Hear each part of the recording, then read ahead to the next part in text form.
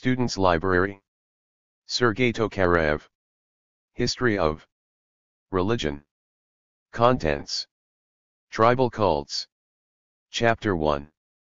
Archaeological Evidence of Religious Beliefs. 1. Paleolithic Sites. 2. Neolithic Sites. 3. Religion in the Early Bronze and Iron Age. Chapter 2. Religion of the Australians and Tasmanians. 1. The Australians. 2. The Tasmanians. Chapter 3. Religion in Oceania. 1. The Papuans and Melanesians. 2. The Polynesians. Chapter 4. Religion among the non-literate peoples of South, Southeast and East Asia. 1. Tribal religion. 2. The ancient beliefs of more advanced peoples. Religion in the Americas 56. 1. Religion among non-literate and remote peoples. 56. 2. Religion among the vast majority of Indians 61. Chapter 6. Religion in Africa. 1. Religion among the non-literate African peoples. 2. Religion among most Africans. Chapter 7. Religion in North Asia. Chapter 8. Religion in the Caucasus. Chapter 9. Religion in the Volga region and the Western Urals 101. Chapter 10. Religion of the Ancient Slavs 105. Chapter 11. Religion among Ancient German Tribes 113. Chapter 12. Religion among the Ancient Celts 122. National Religions. Chapter 13. Religion in Central America. Chapter 14. Religion in East Asia.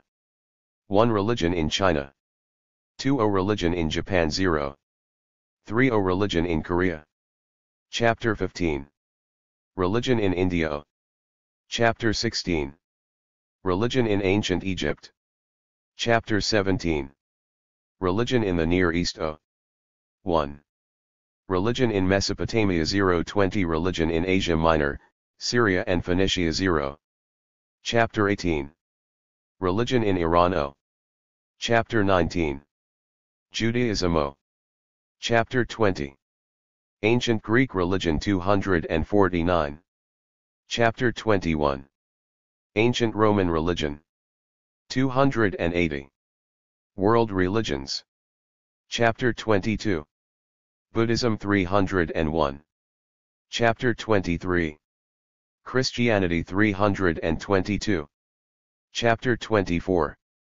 Islam. 367.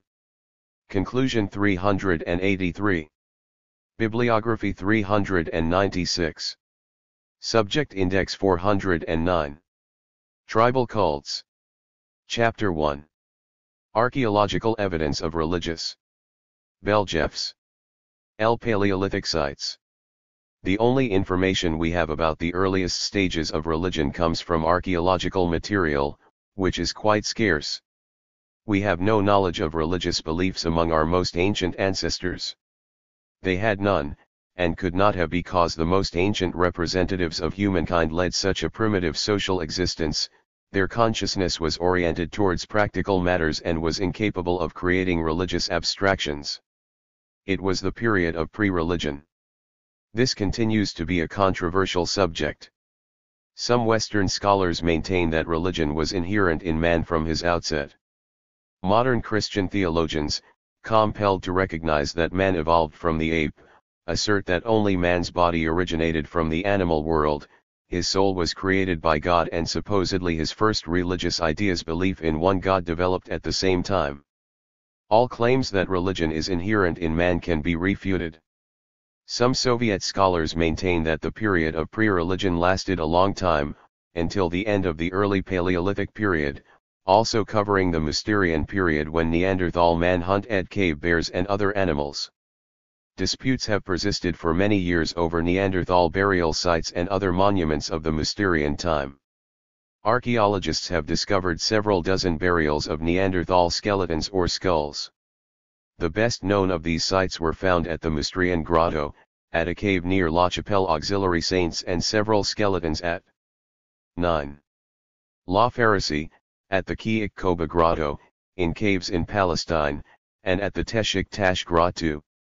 When the most important finds were made, many scholars regarded them as evidence that Neanderthals believed in an afterlife.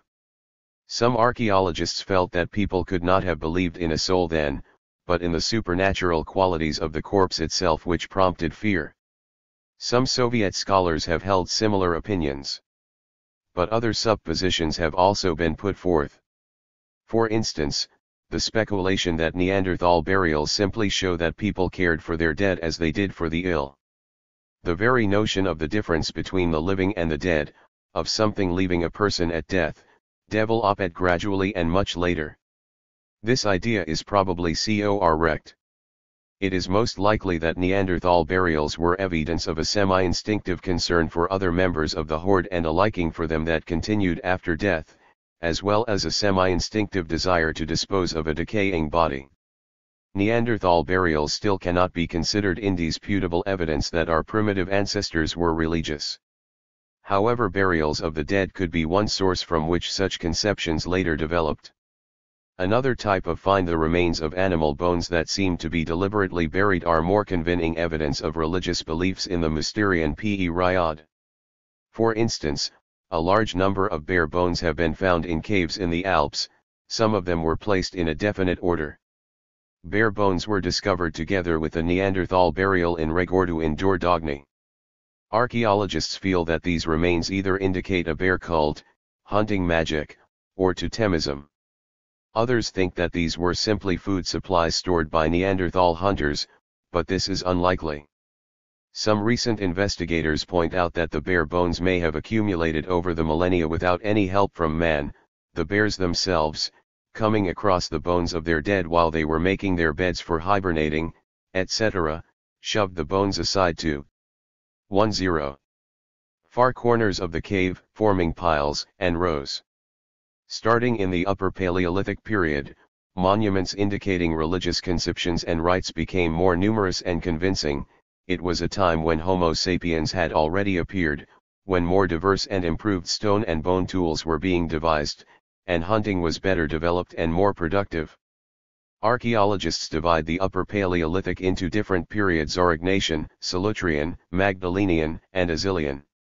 Burials of the Upper Paleolithic clearly involved cult-related rituals.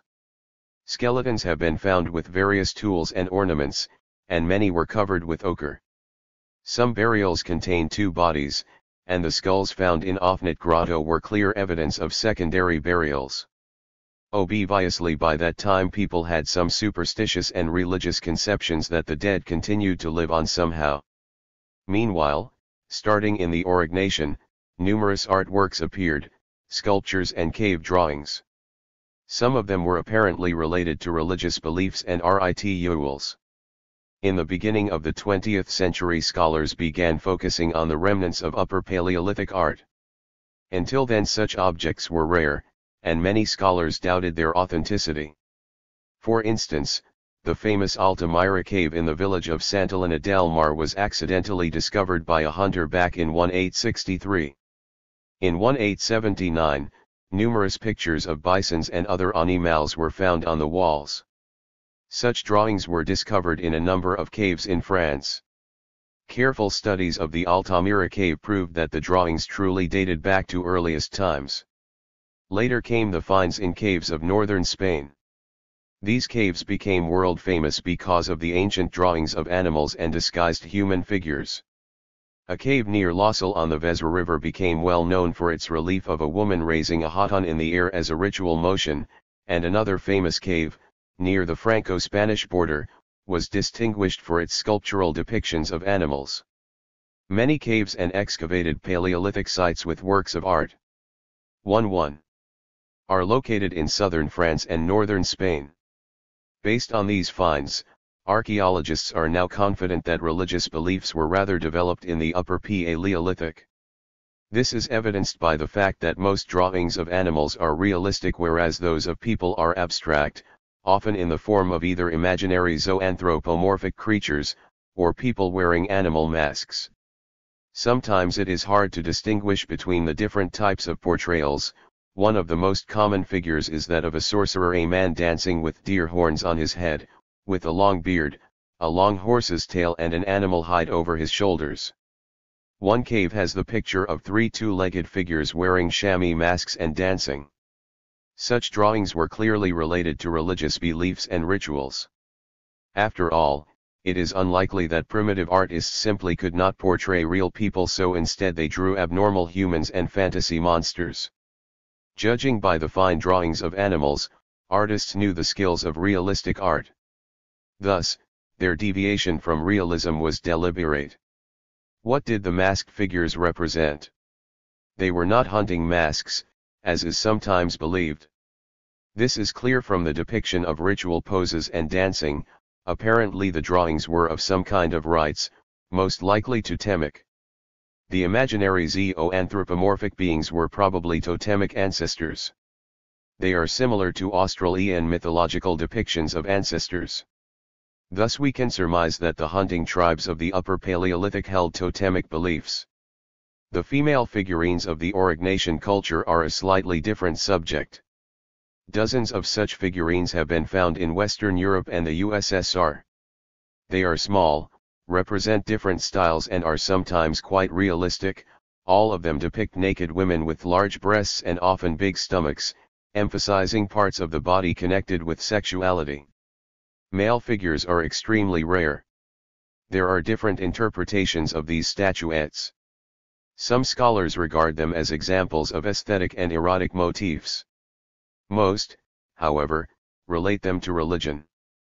Some feel the female Aurignacian figurines were priestesses carrying out family and kinship rites. Others believe they were intended to portray ancestral females, since 1-2. Many of the figurines have been found right next to the household hearth. Comparative ethnographic material, however, does not confirm this opinion.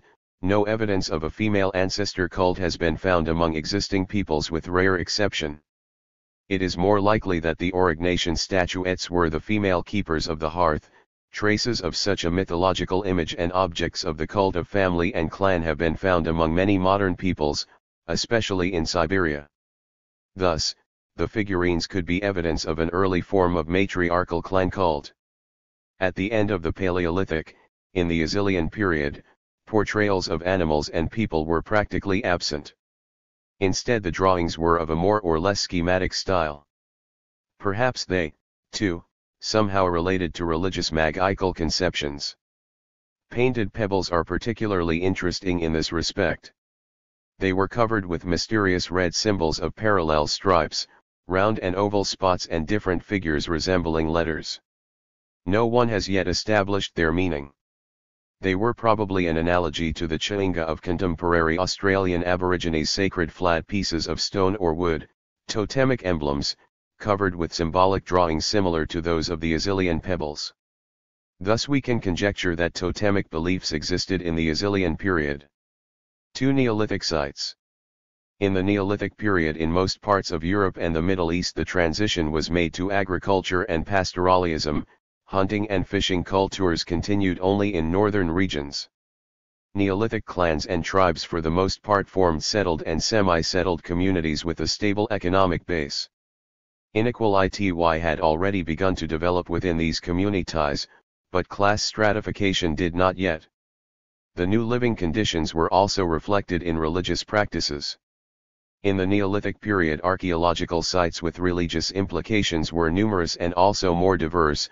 Almost all of them were burial grounds. An enormous number of Neolithic burials have been unearthed. In 13. Most cases, the ritual nature of burial practices and their connection with religious conceptions are obvious.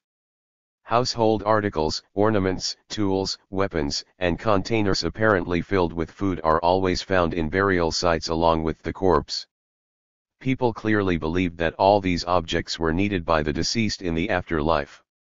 According to the system developed by French archaeologist Joseph de Chelette, there were 5 types of burials: 1. Interment in the ground, 2. Under the natural shelters of cliffs or in grottos, 3. Under dolmens or sheltered lanes, 4. In man-made grottos, 5. in cysts or stone chests. Corpses have been found in extended and crouched positions. Corpses were sometimes severed. Quite often, especially in grottos and dolmens, several skeletons have been discovered. There were probably clan burial vaults meant for the deceased of a particular clan or family. Cremation was also practiced in Neolithic times.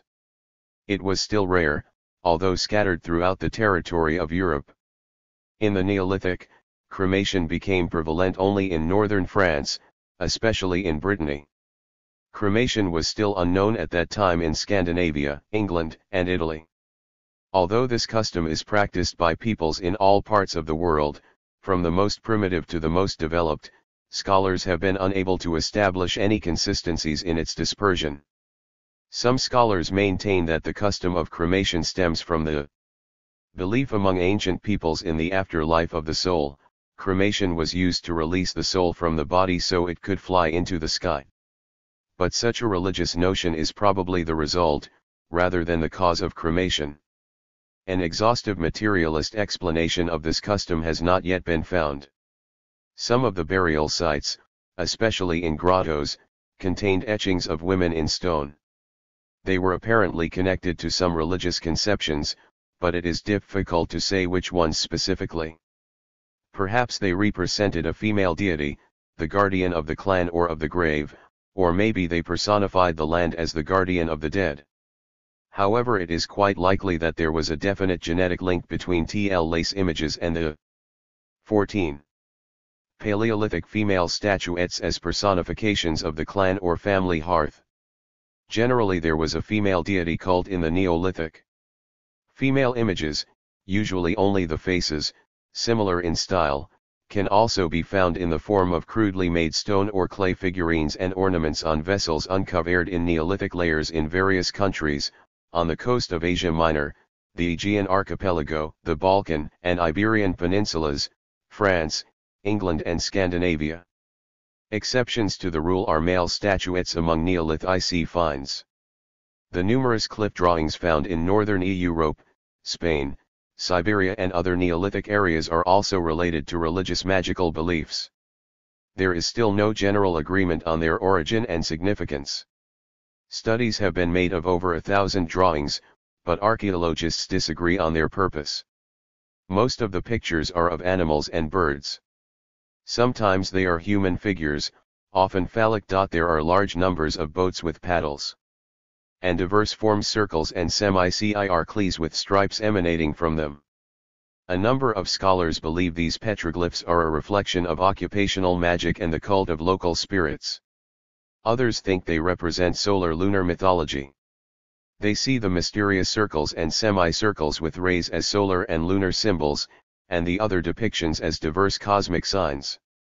All these suppositions are reasonable enough and not mutually exclusive. Some modern scholars think the existence of a solar cult in the Neolithic has not been proven at all. Despite the relative abundance of monuments, and despite the ethnographic parallels, we are still unclear about religious beliefs in the Neolithic. Perhaps the worship of female deities was connected with the fertility cult or lunar cult. The social basis for these cults was probably the matrilineal clan system, which in the Neolithic, due to the development of agriculture, should have already taken shape. The nature of the burial cult is also unclear. Undoubtedly it developed significantly, and conceptions of the soul and life in the afterworld became more complex. This is evidenced in the diverse and sophisticated forms of burial customs. The tribal system left its imprint, dolmens. 1.5. Cysts, man-made and natural grottos were probably clan burials. The burgeoning inequality between clan members were also reflected in burial rites and, quite probably, in the related beliefs. The appearance of cremation was apparently attended by a developing belief in the soul. But it is still unclear how people actually imagined the soul and what they thought about its life after death. 3. Religion in the early Bronze and Iron Age. Archaeological findings provide vast evidence of religion in the Bronze and Iron Age. In most cases these relics were left by the peoples of antiquity to be treated in greater detail later. In the meantime, a general examination will be made of the history of religion in the early Bronze and Iron Age in Europe. The burial cult in the Bronze Age became even more complex and diverse than in the Neolithic. It already reflected society's class stratification. The burial rites of chiefs, princes, and kings were especially elaborate. Their graves contained numerous valuables, slaughtered horses, and sometimes even people for the purpose of accompanying the deceased into the next world. Big mounds and tombstones were formed over their graves. The burials of ordinary tribesmen were much more modest. The custom of cremation became widespread in this period, apparently due to the more complex conceptions of the afterworld. The orientation of graves towards the sun is evidence that the burial cult was related to cosmic conceptions and sun worship. That connection can also be seen in large megalithic structures. Especially well known is the megalithic complex in Wiltshire, England, which forms a circle 90 meters in diameter. Some scholars consider it a sun temple, while others regard it as a graveyard monument.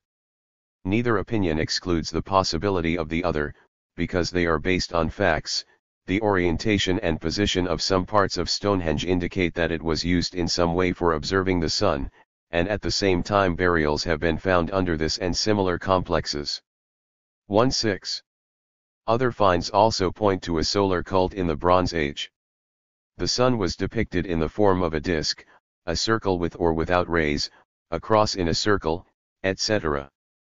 Especially interesting is a bronze chariot drawn by horses and with a solar disk over it, a bronze figurine of a horse with disks under its legs and over it, a disk on wheels. The sun cult in the Bronze Age originated, apparently, due to the development of agriculture, because people observed that the sun was the main factor of fertility. On the other hand, this cult reflected social stratification, the special position of the tribal aristocracy which, based on ethnographic analogies, traced its origin to a solar deity. Chapter 2. Religion of the Australians and Tasmanians. As we have seen, archaeological sites contain extremely important information about the early stages of religion, beginning with its inception. Archaeological material is particularly valuable because it can be dated, and enables rough periodization. However, there are some disadvantages. First, this material is scarce and fragmentary. Second, it alone does not provide information. To interpret its significance, it is necessary to resort to suppositions and analogies. Analogies mainly come from our knowledge of the cultures of modern peoples, of their religious beliefs and rituals, that is, from ethnographic data. The following description of tribal cults is based on ethnographic material. The Australians. Australian Aborigines represent the earliest stage of human development that we are able to observe directly, the stage of a nearly pure form of clan society. Thus, their religion is of great interest. This is why any study on the origin and early forms of religion derives most of its examples from the religious practices of the Australians. Because of its geographical position, Australia was completely isolated from other, more developed cultures. For millennia, Australians were cut off from the outside world. In addition, productive forces developed quite slowly because the natural conditions were fairly similar everywhere on the continent. No dangerous predatory animals had to be fought, and hunting and gathering provided enough to satisfy minimal needs. For these reasons, economic development of the Australians remained at a primitive level for a rather long period. 1/8. There is no evidence that the culture degenerated, as some scholars maintain. There is no proof that the Australians, or their ancestors, formerly had a higher level of development. Thus, the religious beliefs of the Australians are important to scholarly research. Of course, it is wrong to draw an equation between the Australians and our earliest ancestors, and automatically maintain that their beliefs were the same as those of early man in general. The very fact that the Australians lived in such exceptional conditions is enough to indicate that their social and spiritual life could not help but have its own specific features.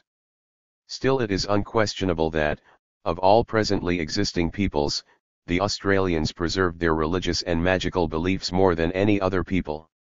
Before Europeans colonized Australia, the native people lived as nomadic tribes that were still unable to cultivate land, breed livestock, weave, make clay pottery, bows and arrows, and process metal. None of the numerous nomadic tribes constituted a unified social unit. Each of them was divided into a number of territorially small communities termed hordes, or local groups. They were the main framework for the Australian social structure. The inner structure of each community was rather uniform. However, clearly defined age and gender groups existed that were related to the division of labor and the leadership of the elderly. Marriage-family relations among Australians were archaic. The survivals of group marriage existed along with emerging pairing marriage. All this points to a uniformity of religious and magical beliefs in nearly every part of Australia. However, some local differences also existed. If we examine the religious beliefs and rites of Australia's native population in terms of their ideological significance and role in social life, we see that their dominant form is totemism, belief in the supernatural connection between a group of people and a group of objects. Totemism among Australians can be seen in its most typical form. Other, more developed peoples, have a later, atypical manifestation of totemism or its survivals. Australia is referred to as a classical country of totemism. 2*19. There, better than anywhere else, we can see the very roots of this form of religion. Totemism can be divided into its subject and the object. The subject is primarily the primitive clan, or what is known as the totemic group, which sometimes is the same as the local group, and sometimes is not. When it is not the same, the explanation is often that many tribes retain the ancient custom of the matrilineal reckoning descent and inheritance of the totem, whereas post-marital residence was already patrilocal, that is, the wife moved in with the husband's group. A totemic group is always exogamous, that is, marriage between its members is forbidden. Exogamy is generally considered a sign of totemism, although it is a purely social sign. Attempts have even been made to explain the origin of exogamy in religious and totemic beliefs. This approach is incorrect, but the historical connection between exogamy and totemism is unquestionable, only it is indirect. Exogamy is a definite sign of a clan society, and totemism is its religious superstructure. The clan among the Australians is not the only totemic unit. In most tribes the clans combine, forming phratries, exogamous halves of tribes, which are apparently the result of an extremely archaic dual exogamic division. Among some tribes the phratries also have totemic names, for instance, the kangaroo phratry, emu phratry, eagle phratry, crow phratry, cockatoo phratry, etc. Sometimes certain beliefs are connected with these totems. Some Australian tribes, mainly in southeastern regions, had special forms of totemism. One form is related to a person's sex. In addition to clan totems, all the men in the tribe have their own totem, and all women have another one that is similar. For instance, if the men have a bat as their totem, then the women have a goat sucker. Some investigators believe that this kind of totemism is the most ancient form, but this cannot be substantiated. It is true, however, that this particular totemism reflects, on the one hand, social stratification and, on the other hand, equality between the sexes that is probably due to a gender-related division of labor. 20. Another kind of totemism is when, in addition to clan totems, each person has his own. Usually it is just the males, and most often the sorcerers, medicine men, and chiefs. An individual totem is either inherited from one's father or can be acquired during the rites of passage. This is apparently a manifestation of the early individualization of religious beliefs. This type of totemism is a later phenomenon than the other forms. As a rule, totems are different animals. Sometimes they are plants, and more rarely, other objects. A list of the totems belonging to different tribes would show that the choice of totem is determined by the physical geographical nature of the area, and the dominant means of subsistence. An approximate calculation of individual types of objects acting as totems in 5 main areas of Australia shows that the prevalent group of totems nearly everywhere is land-based and flying animals: the emu, kangaroo, possum, dingo, snake, lizard, crow, bat, etc. Such animals are not at all dangerous to man. In fact, in Australia there simply are not any predatory animals. This is important to note because some investigators have erroneously attempted to explain that totemic beliefs originated from man's fear of strong, dangerous beasts. In semi-desert interior regions, in the vicinity of Lake Eyre and to the north, where nature is austere, where there are few animals to be hunted and the inhabitants must rely on various food surrogates, insects, maggots, and plants, insects and plants also serve as totems. They are not used as totems outside the central and northwest regions. In the central part of Australia, especially where the Aranda tribe lives, and where totemism is generally more developed and every tribe has a large number of totems, we find totems represented by rain, sun, hot wind, etc. Australians do not regard totems divine of supernatural. Therefore it is wrong to define totemism as the worship of some material object. The people simply believe in a mysterious relationship with their totems. Southern and southeastern tribes usually refer to a totem as our friend or our elder brother, our father, and sometimes as our meat, as though some physical relationship exists. In Central Australia people even identify themselves with their totem. 2.1. A person's close relationship with his totem is expressed mainly in the taboo on killing or eating an animal totem. This taboo, which exists everywhere, is not observed the same way everywhere. The southeastern tribes cannot kill their totem, but if it is slaughtered by someone else, they can eat the dead animal. Most of the tribes in Central Australia, however, cannot eat their totem, but killing a totem does not violate custom. During totemic rituals the people are supposed to eat some of the meat of TLJ. Eat totem in order to strengthen their magical tie with it. They believe that it is just as bad not to ever eat the totem's meat as it is to consume it too often. In both cases man loses his connection with the totem. The numerous, although rather monotonous myths about the heroic feats of totemic ancestors play a prominent role in the totemic beliefs of the Australians. The mythological image of ancestors is one of the most characteristic features of totemism. Belief in totemic ancestors should not be confused with ancestor cult, a form of religion representing a historically later stage. Totemic ancestors are fantasy creatures with an indistinct appearance.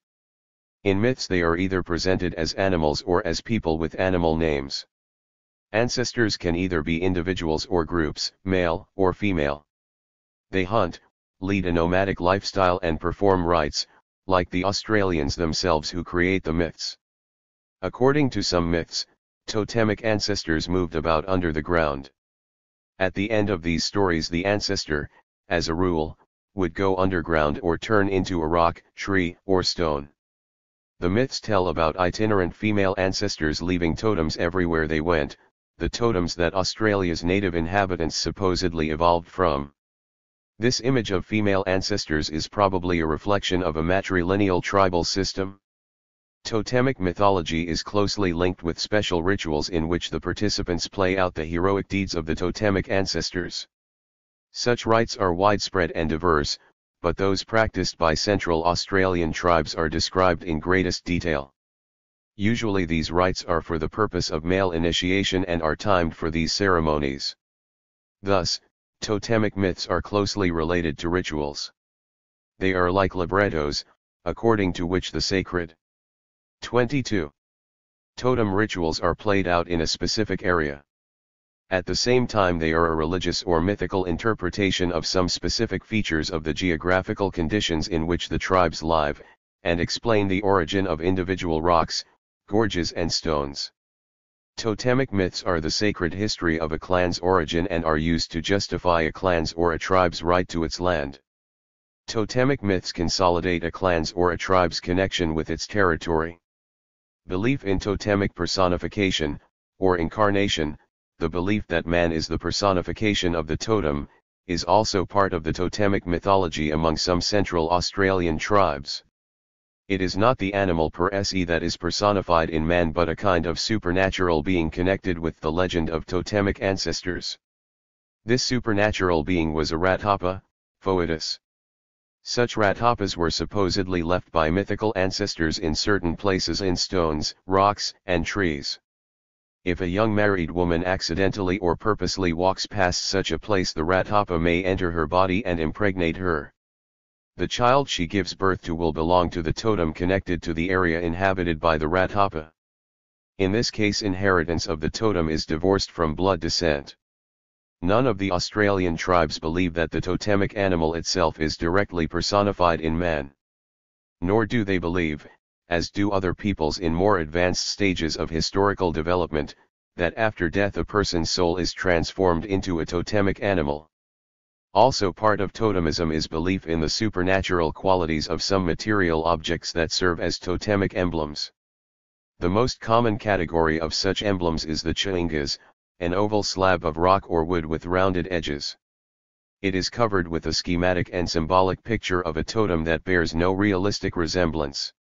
Ch'ingas are supposedly linked mysteriously to a certain totem, a totemic ancestor, and a certain individual within the totemic group. They are a group's sacred possession, and are kept in secret hiding places where they cannot be seen by the uninitiated. In addition to ch'ingas, Central Australian tribes have other sacred objects connected with their totem. They are called vananas and are large structures in the shape of sticks, crosses and diamonds made specially for totemic ceremonies.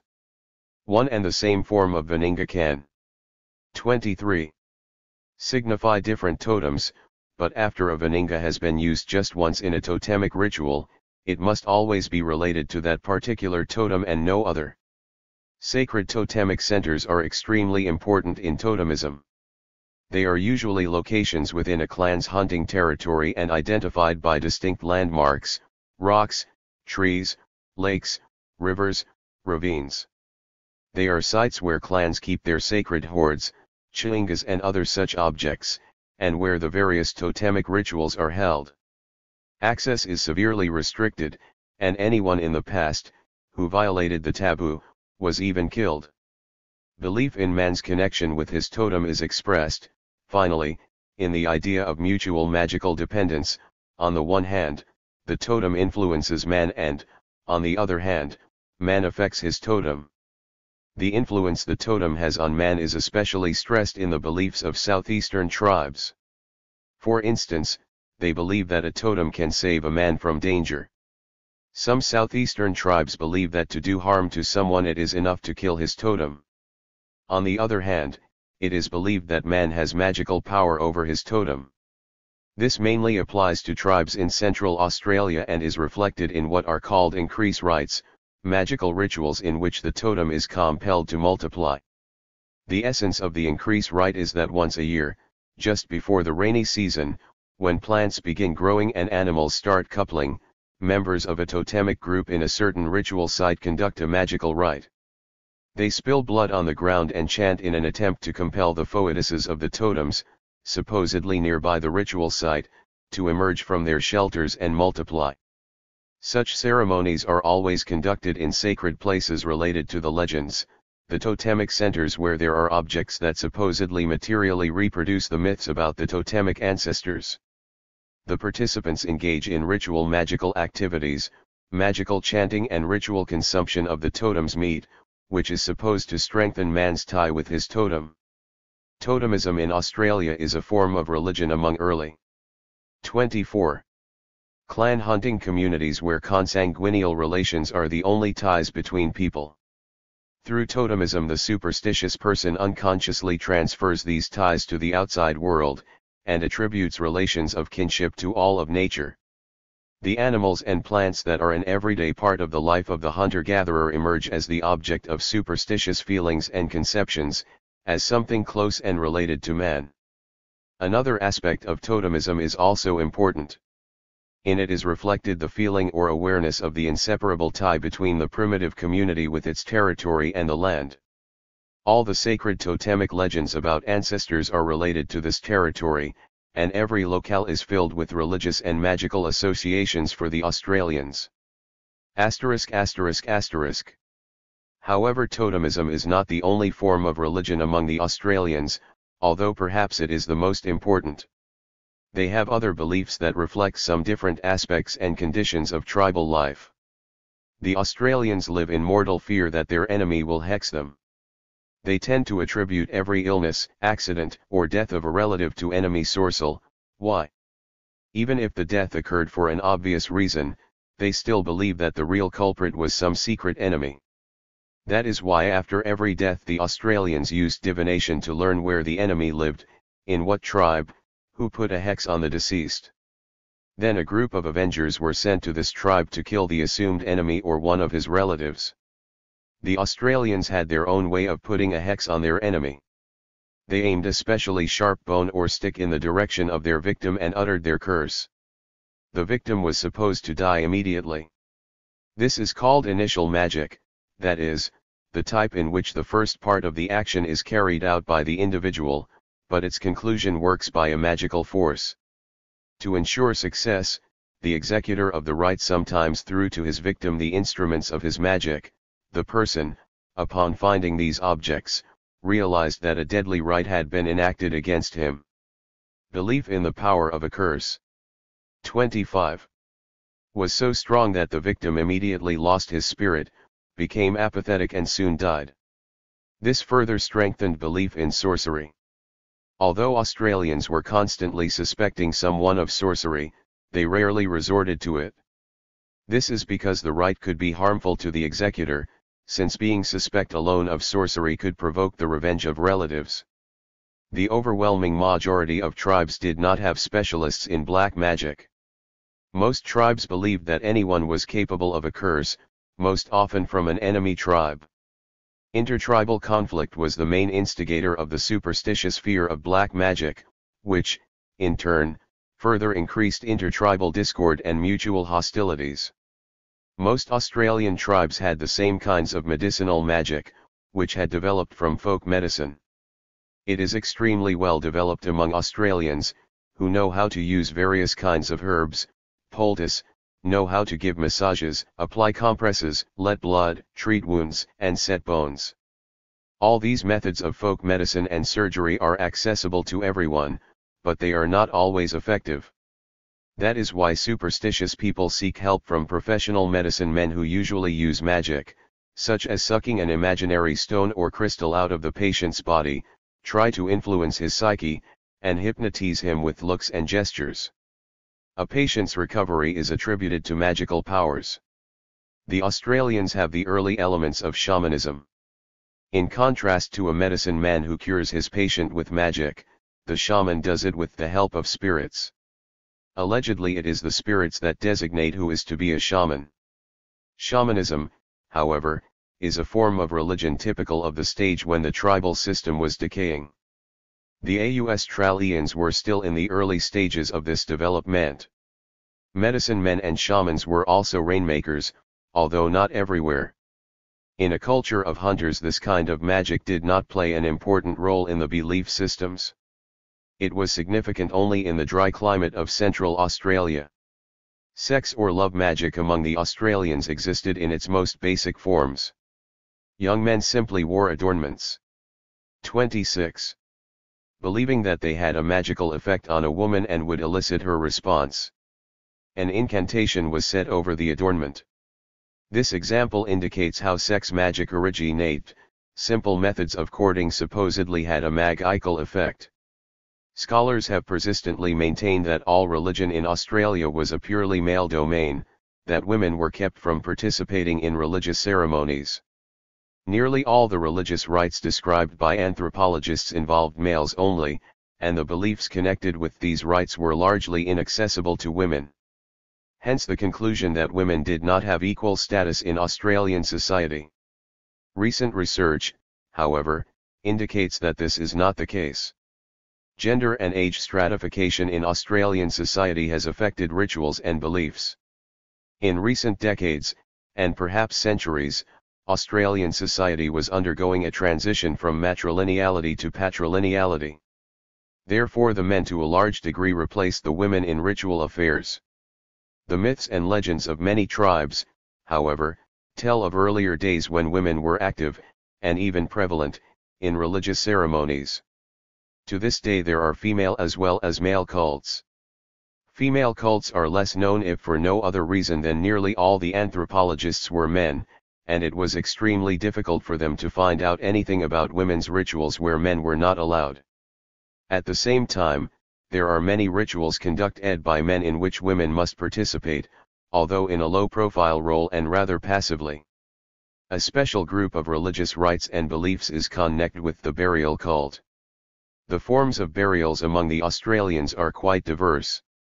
They place the corpse in the ground either in an extended or crouched position, buried the dead in a side niche, made aerial burials on scaffoldings and trees, practiced endocannibalism, smoked the corpse, carried it around, and burned it. Some tribes, for instance, those in the south, used to have the simplest way of disposing of a corpse. They left the body by their campfire, and the whole horde departed for another area. The Australians' notions of the afterlife are quite vague. Some tribes believe that the soul of the departed wanders over the land, and others think it goes off to 27. The north or into the sky. There are still other beliefs that the soul dies soon after the body. The Australians have a bountiful, although primitive, mythology. I have already mentioned the sacred totemic myths. In addition there are many myths of a wide variety, mostly about animals and heavenly bodies. These myths are not considered sacred, and are not directly related to religion. However, this is what makes them interesting to a historian of religion. It is clear from these extremely primitive myths that they arose from the simple curiosity of the human mind, as a naive attempt to explain one or another phenomenon. The explanations are found in the personification of this phenomenon. A large number of myths explain in naive form some specific features of animals. There are a number of myths about the origin of the sun, which is portrayed as a woman who once lived on earth, and the moon personified as a man, the origin of floods and of fire. Especially interesting are myths about culture heroes, mythical characters attributed with having introduced some customs or cultural benefits, such as the discovery of fire, the establishment of marriage rules, initiation, etc. Culture heroes in the myths of the Australians are usually portrayed as half animal, half human. Only in those cases when myths are dedicated to some religious rites do they become part of religion. Apparently all tribes have the notion that in ancient mythological times everything was different than the present. That was when their totemic ancestors supposedly lived. Their supernatural powers enabled them to move under the ground or in the air. In those times animals were people, heavenly bodies lived on earth and looked like people. Similar notions of a remote mythological time when unusual and wondrous events occurred are common among practically every people, and are part of all religions. The most complex and, probably, the latest form of religion among the Australians was the early tribal cult connected with the origin of celestial gods. Tribes in Australia are not a social unit, but merely a form of ethnic entity that share a common tribal name, a special dialect, some limited territory, and certain customs. Australians did not have tribal life in the strict sense. 28. Of the word, that was characteristic of the stage when the tribal system was decaying. An Australian tribe almost never operated as a unit. In everyday life it was divided into small, independent local groups or hordes. It did not have permanent tribal organizations, tribal power, chiefs, or councils. However, the early expressions of tribal relations were already developing. In a specific season, once a year or less frequently, all groups in a tribe came together to discuss common affairs, dance, and perform rites. Most often they were passage rites. This was the most significant tribal event. Initiation was an extremely important moment in the life of an individual who was making the transition from an adolescent to a full-fledged man. The period of initiation for boys was especially lengthy and difficult. It lasted a number of years, during which the boys had systematic training, mainly in hunting skills, were drilled and underwent physical conditioning. They had to observe strict taboos. They could not eat certain foods, could not converse and had to explain themselves through sign language. They were isolated from the females in the tribe, were taught tribal mores, customs, and legends. They had to undergo particularly painful ordeals during which their skin was slashed, a front tooth was knocked out, hair was plucked, they were circumcised and even roasted next to a fire. The idea behind these brutal experiences was to make the young tough, obey their elders without question, and prepare them for future leadership of their clan and tribe. When a boy was getting ready for circumcision, he was told, "Don't chase after women. Don't throw spears at dogs. Obey when an elder instructs you. If you're told to run a mile, run a mile. Don't argue. Don't answer back. Don't hit your playmates or your brothers and sisters. Avoid your female cousins. Don't lose your temper." The greatest confusion among scholars has always been around circumcision, a custom that is common among the peoples of various countries and that has been preserved in some modern religions. Scholars offer different explanations for its origin and significance, including hygienic considerations. In fact, there is a simple explanation for circumcision as it relates to the whole system of initiation. One of the most important goals is to teach sexual abstention. The circumcision operation, at least temporarily, is supposed to suppress sexual desire in a boy. Characteristic forms of religious beliefs are linked with these rites of passage. When boys were initiated in Central Australian tribes, they were shown totemic customs and taught sacred totemic myths. Each totemic group had its own myths. But there were also common tribal beliefs that also related directly to initiations. They were the belief in supernatural beings, in the spirits that were founders and guardians of the initiations, and in monster spirits who killed and revived the boys being initiated. These two sometimes coexisted in the beliefs of one and the same tribe. In fact, the first of them is esoteric. The second is exoteric, that is, the uninitiated are forced to believe in it. The initiated do not believe in it, but frighten the uninitiated with it. A mythological image that was once a single one became divided. The reason for persuading the uninitiated to believe in death and resurrection is to underline as clearly as possible the transition of the initiated into a new social status, into the ranks of adult males. The southeastern tribes that are somewhat more developed than the others have more complicated religious mythological images of incipient tribal, heavenly gods. Different elements can be traced here: the features of a phratry totem, the features of a culture hero and demiurge, since these beings are most often attributed with having introduced marriage rules, moral norms, customs, and frequently having created people and various objects. The most important element in these mythological images and, apparently, their core, constitutes the image of the guardian spirit of initiations. All such divine beings are 30. Connected in one way or another with initiation rites. The tribal initiation ceremonies of the Australians are the incipient form of the tribal cult, the tribal god cult, just as the rites of passage themselves are the early form of everyday tribal life, and the Australian tribe itself is the early form of a developed tribe. Religion among the Australians clearly reflected economic and social conditions. The totemic system was a kind of superstructure for the hunting and gathering economy of the Australians, a reflection of the everyday life of hunting communities with their consanguineal relations.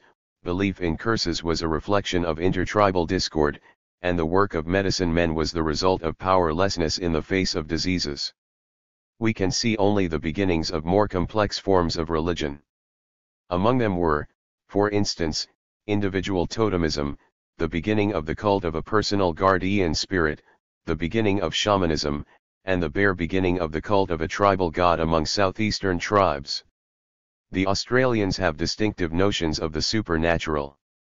They do not believe in some kind of remote supernatural world that is decisively different from life on Earth.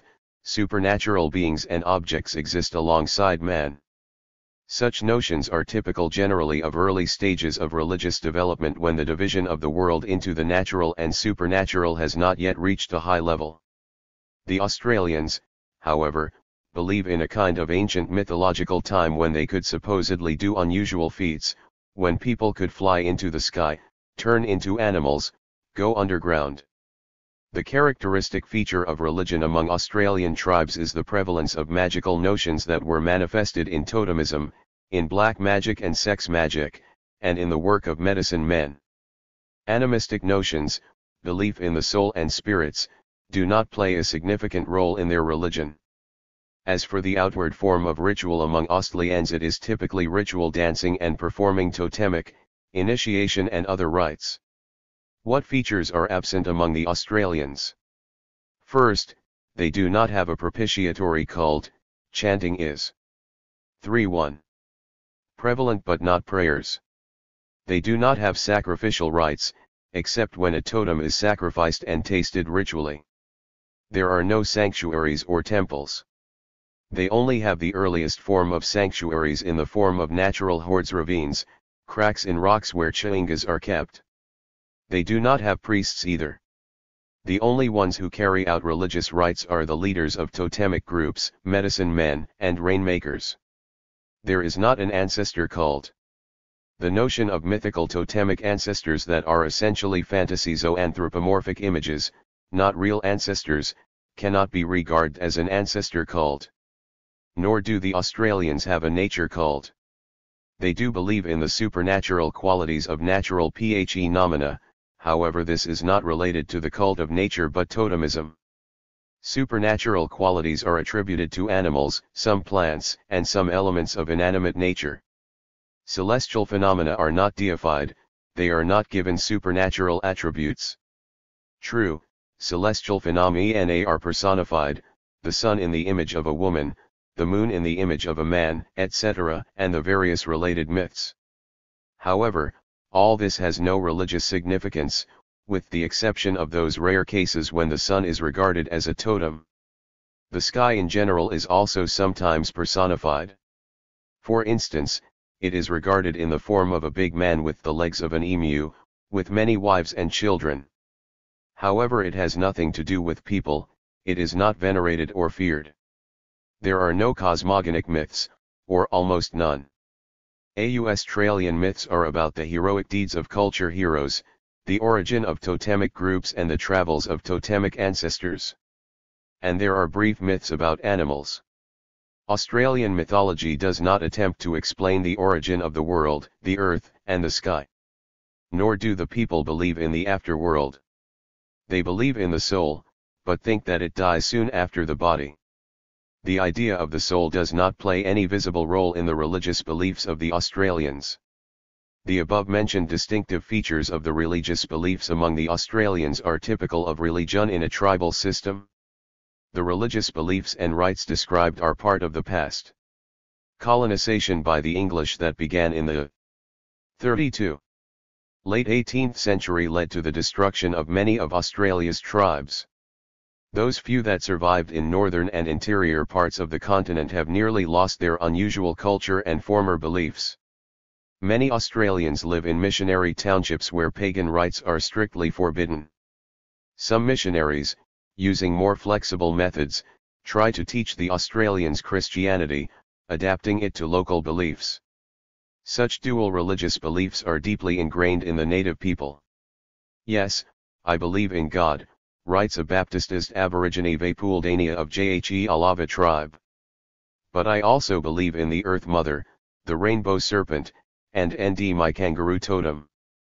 They gave us all we have, my tribal country, our food, my wife, our children, our culture. Nothing, will change that. It is inherent in me, the heritage that has come down with each generation since the time of dream and was burned into my mind and body with sharp steel during my initiation. 1. Only far away from the white colonists, there, where the Aborigines lead their nomadic life as hunters, can they maintain their old customs and old beliefs. However, even there the elders, seeing the young drawing ever closer to the whites and neglecting the tribe's customs, do not want to tell the young people the sacred totemic legends and refuse to initiate them. More often than not, when the last elders die, the tribal beliefs disappear forever. To the Tasmanians. The nearest neighbors of the Australians are the tribes on the island of Tasmania. They are apparently related. The Tasmanians were completely annihilated by the colonizers back in the 19th century. The last Tasmanian died in 1877. Little is known about the everyday life and culture of the Tasmanians. In terms of lifestyle, economy, and social structure, they differed little from the Australians and lived in small hunting communities. They were generally poorer and perhaps more primitive than the Australtans. We can assume that the Tasmanians had elements of totemism. Some observers noted that the Tasmanians practiced some food taboos, and that they varied. One person abstained from eating the meat of male kangaroos, another from the meat of females, etc. This resembles totemic taboos. However, some food taboos were not at all related to totemism. For instance, the Tasmanians were against eating any scaly fish. The only sea animals they would eat were mollusks. It is hard to say why they had this bias against fish in their diet, but it may not have been due to religious beliefs. It is possible that the painted pebbles that some observers mentioned were of totemic significance. Tasmanians connected these objects with certain people. The burial customs of the Tasmanians were rather complex. They had various ways of burying the dead: in the ground, aerial burial, cremation, and even secondary burial, when the bones remaining after cremation were buried and a special tent was erected over them. Some people wore the bones of the dead as a means of sorcery. All this clearly indicates that the people had some superstitions about the dead. The Tasmanians did not have any special sorcerers or shamans. Even sorcery was in its embryonic stage. Women cared for the sick and dying.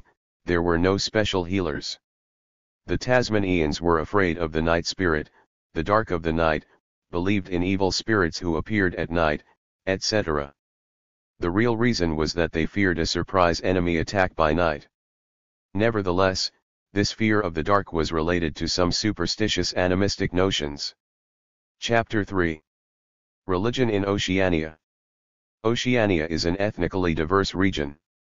In terms of language, the peoples of Oceania are divided into two groups: Papuan tribes and the peoples speaking the Malaysian-Polynesian languages, populating a large part of Oceania.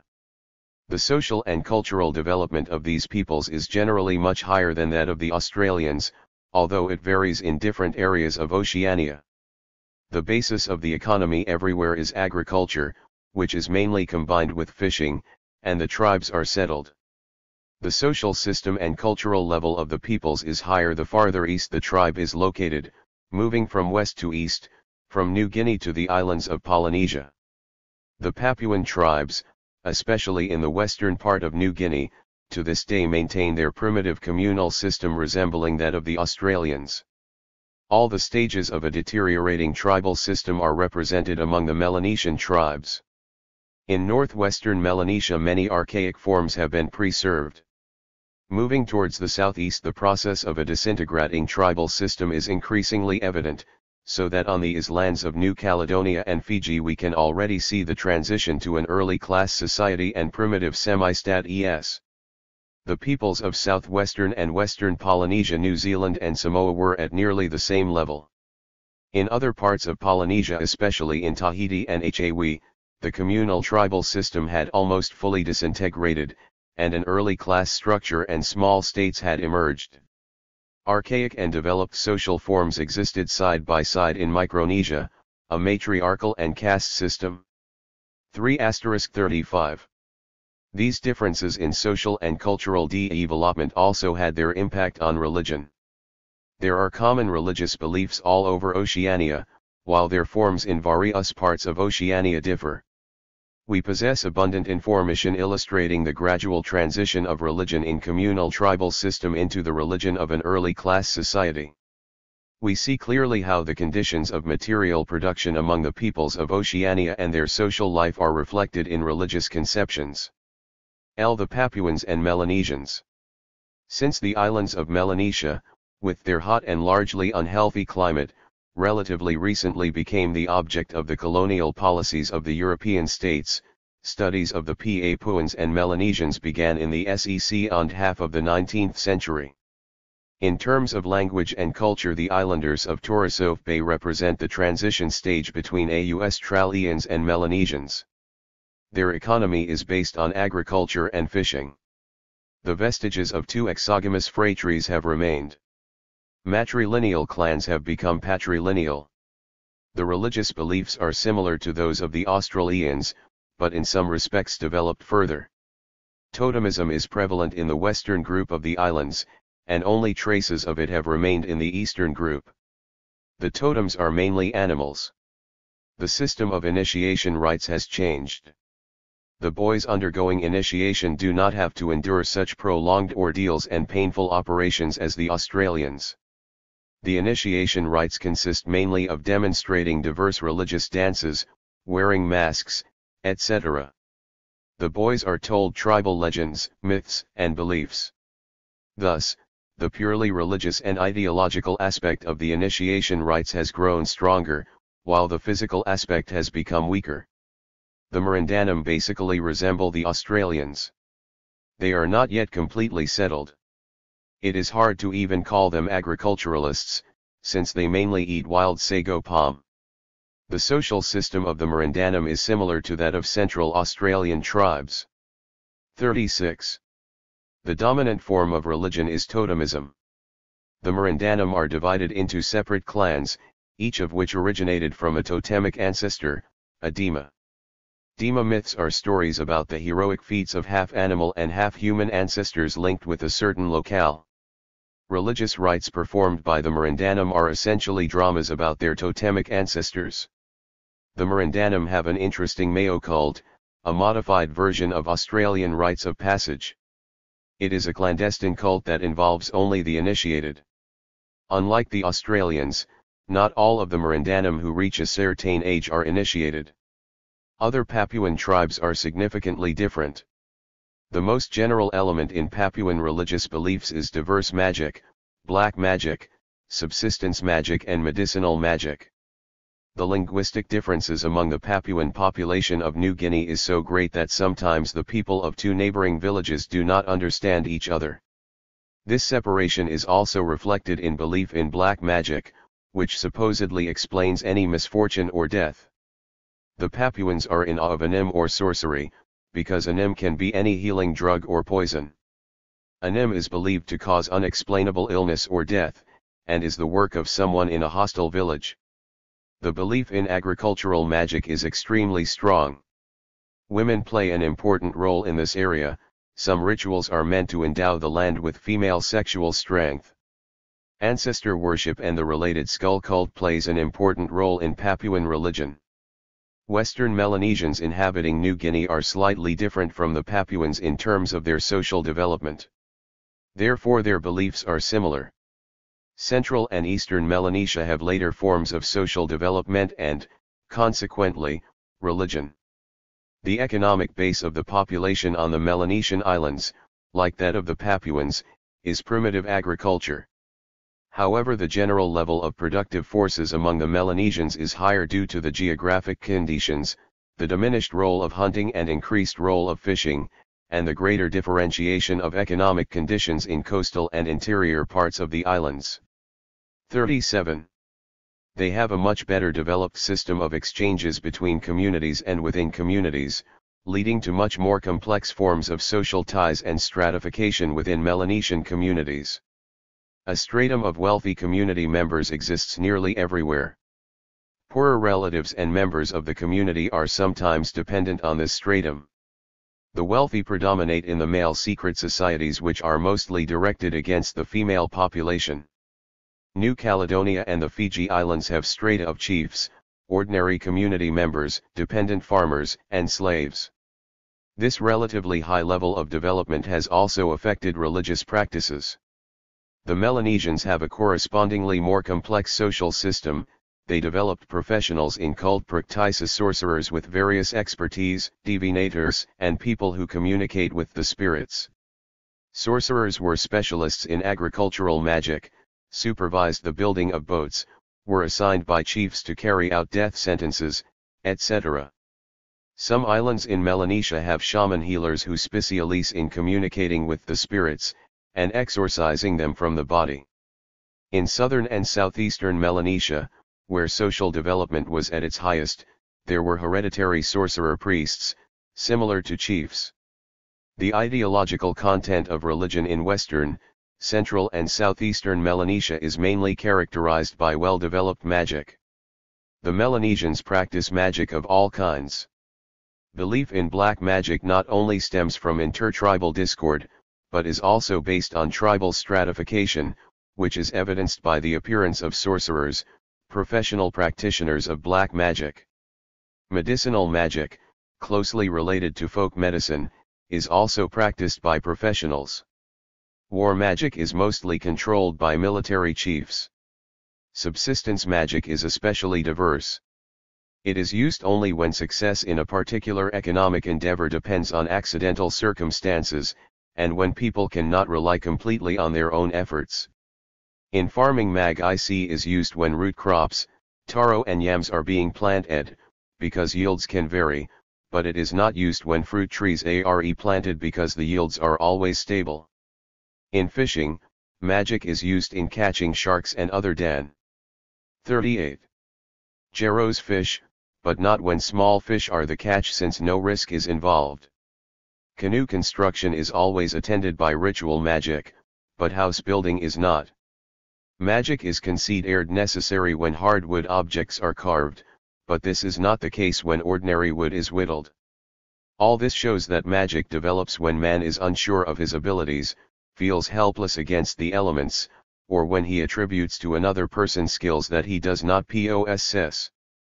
Agricultural magic is mainly imitative and contact-oriented. For instance, when yams are planted, the Melanesians dig rocks in the ground that are the shape of yams. The rocks are believed to have some special power, and are supposed to give the land magical powers, thus affecting the crop. The imitative principle is also prevalent in weather magic. For instance, in order to draw clear sunny weather, the people rub red earth on a big stationary stone that supposedly possesses magical powers. When wind is needed, a sorcerer throws lime into the air, waves, and tosses fig branches into the air, and concludes by burning them and sprinkling the ashes into the water. The dominant type of black magic is by casting spells with the help of leftovers, hair strands, etc. Magical practices among the Melanesians are connected with belief in the secret impersonal power of Mana. Mana has an impersonal supernatural power that the Melanesians distinguish from natural power. The source of Mana is either spirits, or people. This power is diverse in terms of its orientation and significance, and it can be harmful or useful. Mana is believed to cue a quality in people who are successful in life. If a person achieves a high status in the male society, if he gains the high title of chief, if he is generally successful in life, if he is a brave warrior, if he is a fine artisan, and if he can boast a good harvest, it means he possesses a great deal of mana. Individual objects can also have mana. If a magical stone dug in the ground facilitates a good harvest, it has mana. It can also be transferred to other objects. The owner of a stone with strong mana can give it to a fellow tribesman to put near other stones to absorb the mana. 39. Consequently, this power has the physical quality of fluidity. From a materialist point of view, belief in mana does not come from belief in spirits or the abstract notion of an impersonal power, but from specific social conditions. The fact that there are different strata within a community, people who are in one way or another privileged chiefs, sorcerers, members of secret societies, excellent craftsmen, etc., fosters the vague notion that they are socially superior. This notion takes on religious form, belief that these special people in the community possess a special power. True, the Melanesians believe that mana comes primarily from spirits, but their actual notions of spirits, as we shall see later, stem largely from that same social stratification. The idea of mana among the Melanesians is related to animistic images, because both evolved from the same source. Animistic beliefs in Melanesia are well developed, although they are not the same everywhere. In northwestern Melanesia, where relatively archaic forms of lifestyle exist, animism is not well developed. For instance, on the Trobriand Islands the notion of spirits is not an important part of the people's religious beliefs.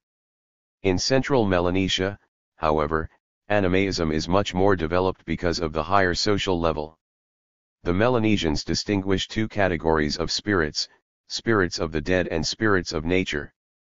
Spirits of nature, Vui, connected with specific areas and living in gorges, mountains and the sea, play the main role. The Melanesians do not believe that these spirits were ever human beings. At the same time they believe in spirits of the dead, Tomate, but they play less of a role. Ancestor cult is prevalent nearly everywhere in Melanesia, except for some islands in northwestern Melanesia. To venerate their ancestors the Melanesians make anthropomorphic statues, sometimes employing the skulls of their ancestors. Skulls are kept in special sanctuaries, in men's houses. Ancestors are considered to be the preservers of all old customs. The natives believe that by carrying out their rites they are pleasing their ancestors. One of the roots of animistic beliefs among the Melanesians is clan organization and the related ancestor. 40. Cult. Melanesia is the only place in the world where a genuine ancestor cult developed at such an ancient stage in history. This is because the Papuans and Melanesians made an early transition from matrilineality to patrilineality. Another important basis of animistic beliefs among the Melanesians is the chief cult. Chiefs are prominent figures with social status and power. According to the beliefs of the Melanesians, they possess strong mana. At the same time the chief supposedly communicates with major and powerful spirits. The spirits of dead chiefs themselves become the objects of worship. Not every spirit is an object of fear or worship.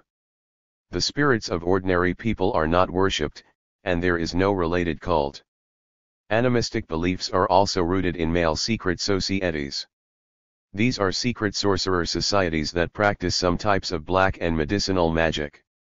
Members of the society dress up in fearsome costumes and masks, pretending to be spirits, frighten the uninitiated as they extort from them money and other valuables.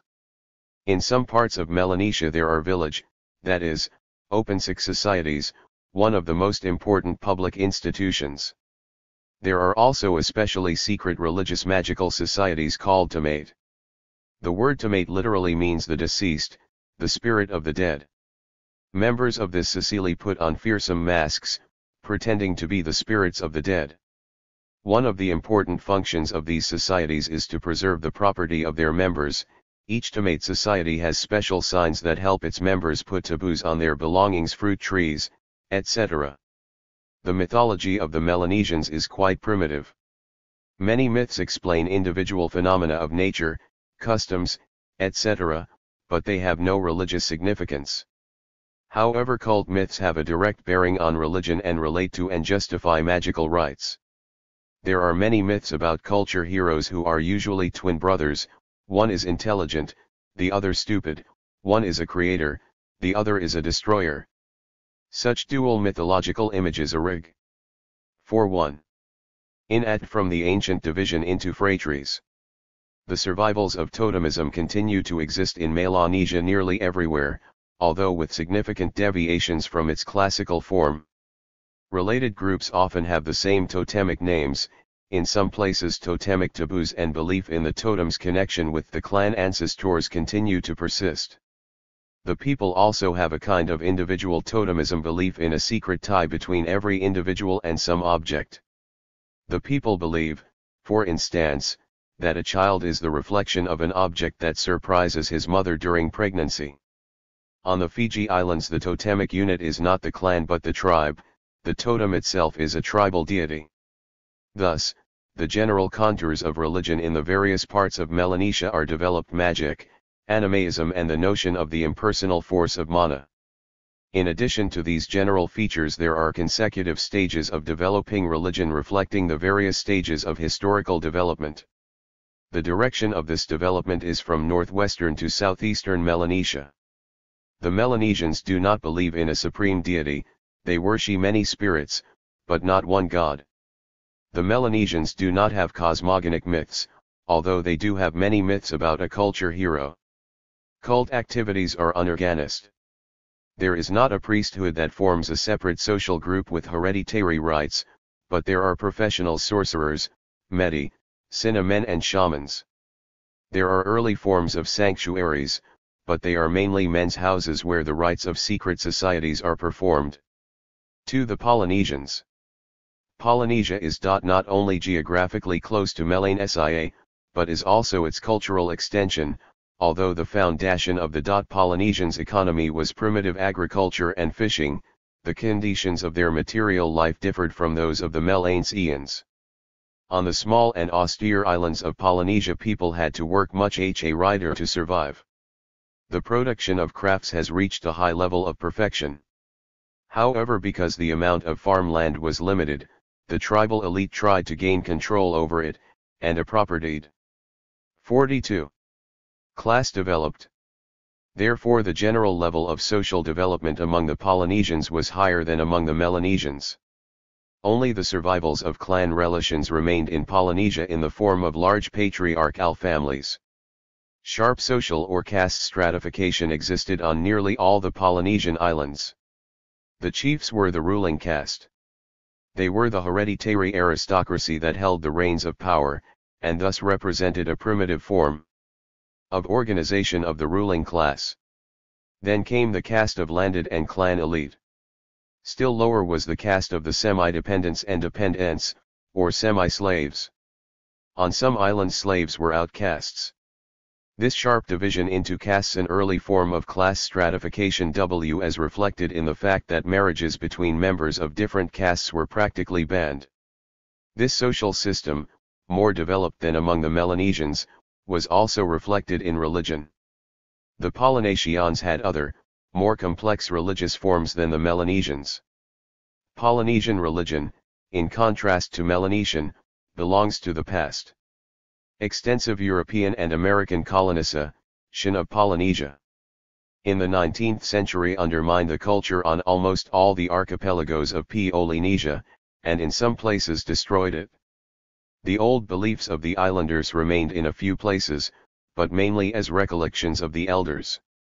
In most cases they were replaced by Christian beliefs brought by the missionaries, and forgotten. Sharp social stratification among the Polynesians was reflected mainly in the distinct sacralization of the chiefs' powers. Chiefs became the objects of religious cult. The chief cult, the notion that chiefs were sacred people, was the first distinguishing feature of Polynesian religion. The attitude towards living chiefs as to semi-gods and divine people was particularly manifested in various customs and taboos. On some islands the chiefs also acted as priests. The spirit of a dead chief was the object of a genuine cult, he was considered a deity, although a secondary one. The burial sites of chiefs usually became shrines. 43. Close to the sacred chief stood the priests. In most cases there were two categories of priests: 1. Official priests, servants of gods related to specific sanctuaries. These priests were usually close to the chiefs and were sometimes their close relatives. 2. Self-proclaimed specialists, divinators, sorcerers, shamans, etc., not connected to an official cult. The priests operated in different ways. The dominant cult ritual was making sacrifices. Fruit, chickens, pigs, and dogs were the offerings. Sometimes humans were sacrificed. The victims were usually the poor or slaves, those people that the priesthood did not value. The victim was killed in advance, then brought to the sanctuary where the ritual was performed. Another important element of the religious practice of the Polynesians was the existence of sanctuaries. The earliest forms of sanctuaries among the Melanesians were men's houses and the houses of secret societies where magical and religious ceremonies were held. The Polynesians also had the survivals of men's houses, but the sacred sites for cult rituals were the burial grounds of chiefs or nobles. This is where various rituals were performed, offerings were brought and where images of the gods were kept. One foundation of religion among the Polynesians was the conception of the supernatural power of mana. The chief's mana was considered the most powerful, making him an especially sacred and inviolable figure. Protective about his mana, the chief was supposed to avoid anything that would diminish it.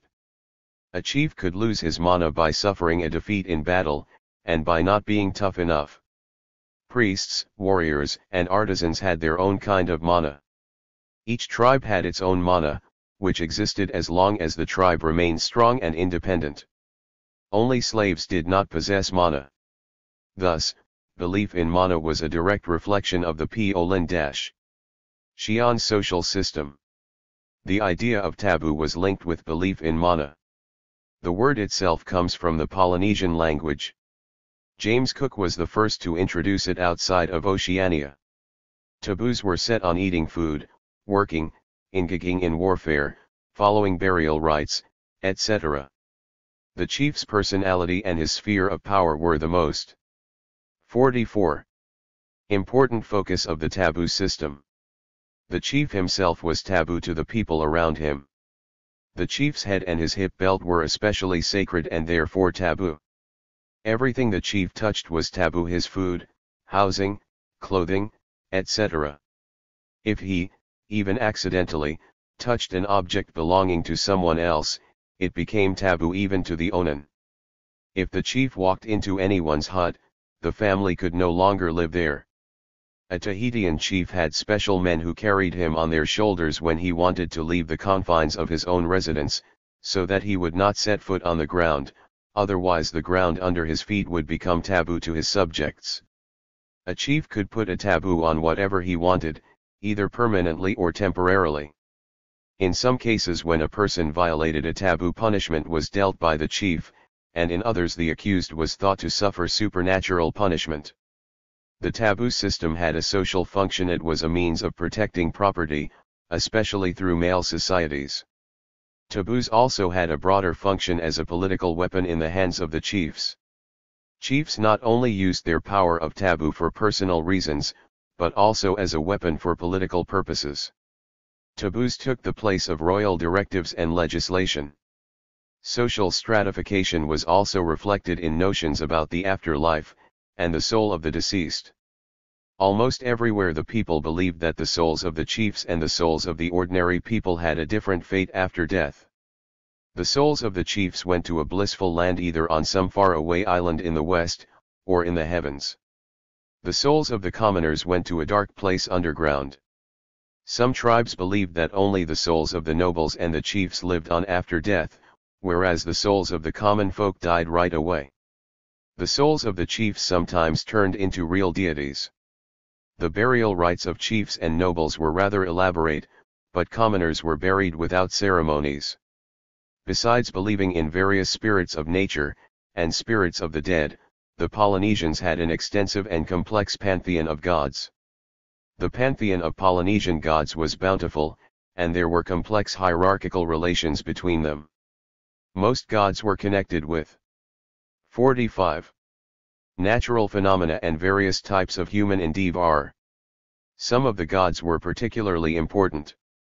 It is noteworthy that the names of the major gods were the same in most parts of Polynesia. This is because the foundations of Polynesian notions about gods, and Polynesian mythology were laid back in antiquity in the first millennium AD, in the same center from where the ancestors of the Polynesians came on Tahiti and Raiatea. Although the names are the same, the actual images of the gods and the related myths are often different in different archipelagos. Apparently they continued their development independently in the new environment. The best known of the Polynesian god was Tangaro. He was worshipped on nearly all the islands of Polynesia as a great god connected with the elements of nature, the creator, the father of all gods. Another important Polynesian god was Tain. In most archipelagos he was the god of fertility and plant life. In New Zealand the people believed that he had created the first woman. On the Marquesas Islands he was the hero of legends, but not a god. The third great god was Rongo, the god of rain and agriculture. The fourth great Polynesian god was Tu. In most places he was connected with war. In Tahiti, too, was a great artisan who helped Tanjiro create the world. All the Polynesians had images of their gods made of stone or wood, most of them were anthropomorphic. The Polynesians had a developed system of cosmogonic myths connected with their notion of gods, something that more backward peoples did not have. Polynesian cosmogonic myths were similar to classical Greek myths about the origin of gods and the world. In contrast to the burgeoning mythology that was characteristic of a much earlier stage, Polynesian myths presented a sophisticated and logical picture of the origin of the gods, a consistent mythological story. The cosmogony of the New Zealand Maoris was a good example. According to Maori priests, the first creation in the world was Pu, which means root or beginning. After a series of consecutive links, chaos or kore developed. From kore, po developed. This is the same word for the underworld. From po, together with ao. 46. Came the couple Sky and Land Rangi and Papa. They were portrayed hugging each other. They gave rise to the 7 main supreme deities. One of these gods, Tain, separated sky and land by raising sky high above land. But Rangi and Papa, after being pulled apart, shed bitter tears, and the whole atmosphere was filled with vapor. In order to stop this, Tain turned land face down, and since then it has had its back to the sky. This motif was a peculiar mythological interpretation of the Earth's surface. The main gods born of the alliance between sky and land were Rongo, the male personification of the moon, Tain, the god of the sun, trees, and birds. Maui, a culture hero, was born of the alliance between Tain and Hina, the female personification of the moon. Another major god was Tanjiro, the personification of the sea and fish. And there was Tu, the god of war and at the same time the creator of man. He gave rise to the first man, Tiki, the forefather of the Maori people. Secondary gods came from the 7 great gods, geniuses, spirits, and later people and all material nature. On the other archipelagos of Polynesia the cosmogonic myths were somewhat different, but all of them constituted a sophisticated and logical system. On some islands the cosmogonic myths began with Ada. In some places Ada was a female, in others a male, and together with some other mythological image, created similar gods, then people. This cosmogonia was largely the result of the creativity of the priests, just as the great deities were an object of the cult of priests and the ruling classes. The masses had a vague notion of both these myths, and the great gods.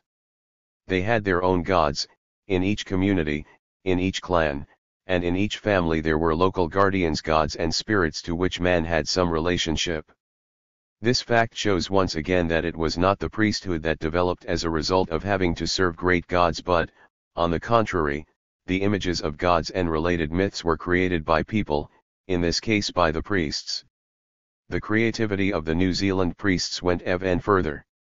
They reached the early stages of monotheism. In New Zealand there was a secret cult of a single great god that probably was not a personal god, but an imperson. 47. All-power called Io, which was at the basis of everything, and everything was dependent on it. It is possible, however, that the idea of the single god Io was not developed by the Maori priests independently, but under the influence of Christian missionaries' preachings. An important role in Polynesian mythology was played by culture heroes, sometimes essentially semi-gods, and images of the ancestors of man. The myths about Maui were especially widespread.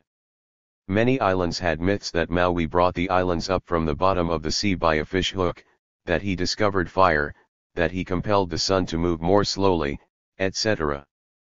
There were popular myths about the first man, Tiki, the forefather of man. Along with the main forms of Polynesian religion, the people held on to their old, archaic beliefs, for instance, the survivals of totemism, especially on the Samoa Islands. In Polynesia totemism was already a survival. Also well preserved were the beliefs of black magic.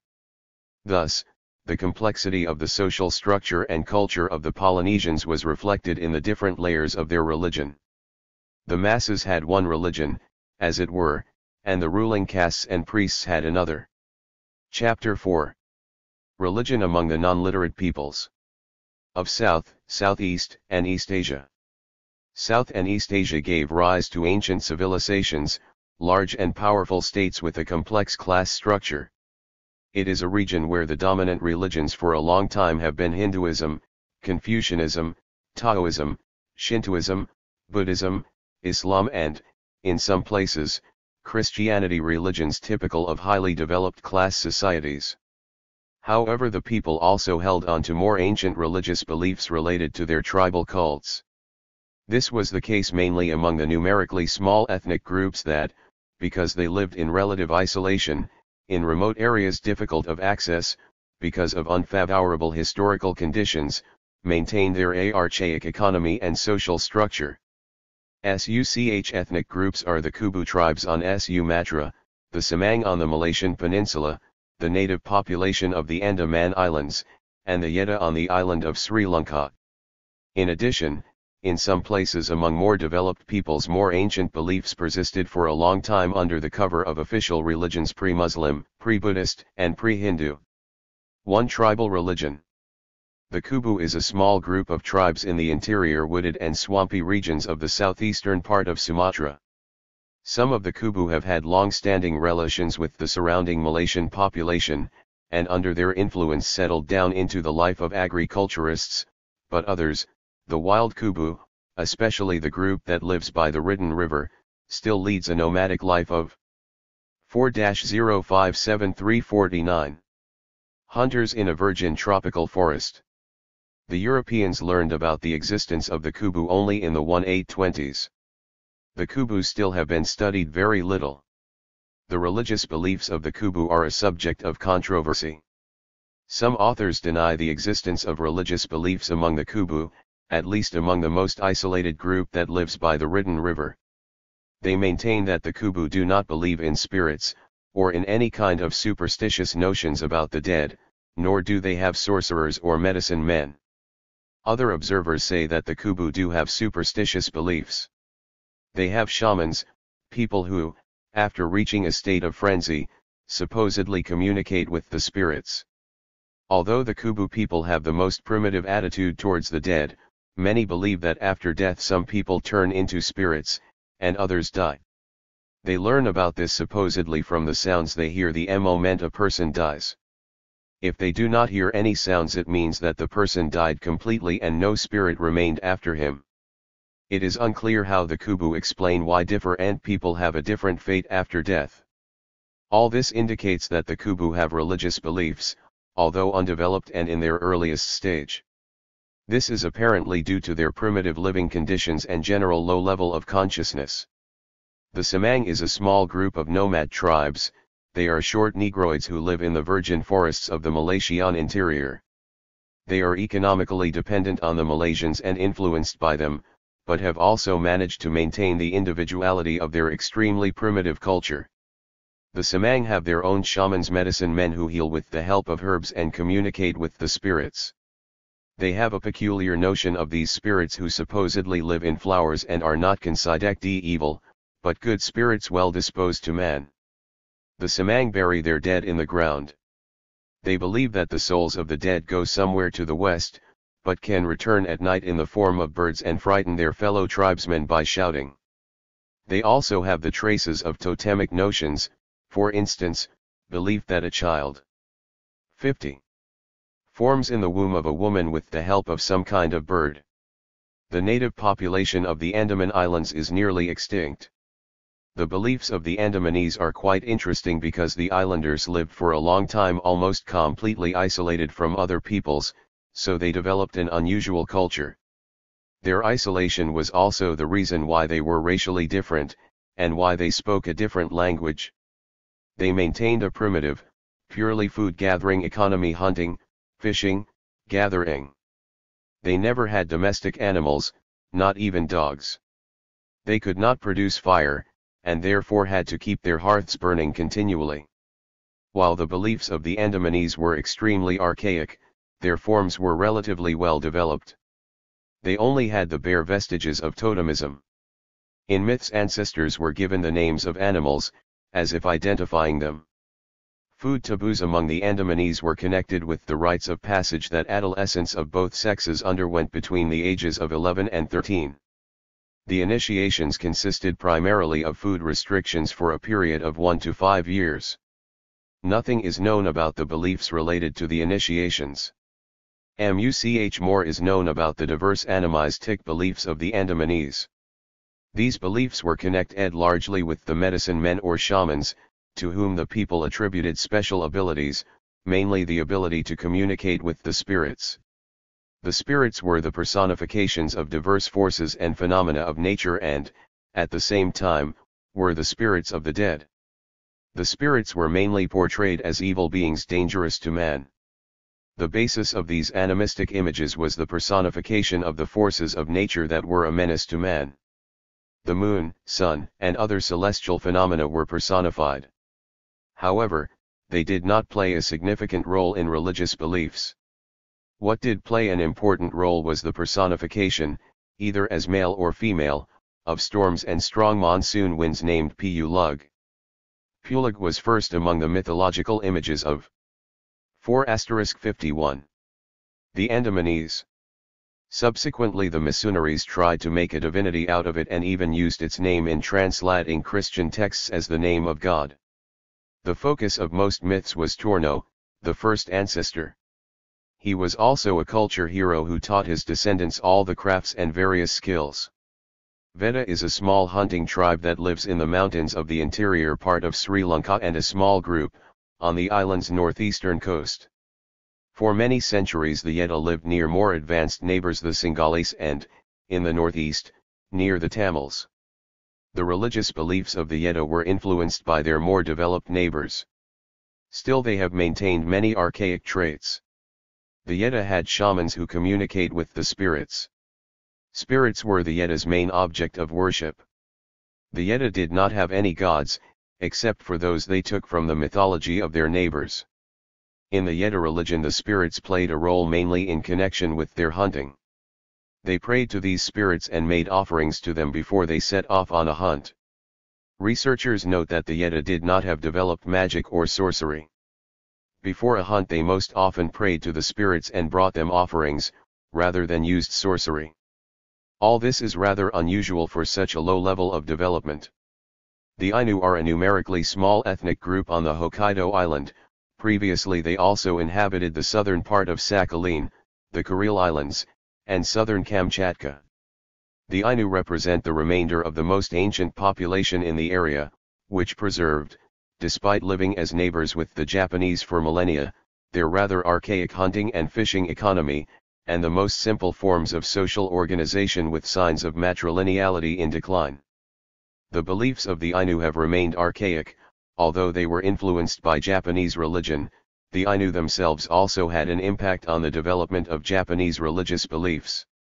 The most characteristic feature of the Ainu religion is the prevalence of family and domestic forms of cult.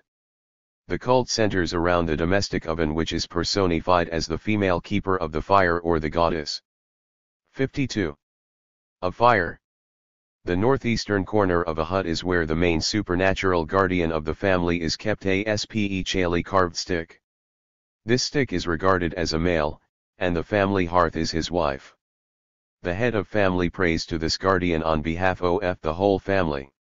Women do not take part in this family cult, nor in other forms of cult, even though in everyday life the Ainu have many survivals of matrilineality. The Ainu believe that women do not have souls. There is, however, a legend that in the past the women performed all the rites. Perhaps women were abruptly stripped of their ceremonial duties as a way to forcibly eliminate matriarchal practices. Of the cult forms that the Ainu practice publicly on a wider scale is, first of all, the hunting cult of the bear with survivals of totemic features. This cult is connected with the notion that the bear is a deity, the son of the mountain god, etc. The focus of this cult is a bear festivity that involves the ritual slaughtering of a bear. Today the bear festivity of the Ainu is more of a folk festival and a show put on for tourists. In addition to the bear, the Ainu, being hunters, regard many other animals, especially the snake, to be sacred. They are feared and not killed, but they are used for black magic. The most important and widespread type of sacrifice among the Ainu is the specially carved wooden stick that is believed to have important religious qualities. It is like a medium between people and the spirits. The Ainu either do not have any special, professional ritual leaders, or they do not enjoy any special honor or influence. The aforementioned information about the beliefs and customs of some of the non-literate tribes of South, Southeast, and East Asia, although incomplete, confirms the conclusions drawn from studies of religion among the Australians, Tasmanians, and some of the Papuans. The people have maintained, although in some modified ways, the same rather archaic forms of religion: totemism, work cult, early forms of shamanism, etc. However, 53. Some phenomena exist that are not found in Australia or Oceania. For instance, the superstitious worship of the menacing forces of nature, the cult of the domestic oven, absent among the inhabitants of tropical countries. This is because of the different natural environment in which these people live. 2. The ancient beliefs of more advanced peoples. As for the peoples of the old and developed culture of Central, East, and Southeast Asia, who practice the world religions that grew out of developed class societies, in some places they have maintained the survivals of more ancient beliefs that can be traced back to tribal cults. However, we have little information about them.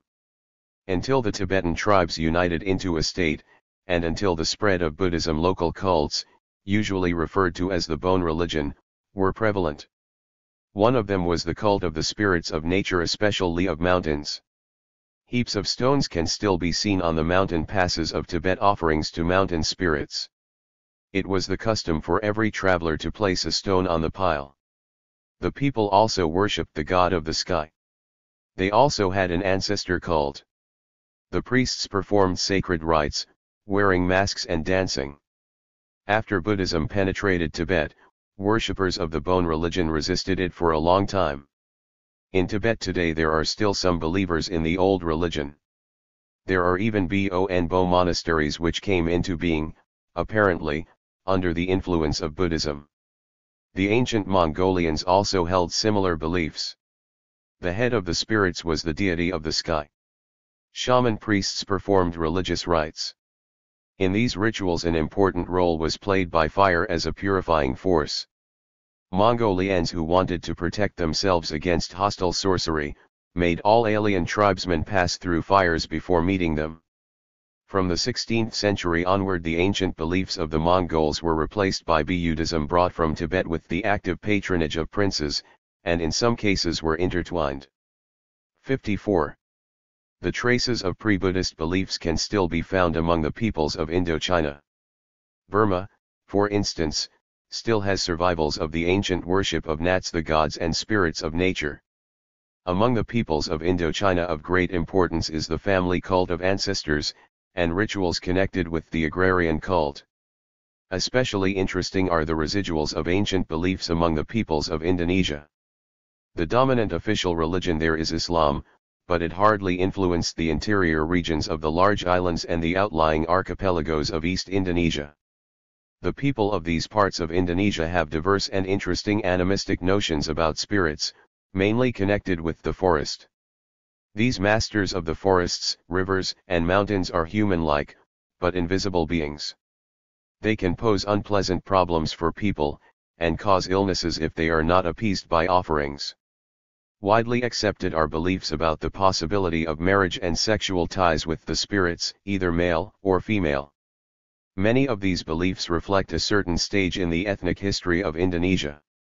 When the ancestors of the modern Indonesian South Asian Mongoloids began in the 2nd millennium B.C. to settle on the islands, they found Negroid hunting tribes at a lower level of social development. Gradually the native people on the islands retreated before the stronger newcomers deep into the forests and mountains, but did not leave without resisting. They often attacked unwelcome guests, shooting poison arrows at them from their hiding places in the woods. The newcomers were afraid of these enemies hiding in the virgin forest. In time everything associated with the forest became tainted by a vague sense of unknown danger, and the Aborigines who gradually disappeared from the everyday lives of the newcomers became mysterious spirits masters of the land. However, peaceful ties between the new settlers and natives were not uncommon either. This was reflected in the belief about marriage and sexual relations with the forest spirits. Chapter 5. Religion in the Americas. Religions among the native population of the Americas are interesting not only because they, like the beliefs of peoples in Australia and Oceania, did not develop in connection with the religions of the Old World.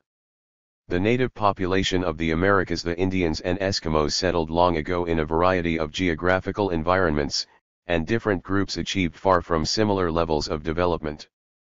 When the Europeans arrived, there were both backward tribes and highly developed societies, distinctive states with urban culture. The native population of the Americas can be conveniently grouped, as it was divided when the European colonizers arrived, into three categories: the more backward and remote tribes of hunters, fishers, and gatherers, most of the Indian population of North and South America who were primarily agriculturalists, the population of highly developed areas in Central America with an established class and state structure. The latter group will be examined in Chapter 13, along with other class societies. 1. Religion among non-literate and remote peoples. A large section of the non-literate tribes in the Old World live or lived in areas of South America that are hard of access. Most of them have not been studied thoroughly. There is more or less detailed information only about the tribes of Tierra del Fuego and the Borones. Among the tribes of Tierra del Fuego are the Onas, Yagans, and Alikalufs, who are nearly extinct or were annihilated by colonizers. They are the most primitive group of Indians. 56. The tribes of Tierra del Fuego survived by hunting landfowl, fishing, and maritime gathering. They had extremely poor material culture and an early clan society with no social stratification. The Yagans, who lived in the southeastern and southern parts of Tierra del Fuego, had advanced shamanism. Shaman healers used deceptive methods, pretending to extract mysterious stones out of the patient's body. Each shaman studied under the guidance of an old and experienced specialist. Parallel to shamanism and unrelated to it, the people of Tierra del Fuego had interesting initiation rites that could be traced back to the era of age initiations. The Yagans had two different initiation rituals. One was the ancient, archaic form of age initiations that involved both men and women equally. The essence of it was to give the individuals being initiated some secret information or instruction in tribal morals on venerating the elders, following tribal customs, etc. The second key, of ritual was apparently a later kina system representing the embryonic form of male associations. The system seemed to be aimed against women. There is a legend that the kina was once controlled by women who carefully kept it a secret from men, but the men supposedly learned the secret of kina through deception, and turned the weapon against the women. Both these systems, especially kina, were linked with numerous notions about spirits, which the participants in the rituals portrayed by wearing frightening masks. The initiation rites of the Yagans were related to the mythological image of a celestial being that was supposed to have instituted and supported initiation rites. The mythology of the Yagans contains stories about culture heroes, two brothers and their sister. The motif of twin brothers as culture heroes apparently stemmed from the ancient system of two phratries. The Eskimos live on the opposite, northernmost part of the Americas, and have a distinctive material culture. The Eskimos settled along the Arctic coast of North America, from Alaska to Greenland. Thus they were able to adapt to the most difficult environmental sea conditions and created an unusual economy and material culture. 57. Their social system, however, is archaic. They live in small groups based on sharing common territory and consanguineal relations, and they maintain their communal tribal traditions. Matrilineal clan alliances have already dissolved, while social stratification is still barely visible. Only the Eskimos in Greenland show signs of stratification. In his philosophy of religion, Hegel cited the beliefs of Eskimos as an example of the earliest stage of religious development. Shamanism is typical of the religious practices of the Eskimos. It incorporated all the other elements and forms of religious beliefs. Shamans are the leaders of cult activities. They are not only involved in healing, but are also in charge of the hunting cult, which is particularly important to Eskimos who are primarily hunters. Religious orientation among the Eskimos was determined by the harsh polar environment, the people's constant struggle for survival, and the continual threat of famine when hunting is bad. Their hunting cult is of primary importance to the people. The Eskimos place great hopes in their beliefs and rituals because they cannot feel secure about the future and successful hunting, since they are always threatened by hunger and feel powerless in the face of nature. The whole world of the Eskimo is filled with numerous spirits that inhabit the air, wind, water, and land. The success of economic activity depends on these spirits that are connected with the shamans as though they are their personal property. If a man intends to become a shaman, he must accumulate spirit assistants.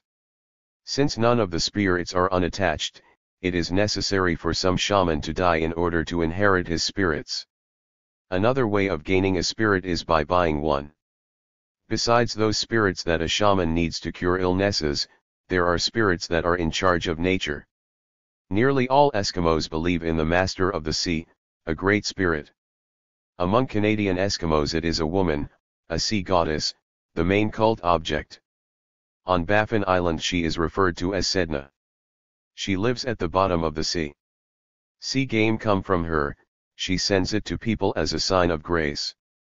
Thus, shamanism and the hunting cult among the Es.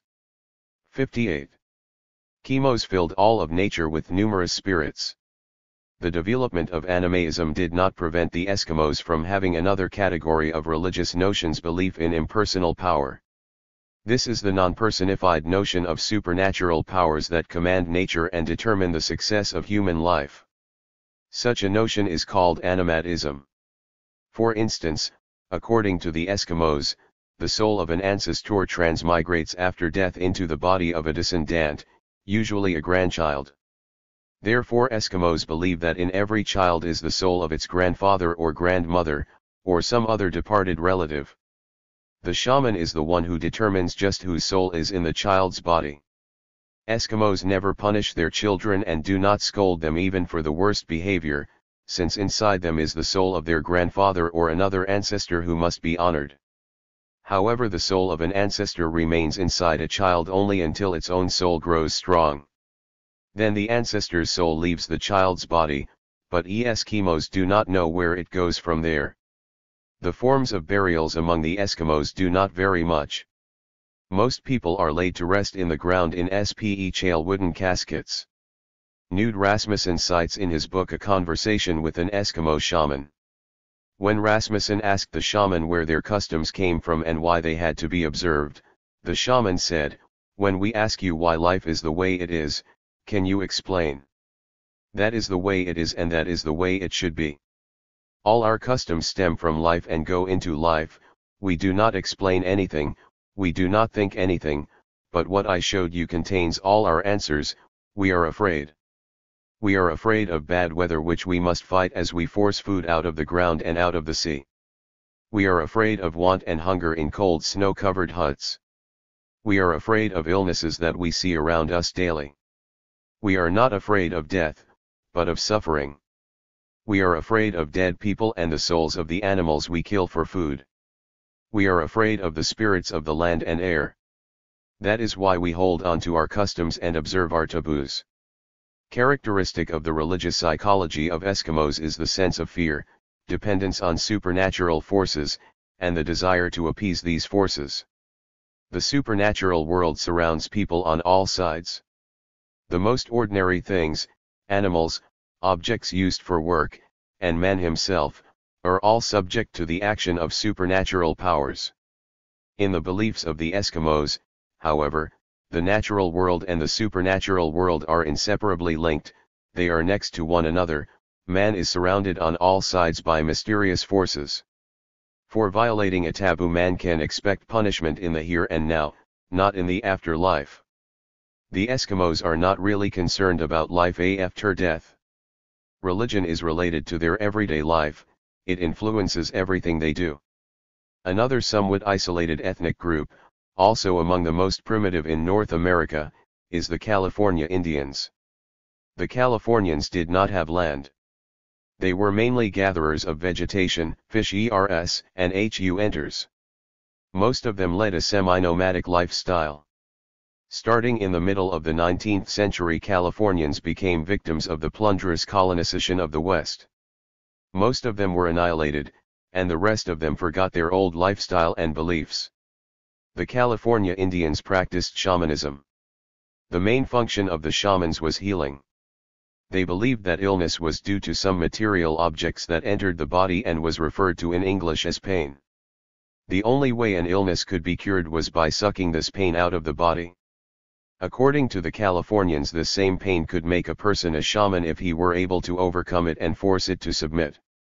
Thus the people did not yet have a purely animistic notion about spirits as the cause of illness, or shaman guardian spirits typical of shamanism in its advanced form. Shamanism among the Californians was at its earliest stage of development. It had not progressed much farther than medicine man healing with its distinctive theory of illness, and its ways of dealing with the physical cause of illness. Another form of religion among the California Indians was related to age initiations. Among Californians the system was different in each tribal group. Some tribes had the Kuksu cult. Kuksu 60 was a mythological personage that was played in ceremonies by people wearing masks. The rituals were timed for the winter and held in a special large, round hut. All the participants were men, and only those who had been initiated in their youth. Thus, the cult was like the second stage of initiation. It could be called the early form of a male society. There was another system of initiation in Southern California. The basis of the whole ceremony was the drinking of a liquid made of a local herb. Each person had the right to drink it only once in a lifetime. When the person was intoxicated by the drink and lost consciousness, he had a vision that later became an object to him of religious worship for the rest of his life. After this, the young man had to follow a strict fast for 30 days, was subjected to physical ordeals much like the Australian rites of passage. Mythology among the California Indians was not advanced. However, these tribes had myths about creation and about culture heroes. Various personages, sometimes anthropomorphic and sometimes zoomorphic, represent demiurges, creators of the world or culture heroes. The California Indians had two forms of burial, cremation and burial in the ground. Two religion among the vast majority of Indians. Most North American Indians, tribes of the East, prairie tribes, Canadian forest tribes, etc. had reached a relatively high level of cultural development by the time of colonization. Especially in the eastern regions, they were peoples engaged in a combination of agriculture and hunting. Most of them were settled and made pottery. Matrilineality was prevalent among most of them, but in some places the transition was underway to patrilineality, and among the prairie tribes, to nomad territorial groups. Many Indian tribes have completely lost their distinctive culture. In fact, only small groups have remained of the actual tribes themselves after 4 centuries of forced colonization. Many of the tribes were forced off their land and relocated into so-called reservations. In some areas, however, the elders recall the former beliefs. 6.1. Matrilineality was the basis for the social structure of many peoples in North America, and this was reflected in religion. Priests kept alive the faith, and were simply representatives of clans. Every clan chose a certain number of priests who constituted a group of tribal cult leaders. We know, on the basis of later investigations, that North American tribes had some forms of clan cult. The people believed in hereditary guardians that sometimes had totemic characteristics. Investigators have found clan shrines in the form of material objects, fetishes, a handful of feathers, tobacco pipes, bags containing good luck charms, etc. American Indians, with few exceptions, did not have ancestor, female or male cults. The survivals of totemism, which remained among many American tribes, were closely connected with the elements of clan cult. They were expressed in various coats of arms, family emblems of totems on clothing and on houses. In the Americas, totemism did not exist in its classical form. After all, it was characteristic of an earlier stage of development. Only some American tribes continued to worship animals connected with a specific clan, and only as a secondary form of religion. Totemism in this form is known among peoples in East and Southeast America, and a number of tribes around the Bay of Mexico. Totemism was almost non-existent in the West. Only tribes on the northwestern coast had a well-preserved system of totemism. In South America, however, belief in ritual transformations was widespread, and could be considered a survival of totemism, but no longer with any connection to clan society. They believed that shamans could turn into jaguars, pumas, or some other animals, and that after death the shaman's soul became one of these animals. The residuals of ancient totemism among North American tribes are evident in myths about culture heroes in the form of animals. Among tribes in the east and southeast of North America, rabbits were culture heroes, sometimes even demiurges. In the Rocky Mountains and Central Plains, culture heroes were coyotes. On the northwestern coast they were crows. In all cases a culture hero was apparently an ancient phratry totem. This is undoubtedly true of the crow, since it was one of the two. 62. Phratry totems of northwestern tribes. Among some peoples, culture heroes were not animals, but anthropomorphic creatures, for instance, male twins. They are in Iroquois myths, which describe the struggle between twin brothers, a kind one who created human beings and everything good, and an evil one who was responsible for everything harmful to people. This is a typical version of the myth of the twins widespread among peoples in other parts of the world. The dominant cult among American Indians was not the clan but the tribal cult. Clan cult became a broader form, developing into tribal cult. Thus, the tribe among North American Indians was the principal foundation of religious activities. Tribal cult consisted mainly of worshipping the forces of nature and the elements. Many tribes, especially those in the plains, worshipped the sun. The main annual festivities of the Sioux, held in the middle of the summer, were dedicated to the sun and were called the Sun Dance Festival. This was the time for all the main rites. Guests from neighboring tribes were invited to the festivities that lasted several days. Tents were arranged in a huge circle with a special ritual hut in the center and a pole. An important part of the rites was the savage act of hanging oneself from belts that were strung through skin and muscles. The Sun Dance Festival was extremely important in the social life of American Indian tribes. Chronicles were kept according to this period. Every year was recorded by the Indians according to some characteristic aspect of the festivities, or to a coinciding event. They were regarded as a sign of that particular year. Some other sacred objects related to this ritual were kept in special facilities and used during the Sun Dance festivities. Other objects of worship in nature were the moon, wind, water, the underworld, etc. Advanced personification of these objects did not really exist. The element itself and the force of nature itself were worshipped, not its master or its deity, although some tribes did have. 63. Some animistic notions about these forces of nature.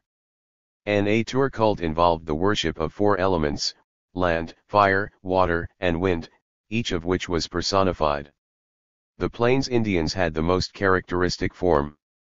Each of these four elements was associated with a certain country in the world and a certain flower. For instance, Tunkan was associated with the north and the color blue, Wakanyan with the east and red, Takuskanskan with the south and black, Unkti with the west and yellow. The four directions, if drawn on the ground, form a cross. That is why the cross had important symbolic significance in Indian rituals. Its four edges were associated with the four elements. The number 4 among most American Indians was sacred, the cult of four elements, the four countries of the world, etc. Notions about the supernatural world among many North American tribes took the form of belief in a kind of faceless force that fills all of nature and helps people take action. The Indians believed that a person's good fortune, success in hunting and in war depended on how well he mastered this mysterious force. Religious dances were the most characteristic of the obvious cult forms. Each tribe had its own dances, and they were always of religious or cult significance. In addition to dances in religious rites, the Indians used drugs. For instance, smoking tobacco was a genuine cult act, and the tobacco itself was an object of worship.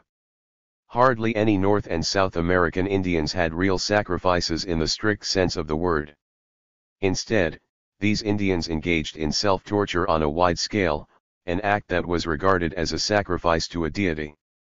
The most brutal self-torture was sometimes part of rituals to appease the spirits. More rare were the cases when North American Indians sacrificed to the elements and natural phenomena not only their belongings, but also people. Human sacrifices were closely related to agricultural cult. They were meant to enhance fertility. A description has been preserved of a young woman who was killed by a North American tribe. Her body was chopped into pieces. 64. That were spread over the fields and dug into the ground, and her blood was sprinkled on the sowing area. The Indians believed that a good harvest could be guaranteed by sacrificing human blood. Another North American tribe had a cult of a woman living on the moon. She was supposed to be the guardian of agriculture, particularly corn. When corn was planted, the Indians performed religious rites in her honor.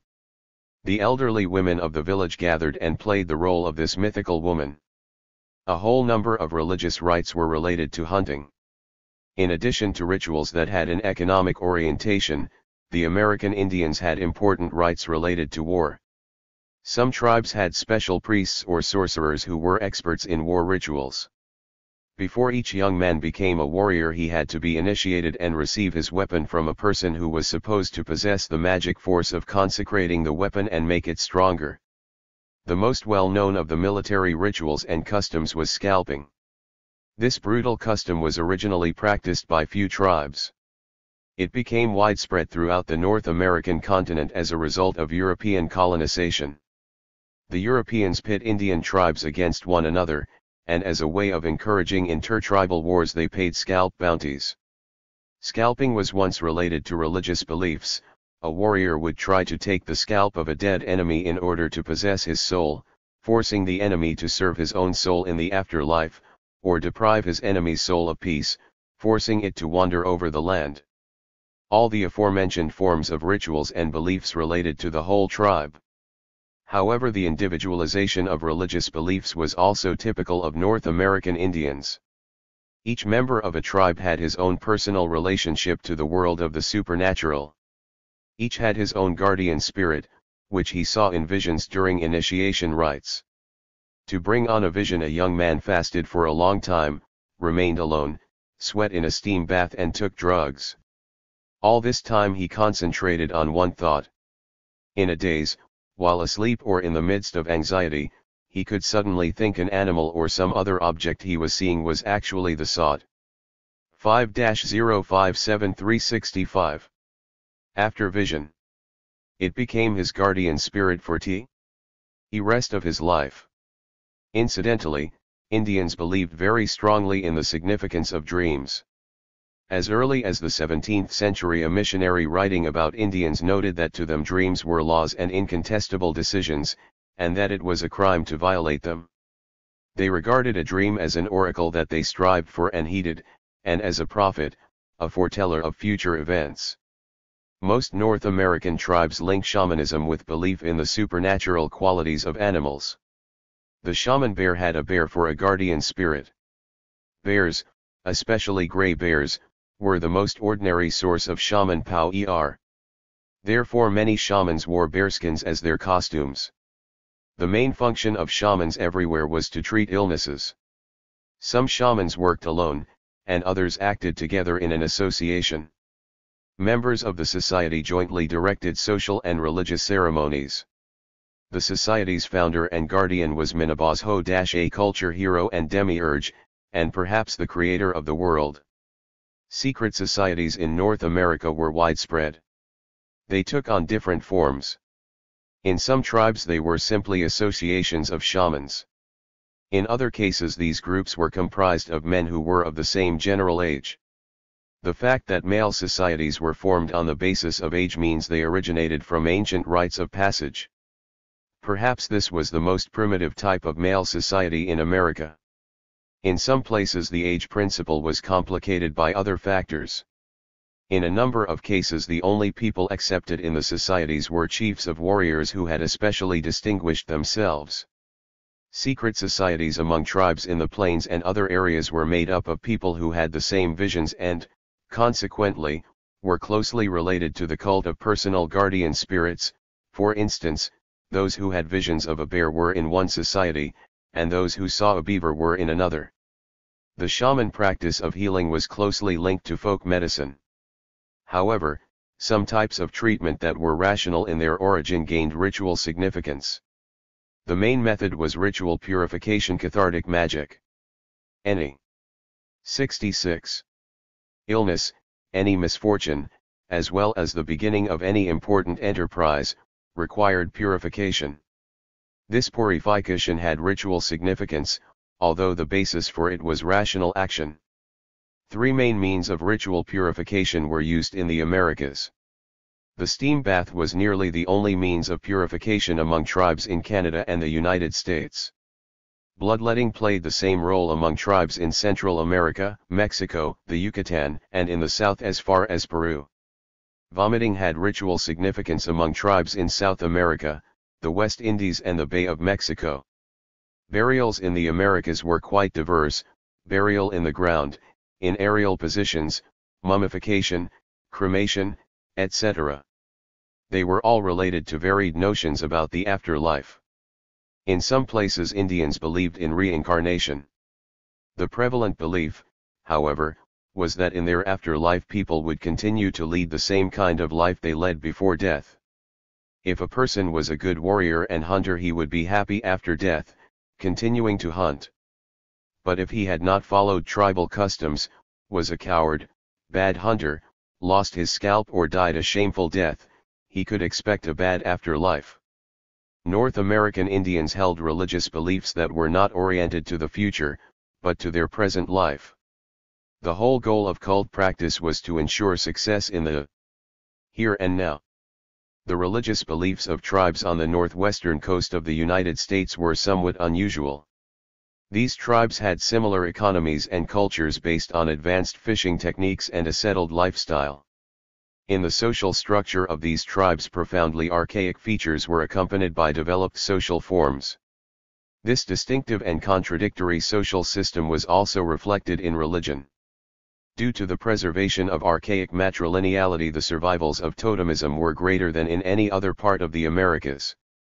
Two phratries had totemic symbols, the crow and wolf, and numerous myths were related to 5*67. These birds, especially the crow. The great crow was the creator of the world and culture hero. The Indians had myths about the crow's fight against the wolf. Phratries were divided into totemic clans. Clear evidence of totemism was mythological tales about women living with animals. Each clan had its own coat of arms depicted on belongings, homes, tombs. Coats of arms were also drawn on or tattooed on the body. Especially interesting were the tall wooden totemic poles standing as high as 20 meters in front of homes or in cemeteries. Such a pole was covered from top to bottom with carved figures of people and animals that were highly stylized. They were clan ancestors. On top was the figure of the original member of the clan, its coat of arms. In the Northwest United States, hereditary shamanism was well developed. It was connected with a belief in guardian spirits. These spirits were the shaman's helpers. They also believed in evil spirits that brought on illnesses. Otters played a special role in shaman beliefs. The future shaman was supposed to kill an otter and keep its tongue as a special shrine. The otter had a prominent place in mythology. Ordinary hunters could not kill this animal, it was taboo to do so.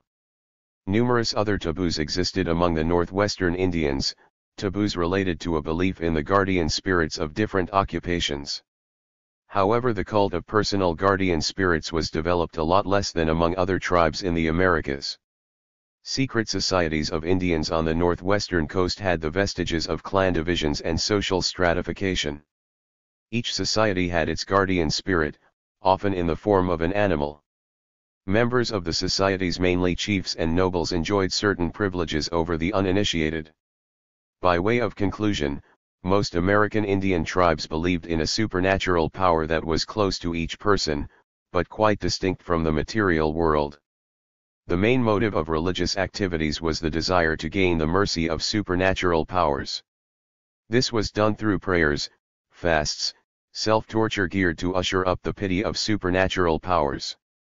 The general spirit of religion among the peoples of the Americas was largely democratic. This was due to the tribal lifestyle. The social privileges of individual 68 groups were not yet sanctified by religion. However, religion was already affected by the fact that the clan system was already beginning to degenerate. Hence the distinctive religious individualism reflected in the cult of personal guardian spirits. A person obtained a guardian spirit on an individual and voluntary basis, although within the framework of tribal cult, hence vision quest and blind belief in dreams. To some degree, shamanism and the system of secret societies were related to the cult of personal guardian spirits. The personification of a supernatural power was relatively undeveloped in the belief system of the Indians. Notions about impersonal forces were prevalent. The Indians almost never personified spirits and deities. Therefore, the people almost never depicted the deities and spirits in plastic and graphic form. Nor were there any sanctuaries or temples, especially permanent ones. Temporary cult huts and tents were used periodically to perform ceremonies. There was no set priesthood. Shamans and sorcerers played this role. People took up this occupation voluntarily. There was no chief cult. This was also due to the special democratic nature of Indian lifestyle. Chiefs enjoyed ritual privileges only among tribes of the northwestern coastal region. Military magic was advanced, and black magic was no longer as important as it had been in the earlier historical stage. Within the framework of clan cult, an ancestor cult did not exist. The idea of a hell or heaven did not yet exist. Life after death was seen as a continuation of one's life on earth. The more advanced Indian tribes were the Pueblo Indians, who now inhabit the southwestern United States, Arizona and New Mexico. They lived in large compact towns, pueblos, in homes made of adobe brick. Their farming was based on a well-organized irrigation system. They had well-developed crafts, weaving, decorative clay pottery, etc. The people lived in consolidated, compact clan communities in which matrilineality was gradually turning into patrilineality, and 69. Triarchal relations were developing. This was facilitated by secret male societies. Secret societies were typical of Pueblo Indians, as they were for other tribes in North America. However, among the Pueblo Indians they were based on clan organization. Only people from a certain clan were eligible to join the society. For instance, only people in the Antelope clan could join the Antelope Society. The societies of the Antelope and the Snake were the most influential. The snake played a significant role in the mythology and rituals of the Pueblo tribes. The Pueblo Indians, in contrast to other peoples in the Americas, because of their more advanced society, had a rather typical ancestor cult. Spirits of the dead were guardians of clans and the people as a whole. The most important element of rituals among the Pueblo Indians, as among other peoples, was dancing, for one, in masks, the main goal of rites being to ensure a good harvest, bring rain, and treat illnesses. The brutality of the American colonizers, who drove the Indians from their land and committed violent acts against them, provoked resistance from many tribes, albeit uncoordinated. These attempts during the 19th century took on interesting forms of religious reformist movements. The people in these movements wanted to revive the old Indian rituals while adding some ideas borrowed from Christianity or other religions. Central to these beliefs was the idea of the Messiah who would rid Indian tribes of the alien yoke. In many cases the Indians also believed in resurrection, which was adopted from Christianity. The broadest of these movements existed between 1889 and 1892. Its leader was Wovoka, a preacher among the California Indians. It was much larger than any previous movement of its kind. The Californians, as early as the middle of the 19th century, during the Gold Rush, suffered a great deal because of the colonizers. Terrible violence was committed against the California Indians. The response to this was the Messianic movement that between 1869 and 1873 spread among a whole number of Northern California Indians. It was doomed to failure and was brutally crushed. 70. W. Wovoka began preaching in the 1880s. The movement he started was adopted by other tribes and covered nearly all Indian reservations in the United States. W. Wovoka's doctrine differed little from the teachings of previous prophets. The central idea was to free the Indian people of their foreign oppressors. They borrowed from Christianity the teaching of resurrection. W. Wovoka called himself the Messiah and was worshipped as such. Outwardly the cult was a revision of old forms of Indian rituals. The main form of the cult was dancing. This religion was actually called the ghost dance. Indians came together and held dances with ecstatic rites that were similar to those of the shamans. This attempt to build a religious revival movement with political overtones was hopeless. But it is interesting as a phenomenon typical not only of the Americas. Spontaneous protest against colonial oppression in the early stages took on the form of a religious revival movement. Similar movements existed in the 19th century in Polynesia and Africa, and in modern times in Melanesia. Chapter 6. Religion in Africa. Africa is populated by peoples who have reached different levels of development and live in quite different material and cultural conditions. The native population of Africa can be categorized on the basis of socio-economic development similar to the peoples of the Americas approximately into three groups: the more backward nomadic hunting tribes that do not engage in agriculture or pastoralism, the overwhelming majority of peoples in Black Africa, that is, the agricultural pastoral population of South and Tropical Africa, the peoples of ancient civilizations in North and Northeast Africa. The first group is distinguished by extremely archaic forms of material production, social system, and culture, within the framework of communal tribal system. The second and the most numerous group represents various stages of the decline of the communal tribal system, and the transition to a class society. The third group, tracing its roots back to ancient Eastern and ancient civilization, is similar to the advanced peoples of the Mediterranean and has no vestiges of archaic lifestyle. That is why religion in Africa is so diverse. This chapter deals only with the first and second groups, because the third group will be covered in relation to national and world religions. 72. Religion among the non-literate African peoples. The Bushmen, a small group of hunting tribes in South Africa, have maintained the most archaic forms of socio-economic relations and religions. They are apparently the remains of a much more numerous ancient hunting population in this part of Africa. They were driven from their territory by newcomers who were agriculturalists and pastoralists. Dutch and British colonization between the 17th and 19th centuries led to the annihilation of most remaining Bushman tribes. Their distinctive social organization and culture were nearly destroyed by the 19th century. Bushman tribes were divided into independent clans. The traces of totemism were evident from the fact that clans were named after animals, rock drawings were of half-animal, half-human figures, myths were about animals that had once resembled people or animals that had turned into people. The Bushmen believed in the afterlife and were very afraid of the deceased. Bushman tribes had special rituals for burying the dead in the ground. However, they did not have an ancestor cult like more advanced African peoples. Hunting cult was the most distinguishing characteristic of religion among the Bushmen. The tribesmen prayed for good hunting to the sun, moon, and stars, and to supernatural beings. Here is an example of such a prayer. 0 Moon.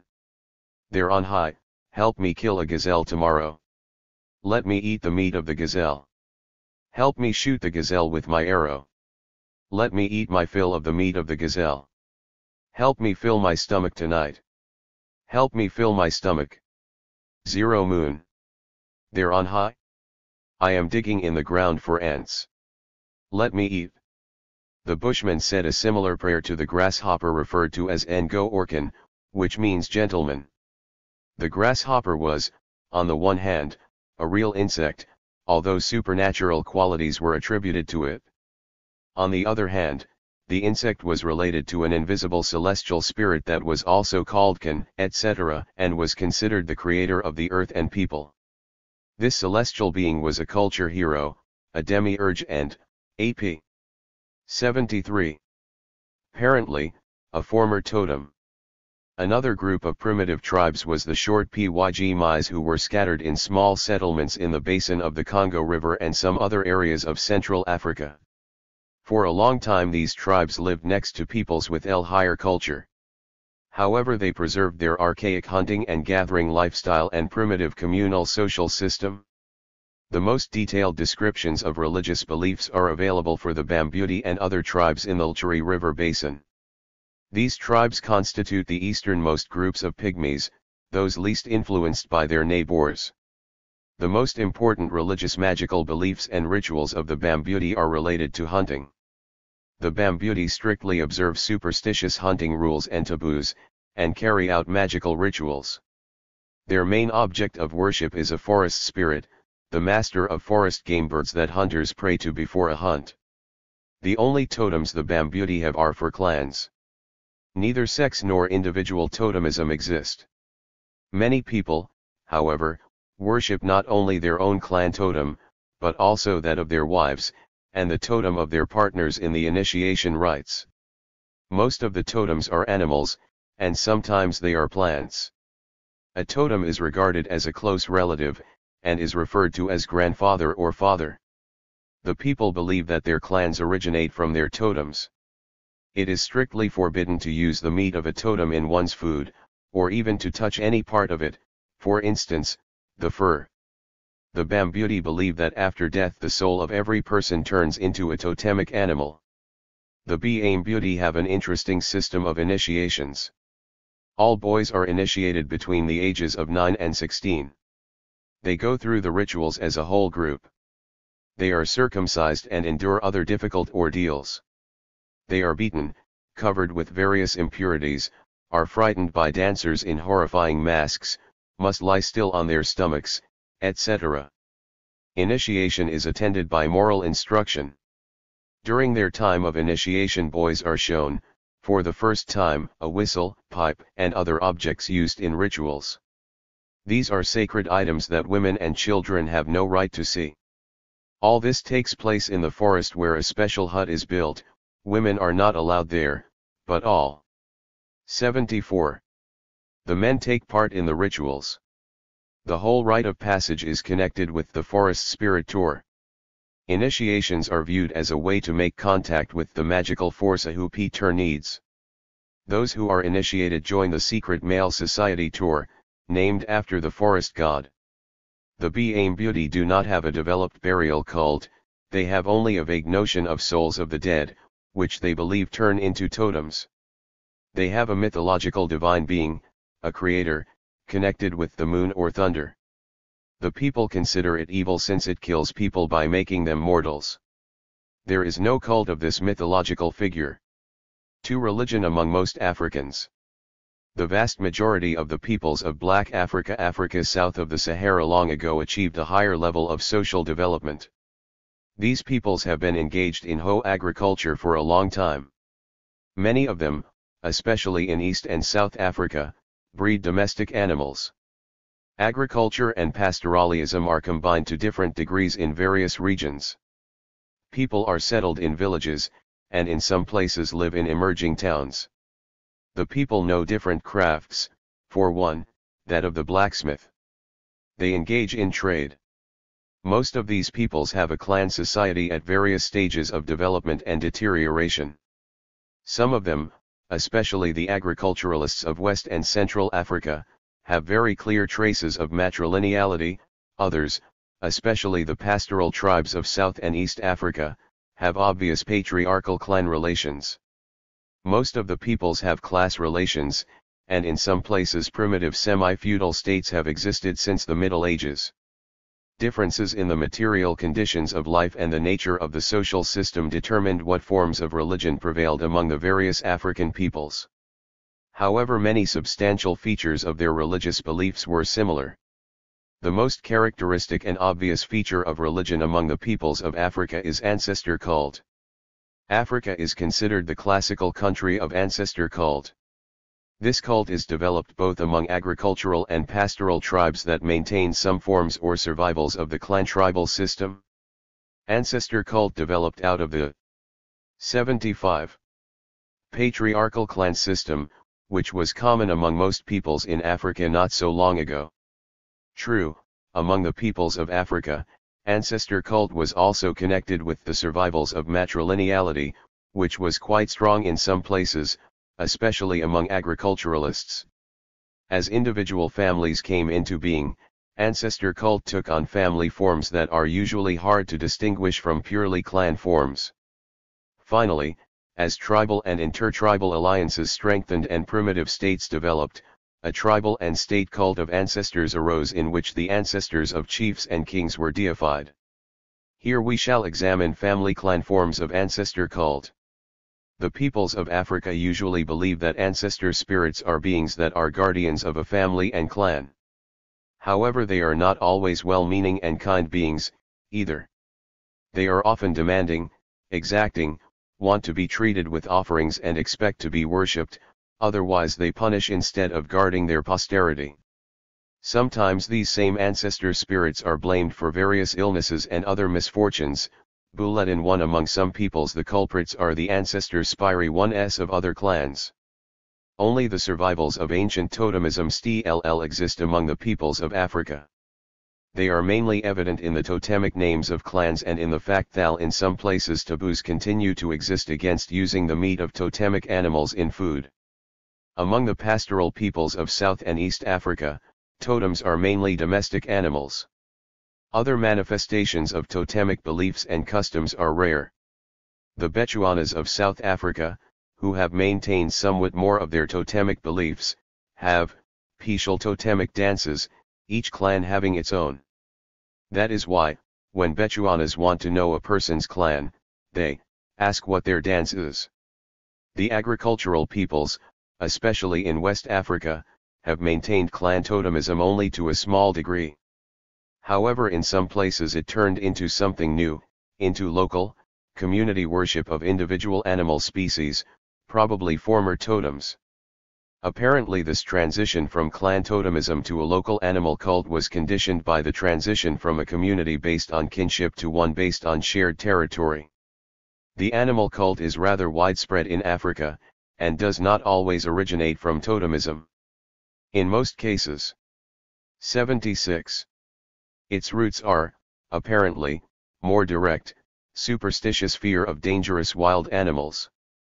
The leopard enjoys special worship in Africa, it is one of the most fearsome beasts of prey. But this does not prevent many peoples from hunting the leopard. The leopard cult is related to totemism only indirectly. In some areas, the leopard was considered a totem for the royal clan. The snake cult is widespread.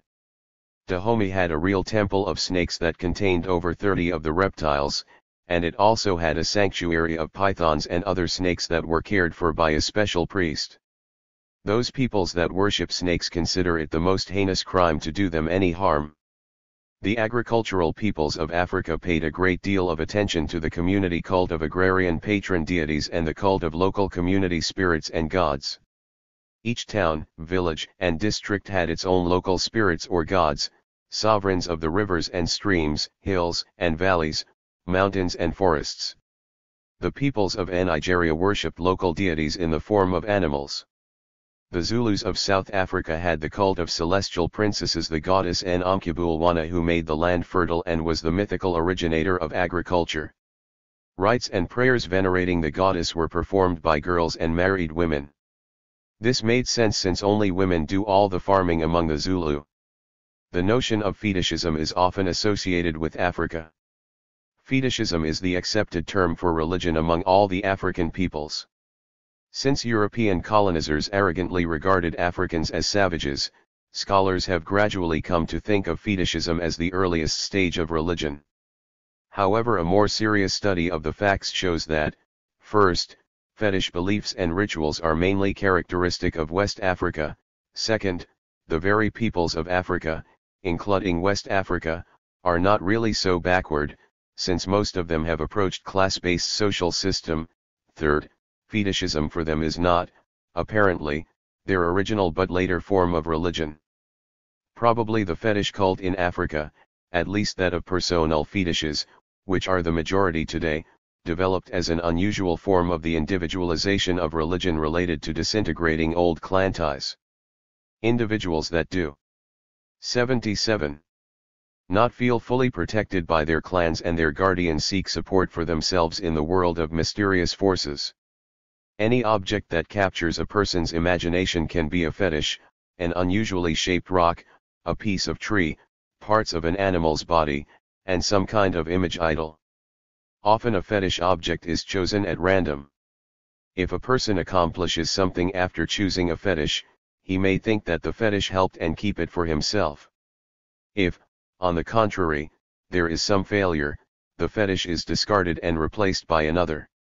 Thus, there is a dual attitude to a fetish: for providing assistance a sacrifice is made to it, and for failure it is punished. Especially interesting is the African custom of torturing a fetish, and not for the purpose of punishment, but in order to provoke it to act. For instance, when people appeal to a fetish they pound iron nails into it, since they believe that when the fetish feels the pain caused by the nails it will remember better and do what it is told. The development of tribal cults proper is connected in Africa, as everywhere else, with the emergence of priests. In Africari religions priests played about the same role as in Polynesia. The priesthood was especially well developed in West Africa. Most of the peoples had priests of various categories and specialties that could be divided into two main groups: official tribal priests that were attached to temples and were responsible for the social or state cult, and independent priests that were healers, sorcerers, and divinators who worked when asked. Tribal temple priests were the most influential.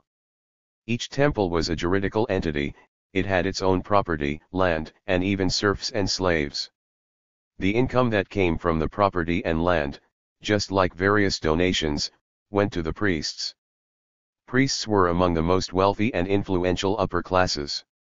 Among peoples engaged in agriculture the priests were supposed to make rain. These rituals took place over such a long period of time that they were usually successful. Sooner or later it began to rain. Priests were also responsible for war magic and making sacrifices to the gods of war.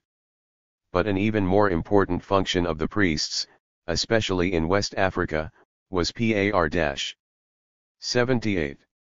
Participation in legal proceedings. In primitive African states magic was used to determine guilt or the justice of one or another's legal claim. Ordinarily different poisons were used for this purpose. The accused, or both parties in a dispute, were given a special drink. If a person was not affected he was declared in the right. Since a priest concocted the drink he was clearly responsible for the person's fate. Legal proceedings were a significant instrument of power in the hands of the priests, and sometimes the chiefs and kings, whom the priests served. Independent priests, sorcerers and healers mainly treated people who were ill and engaged in divining and forecasting. Many professional healers resorted to shamanistic methods. They worked themselves into a frenzy from wild dancing and shouting, beating on drums or other objects. Official tribal priests usually scorned such savage methods. The blacksmiths in Africa hold a special, more modest role in religion, along with the priests and shamans. The people of Africa have been extracting and working iron for a long time. Among most peoples of Africa the profession of blacksmith is, as a rule, passed on in families from generation to generation. Because the knowledge and skills of a blacksmith are not accessible to all, this group of people is surrounded by an aura of mystery in the eyes of superstitious fellow tribesmen. The fear of blacksmiths manifests itself in different ways. On the one hand, blacksmiths are often considered impure and outcasts, and on the other hand, they are believed to have supernatural powers. The blacksmiths themselves foster their reputation as unusual people. A blacksmith can use his tools, especially his hammer, to send disease on his enemy. People are afraid of this more than any other kind of sorcery. Hammers, bellows and other blacksmith tools are regarded the same as a sorcerer's instruments, and no one would dare touch them. It is hard to draw a distinct line between corporations of priests and secret societies. However, in West Africa it is the secret societies that developed particularly. They are more numerous, more influential, and better organized than, for instance, in Melanesia. In West Africa the secret societies are better adapted to conditions resulting from a more complex society. In Melanesia they are mainly male. 79. Societies, whose activities are largely geared against women, but this is not the case in West Africa. One reason is because the traditions of matrilineality are stronger, and women can stand up for themselves better. Another explanation is that the developing forms of a primitive statehood required the organization of a police force, a function of secret societies. There are many societies in West Africa, some are purely local and others are scattered over a large territory. There are male and female societies. Due to the spread of Islam, special Muslim societies came into being. These societies have law enforcement functions, collect debts, etc., but they often engage in illegal acts themselves, including extortion. All of this is done under the pretext of religious rites and is related to animistic and magical beliefs. As in other places, members of societies pretending to be spirits wear frightening masks and costumes, dance, and put on various shows to frighten the public. Far from all West African secret societies are involved in religious practices, although most of them are related to one or another superstitious notions and rituals. One expert on the subject, after collecting data about nearly 150 secret societies, tried to divide them into three categories: religious, democratic and patriotic, criminal and decadent. The latter group includes fanatic terrorist secret societies, such as the People Leopards that until the 1930s were responsible for conspiratorial assassinations in many parts of West Africa. However, these terrorist societies also performed religious magical rituals, including human sacrifices. The activities of such societies, whose leaders wanted to preserve their old tribal privileges, were geared against any innovations, against progressive reforms that would destroy traditional relations. One of the most characteristic forms of religion in Africa is the sacred chief cult, which is quite natural for an early class society typical of many peoples in this part of the world. The cult of chiefs in Africa manifests itself in a variety of ways. For instance, the chief carries out the functions of a priest or sorcerer. Supernatural powers are ascribed to the chief who is worshipped directly. The cult of deceased chiefs is also practiced. There are two main 80 stages of the chief cult that correspond to the stages in the transition from a pre-class to a class society. In the first stage the chief is simply the person responsible for the community's welfare, and his supernatural powers serve this purpose, but in the second stage he is a despotic ruler and his divinity is merely a means of strengthening his power and glorifying him. No one could utter the name of the sacred chief out of superstitious fear. The taboo on the name of a deceased chief was even more frequent and strict. Of the supernatural powers attributed to chiefs, the most important was his ability to cause rain necessary for farming. People believed the chiefs had control over natural and atmospheric phenomena. Hence the belief that a chief could not be old, had to be healthy and in good physical shape, because a decrepit and sick chief could not cope with such important duties. This was the motive behind the custom many peoples had of removing a physically weak and decrepit chief from power or even killing him. Sometimes this was done when a chief reached a certain age. At the first signs of deteriorating health, his subordinates killed him, which did not at all prevent his spirit from being given divine honors. Among some peoples, when the chief began to notice he was becoming old or weak, he told his sons it was time for him to die, and his wish was granted. Thus, during the stage of military democracy, the customs and beliefs connected with the chief cult, although they endowed the chiefs with much veneration, were also sometimes a burden to them, and even threatened their lives. As communal democratic traditions deteriorated and the chiefs became more powerful, they rebelled against these customs. In the despotic states of the New Guinean coast and other parts of Africa, the kings, although they were often subject to ritual restrictions and strict etiquette, in most cases did not die prematurely in keeping with superstitious traditions. The king was considered sacred, and he was honored like a living deity. As observers have reported, the king of Benin was a fetish and the main object of worship in his kingdom. He enjoyed more 6-057381 prestige than the Roman Catholic Pope, because he was not only God's regent on earth, but was God himself, whose subjects obeyed and worshipped him as such. Bronze images of the king and his wife were placed on the ancestor altar in the palace and were objects of worship. Deceased chiefs and kings all over Africa were worshipped by their tribe or the whole people. They were probably the most important cult objects. This cult was closely connected with the clan and family cult of ancestors, the difference being that the former was public and the latter was private, restricted to the home. At the same time it was inseparable from the cult of living chiefs. In democratic tribes the cult of chiefs' ancestors involved ordinary prayers and sacrifices, the same as in the worship of clan and family ancestors. However, in despotic states the cult of deceased chiefs was especially strong and assumed brutal forms. Often human sacrifices were made during the burial of a chief and during periodic or other repasts. Slaves and condemned criminals were sacrificed. These sacrifices were simultaneously a form of death sentence. Among some peoples in West Africa, people who were sacrificed during the repasts of a deceased king were regarded as messengers sent to the afterlife to tell the deceased leader that everything was well in his kingdom. Such religious customs and beliefs helped strengthen the power of the chief, who had divorced themselves from the community and relied on force to rule their subjects. The cults of chiefs and kings, both living and dead, constituted an extremely important form of tribal cult among the peoples of Africa.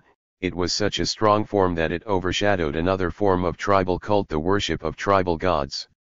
Almost all peoples had their divine god, and sometimes also subterranean and sea gods, etc. In some cases God was attributed with being the creator of the world and man, in others God had the qualities of an atmospheric deity that brought rain and thunder, and in still other cases he simply personified the sky. However, in nearly all cases this divine deity was not a cult object, he was rarely thought about and even more rarely the object of prayer.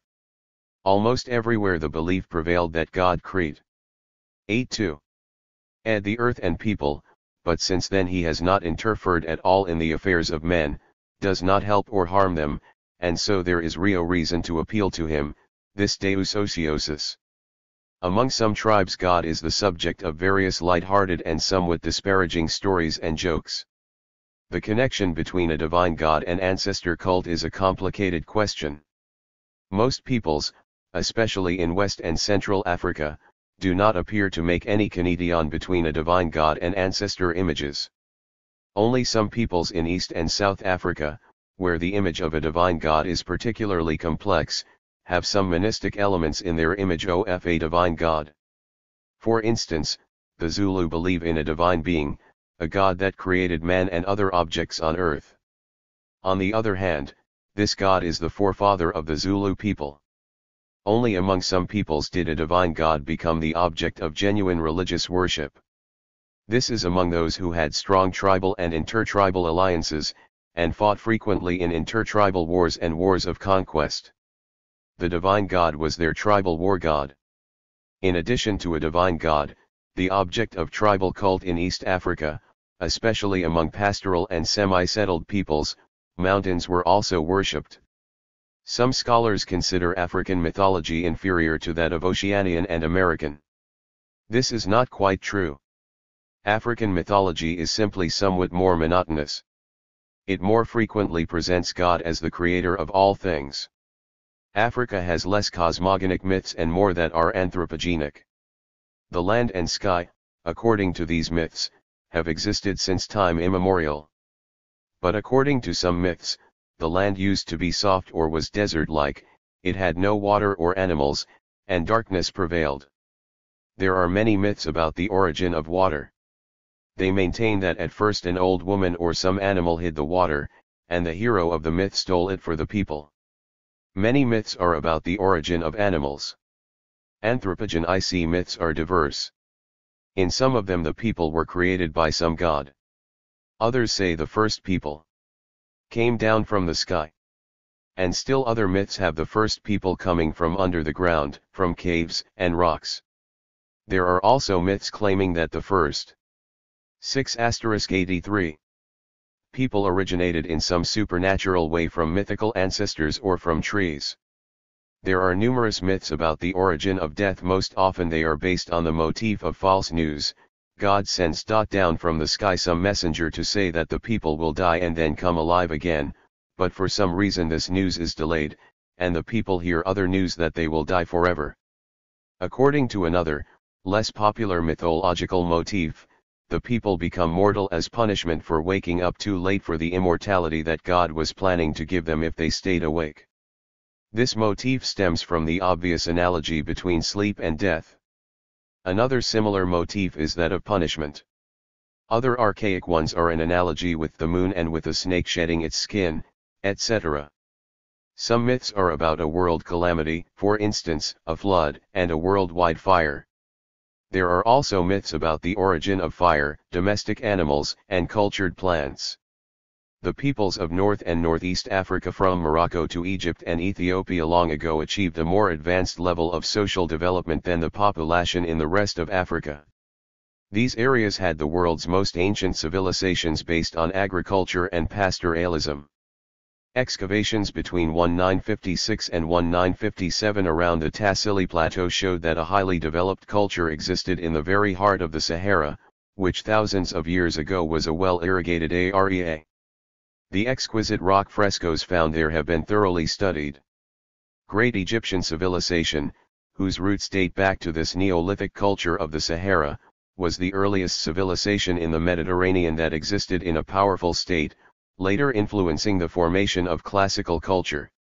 The slave-owning states of Carthage, Numidia, and Mauritania were west of Egypt, within the territory of contemporary Libya, Tunisia, Algeria, and Morocco.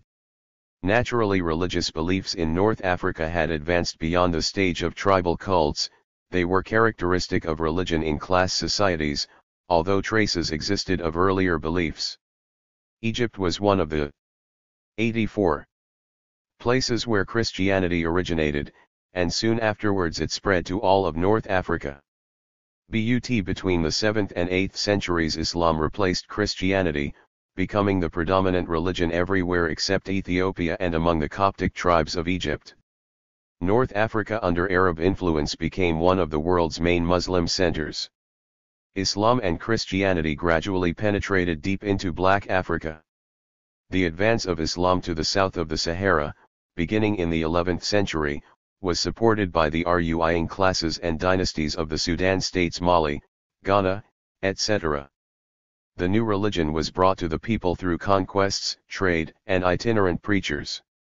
For a long time Islam did not spread farther than the dry and woodless areas of the Sudan.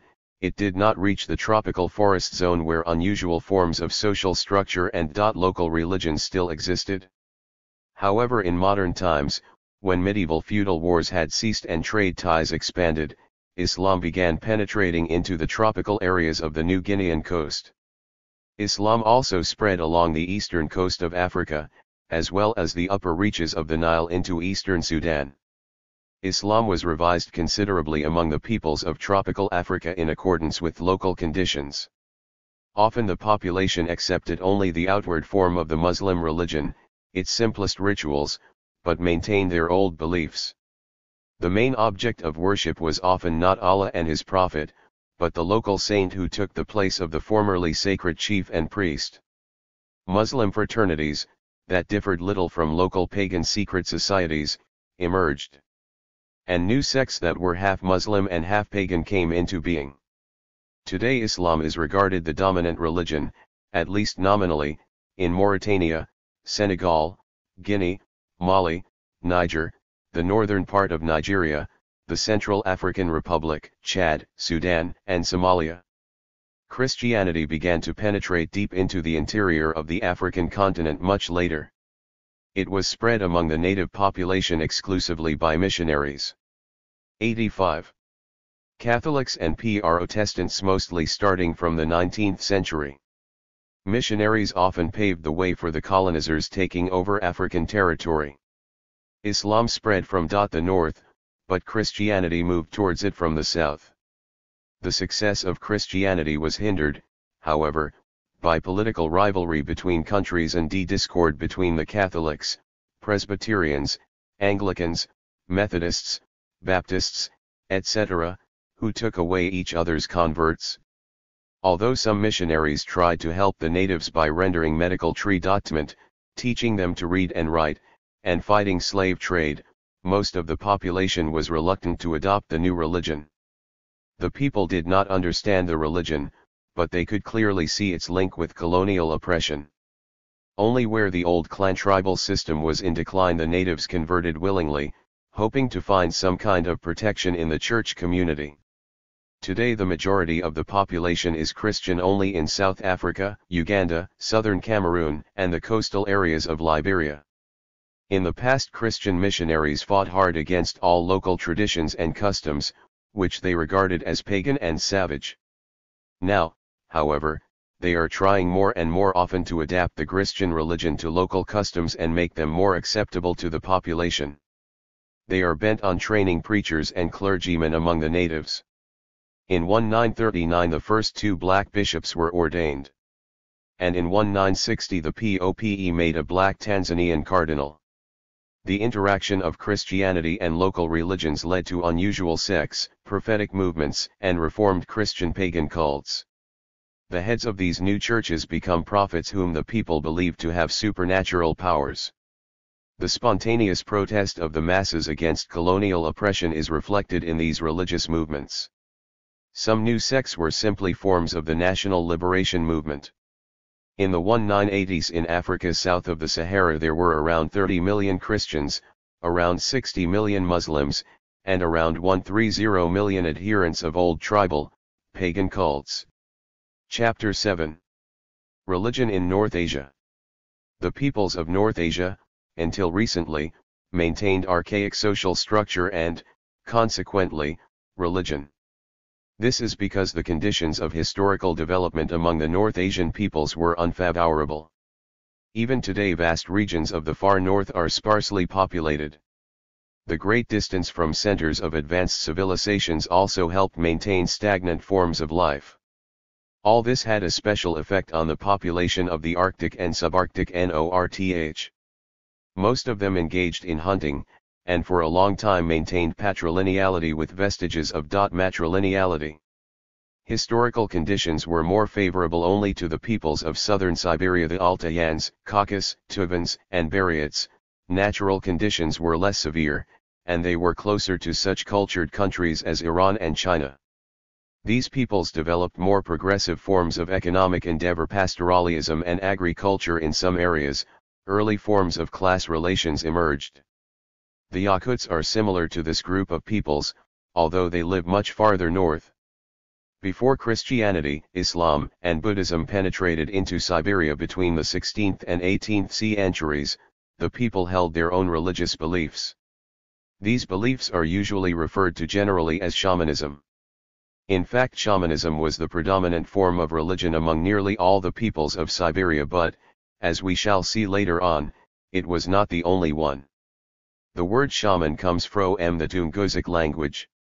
The term spread from the Russian language throughout Siberia, and in the 18th century it was incorporated. 87.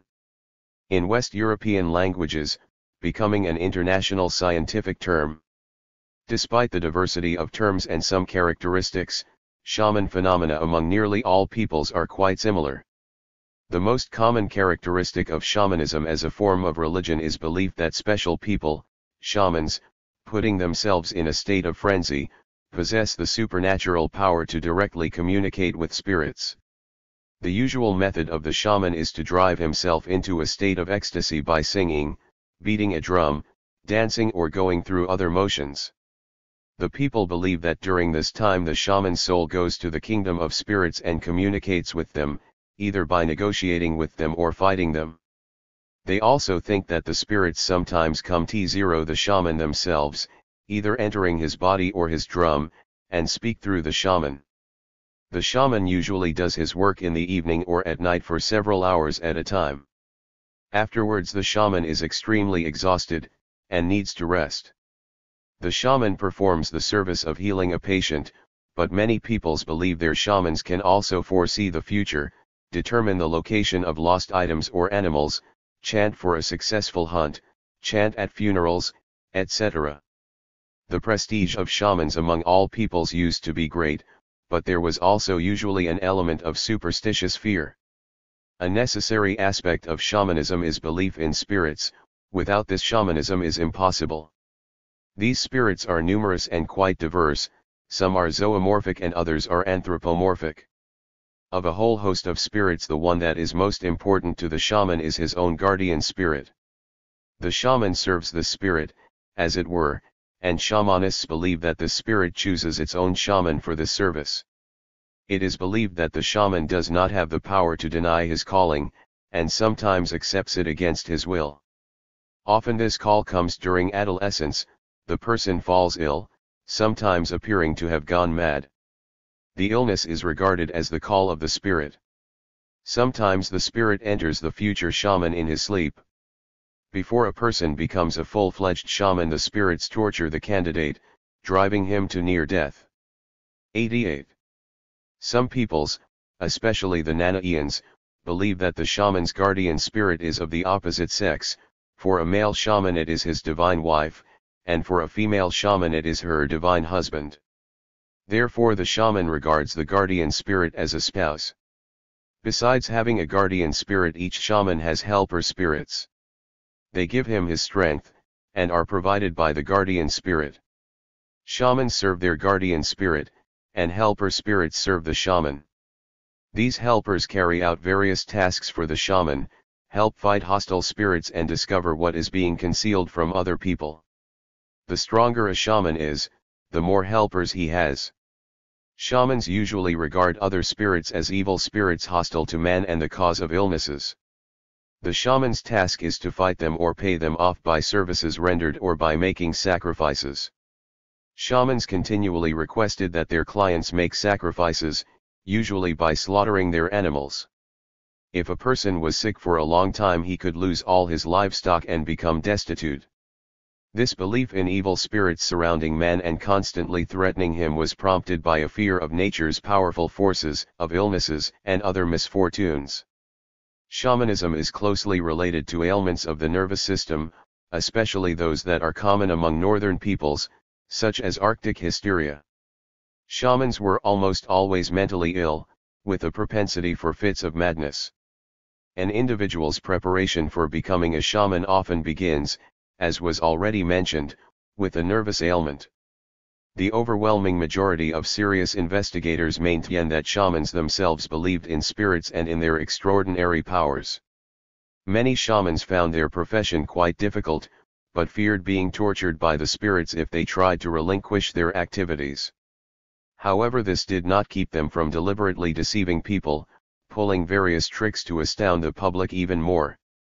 Shamans sometimes used ventriloquy, or tied a bag of blood around their stomach, then stuck it with a knife to make it appear as though they had pierced themselves and caused blood to flow. Observers have noted that when a shaman is in a deep, ecstatic 89.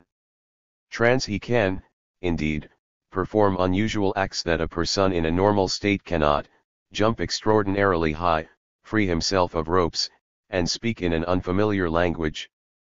All this strikes even greater superstitious fear among observers. During rituals, shamans wore a special costume, often with metal hangings that rattled when they danced. Sometimes they had on a crown or strange headgear, held a stick and, especially, a tambourine with a clapper. All these objects were status symbols. At the same time they were attributed with supernatural or special symbolic significance. When a shaman put on his ritual costume he supposedly became a bird or a deer. His tambourine represented his horse, deer, bull, etc.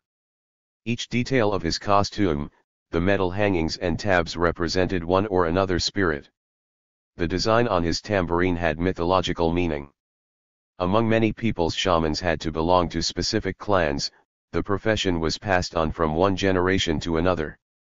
Often the spirit of the shaman ancestor became the guardian spirit of the young shaman.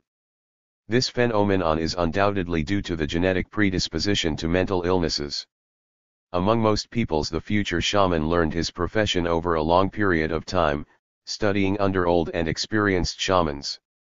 Sometimes the young person assisted the old shaman during rituals.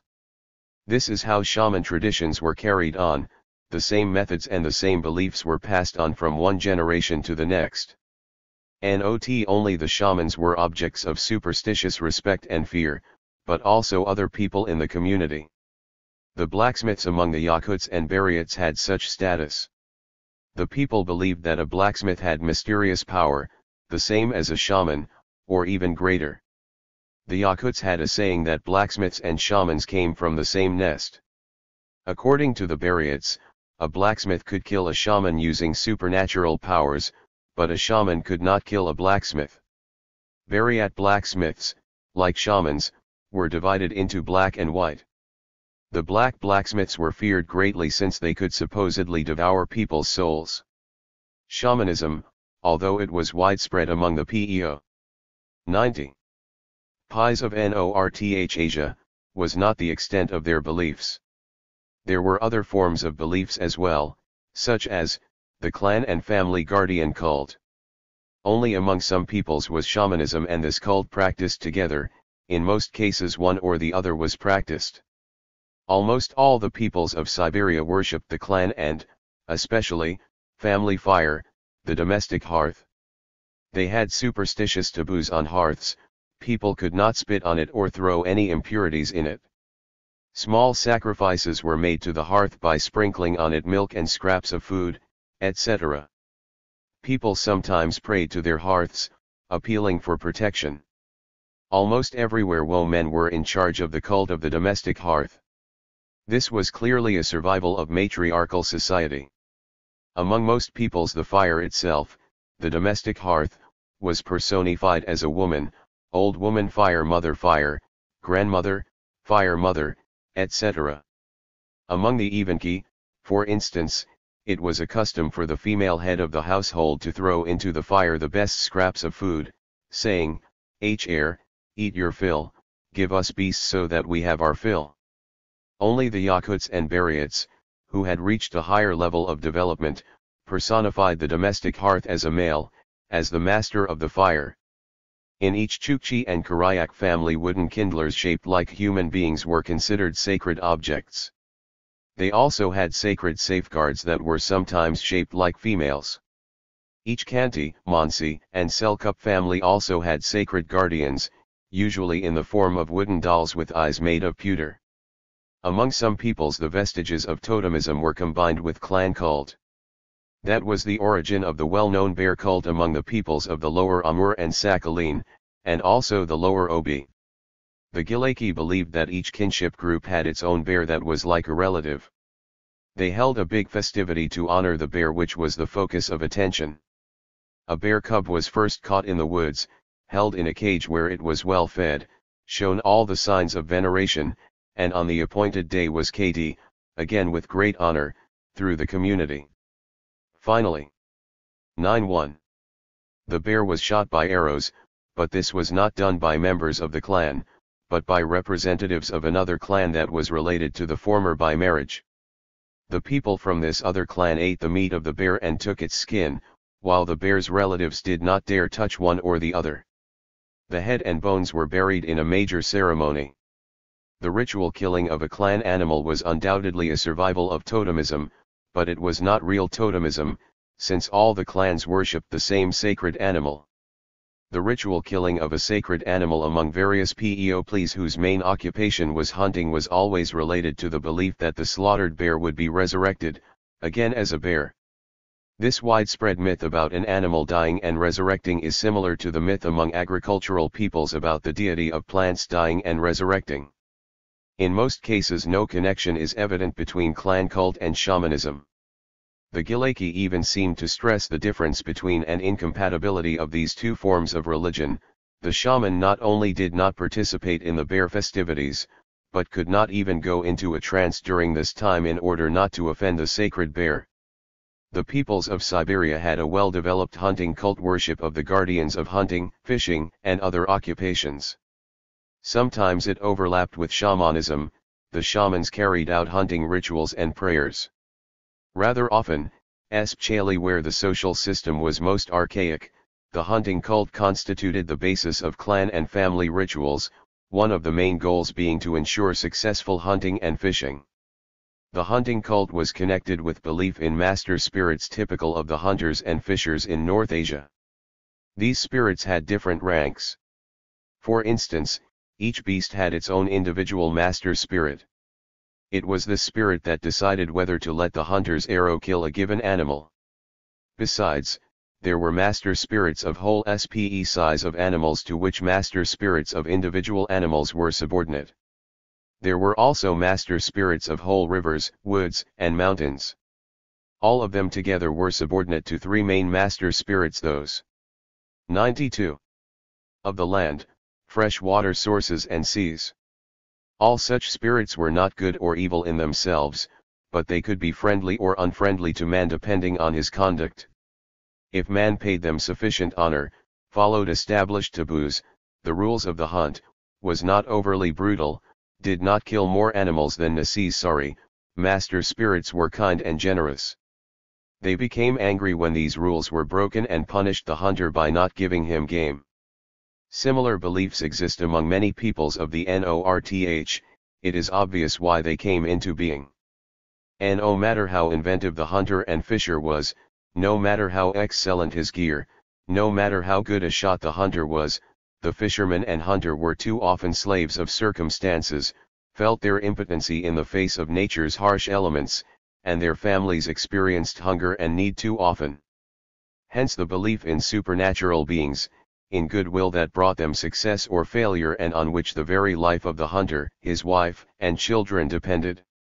Hunting master spirits were part of the belief system of the peoples of Siberia, largely separate from shaman spirits, spirits of illnesses, separate from family and clan guardians. Among most peoples in North Asia an object of worship was spirits of various categories, but not gods. True, there are indications that some peoples believed in a supreme god. For instance, the Khanty and Mansi of the Obi River area believed in a divine god called Nuamitorima, and the Nenets believed in a divine god they named Numa. But no cult of these gods existed. Apparently this is a case of the ordinary mythological personification of heaven. Perhaps this was a result of direct Christian or Muslim influence. In some places people believed in mythological demiurges and creators of the world, but they were not cult objects. The most typical example of this was the god Kutku among the Tulmens of Kamchatka. He was supposed to be the creator of the world, sky, etc. However, this god-creator was not an object of cult worship. Furthermore, he was the subject of rather disrespectful myths. 93. Only the more advanced peoples of Siberia had clearly defined great gods that held a more important place in cult. For instance, the Yakuts had a whole pantheon of good and evil gods. At the head of the benign pantheon was the great and kind god Aitoyan, who did not interfere in the affairs of man. Leading the evil group was the evil underworld Old Man. The supreme benign god of the Alta Yans was Ulgen, and the main evil deity was Erlik. The Western Buryats, apparently under the influence of Buddhism, had a whole pantheon of heavenly gods called 10 Greaves, 55 benign and 44 evil gods. The benign and evil deities were constantly fighting each other. Lower than the 10 Greaves were numerous Khans, still lower were the earthbound spirits. These complexities were not only due to the influence of world religions, but also the growing social stratification among these peoples. The Laplanders, who live in northern Scandinavia and on the Kola Peninsula, are similar in occupation and social structure to the peoples of North Asia. Their religious beliefs resemble the religions of the North Asian peoples, but because they lived so long next to the Finns, Scandinavians, and Russians, they have their own distinctions. Clearly they adopted many religious beliefs of their more developed neighbors. The Laplanders had a hunting cult. They worshipped the spirits of different endeavors and natural phenomena. Reindeer breeding was the domain of the reindeer master and, especially, the reindeer mistress. Broken reindeer bones were sacrificed to her. When the Laplanders, according to an old custom, grazed their reindeer in the tundra during the summer, they believed that Logoat mistress would watch over the herd, and prayed to her to take care of their reindeer. Reindeer breeding was also related to the belief in the spirits of the tundra, Gofitarak, owning big herds of reindeer that were invisible, like themselves, but making their presence known by the ringing of bells. Sea deities were considered the guardians of fishing. They were akrufs, and were human from 94. The waist on up, and fish from the waist on down. Hunting was overseen by the forest master, the black Metz master with a big tail, who, like the Russian wood goblin, could lead a person into a thicket as punishment for some irreverence, but did no other kind of harm. The master of all animals, Sture Unkar, was a Scandinavian influence. The Laplanders feared and worshipped the bear, and regarded the wolf as an impure and cursed animal. In contrast to the peoples of Siberia, the Laplanders had an ancestor cult. The dead were an object of worship. They were fed and brought offerings. The people believed that their ancestors helped them in fishing and hunting, and influenced the weather. The worship of sacred rocks was connected with ancestor cult. They were large, natural boulders that supposedly also helped in fishing and hunting. Fences were usually put up around them and sacrifices set before them. The Laplanders also had a domestic cult of family patrons, worshipped the domestic hearth and believed in the master of the house. Each family had its own sacred tambourine, like the Chukchi. Shamanism among the Laplanders used to be well developed, but in recent centuries was in decline. According to information from the 17th century, they had shamans like the peoples of Siberia. But by the 19th century they became ordinary sorcerers. The Finns and Karelians believed Laplander sorcerers were especially powerful. This was reflected in the well-known Kalevala runes whose heroes fought the frightening sorcerers of the northern country of Pokal, i.e., Lapland. Chapter 8. Religion in the Caucasus. The Caucasus has long been influenced by the advanced civilizations of the East, and some of the Caucasian peoples had their own states and advanced cultures in antiquity.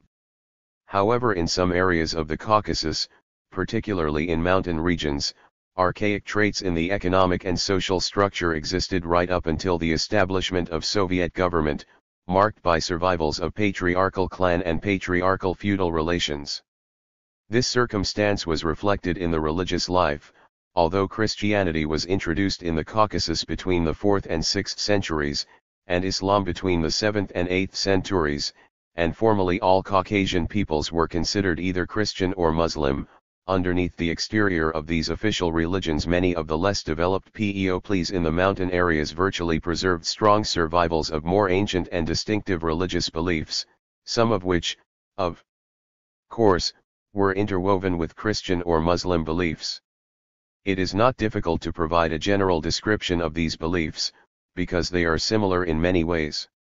All of these peoples maintained family clan cults, related burial rituals, and communal agricultural and pastoral cults. Family clan cults were well preserved in the Caucasus due to the stagnant nature of the patriarchal clan society. In most cases these cults took the form of worshipping the domestic oven, the immaterial symbol of a family's. 96. Common ties. This was especially developed among the Ingushes, Ossetes, and Georgians inhabiting mountain areas. The Langushes, for instance, regarded as a shrine the domestic oven and everything related to it. If any stranger, even a criminal, entered the house and picked up the pothuk, he would be considered part of the family, and the head of the household would have to provide him all possible protection. This was a religious expression of the patriarchal custom of hospitality characteristic of the Caucasian peoples. The Ascites, who had similar beliefs, worshipped the blacksmith god Safa, the guardian of the pothuk. The Svans did not worship the domestic oven, but the one in the special defense tower that was owned by each family and that was regarded as a sanctuary. That oven was not used at all for everyday needs, but only for special family rituals. The Lengushes, Ascites, and individual Georgian groups observed clan cults. Each Lengush clan worshipped its guardian, perhaps an ancestor, and built a stone monument in his honor. Once a year the clan held a prayer meeting next to the monument. Associations of clans also had their guardian spirits. The Abkhazians had similar customs, each clan had its own patron deities.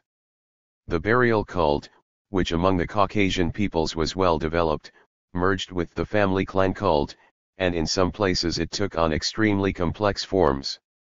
Along with Christian and Muslim burial customs among some peoples, especially in the North Caucasus, there were still traces of Mazdaist customs related to burials.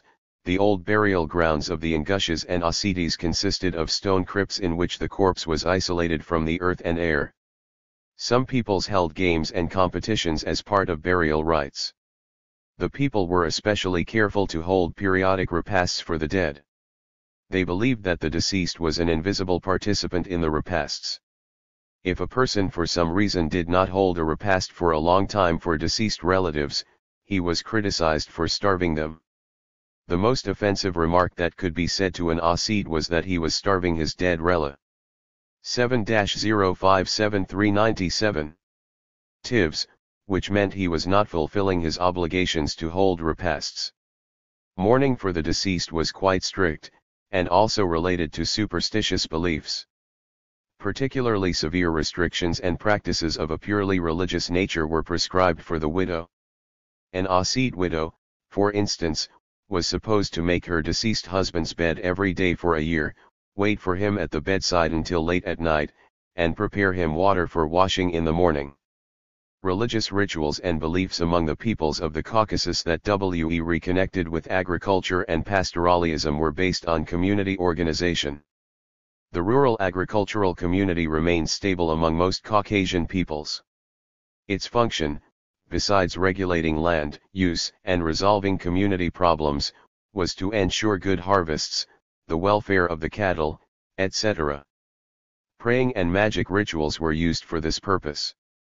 In order to facilitate a good harvest, stop or prevent the loss of cattle, the people either held magical rituals or prayed to patron deities. All the peoples of the Caucasus worshipped different deities, guardians of harvests, guardians of one or another kind of livestock, etc. The images of these deities among some peoples were influenced heavily by Christianity or Islam, and sometimes were even similar to some saints. Among other peoples the deities remained as they had always been. Most deities, whose names remained in the beliefs of the peoples of the Caucasus, were connected either with agriculture or pastoralism, directly or indirectly. There were some deities who were guardians of hunting. The images of these deities were usually complex. Often people attributed to them different and rather vaguely differentiated functions. The best known deities were the ones worshipped by all the people, although their worship often took the form of community cult. But besides these deities common to all the people, there were purely local guardian deities worshipped in each community. They were sometimes hard to distinguish from clan guardians, because rural communities among some peoples of the Caucasus were still heavily influenced by clan traditions. The cult of local, community patrons was usually relat. 98. Ed to local sanctuaries where rituals were performed. The Ascites usually had an old building, sometimes a former Christian church, and sometimes just a group of sacred trees. Each sanctuary had a community priest who was either elected or had inherited the job of leading these rituals. The Lengushes had community sanctuaries that were special structures. They also had sacred groves. Each community had its own sacred grove. Especially worshipped were the sanctuaries built among enormous age-old trees. Each shrine had its own plot of land, property, and cattle. All the income from the land and cattle was used for cult needs, various rituals and festivities. Elected priests were in charge of the property and led the rituals. They enjoyed enormous influence, and were heeded even in matters unrelated to religion. The Caucasian mountaineers still had traces of professional and artisan cults, especially the cult connected with blacksmith work. The Circassians worshipped the god of blacksmiths. The blacksmith, smithy, and iron were supposed to possess supernatural qualities, and primarily the ability to magically cure people who were ill or wounded. The smithy was the place where such healing rituals took place. All the peoples of the Caucasus believed in the magical significance of iron as a defense against evil for CES. For instance, newlyweds were led under crossed swords. Along with the family clan and community agricultural pastoral cults already described, the peoples of the Caucasus also had vestiges of more archaic forms of religion, including shamanism. The Khevzurs, for instance, besides having the usual community priests, also had soothsayers. They were either people with abnormal nervous systems and with a propensity for hysterical fits, or individuals who could imitate them exquisitely. Soothsayers could be men or women. During a church holiday, mainly the morning of the new year, a Khevzur would begin to tremble, lose his memory, become delirious, shout, and thus let the people know that the Holy One himself had chosen him to be his servant. Soothsayers gave advice, especially when 7*99. Someone had a misfortune, and explained how the Holy One had been angered. All these beliefs of the peoples of the Caucasus, as well as sorcery, erotic and phallic cults reflecting various aspects of the communal tribal system and its survivals, were mixed to various degrees with Christianity and Islam, religions more typical of an advanced class society. Christianity was once prevalent among most of the peoples of the Caucasus. Later some of them adopted Islam, which was closer to their patriarchal conditions. Christianity remained dominant among the Armenians, Georgians, some of the Ossetis and the Abkhazians. Islam became strongly rooted among the Azerbaijanians, the peoples of Dagestan, Chechens, Ingushes, Kabardinians, and Circassians, some of the Ossetis and Abkhazians, and some Georgians. Among the peoples of the mountain regions of the Caucasus, these religions, as was already mentioned, prevailed often only formally. However, among those peoples that had strong and developed forms of class relations, the Armenians, Georgians, and Azerbaijanians, their original beliefs remained only as weak residuals. They were transformed by Christianity or Islam and merged with these religions. Chapter 9. Religion in the Volga region and the Western Urals. The middle reaches of the Volga is among the places in Europe where early forms of religious beliefs were practiced for a particularly long time. The peoples who live there are Mordvinians, Mari, Udmurts, and Chuvashes, Tatars, Bashkirs. Some of these peoples were converted to Islam from the 14th to the 16th centuries, and others were converted to Christianity introduced by Russian missionaries, especially in the 18th and 19th centuries. But even those who practiced either religion, maintained many of their folk beliefs. This is because the economic and social development of the peoples of the Volga region was very slow before the 191 October 7th revolution. Clan survivals and a community lifestyle continued right up until the establishment of Soviet government. As was the case with the peoples of the Caucasus, the beliefs of the Volga peoples were centered primarily around two main objects: agrarian cult related to agricultural community organization, and the family clan cult of ancestors. Other forms of local religious beliefs were secondary. The agricultural cycle of religious magical rites was timed, as was the case with other peoples, to coincide with the most important events in the farming year. In the winter, when the sun was moving in the direction of spring, the people came together to forecast the future, particularly the future harvest. This always involved various entertainment and game playing by the young. The Mari and Chuvashes called it the Sheeps. 101. Limb Festival, because the forecasts were made based on the color of the sheep's wool that a person picked blindly at night in the sheep barn. Especially exciting were the spring holidays connected with the first plowing and sowing. Special food was prepared for this festival: pies, pancakes, boiled eggs, and beer, and the people donned clean clothing. Tihi festivities took place either in a sacred grove or in a field. A little bit of the food was sacrificed either to Mother Earth, or to a god or gods. The use of imitation magic in these rituals is evident. For instance, eggs as a symbol of fertility were supposed to pass this on to the earth. Sometimes the ritual was regarded mythologically. For instance, the Chuvashes saw it as a mysterious marriage between the land and a plow. Summer festivities, timed for the end of the sowing season, were supposed to bring rain. When the grain stalks were in blossom, the population observed various taboos. It was forbidden to dig the ground, build anything, chop wood, etc., in order not to disturb the land, which was considered pregnant at the time. The idea behind these taboos and sacrifices was to protect the harvest from damage done by hail, thunderstorms and other natural calamities. After the harvest was brought in, the people made sacrifices in gratitude to the gods. Until this was done, they could not eat the new grain. It was essentially the ceremonial lifting of taboos. Forms of family clan cult were distinctly preserved among the peoples of the Volga region, especially the Mari and Udmurts. It was largely an ancestor cult. This cult was especially evident in the customs of family or clan repasts for the deceased, customs that are still adhered to today. The burial customs of the Volga peoples, as well as many others, involved superstitious fear of the deceased, but the repast customs reflected a totally different attitude: concern for the deceased and at the same time the desire to placate and gain their patronage. Repasts were held at different times. Families held 102. Them on the 3rd, 7th, and 40th day after death, and on the first anniversary. General repasts observed by the whole clan were in the spring, on Thursday of Holy Week, and on Easter. The main idea in all these cases was the same: the deceased were invited to the repast, to take part in the feast, to eat and drink with everyone, and were asked to be kind and helpful to their living relatives and descendants.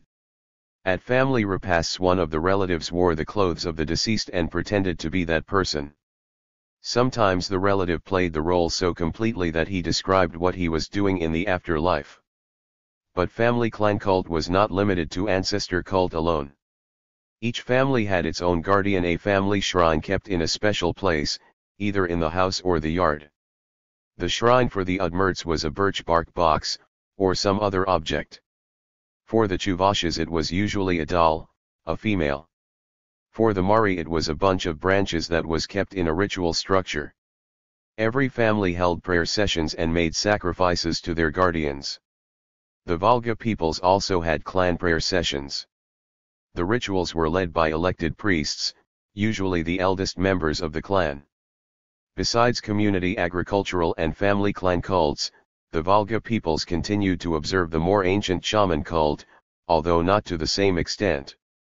The Mari, for instance, besides having elected community priests, had divinators who were supposed to have supernatural abilities.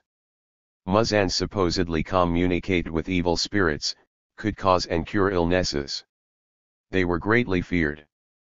Among the Udmurts the same role was played by divinator dreamers who gave advice, including when it came to electing priests. They communicated with the deities and spirits, and learned about the future through them. They accomplished this sometimes by going into a state of ecstasy, like a shaman. The Chuvashes had sorcerer healers, who also gave advice and instructions on when and how to make sacrifices. The religious beliefs of the peoples inhabiting the East European North Komi Zirian and Komi Permyak are considerably different from those of the Volga peoples. There are two main differences. First, these 103 beliefs evolved on the basis of a forest hunting economy, and not on agriculture, as was the case in the Middle Volga region. Second, Russian colonization affected these peoples earlier and more profoundly. They were converted as early as the 14th century. Therefore, Russian folk beliefs, not to mention Russian Orthodox beliefs, had a major influence there. Hunting and fishing cults were quite significant in the folk beliefs of the Komi.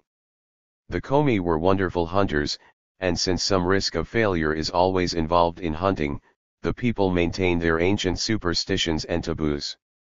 They hunted in artels that were headed by a man who had to be a sorcerer. This quality of his helped him find bountiful hunting grounds and ensure success for his artel. Different artels used to compete with one another, and even had hostile relations. Hence the belief that sorcerers, who headed artels, were trying to interfere with the success of the others. Whatever artel had the best sorcery would return with the best catch. Belief in the spirits of nature was also based on the fishing and hunting economy. Chapter 10. Religion of the Ancient Slavs. Too little is yet known about the ancient, pre-Christian religion of the Slavic peoples.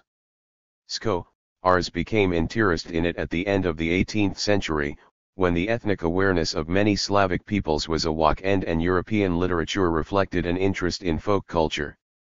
But by this time all Slavic peoples, who had long before converted to Christianity, had forgotten their ancient beliefs. They preserved only some of their folk customs and rituals once related to these beliefs. Ancient Slavs had never been united politically or economically, and could hardly have had the same gods and cults. Obviously, each tribe had its own objects of worship, and so did each clan. But, of course, different tribes had many of the same or similar customs. The Slavs had a patriarchal clan society for a long time. Therefore they preserved their family clan cult in worshipping Anuistus in connection with the burial cult. Throughout the territory populated by Slavic tribes there were numerous burial grounds and burial mounds. The burial customs were complex and diverse: cremation, burial in the ground, burial or cremation in a boat. A mound was often formed over a grave. Various objects were buried along with the dead. A nobleman was buried with his horse, sometimes a slave and even his wife. Beliefs based on the attitude of the departed towards the living persisted, and were quite unlike Christian beliefs. The deceased were divided into two categories. 105. One category was the pure deceased whose death was due to natural causes: illness, old age. They were called parents, no matter what their age or sex. The other category was impure deceased whose death was the result of some unnatural or premature cause: murder, suicide, drowning, drunkenness. Children, who died before being christened, or as a result of sorcery, were also put in this category and referred to as hostages. The attitude towards these two categories was radically different. Parents were honored and regarded as family guardians, whereas hostages were feared and attempts were made to render them harmless. The worship of parents was a family ancestor cult. Russian peasants venerated their real parents certain times a year, and after Easter week. Belarusian peasants honored their deceased grandfathers in an annual celebration in the fall. They made elaborate preparations for the holiday by cleaning the house thoroughly and preparing special ritual food. The deceased grandfathers were invited to take part in the feast that was always a big celebration. The Serbs and Bulgarians honor the dead at cemeteries, where they bring food and drink, consuming some of it on the site and leaving the rest to the deceased. The custom of celebrating family glory is still observed by the Serbs. It is a survival of the ancient family clan cult. This is done on the saint's day of the family's guardian. However, the very nature of the celebration and its origin are undoubtedly pre-Christian, when it was done in honor of the family's ancestors. The final survival of the ancient family clan ancestor cult is the belief in a domestic deity. This belief has been preserved to this day, especially among Eastern Slavs, where the patriarchal family structure has lasted longer. The domestic deity is an invisible family guardian that lives in every home, usually under or behind the stove, or under the threshold. It resembles human beings, keeps track of what is happening in the household, protects the industrious owners, and punishes those who are lazy and negligent.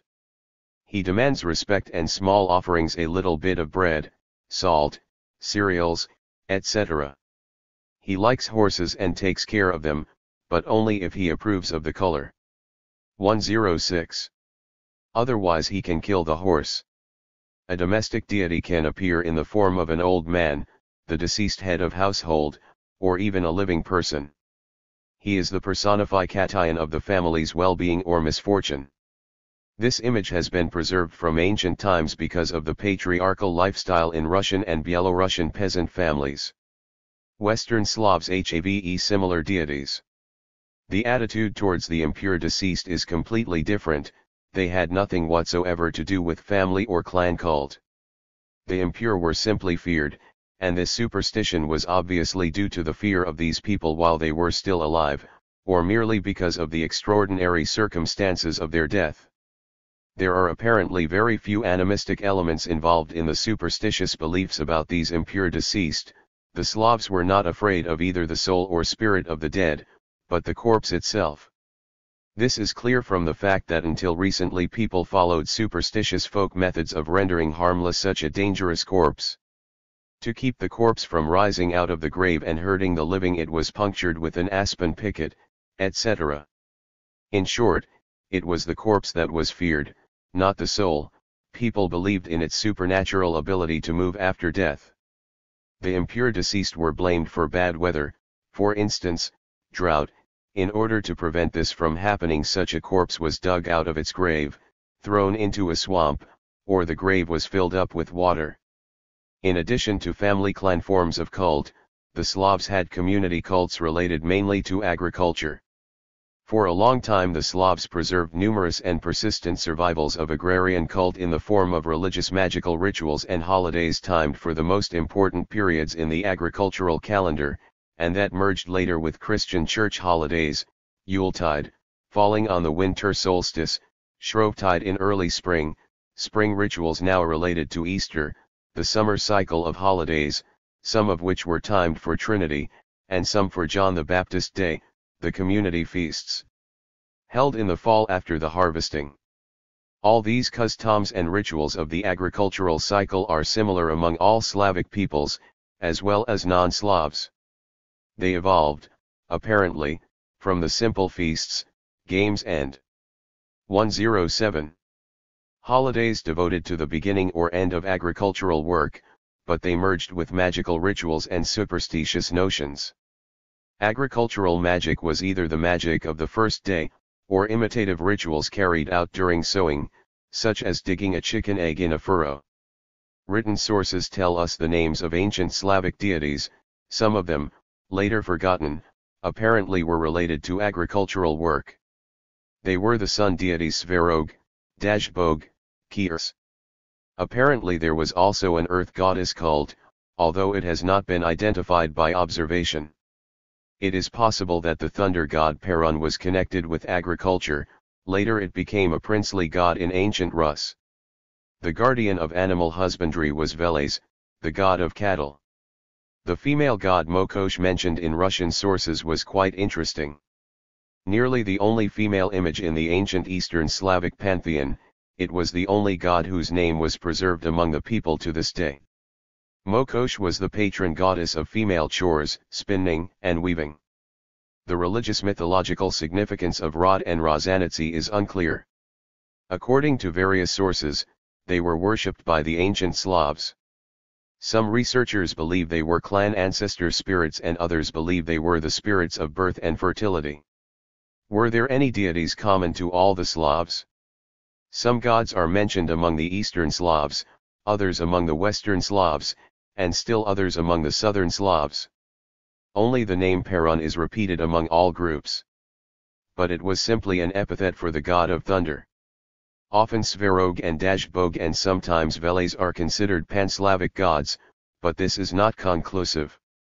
The word god is the same in all Slavic languages, and is similar to the Old Iranian Baga and the Old Indian Baga.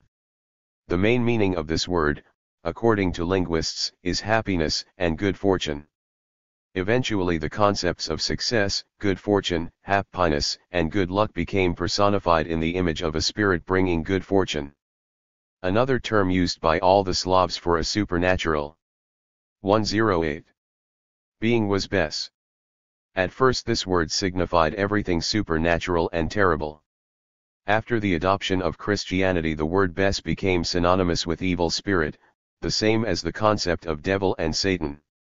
The same kind of transformation occurred with the concept of devil. The ancient Slavs believed in a deity of winter and death, the personification of winter gloom and cold. The word Kyord in all the Slavic languages is the personification of an evil supernatural force. Kyord has become synonymous with the Christian devil. As class stratification developed among Slavic tribes and they formed states, the conditions arose for the tribal cults to become national cults.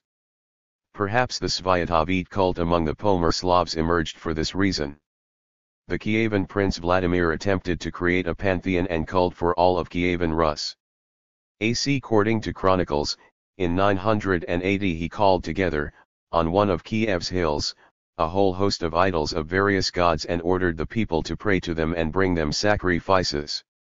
The prince himself was not satisfied with this attempt to create his own pantheon of Slavic gods. Within just 8 years he adopted Christianity from Byzantium, and compelled the people to do likewise. The Christian religion was better suited to the developing feudal relations. Therefore Christianity slowly but surely overcame the people's resistance, and spread among the Eastern Slavs. The same occurred among the Southern Slavs. The Western Slavs, under the great pressure of feudal monarchical rule, adopted Christianity from the Roman Catholics. As Christianity spread it merged with the old religion. This was promoted by the Christian clergy who wanted to make the new faith more acceptable to the people. Old agricultural and other festivities were timed to coincide with various church holidays. Old gods gradually merged with Christian saints, most of the old names were dropped, but the saints took on their functions and attributes. Perun continued to be worshipped as the god of thunder, but was called Ilya the prophet. Veles, the god of cattle, was called Saint Velasiya. Mokosh was referred to as Saint Paraskiva or Saint Friday. 109. In contrast, mythological heroes have persisted almost to this day, although it is not always easy to distinguish which elements stem from ancient times, and which ones were added later. All Slavic peoples believe in the spirits of nature. Spirits, the personification of woods, were typical mainly in forest territories, the Russian and Polish wood goblins. They personified the apprehensions the Slavic farmer had about the thick forests that he had to wrest land from to cultivate, that were easy to get lost in, and that had wild animals which could kill him. The Russians, Poles, and Czechs had water spirits that were even more frightening than the good-natured wood goblin, essentially a practical joker, because drowning in a whirlpool or lake was far more frightening than losing one's way in the woods.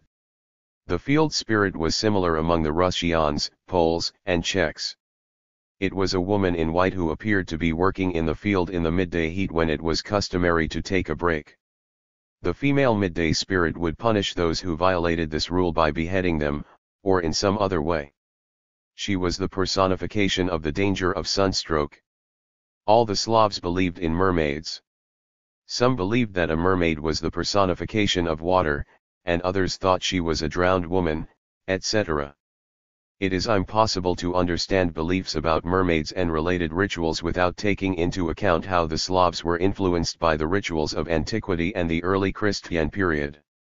For instance, the peoples of the Mediterranean called the spring-summer holiday of Trinity Dome Nica Rosarum, Pascha Rosata. Hence these Greco-Roman mermaids were brought to the Slavs together with Christianity, and merged with local spring-summer agricultural rituals. To this day the Bulgarians and Macedonians celebrate summer holy days they call Rosalia or Rosalitsa. The Russians used to celebrate Rosalia week. The Rosalka was portrayed either by a young WO man or a straw image. The actual mythological image of a mermaid living in water, a field, or woods, came later, around the 18th 110 century. It was largely the result of personifying the holy day or ritual itself. But this image merged, apparently, with ancient, purely Slavic mythological notions and ones that were rather diverse, the personification of the thread of water, notions about women and girls dying in water, about unbaptized dead children, and beliefs about the spirits of fertility. This new and complex image of the mermaid replaced the ancient Slavic image of water nymphs and other female water spirits. Slavic peoples today still have numerous superstitions about supernatural beings, some hostile and some well-meaning. They personified either the fear of nature's calamities, engendered by undeveloped material production, or the social conditions. Some of these notions can be traced back to the pre-Christian era. Others developed in the relatively new conditions of life. One of the later superstitions was the Ukrainian belief in small spirits that personified the ill-starred fate of the poor peasant. Under the Church's influence, most of these mythological images were simply referred to as evil spirits. The ritual of family clan cult was carried out by the heads of families and clans. The social cult was led by special professionals, magi. Who were the magi? Ordinary sorcerers, shamans, or gods' priests. Were there any differences between them in rank or in their specialization? After Christianity was adopted in Rus, the magi defended the old belief and at the same time led rebellions against the princes and feudal lords. This is quite understandable, because Christianity came to Rus as a purely feudal monarchical religion. For a long time the Slavs had sorcerers, magicians, and experts in black magic who were believed to have secret knowledge and communicate with evil spirits. At the same time they kept their specialists in medicinal magic from the ancient era, people who practiced folk medicine. The people believed that these healers were different from sorcerers, and the healers themselves. 111. Often claimed that, unlike the sorcerers, they relied on divine rather than evil power. The Russians believed that other tribes had stronger sorcerers, the Finns, Karelians, Mordvinians, etc. This phenomenon was also common among other peoples. According to ancient Slavic religions, there were sacred and sacrificial sites, and in some places there were real sanctuaries and temples where various deities were displayed. Chapter 11. Religion among ancient German tribes. When German tribes came into contact with the civilized peoples of the ancient world, they were approximately at the same stage of development as the Slavs. Most of them were just beginning to emerge from a purely clan society. Accordingly, their religion maintained its archaic forms. However, individual German tribes and groups differed considerably from one another in terms of their development and the degree to which they were influenced by the beliefs of the Celts and Romans, and later, Christianity. Therefore the early religion of the northern, Scandinavian tribes, who were farther away from this influence, lasted longer than it did among the southern and especially southwestern Rhine and Danube tribes. Generally speaking, it is impossible to present the ancient German religion as something unified, ignoring the tribal and geographical distinctions, and the changes that had occurred throughout the entire historical period. The religion of the ancient Germans had vestiges of such archaic forms as totemism. These survivals are evident mainly in the names of some tribes: Cherasai, from the word Haras, meaning young reindeer; Buri, from the word Eber, meaning wild boar. There are myths about individual tribes and clans that originated from trees, and the legend about the Merovingian clan emanating from a water monster. Evidence of totemism is also clear from the myth about the origin of all people in general from trees, men from the ash tree and women from the alder. The survivals of totemism are also seen in the worship of sacred animals, some of which served as the attributes of the gods: the wolf and raven, animals devoted to Odin; the wild boar with golden bristles in Scandinavian myths, etc. It is hard to say what was at the root of the worship of sacred rocks. We know about this practice from archaeological finds, and from reports of ecclesiastical writers. Perhaps this worship was analogous to the sides of the modern Laplanders. Ecclesiastical writers also mention sacred trees and springs, and the worship of sacred fire that was supposed to have purifying and healing properties.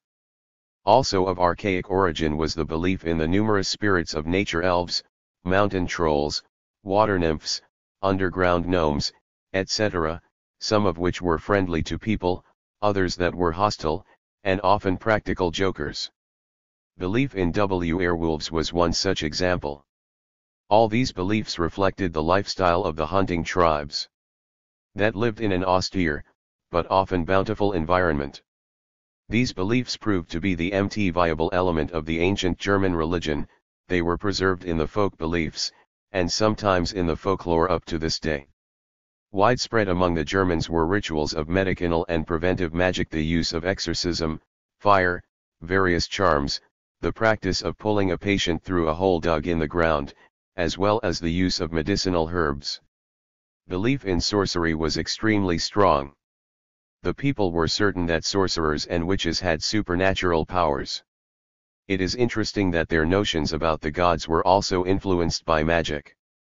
Gods were described in German mythology as powerful sorcerers.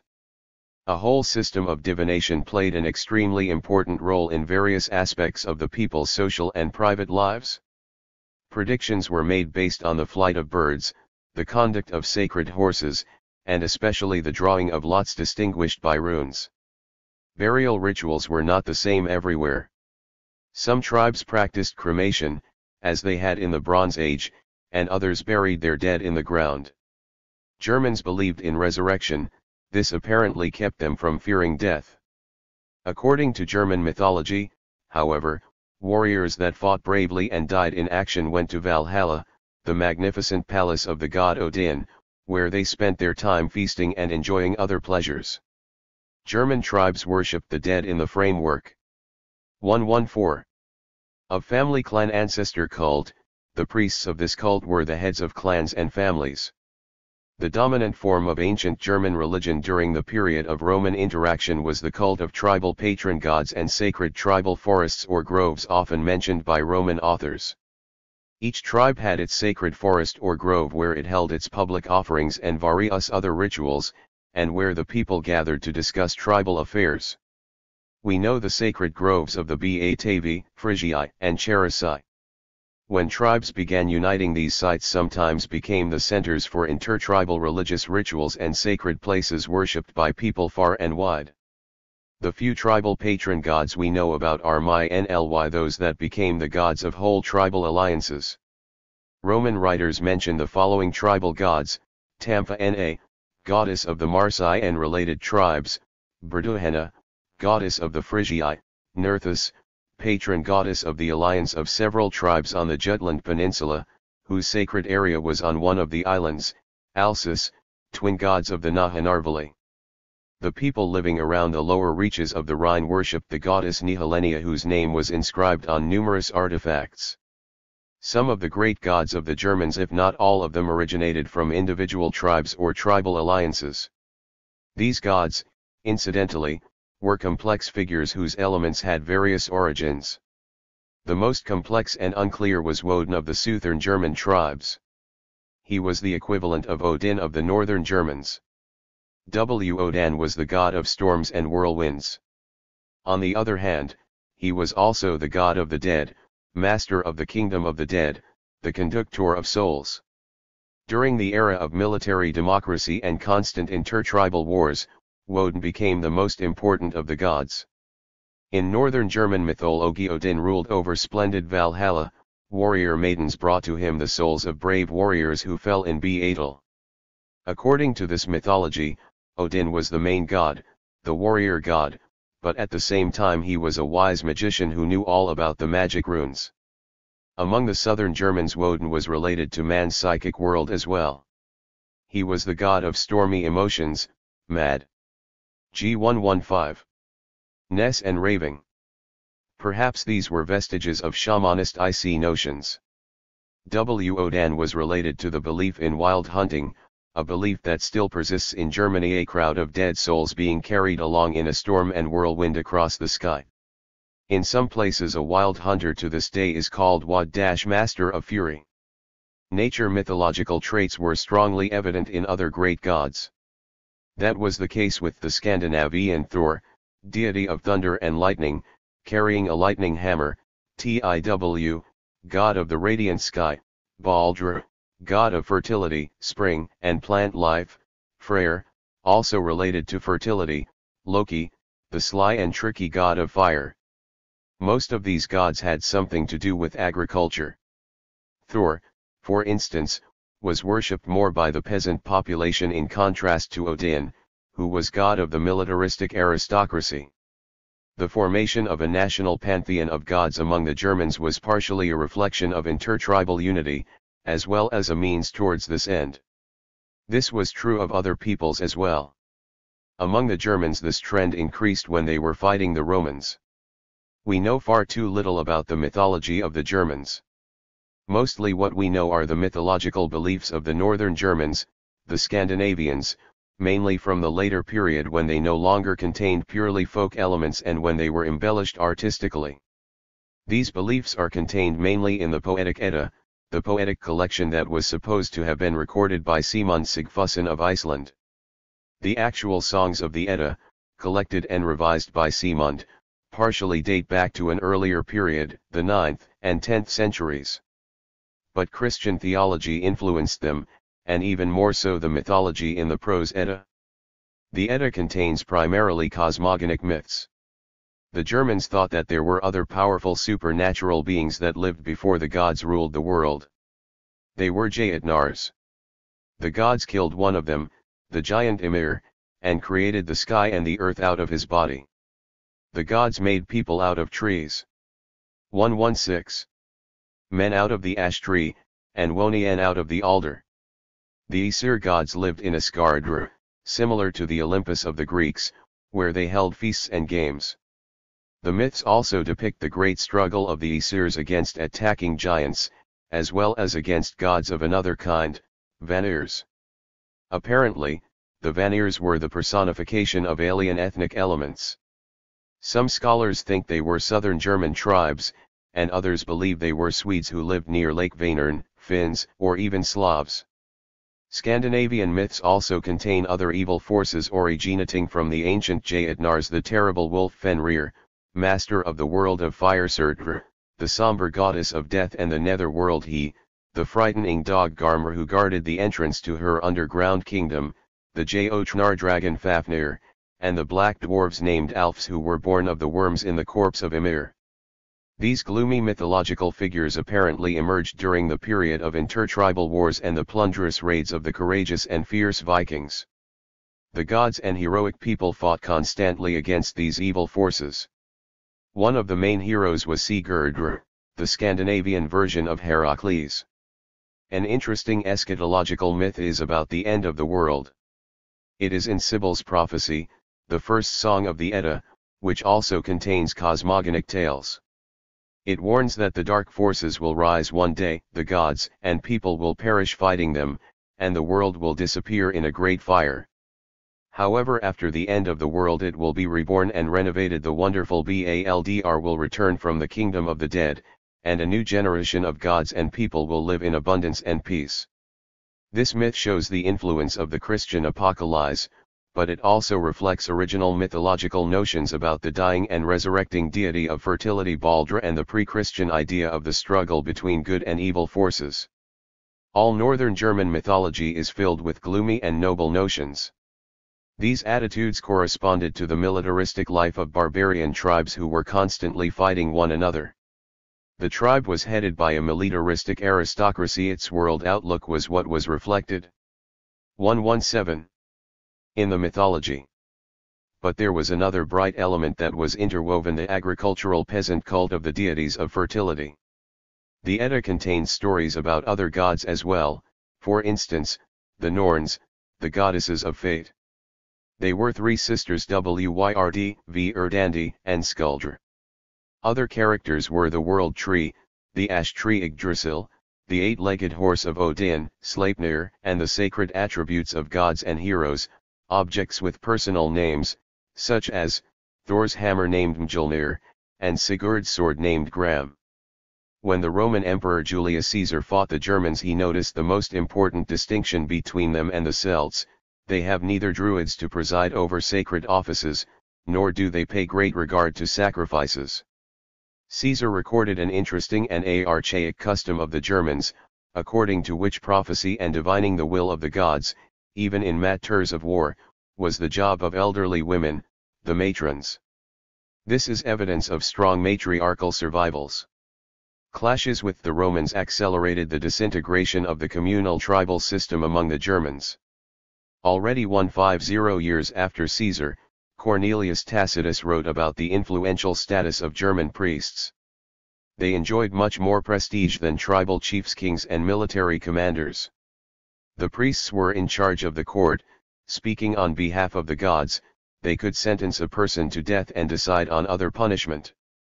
They were also the leaders of tribal meetings.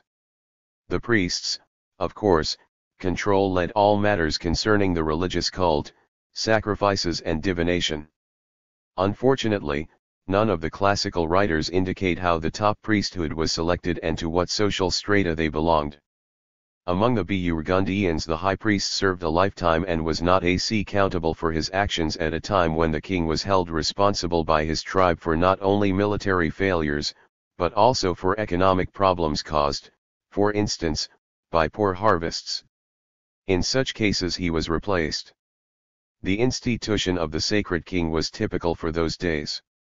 The 118 Kinji was supposed to have a magical connection with the welfare of the people and with nature, but possessed little power. The role of women both in the social and religious affairs of the Germans remained great in the days of Tacitus, and later. They even believe that the sex has a certain sanctity and prescience, and they do not despise their counsels, or make light of their answers.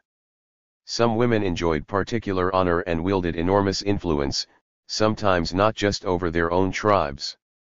The most famous maiden prophet was Velida, of the Bructeri tribe, and played an important role during the rebellion of Civilis in AD 69–70. Some Germans disapproved of the high status of their maiden prophets, and even during the actual rebellion they said that, if we must choose between masters, then we may more honorably bear with the emperors of Rome, than with the women of the Germans. Somewhat earlier Orania enjoyed similar status. She had the gift of prophecy, which was reminiscent of female shamanism. A survival of this was evident in a custom observed by the Nahanarvali who, according to Tacitus, had their priest wear women's clothing. This was related to female shamanism also among the peoples of Siberia and North America. The cult forms among the Germans were not complicated and consisted mainly of sacrifices and prophecy about the will of the gods. The sacrificial ceremonies were quite brutal. Often people were sacrificed, mainly prisoners of war. In bloody internecine wars the conflicting tribes sometimes in advance doomed each other to be offered to the gods of war. Then the defeated side was totally annihilated, the warriors, horses, and all other living things. When the Cimbri raided Italy, old female prophet priests sacrificed prisoners. They carried out the rituals themselves and predicted the outcome of the war based on the signs contained in the blood and the victim's inner organs. This bloody, barbaric cult was also generated by the militaristic lifestyle of the era. The Germans did not have sanctuaries and temples. Sacred groves served as the sites for sacrificial rites. They did not have portrayals of their gods. Instead they used crudely cut pieces of wood that served as idols in some areas. The spread of Christianity among the German tribes between the 4th and 10th centuries dealt a blow to ancient beliefs. The masses resisted the new religion for a long time, against the insistence of the feudal aristocracy and Christian preachers. In order to weaken this resistance, the Christian clergy compromised by legalizing some old customs and beliefs, and incorporating them in the Christian religion. Pre-Christian survivals lasted a long time. Medieval demonology, the belief in evil spirits and witches, bloody witch hunts were, of course, inspired by the Christian clergy, the Catholic and Protestant Inquisition. However, the monks and inquisitors who burned thousands of witches and supported the belief in man's communication with evil spirits, relied essentially on ancient, pre-Christian beliefs and were simply continuing the tradition of bloody human sacrifices.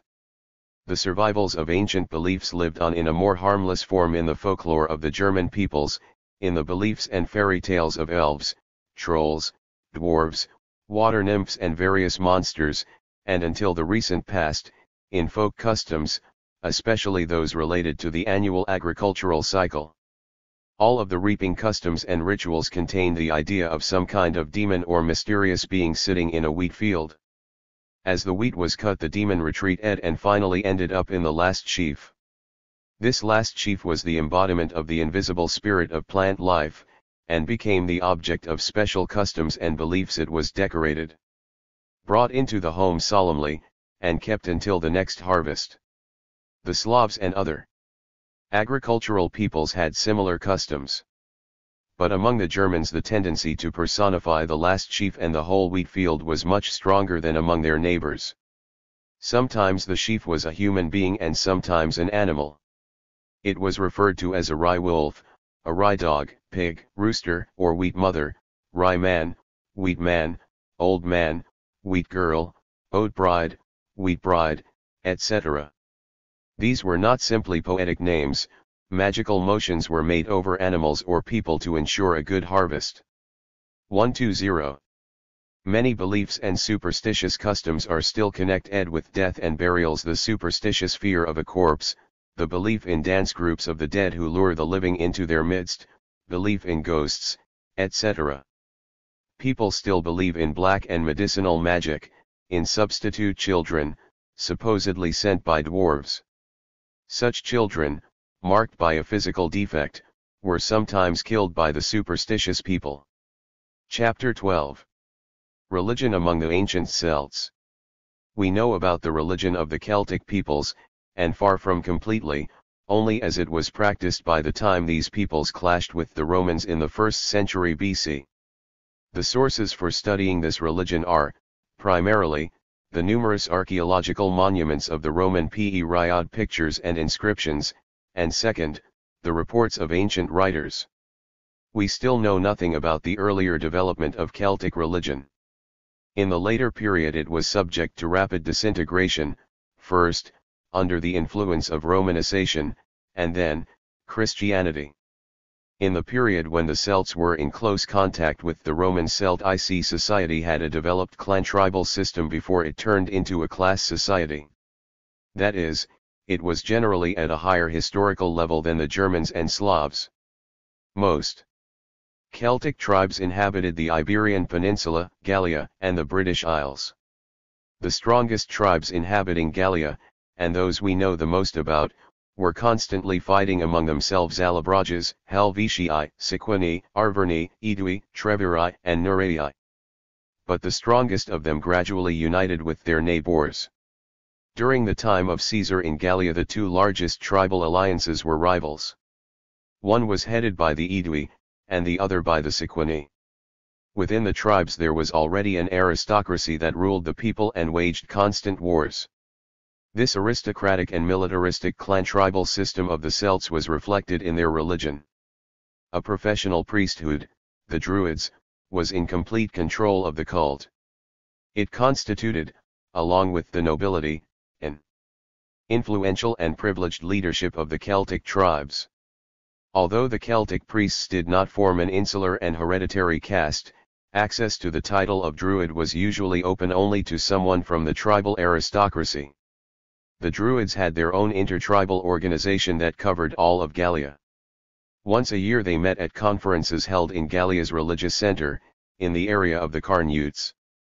They elected a high priest who served a lifetime. Anyone who wanted to become a Druid underwent lengthy and difficult training over a period of 20 years. A candidate studied the wisdom of the Druids and learned by heart numerous religious hymns and spells. Women could also become Druids. The Druids enjoyed great prestige. This is why the Celtic religion is often called Druidism. These priests made sacrifices, were divinators, exorcists, sorcerers, healers, and the bearers of secret knowledge. The nature of the cult was brutal and barbaric. Human sacrifices were common, and sometimes related to the divination system. Many rituals were devoted to the worship of the sacred oak and mistletoe. Especially mysterious was the ritual of cutting a mistletoe branch with a golden sickle. This was done at midnight, under the full moon, and the Druid who performed the ritual was dressed in white. Roman writers mention two other professions directly related to the religion of the Celts: those who served during sacrifices, and bards, inspired singers, probably similar to shamans. One of the main religious doctrines was the teaching about the transmigration of the soul. The Celts also believed in the afterlife underground, underwater, or on islands. Inscriptions, pictures, and reports by Roman writers tell us the names of a large number of Celtic gods. Most of them were local and tribal patron gods and, as a rule, were named after their tribe. Apparently having originally been communal and tribal patrons, Celtic odds maintained in many cases their archaic appearance, and their names or attributes pointed to their ancient totemic origin. Some of them were related to the hunting cult. Others were associated with domesticated animals and were regarded as the patrons of 1, 2, 3. Pastoralism. Other deities were connected with natural phenomena, and some were the guardians of fertility and agriculture, or constituted more complicated figures. There were many deities of rivers and springs. 1. Of the most important gods, Isis, was apparently related to forest plant life. Some observers even thought it was the ancient supreme god of the Celts.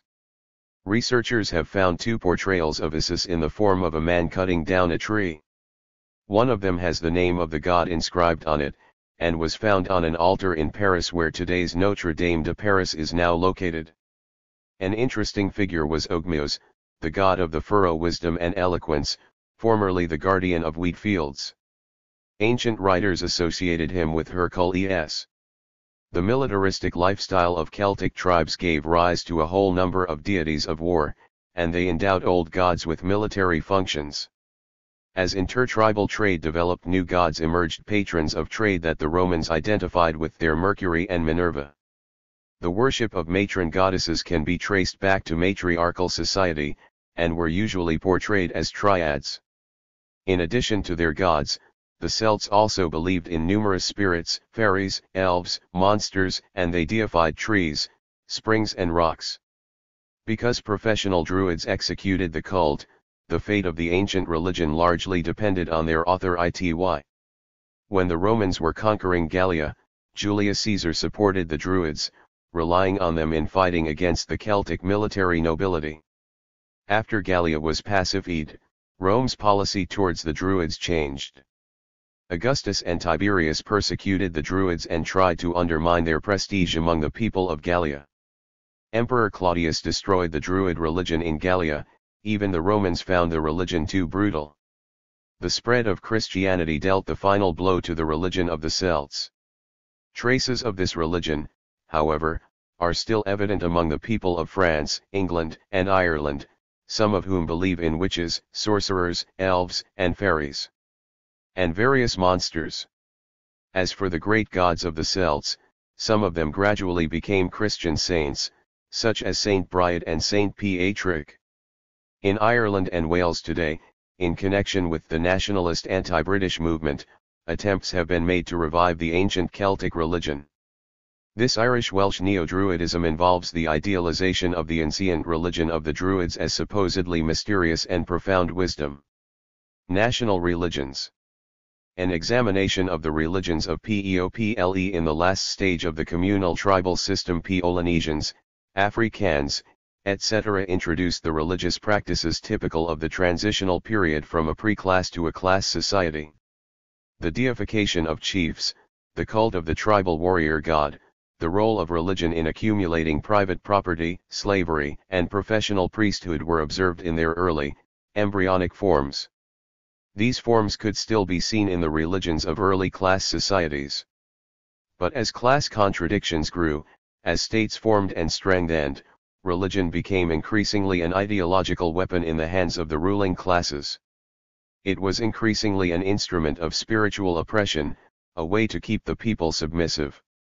While religious beliefs and rituals from the past based on folk notions continued to exist on their own, the theological manipulations of the priesthood began to play a growing role. Isolated from everyday life, from material production, the priests engaged in contemplative endeavors, created complex religious mythological systems and sophisticated metaphysical notions. These notions, of course, were not just the fruit of free thinking and individual fantasy, they were in keeping with the attitudes of the period, and primarily the interests and views of the ruling classes. Whole religious philosophical conceptions were developed. At the same time, priests deliberately deceived their followers. Religions of class societies differ from the religions of traditional societies even in terms of the sources by which they are studied. The religions of class societies are studied largely on the basis of written sources, sacred scriptures, and various other religious texts. The latter sometimes date far back into antiquity. This enables the observer sometimes to look deep into the past and study the history of each separate religion over a long span of time. We shall examine how religions developed among peoples that long ago had class societies, the peoples of Central America, East Asia, South Asia, and finally the countries of the ancient East and the ancient world. National religions were and still are the dominant ones in these countries. They are religions that historically developed in class societies among individual peoples or in individual states, reflecting their social and political systems, and they have continued to be related to these systems, consolidating and sanctifying them. Adherence to a certain cult is connected with affiliation to a given people or state. Afterwards we shall look at the later and more complex type of class religions, the world religions. Chapter 13. Religion in Central America.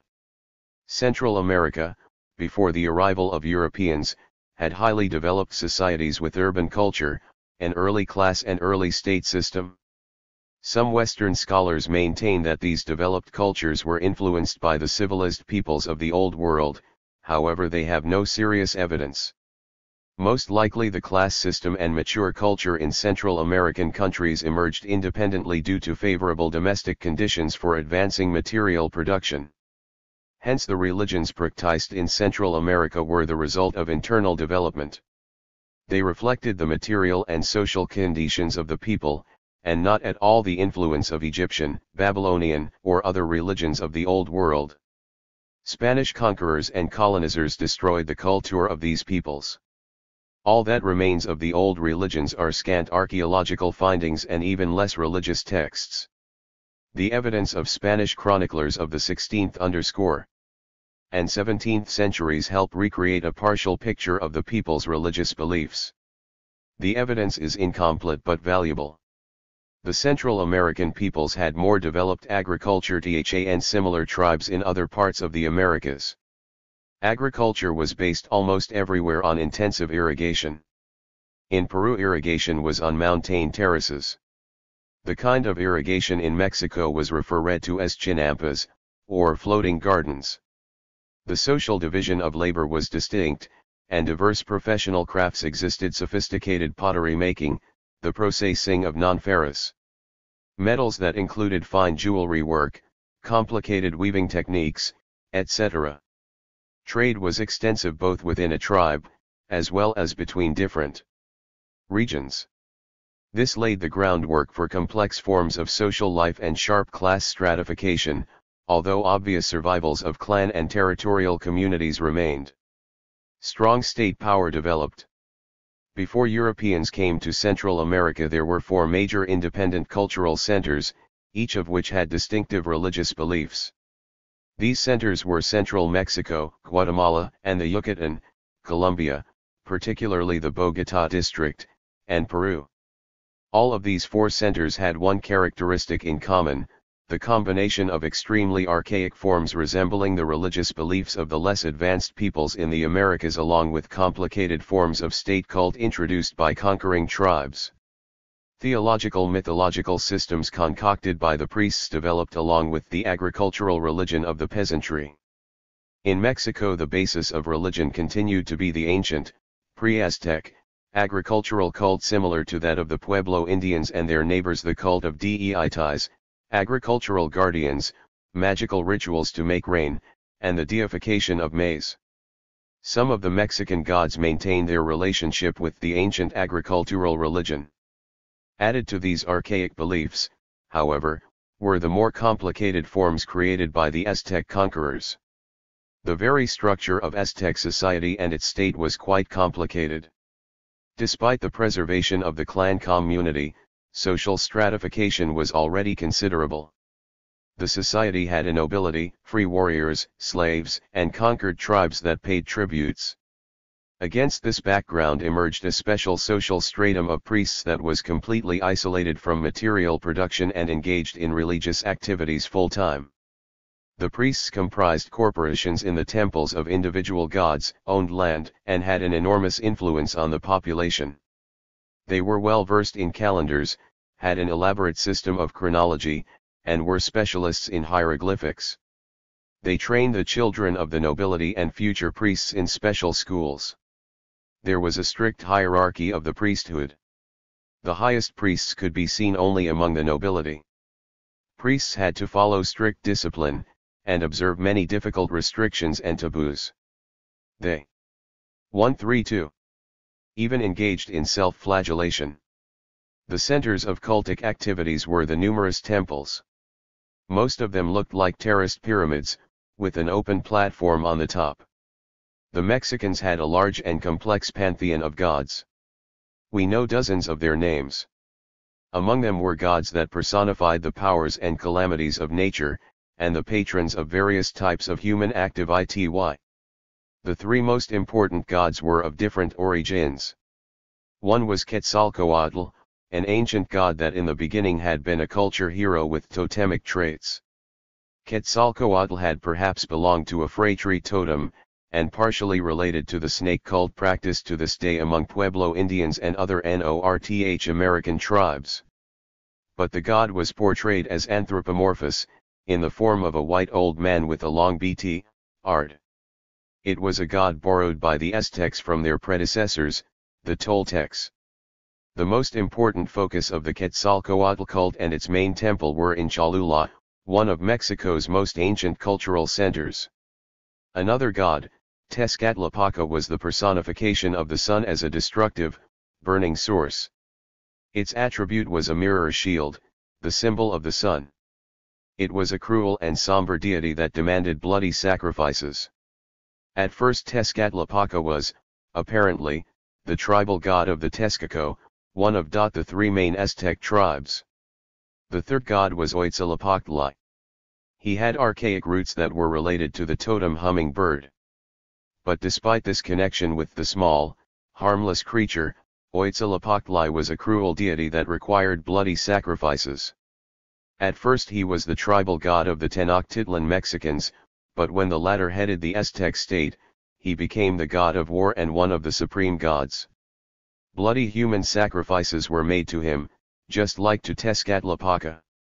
The offerings were either prisoners or the young men of the Aztec nobility. Many thousands of these sacrifices had been made by the time the Spanish came. Mexicans often concluded special treaties with neighboring states on the periodical resumption of war with the special aim of capturing prisoners for sacrificial 133 purposes. Perhaps this was the only case in history when two states agreed to wage war for religious reasons. The custom of sacrificing prisoners to gods was evidence that class relations in Mexico were not yet sufficiently developed, otherwise prisoners would not have been killed, but forced to work. An earlier, agrarian, influence was preserved in the Huitzilopochtli cult as well. During the celebrations held twice a year, an enormous dummy of the god was made out of flour dough and honey. After the religious rites, the figure was broken into pieces and eaten by all the participants. It was similar to the agricultural ritual of eating a god as practiced by many peoples in antiquity, which has been preserved in its vestige form in the Christian mystery of receiving the Eucharist. The most elaborate rite involving human sacrifices was described by Spanish authors in the 16th century. It was the main spring holiday in honor of Tezcatlipoca. The most handsome of the prisoners, with no physical defects, was chosen ahead of time to be sacrificed. He was regarded as the personification of the god. For a whole year he lived in luxury and was venerated, but held under heavy guard.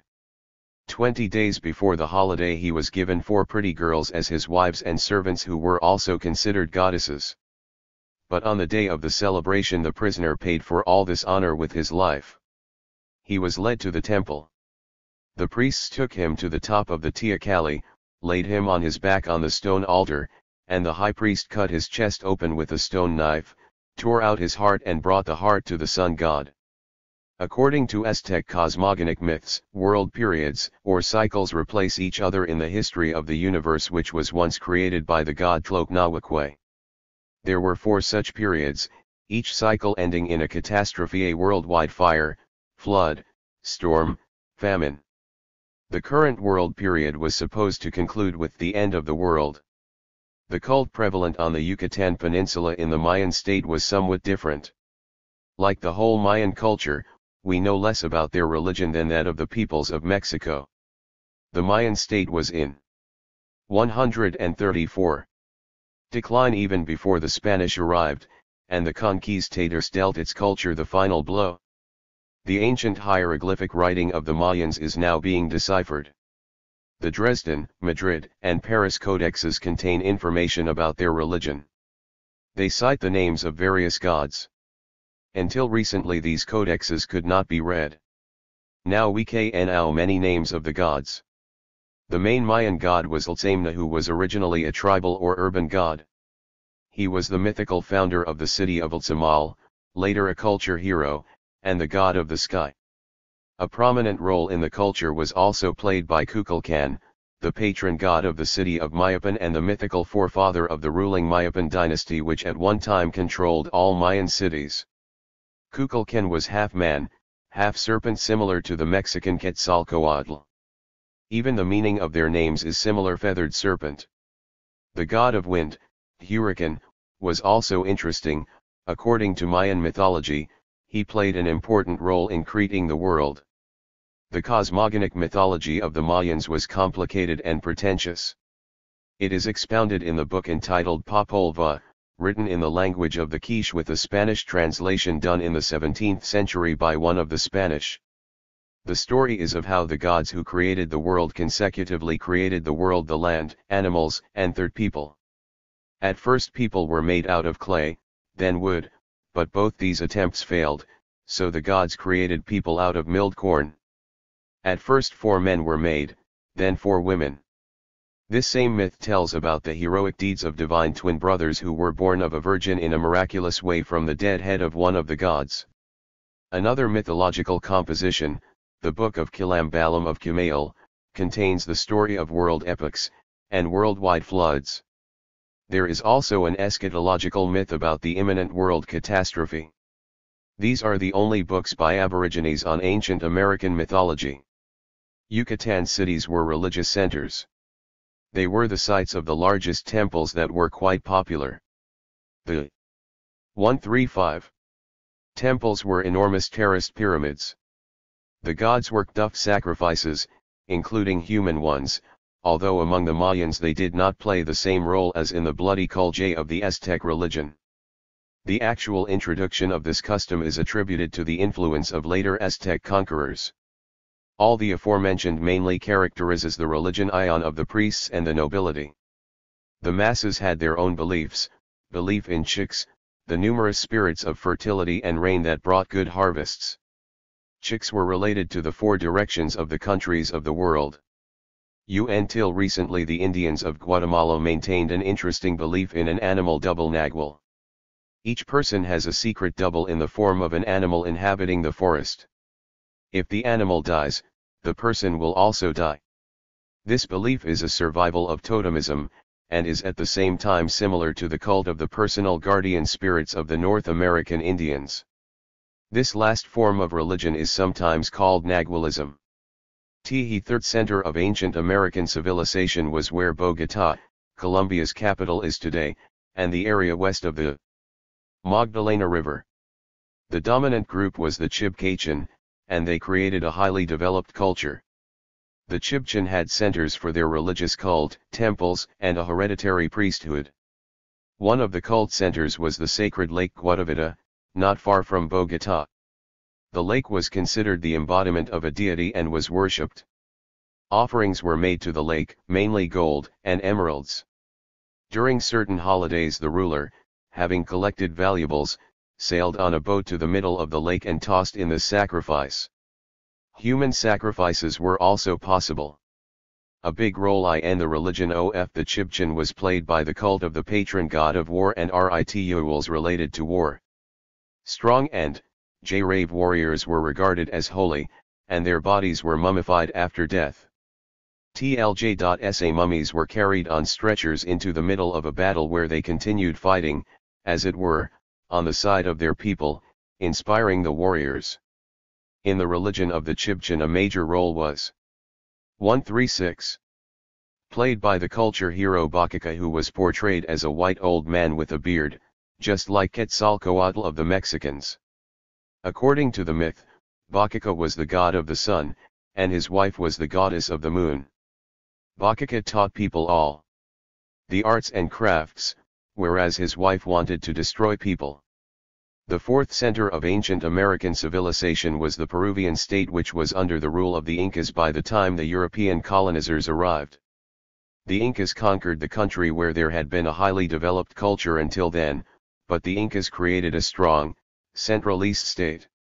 In the state of the Incas, due to the diversity of the tribes and the varied levels of development, both rather archaic forms of cult were preserved and the more developed ones that were either introduced or created by the conquerors. The state cult instituted by the Incas was an attempt to centralize the cults of individual deities, unite them and give them organized forms. The cult was controlled by the priests, who were organized in hierarchical divided corporations. There were also priestesses, headed by a high priestess. And there were divinators, healers and sorcerers.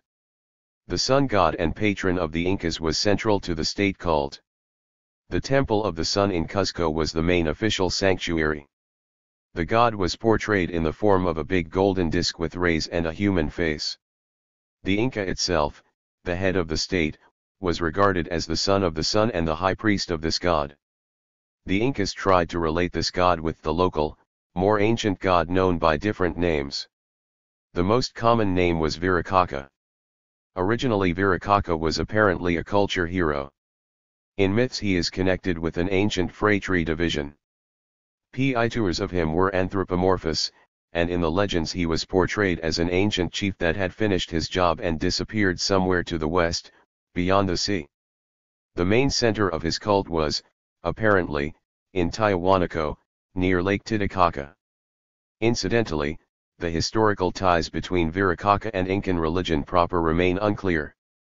The Incas also had other great gods, Piacacamac 137, and Pachamama, the husband and wife who personified fertile land, the gods of thunder, rain, the sea, etc. The founder of the Inca dynasty, the legendary Manco Capac, was regarded as a semi-god. According to the myth, he was an offspring of the sun, emerged from under the ground, from a cave, together with his 3 brothers and 4 sisters. The cult of the gods in Peru also involved human sacrifices, although not as many as among the Aztecs. Usually prisoners or members of conquered tribes were sacrificed when a new king was enthroned or before a military campaign when it was headed by the Inca himself. The more ancient and purely folk religious beliefs existed along with these state forms of cult. They reflect clear survivals of totemism. Each locale had its own god in the form of an animal, tree, rock, etc. The people worshipped sacred sites where tribal ancestors supposedly came from out of the ground. Ancestor spirits were also worshipped. Fragmentary accounts in various sources indicate that some Indians were critical about worshipping gods. The last Inca is said to have had his doubts about the divine nature of the sun. He reasoned that if the sun were a supreme god he would not have to follow the same route day after day. Hence the sun, believed this Inca, was controlled by someone else. Chapter 14. Religion in East Asia 1. Religion in China. The most ancient archaeological and written sources on religion in China date back to the 2nd millennium B.C., to the Shang or Yin dynasty, that is, when the Shang tribes ruled China. That was when primitive, patriarchal slave-owning states were emerging and clan relations were still strong. Archaeologists have found numerous bones from that period used for divination, the shoulder bones of animals and turtle shells. Some of them were covered with ancient Chinese hieroglyphics that are quite difficult to read. The inscriptions are brief, and most of them contain the questions the divinator was trying to answer. The questions were related to agriculture, weather, war, hunting, sacrifices, etc. Apparently the shoulder bone or turtle shell, with or without an inscription, were thrown into the fire, and then the augur would give an answer, depending on the shape of the crack. This method is still used among many peoples in Asia. The inscriptions often mention the god to whom the question was addressed. For instance, will God send enough rain this year? The prince wants to build a city. Does God mind? These questions were probably asked of the Shang tribal god. More archaic and totemic beliefs existed along with these developed notions of a god. Later texts indicate that the Shang tribes believed their totem was the swallow. All the divination bones, for instance, bear inscriptions of the totemic names of tribes: tribe of the horse, tribe of the dog, tribe of the sheep. Totems were both animals and plants. Later they were present in folklore and religious symbols. Information exists about professional priests with Div. 139. Different specialties: those responsible for divinating, recording the weather, sorcerers, and those conducting sacrificial rites. Class stratification was clearly evident in the religious beliefs and customs of the Yin. Dead kings and princes were buried elaborately, together with their state slaves. We have little information about the religion of the Shang and Yin. Much more is known about religion in the next period, Zhou dynasty. After overthrowing the Yin tribe, the Zhou created a bigger and more powerful state on the basis of more developed social relations. By this time a major slave-owning nobility had evolved in individual kingdoms, and was oppressing the people. Clans of the nobility fought between each other, and did not always recognize the authority of the Zhou king. The different kingdoms gradually developed bureaucratic governments, a system of writing and a stratum of educated government officials. Around the middle of the first millennium BC, political, philosophical and religious ethical systems emerged among the same stratum that monopolized not only the government of the kingdoms, but also the writing and entire culture. These systems also included materialist teachings reflecting to some extent the working experience of the masses and artisans, and the practical needs of the officials. The school of Fagia, headed by Han Fei, was especially well known among these materialist teachings. However, some philosophical systems that emerged in the second half of the Zhou dynasty laid groundwork for religious teachings that later became the state religions of China: Confucianism and Daoism. The semi-legendary Lao Zi, whose name literally means old philosopher, developed his teaching around the 6th century BC. He dictated his philosophy to a scribe. Later these writings were edited to form a small, but interesting philosophical work called the Book of Dao, which was extremely important not only to the subsequent development of philosophy, but especially religion. The Book of Dao was a collection of aphorisms, sage but often strange and mysterious sayings. Dao was the central idea behind the philosophy of 140. Lao Zi. In common usage it means way. But in this philosophical system it had much broader metaphysical and religious implications as the way to be followed, a code of behavior and a doctrine.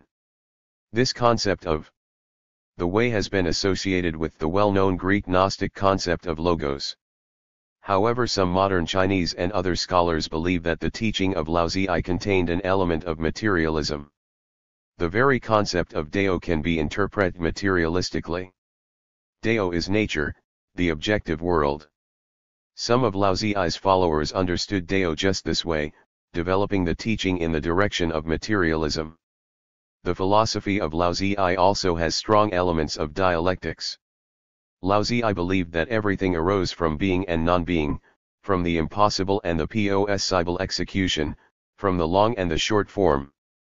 Tall is superior to short, voices of the upper classes together with those of the lower, classes produce harmony, and the preceding is superior to the subsequent.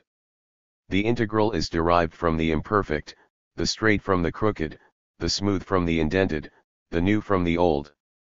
Whatever is squeezed is expanded, whatever weakens is strengthened, whatever is destroyed is restored. But this dialectic was far from perfect.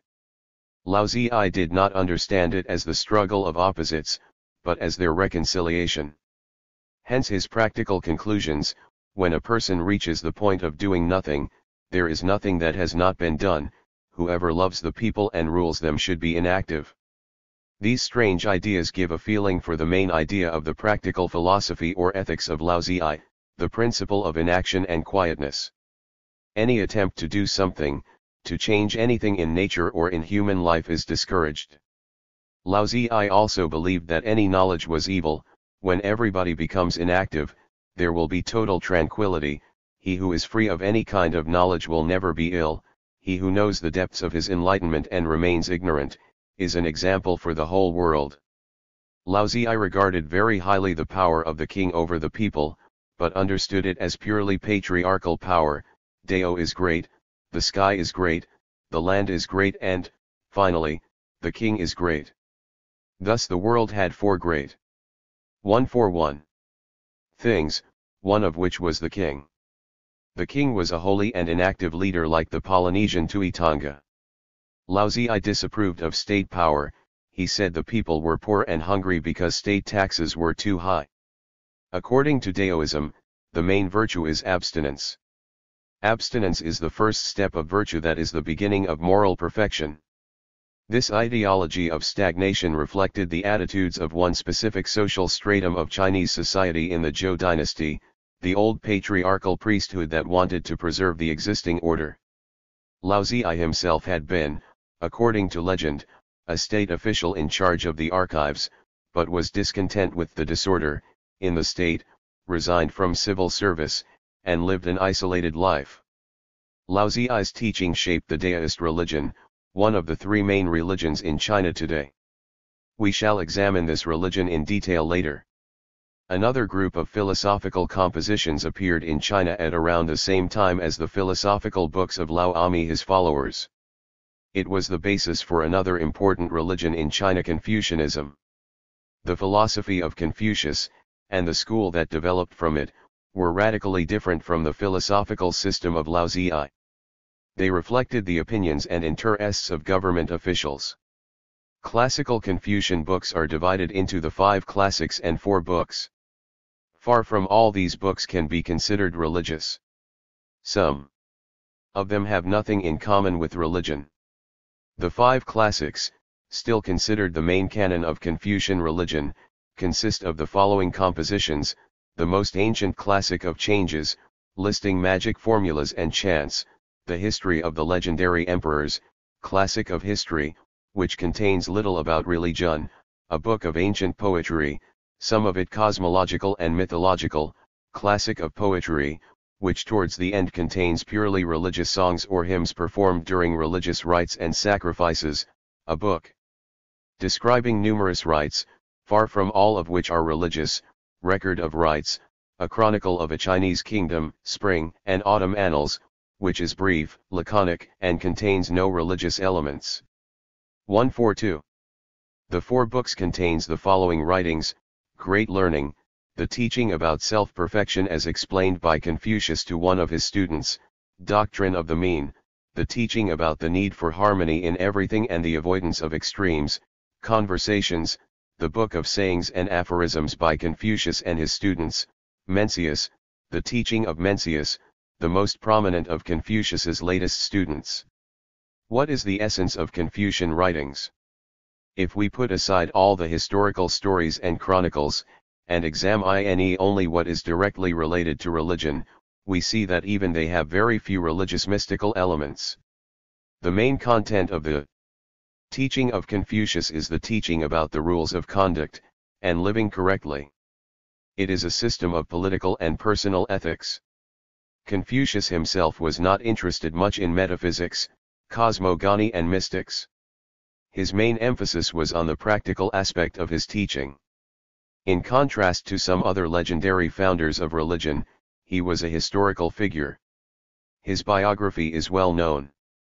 Between 551 and 479 BC he lived in the kingdom of Lu, where he was a prominent dignitary. Not everything attributed to Confucius was actually written by him, and far from everything he wrote survived in its original form, but the nature of the philosopher was reflected rather clearly in his books. His philosophy is a system of purely practical norms of conduct. It is a teaching about proper government, about the conscientious execution of civil service, and proper behavior in family life. Therefore some people feel that Confucianism was not a religion at all. On the one hand, they maintain, it was a philosophical system, and on the other hand, it was a moral code for the state and individuals. This opinion is incorrect. Some Confucian books contain notions about a supernatural power, spirits, and an afterlife. Confucius himself carried out religious rites conscientiously and taught others to do the same. After he died he was deified, and in his honor the emperor conducted religious rites. In the early 20th century China boasted around 1,500 Confucian temples. However, it cannot be denied that Confucianism was an unusual religion. Confucianism never had professional 143 priests that constituted a special social stratum. The execution of Confucian rites was the responsibility of government officials, the heads of families and clans. In terms of content, Confucian cult was the simple institutionalization of traditional family and clan rituals that had developed in China since ancient times. Confucius did not teach anything new. He persistently reiterated that he was not putting forth any new teaching, but simply demanded only the strict observance of ancient laws and customs. The most important of these was the ancestor cult. Each family had its family temple or chapel where it carried out its family cult at specified times. Each clan had its own ancestor temple dedicated to its forefather. Each of the larger clan groups also had a temple dedicated to the forefather of the group. Sacrifices and prayers in these temples were either led by the head of the family or the clan elders. In antiquity small temples were erected around the graves of the dead, and offerings were brought there. But under the Han dynasty the construction of ancestor temples was regulated by strict rules, depending on a person's social status. Simple folk could not build special temples, and had to bring offerings to their ancestors inside their homes. Civil servants had the right to build one temple each, nobles could erect 3, princes 5, and the emperor could maintain 7. According to legend, Tihi Temple first had a doll or a statue portraying a deceased relative. From the Han period onward people made these dolls out of long, white silk cloth, folded and tied in the middle to resemble a human form. Subsequently the dolls were replaced by a black slab of wood with a hieroglyphic inscription. These slabs, which became widespread during the Sung dynasty, are usually kept in the temples. After a number of rituals are carried out over a period of several years, the slab and the soul of the dead relative become permanently settled in the temple. These slabs are kept in special shelves on a long table by the northern wall of the temple opposite the entrance, and during the rituals and sacrifices they are removed, put on the table, and offerings of food and drink are put before them. These rituals are carried out at a certain 144 time of year, or around family or clan events, weddings, funerals, births, the departures of the head of the family, etc. According to the religious beliefs of the Chinese, a son's main duty is to honor his parents and worship his ancestors. A Confucian composition states that a man should always express complete respect for his parents, serve them their favorite food, grieve when they are ill, mourn their death to the utmost, bring them offerings with religious solemnity. These are the 5 duties sons have to their parents. From a religious perspective, the Chinese believe the most terrible thing that can happen to a person is not to have male posterity to bring offerings and care for the welfare of their ancestors. Some rituals exist for the appeasement of the spirits of the deceased who have no one to care for them. Periodically offerings are made to those deceased who have no descendants. Confucius demanded that rituals and offerings be carried out in honor of ancestors, not for the sake of the spirits, not for the sake of satisfying their needs or gaining their favor, but exclusively because these rituals were established in ancient times. In themselves the spirits did not interest Confucius. The attitude towards them in the Confucian religion is purely formal. In answer to the question, "What is knowledge?" Confucius replied, "Use all your energy to do what is decent and just, honor the spirits and genies and maintain respectable distance from them. This is what knowledge is." The strict observance of rituals is regarded by Confucian philosophy and religion as the main rule in life, the foundation of the whole existing structure. Confucius said that if the ancient rituals are not observed or, worse yet, abolished, existing structures will be upset.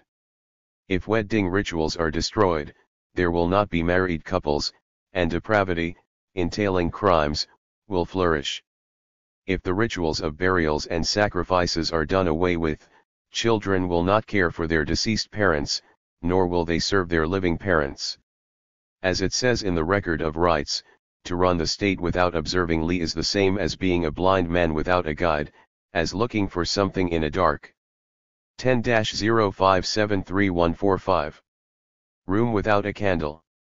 Li constitutes the necessary condition for a people's existence. Stability of the existing system is the main principle of Confucianism. It is the ideology of a patriarchal monarchy that became the main ideology of Chinese feudalism. In the doctrine of the mean, the whole traditional way of life was reduced to 5 relationships: the relationships between the sovereign and his subordinates, parents and their children, a husband and wife, older and younger brothers, and between friends. Hierarchical and patriarchal relations are the basis of everything. As was already mentioned, there was no special priesthood in China. A father usually taught his son the rules of carrying out various rites. The actual rites were performed either by officials or special people called professors of ceremonies, state officials, and did not constitute any special stratum. One of the important factors that supported the state cult was the system of civil service exams that in Imperial China were the only way to obtain a government job. In order to take the civil service exam, it was necessary to have mastered all the knowledge contained in classical Confucian books. One of the main rules of the unwritten constitution in Old China was that the emperor should rule through officials educated in the ways of Confucius. Daoism developed parallel to this purely state religion in China. It is distinctly different from Confucian religion. It is also different from the philosophy of Laozi that is considered its basis. The Daoist religion had its temples, holy scriptures, and priests. Daoist priests were divided into monastic and family priests. At the top of the Daoist hierarchy was the high priest or patriarch, referred to as the celestial master. His dynasty went back to the 2nd century AD. The celestial master, like most Daoists, had a family and was well respected by the faithful. Worshippers believed that he ruled not only over the priests, but also over the spirits. The latter, supposedly like his priests, visited him in his patriarchal residence. The residence of the celestial master was in the mountains. In contrast to Confucian. 146. Rituals, whose aim is to worship ancestors, deceased emperors, etc., the main activity of Daoist priests and monks is magic spells, rituals and prophetic divination. The Daoist religion incorporated a great deal of folk religious beliefs. The Daoists also practiced shamanistic rites, ecstatic religious dances. In addition to these two religions that emerged in China, there is a third popular religion brought from the outside. It is Buddhism. We shall examine the history of Buddhism later. The religion originally came to China in the 1st century AD in the form of Hinayana. However, it was not practiced long. It returned in the early 5th century, but in the form of Mahayana. Since then, despite the periodic persecution of Buddhist monks by the government, Buddhism has become firmly rooted in China, and has even become the third religious system. There are very few real Buddhists in China, except for Buddhist monks. Nearly all religious Chinese carry out Buddhist rituals along with Daoist and Confucian. The people use the services of Buddhist monks quite often, Even though monks are not particularly honored, especially when it comes to burial rituals, an area in which Buddhist monks are regarded as top specialists. Despite the peaceful coexistence of Confucianism, Daoism and Buddhism, a struggle was waged between them. But it was not a struggle for worshippers, because the Chinese, depending on circumstances, carry out the rituals of all three religions. It was a purely political struggle. Confucian officials and Daoist priests constantly competed for posts, for lucrative positions and for influence on political affairs. Notwithstanding the teaching of Laozi, who professed non-interference in the affairs of state, Daoist priests always strived for power. There were periods in China's history when the party of priests, relying on an alliance with other groups and using its influence in the emperor's harem, moved Confucian officials out of office and took power in their hands. Even major coups were not carried out without their participation. For instance, the purely Confucian Han dynasty was overthrown as a result of a number of peasant uprisings, including the largest of them the Yellow Turban Rebellion in 184, which was 10*147. Headed by Daoists. There were also periods when Buddhism and Buddhist monks enjoyed the emperor's special patronage. Confucian officialdom in China was most influential during the reigns of foreign dynasties, the Mongolian and Manchurian, not Chinese dynasties. Alien dynasties felt insecure and therefore tried to make their base among the educated officials. Chinese dynasties, enjoying support among broad sections of the public, were much more influenced by Daoist priests who were linked with the popular masses. In addition to these three religions, ancient shamanism was practiced during the Manchurian dynasty. It was brought to China by the Manchurian invaders, and was transformed into distinctive royal cult. Shamanistic rites and sacrifices were performed on special days in the court. A shaman service book was even published in Peking. China also has many Muslims. Islam entered China first between the 10th and 12th centuries. Muslims are radically different from the adherents of all other religions. The Chinese pantheon is quite abundant and complex. It includes gods borrowed from other religions, as well as deities originating in China. The main god in antiquity was Shangdi, the celestial emperor. Some researchers regard Shangdi as the forefather of the Yin tribe, and others believe he was the personification of the sky. Somewhat later, but in the same Zhou period, Shangdi was replaced by a supreme deity who was almost anonymous, and who to this day is still called simply Sky. In Old China the cult of the sky was the monopoly of the emperors. Only an emperor could make sacrifices to the sky. The rest of the people could only worship secondary deities. There was not a distinct difference between all Confucian and Daoist deities. Sometimes they were one and the same gods. Of the secondary gods there were some prominent ones, such as the god of wealth, Cai Sheng, and 1. The patron gods of various crafts. A major role was played by the patron gods of individual areas, and the souls of deceased leaders and sometimes officials, etc. Merchants wore 148. Shipped local patron gods, as well as the god of wealth. Agricultural gods played the main role for the peasants. Dragons held a prominent place in the beliefs of the Chinese. Numerous dragon spirits control rain and spring waters, and so they are also worshipped by the peasants. The main dragon, Long Wang, was connected with the emperor, and the emperor himself was in charge of his cult. Since agriculture was the long-standing basis of the whole economy, and it was a focus of the state, the agriculture cult, which was of a purely peasant nature, became an official state cult in China. One of the main objects of the cult was Shennong, one of the legendary emperors who was supposed to have invented agriculture. A special sacrificial altar was devoted to him in Peking, where the emperor solemnly brought offerings. In early spring every year an important state ceremony was held to mark the first plowing season.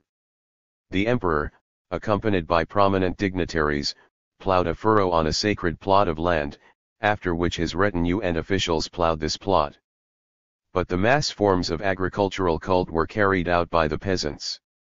They were spring and autumn rituals that involved bringing sacrifices to the god of land Shi. Local spirits played an important role in the people's beliefs and cult. To honor these spirits, people built small temples, sometimes even tiny ones. They prayed in them for rain, good harvests, and protection against all calamities. Every city had its own patron, Chenghuang, that was worshipped by the residents. The god of war Guande was devoutly worshipped in imperial China. The system of divining the qualities of the earth, or rather the qualities of the locale, feng shui, played a major role among the magic religious rituals related to Taoism. According to this belief, each locale was influenced by good and evil forces connected with the special features of the relief. A hill with a certain shape influenced everything in the vicinity, and not only the living but also the dead who were buried in the area. Sometimes whole cities and villages were abandoned by their inhabitants after Daoist priests declared that the qualities of the locale feng shui were bad. And, on the contrary, when the priests said the qualities were good. 149. An area would be inhabited rapidly.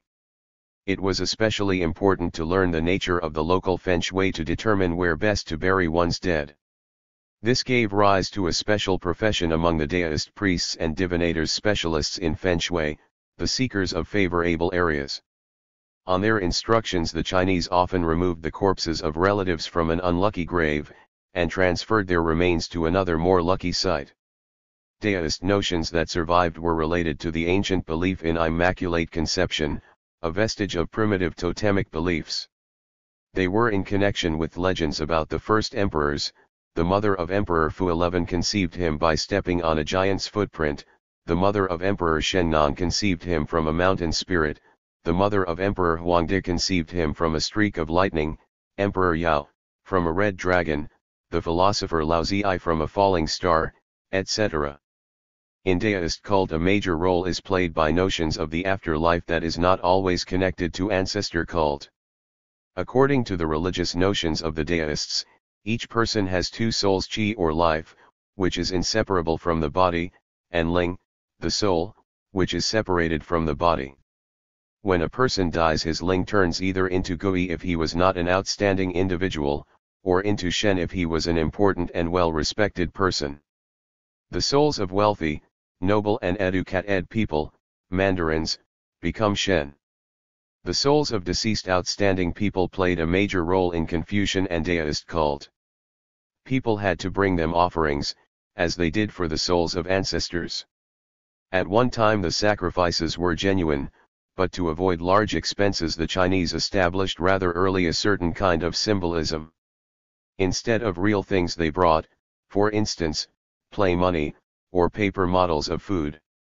Special merchants sold ready-made paper models of various items. This was a way to save money. The ancestor cult, which is closely connected with Confucian teaching and sanctioned by it, was the prevalent religion among the masses. Until the Chinese Revolution in 1911 it was the state cult, but was originally, and continues to be essentially a family clan cult. The temple of clan ancestors was the focus of a clan's affairs. 150. Since a village usually consisted of the members of one clan, the temple was also the center of the whole community's affairs. The temple owned land, and the income from it was used for various social needs. Clan elders, the gentry and intelligentsia were in charge of the temple and its income. Sometimes temple officials were elected, but they were always members of the village upper echelons. Their status in the village was dictated by the prestige of the ancestor temple. Religion in China has its distinctive character. Worshippers were not at all inclined to mysticism, abstract metaphysics, or asceticism, as is reflected in their religion, especially Confucianism. The latter is a system of strict observance of rituals. The rituals themselves are simple, reserved and totally lacking any inspiration or religious exaltation. True, some divinators communicate mystically with a deity, but in Chinese religion in general this plays quite a modest role.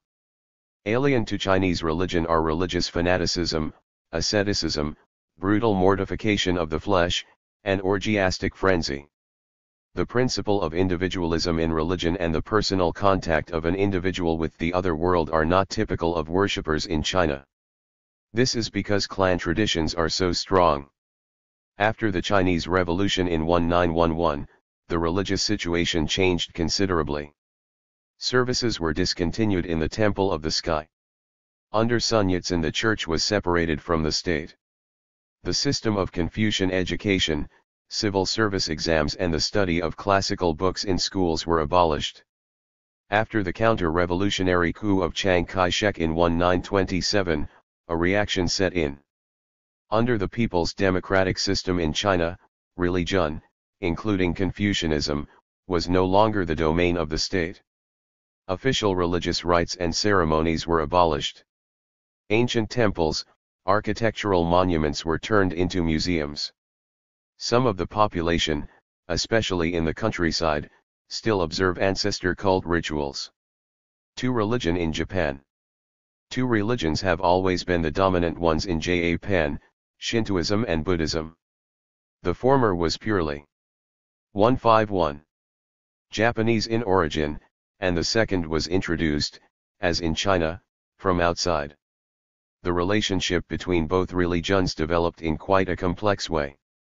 Mythological and legendary stories are contained in the Japanese chronicles, Kojiki and Nihongi, compiled in the 7th and 8th centuries AD. The cosmogonic theory of the Japanese priests was that the sky and the earth were created first. They gave rise to 3 gods, and then another 2, later another 5 pairs of gods appeared, one after the other. But these gods were only abstract concepts, not cult objects. Only the last of these pairs of gods have definite names and images. They are the couple Izanagi and Izanami. Izanagi is portrayed as a creator and demiurge who created land, including the Japanese islands. He created the islands while standing with his wife on a celestial bridge and stirring up the sea with a long spear. The first island came into being from the sea water that fell from the spear, others followed. After that Izanagi created from his left eye the sun and the sun goddess Amaterasu, one of the most important of the Japanese deities. Amaterasu is believed to be the ancestor of the Japanese emperors, primarily the first of them Jimmu Tenno, a semi-legendary figure dating back to the 7th century BC. Izanagi also created other gods, of the moon, storms, wind, etc. All these, however, are myths that developed later. The most ancient religion of the Japanese reflected the patriarchal clan tribal system in which the militaristic nobility came into being and patriarchal slavery was developing. The most ancient religion in Japan was the worship of family clan and tribal spirits and patron gods kami, which literally means above, supreme, chief. It is still unclear whether they were originally the spirits of the dead, of ancestors or spirits of the land and elements. Perhaps the kami were a combination of both. The place where the kami were worshipped was marked by stone fences or simple structures. The Japanese did not depict the kami in art, however in the shrines they kept fetishes, emblems of the gods. 152. The Japanese had survivals of totemic animal worship. They practiced agrarian magic combined with phallic cult. As the tribal system declined, professional divination priests and chanters appeared. The ancient religion of the Japanese underwent changes as the social system developed. Confucian ideas came to Japan starting in the 4th century, as relations with China expanded. In the middle of the 6th century Korean immigrants brought Buddhism to Japan. After the formation of a Central East Japanese state in the middle of the 7th century the emperors began to strongly support Buddhism, hoping this would boost their power. During the Nara period in the 8th century, Buddhism became the strictly Central East national religion of Japan. The old traditional religion which did not previously have a name was, in contrast to Buddhism, called the Way of the Kami. In Chinese it was called Shinto, which meant the same thing, and was the term later adopted by the Europeans. Shintoism was strongly influenced by Buddhism. Shinto priests gradually organized themselves into a closed hereditary caste. Shinto temples were built to resemble Buddhist temples, although they were simpler. and the Shintoists began making images of gods. The Buddhists introduced the ritual of cremation. Both religions gradually converged. Areas of Buddhist temples were assigned to the worship of Shinto gods kami. Sometimes these kami were identified with Buddhist deities. In the 9th century, Kanno and Ryobyu sects developed and strived to merge with Buddhism and Shintoism. Pure Buddhists and pure Shintoists in Japan became rare. However, the traces of antagonism between both religions remained. For instance, in Shintoist temples it was forbidden to utter words related to Buddhist cult. Buddha, pagoda, monk, etc. From the end of the 12th century, the military feudal aristocracy seized power, leaving the emperor with purely religious functions. The Mikado continued to be regarded as a holy figure, but lost any real power. 153. And was deprived of all secular responsibilities. For several centuries the country was in a state of feudal anarchy. Aristocratic clans fought against each other. Some of the important feudal lords tried to gain the support of Catholic missionaries who appeared in the 16th century, and for this reason converted their subjects to Christianity. Often the peasants themselves, who were poverty-stricken and driven to desperation because of war, converted willingly. But from the end of the 16th century, important feudal lords, having united Japan once again the Hideyoshi, and then the Tokugawa clans began persecuting Christians and driving out missionaries. In 1614 the Christian religion in Japan was forbidden.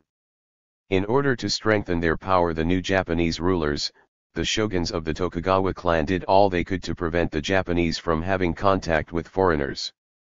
They relied on old Japanese traditions, and denounced Chinese and Korean influences. A movement developed, especially in the 18th century, for a return to the old Shintoist religion. This was facilitated by the fact that the B_Buddhist bonzes, who had interfered during the years of conflict in the feudal wars and ceased to follow the rules of their religion, and during the shogun period turned into a kind of police force, lost their former prestige among the people.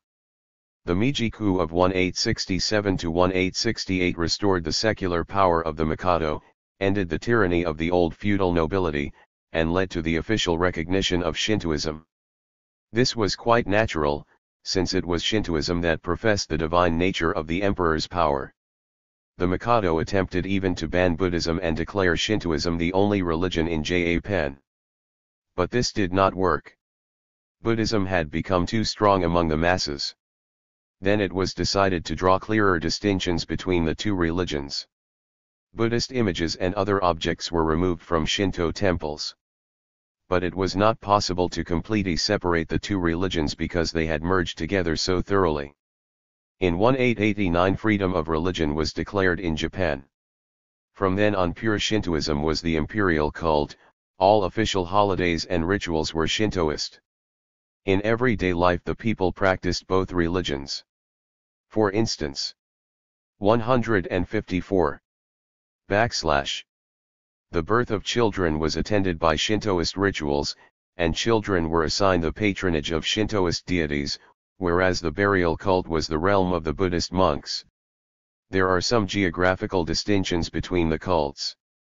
The traditional center of Shintoism is the province of Izumo, where every rock is supposedly connected with Shintoist myths and legends. Another Shinto province is Satsuma, where the Buddhist monks once betrayed the local princes. In the other provinces the stronger religion is Buddhism, which is divided into numerous schools and sects. In contrast to Buddhism, with its complex and sophisticated religious and philosophical dogma, Shintoism still maintains features of profoundly archaic cult. Shintoism is also divided into different groups: Offichial Temple Shintoism and Sect Shintoism.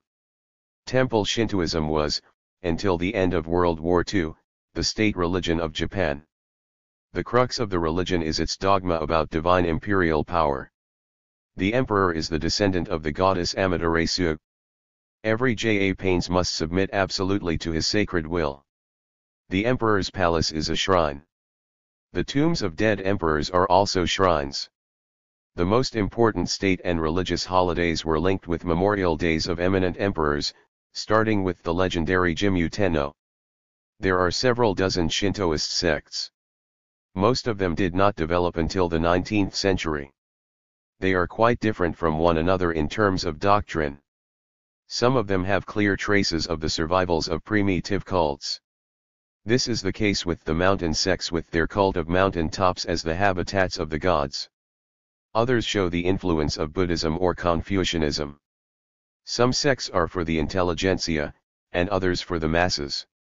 One of the most popular is the Tenreikyo, a sect founded in 1838 by a woman, and to this day headed by her direct descendants. The members of this sect worship the Tenrei, divine power, or reason, as the supreme deity.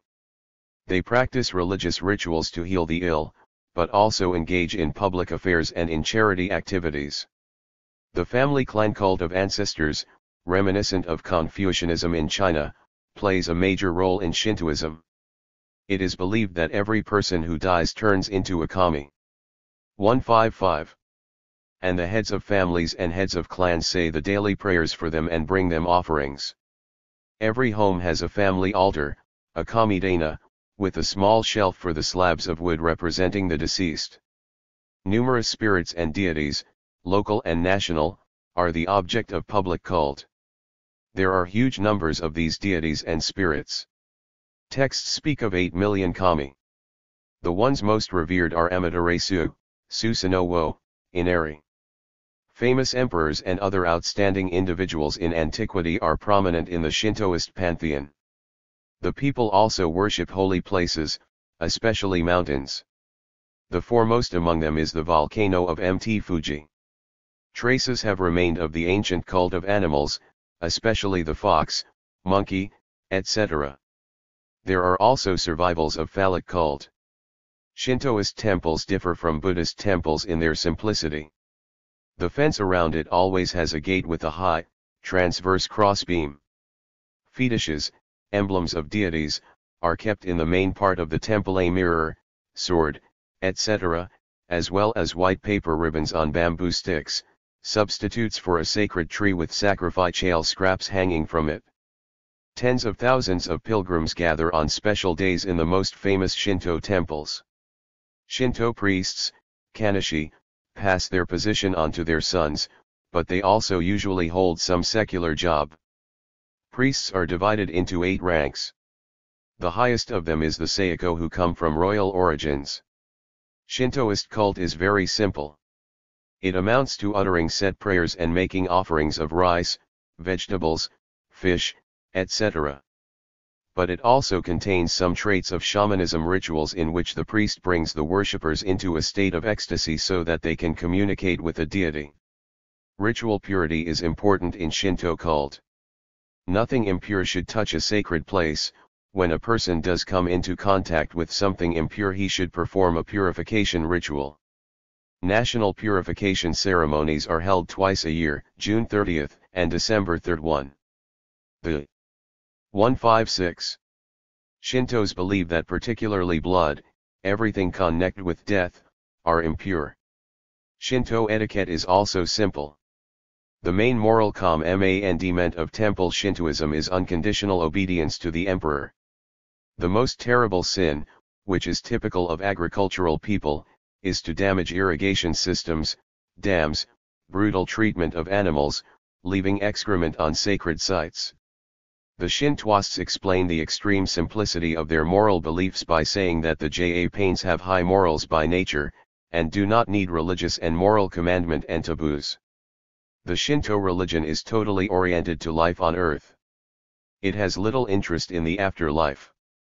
Its essence is the religious sanctification of the social and political system that developed in Japan historically. That is how it was until 1945. The defeat of Japan in World War II, and the failure of its militaristic and chauvinistic plans shook the foundations of the official religion. The occupation forces of the United States issued a directive in December 1, 1945 to separate the Shinto religion from the state.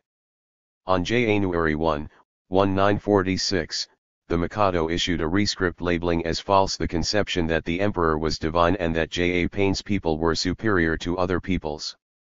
Special government directives abolished all public ceremonies for worshipping the Mikado and religious education in schools. Only the royal cult was left untouched.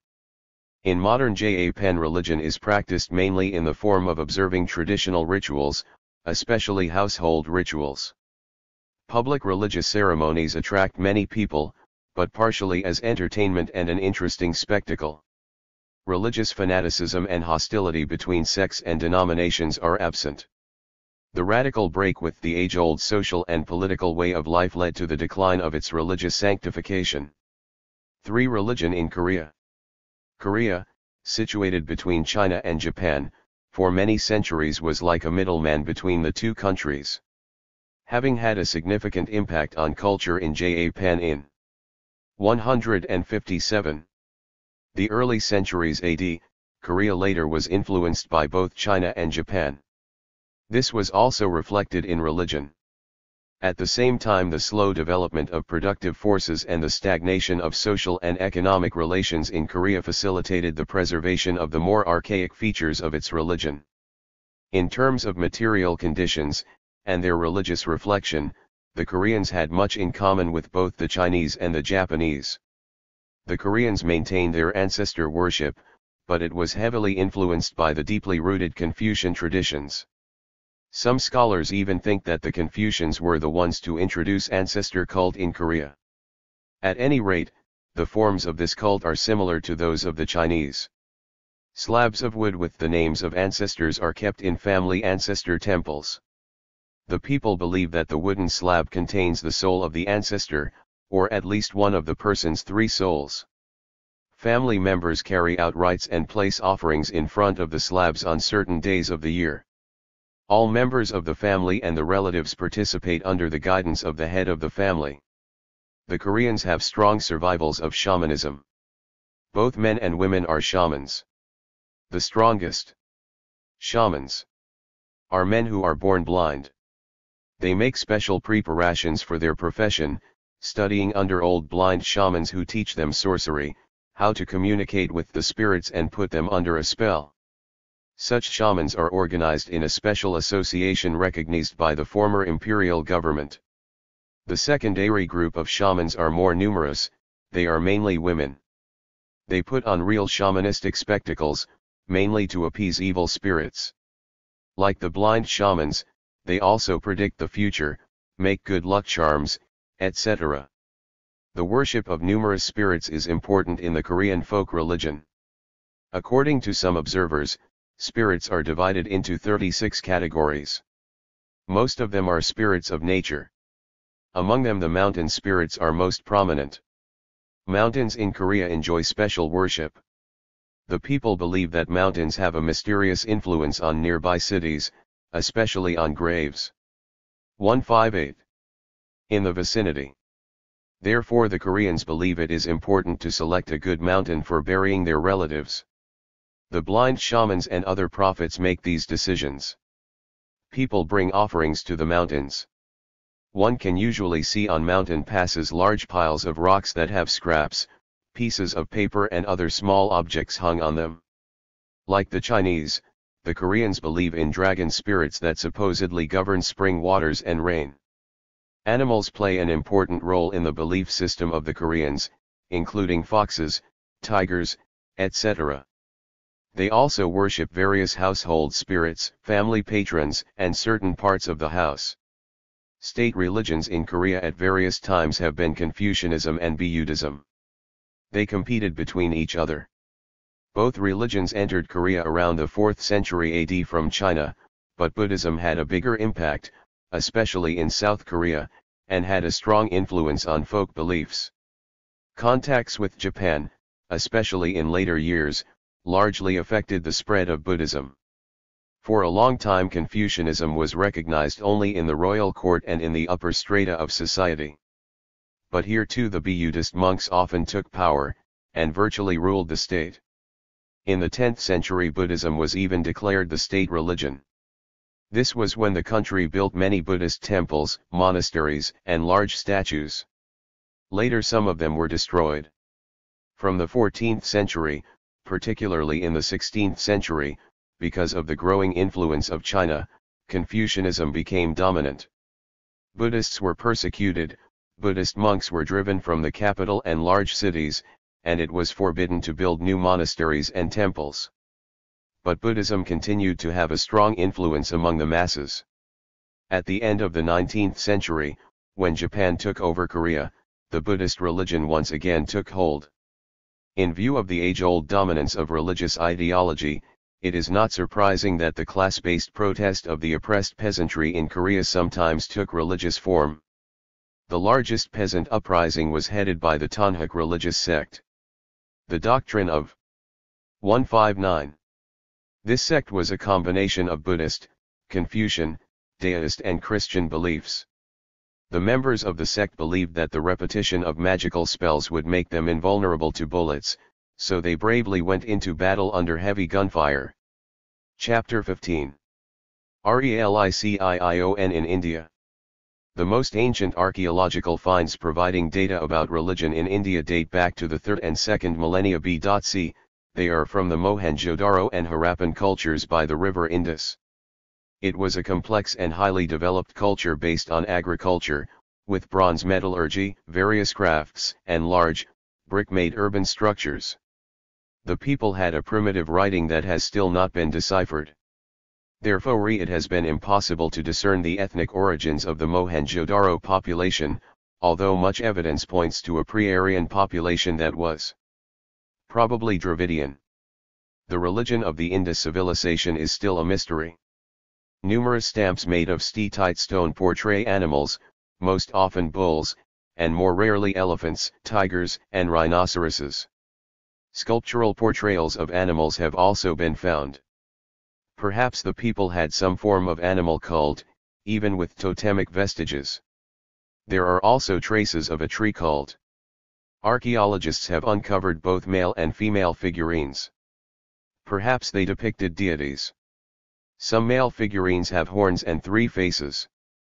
They may be related to the later god known as Siva, which was pictured the same way. No temple shrines have been found, but archaeologists have come across tiled pools, small ones in individual homes, and one large pool, apparently for public use. It is assumed that the residents engaged in ritual ablution, as is practiced in India today. More abundant information about religion in India comes from the relics of Aryan tribes that invaded. 11-0573-161. Northwest India. The history of religion in India from THAI time to the present is usually divided into 3 periods: Vedic, Brahmanic and Hindu. The first period is named after the ancient religion Rouse texts called the Vedas, which means knowledge. The Vedas are collections of writings originating in different periods and divided into 4 main collections. The most ancient of them is the hymn book Rigveda. Other collections are the Samaveda, an ancient collection of chants and rituals, and the Yajurveda containing sacred formulas of worship. The last of the 4 collections is the Atharvaveda, a book of hymns, magic spells and incantations. They are very large collections. The Rigveda alone contains 1,028 hymns. For many centuries, they were passed on orally, they were written and edited only much later. Therefore it is difficult to determine the original core of these early religious texts. Nevertheless, the Rigveda hymns differ much from the later texts. They provide a more or less clear picture of the early stage of religion among the Indo-Aryans. The Aryans who came to India from the Iranian highlands were not culturally related to the native population, the creators of the Mohenjo-daro civilization. Their cultural level was lower. They were semi-nomadic pastoral tribes with a developed patriarchal clan system and military democracy, the transitional form between a pre-class and class society. A warrior aristocracy emerged with princes, Rajas who led the Aryan tribes into battle with the native population. At first they conquered the Indus Basin, northwest India, and later the Ganges Basin and northeast India. This transitional system was also reflected in the Rigveda and other Vedas. Polytheism was prevalent in India in THAT period. It is assumed that there were 33 gods, however, the Vedas mentioned a much larger number. In one place 3,399 gods were mentioned. Probably the god that was in the forefront was usually the one that was being worshipped at the moment. Perhaps the gods in that system of hierotheism were primarily tribal gods, and even earlier, family gods. 162. One of the early gods with the most archaic features was Indra. He was the most popular god in the Vedas, 250 hymns were dedicated to him, and he was mentioned often in all the other hymns. On the one hand, he was a warrior god, and on the other, he was the god of thunder and lightning. Probably Indra was originally the tribal god of the Aryans, or one of their tribes named Tritsu. He was the warrior god, and only later became a god of nature. Indra was described as a warrior in the Rigveda hymns. In other writings he was the god of thunder, the great celestial god, even the master of the sun and light. There was a myth about Indra's struggle with the great demon, Vritra, who was regarded as the personification of thunderclouds. All the gods were afraid of this demon, only Indra engaged him in battle and won. Another god, Varuna, was the personification of the night sky, celestial and earthbound waters. His name came from the word var, which means to see nine ver, the covering god. In some texts Varuna was presented as a supreme god. Some scholars have regarded him the most ancient single god of the Indians. In reality he was the god that was in the focus at that moment. The sky was personified by another god as well, Dios. Dios personified the day sky, his epithet was Pitar, or father, which corresponded to the Greek Zeus and Roman Jupiter. The combination of Varuna and Indra was Parjanya, the personification of thunder and rain clouds, the god of rain, impregnating the earth. A whole host of deities personified the sun. The most basic one was Surya, which literally means sun. Another one was Savitri, the restorer, reviver. Pusan was the god of sun heat, he was also the custodian of cattle, the friend and patron of people. Mitra was closely related to the group of sun gods. His image, however, is not too clear. In the Vedas he was usually pictured together with Varuna.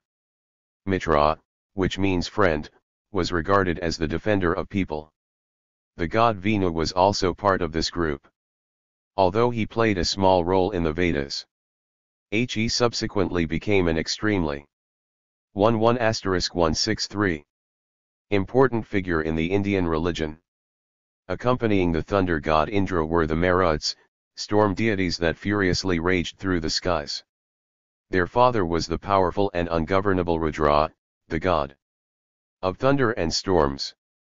The personification of the dawn was the goddess Yosas, one of the very few female deities in the Vedic pantheon. The twin gods Asvina heralded the new day, their name literally meant horseman. Udti was an obscure figure, she was the personification of infinite space. Later Udti became identical with Mother Earth. Some of the gods were related to the actual cult and served as intermediaries between people and the gods. This was the role primarily of Agni, the personification of fire. Agni's image was purely material.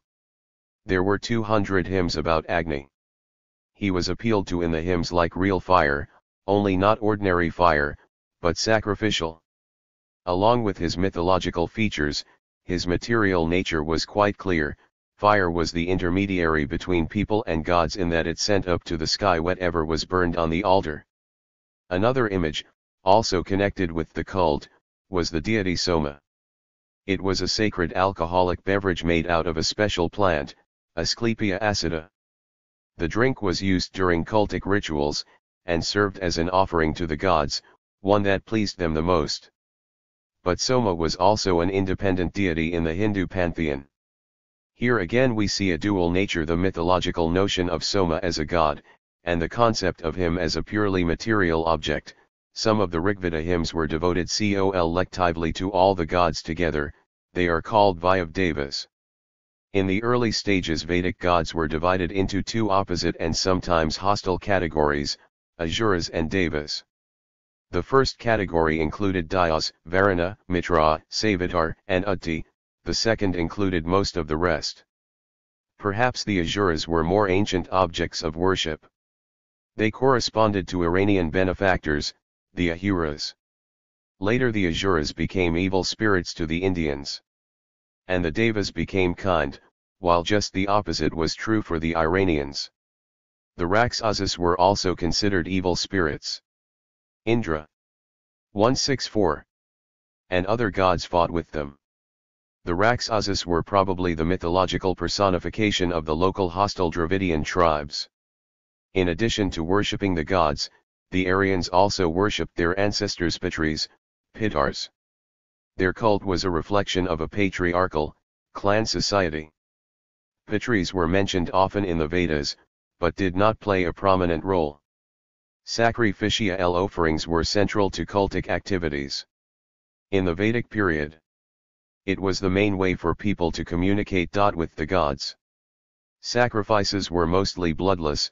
The sacred soma drink, cow's milk, butter, honey and bread were offered to the gods. Those who carried out the sacrificial rituals were named in the Vedas according to rank and speciality. Apparently, however, there was still no professional priesthood. Making sacrifices was regarded as feeding the gods, and the attitude the faithful took towards this act was rather practical. It was as if they were concluding a deal. Here is some butter, now where are your gifts? Was what people said to the gods. The actual moment the sacrifice was made was considered so important that a special mythological image arose from it, Brahmanaspati, the master of prayers or chants, an image that was still poorly personified in the Vedic period. Later this image developed into a supreme deity. Prayers connected with sacrifices had a compelling force. The gods had to grant a person's wish if it was presented together with the proper chants, and the right offering was presented. This idea led to extremely important consequences in the future development of religion in India. Thus, the Vedic religion involved a great deal of magic in addition to a well-developed mythology and personifications. The prayers were essentially chants that obligated the gods. Cosmogonic and anthropogenic mythology was not well developed. The 10th and later part of the Rigveda contained a myth about creating the world out of the body of the giant Purusha. He was killed by the gods, his body was cut up and the various parts became the visible. 165. World. There was a myth about Yama, the first person. Yama was also the first man to die, and so he became the king of the afterlife. Notions of life after death were vague in the Vedic religion. There was no hint of a concept of retribution after death. The idea of the soul, separate from the body, had not yet developed either. The Vedic religion was totally oriented to the here and now, rather than the afterlife. In general, the religion of the Vedic period was relatively uncomplicated. Sacrifices were central to the religion. There were numerous gods, and most of them personified natural phenomena, but in each case the person carrying out the ritual was dealing with only one specific god. The images of gods were, for the most part, merely different personifications of one and the same phenomenon, therefore they often merged and easily became identical to one another. At first many of them were probably tribal gods. The total prevalence of male deities and the near absence of female ones was a reflection of the patriarchal society. Neither sanctuaries or temples are mentioned in the Vedas. Sacrifices were made either in the home or outside on a special altar. Apparently there were pictures of gods. This relatively simple religion reflected the transitional, tribal clan society. Serious changes occurred in Indian society around the beginning of the first millennium BC. The Aryans had taken over the basins of the Indus and Ganges, had established in those areas a number of despotic, early slave-owning states or kingdoms and had switched to a settled, agricultural lifestyle. This transition was influenced a great deal by the local pre-Aryan population. The culture of the Mundas had a major impact on India's development, and this, as we shall see later on, was also reflected in the religion. Social contradictions between the conquerors and the subdued population, as well as among the conquerors themselves, became increasingly aggravated. A struggle was waged between different kingdoms. Around the mid-DLE of the first millennium BC, a state in the lower 166 reaches of the Ganges, Magadha, gained the upper hand and became the center for uniting nearly all of North India. During this period the foundations of a caste society developed, which has continued nearly to this day to distinguish Indian society. In antiquity there were 4 so-called classical castes, or varnas in Sanskrit. These ancient castes are still often referred to as varnas to distinguish them from contemporary castes, jatis. These 4 varnas were the Brahman, Kshatriya, Vaishya, and Sudra. Brahmanas played the dominant role in the states of North India. They were the hereditary priesthood, the ones who carried out sacrificial rituals and were specialists in the sacred Vedas. In the Vedic period such a separate social group did not yet exist, it formed as general class differentiation developed. The Brahmanas held a monopoly on everything related to the cult and, possessing sacred knowledge, gained a great deal of authority. Another ruling caste was the Kshatriyas, warriors. The princes and kings came from their midst. The third caste, the Vaishyas, consisted of farmers, cattle breeders, and merchants. They were free people who were mainly Aryans, conquerors. These 3 castes were regarded as noble and Aryan. They were also called twice-born. The 4th caste was that of the slaves, including the descendants of the conquered native population, and it was called Sudra. The caste system in India was consolidated in the laws of Manu, a book of both legislation and religion. These laws were apparently developed around the 5th century BC. They became the legal code for India's social system throughout subsequent centuries. It not only clearly defined the caste structure of Indian society, but was reinforced and sanctified by religion. According to the laws of Manu, the Brahmanas constitute the ruling caste. This is what the laws say about their privileges and social status. A Brahmana, coming into existence, is born as the highest on earth, the lord of all created beings, for the protection of the treasury of the law. Whatever exists in the world is the property of the Brahmana, on account 167. Of the excellence of his origin the Brahmana is, indeed, entitled to it all. The Brahmana eats but his own food, wears but his own apparel, bestows but his own in alms, other mortals subsist through the benevolence of the Brahmana. 1. The main and honored occupation of the Brahmana is to study the Veda and teach it to others. A Brahmana who does not know the Veda is like a sterile eunuch. According to the laws of Manu, a Brahmana's life is divided into 4 periods. The young Brahmana studies the Vedas under a teacher's guidance, then he marries, builds his home and raises children. The 3rd part of his life is the life of a hermit in the forest. The 4th is life as an ascetic, rejecting any property and living on charity. The deification of the Brahmana caste is the most vivid feature of this caste system. The laws of Manu maintain that castes were established by the gods. People belonging to the 3 Aryan Varnas went through a specific initiation ritual called Upanayana, the Brahmanas in their 7th year, the Kshatriyas in their 10th, and the Vaishyas in their 11th. The initiation involved receiving a sacred cord, which was then worn for the rest of one's life on the left shoulder and ran under the right arm. Initiation was regarded as being born again. The Sudras did not have initiation rites, and were considered aliens. This was a reflection of the connection between the Varnas and the traditions of ancient Aryan clan society. The laws of Manu have much to say about the king's power, which was of divine origin. When these creatures, being without a king, through fear dispersed in all directions, the Lord created a king for the protection of this whole. Taking eternal particles of Indra, of the wind, of Yama, of the sun, of fire, of Varuna, of the moon, and of the Lord of wealth. Because a king has been formed of particles of those lords of the gods, he therefore surpasses all created beings in luster. A king's main duty was the laws of Manu, in the Sacred Books of the East, Volume 25, Motilal Banarsidass, Delhi, 1967, p. 26. 2 Ibid, pages 216 to 217. 168. To protect the caste system and the privileges of Brahmanas. Let the king, after rising early in the morning, worship Brahmanas who are well versed in the threefold sacred science and learned, and follow their advice. Let him daily worship aged Brahmanas who know the Veda and are pure. Not to turn back in battle, to protect the people, to honor the Brahmanas, is the best means for a king to secure happiness. A new god came to the forefront in this epoch, Brahma, to whom the caste system was attributed. According to a myth originating in this period, the castes themselves emerged from the various parts of Brahma's body. The Brahmana came from his mouth, the Kshatriya came from his arms, the Vaishya came from his thighs, and the Sudra came from his feet. Brahma himself assigned the occupations to each caste.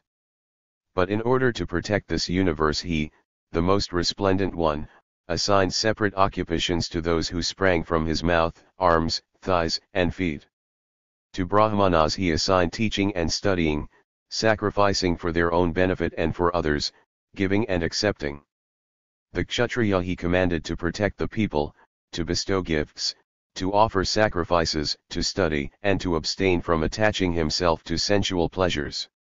The Vaishya to tend cattle, to bestow gifts, to offer sacrifices, to study, to trade, to lend money, and to cultivate land. One occupation only the Lord prescribed to the Sudra, to serve meekly even these three castes.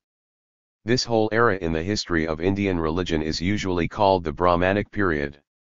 As the social role of the caste of professional priests rose, cultic rites became much more complex.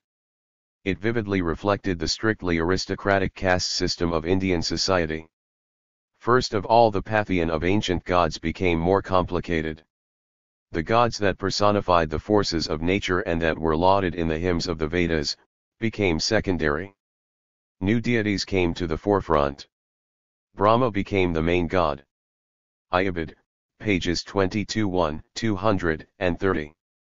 2 Ibid, p. 24. 169. The Angma of this god is extremely interesting.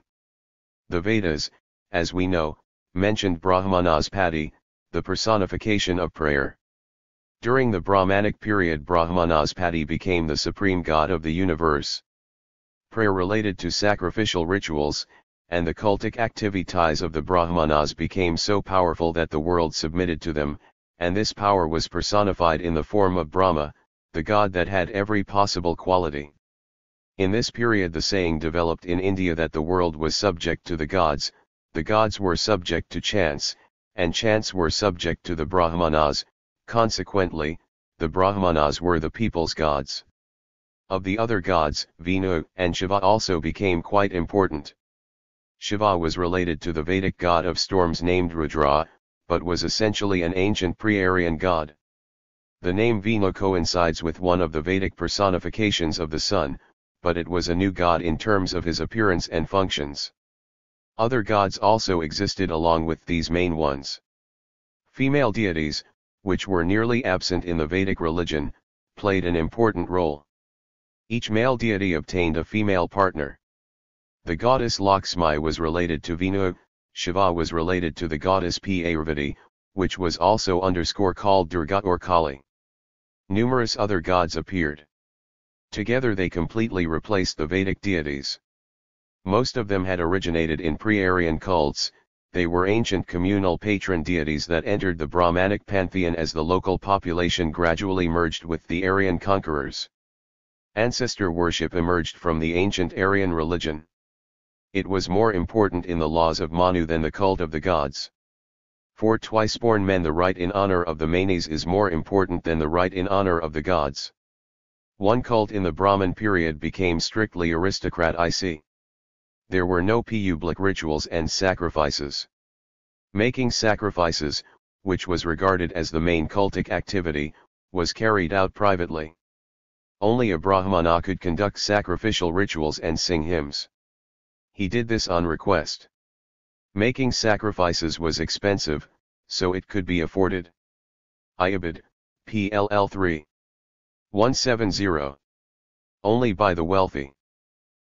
Ordinary people did not participate in cultic activities because none of them were public and therefore inaccessible to the poor. No public temples existed either. The gods became caste gods. Brahma, the supreme god, was the god of the Brahmanas, only they could pray to it. Indra, the only ancient Vedic god that maintained its significance, became the god of the Kshatriyas. Ancient Rudra, later identified with Shiva, was one of the main gods of the Vaishya farmers. The Sudras were kept away from every kind of official cult. This was the period when the cornerstone of the Hindu religion, the idea of reincarnation, developed. It was adopted by the Brahmanic religion from ancient local beliefs. In the Vedic religion of the Aryans, concepts of an afterlife of the soul were quite vague, and belief in reincarnation was totally absent. However, the local tribes hold totemic notions about reincarnation. These ideas were developed in Brahmanism, but they evolved in the context of a caste system. In the laws of Manu, the doctrine about the migration of the soul was contained only in the last, 12th, chapter. The other ones only talk about the agony of sinners in hell. But in the later Brahmanic compositions, the Upanishads, the idea of migration of the soul was dominant.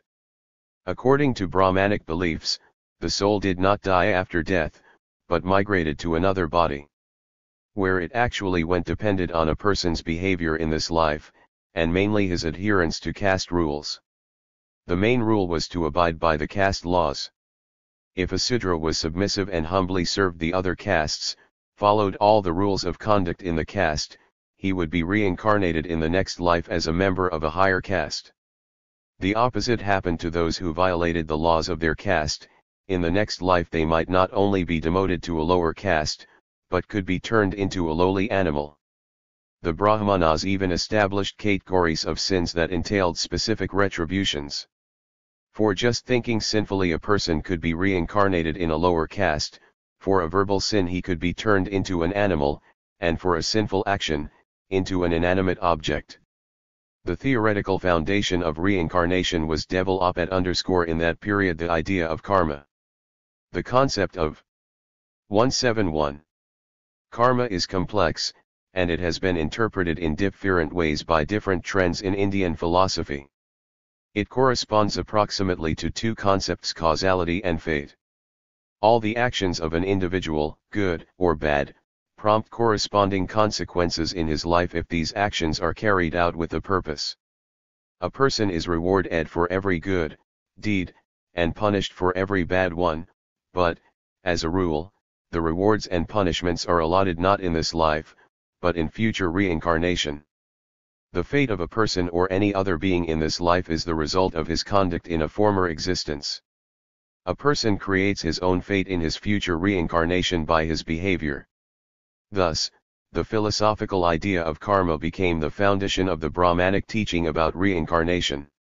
In the Brahmanic period, religious and philosophical literature had an important impact.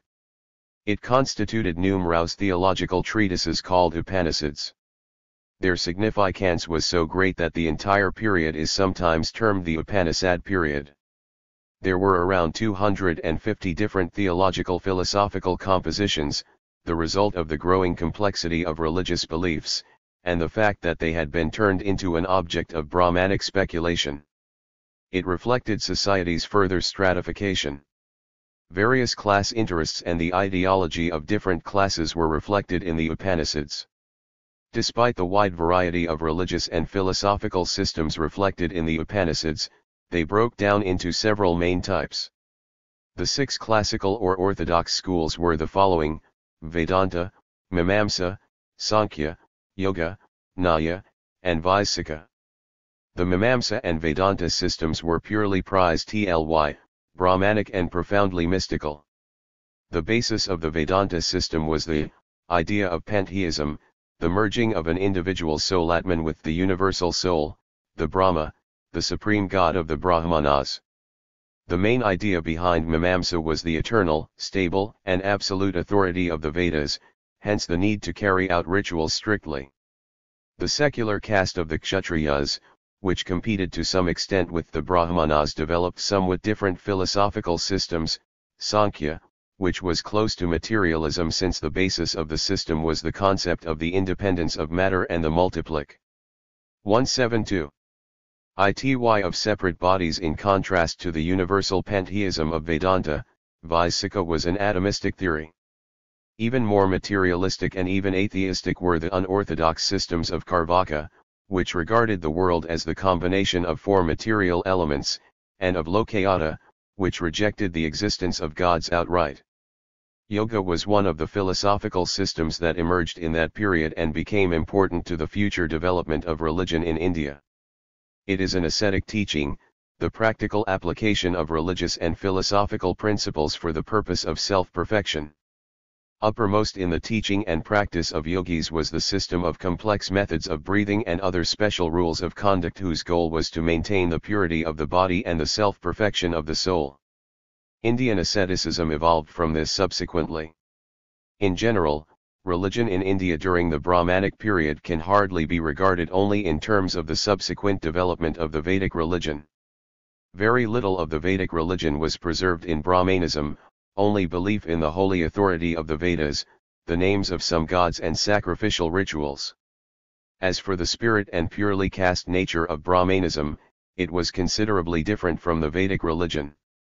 Many of the beliefs of Brahmanism were related more to pre-Aryan religious notions than to the Vedic religion of the Aryans.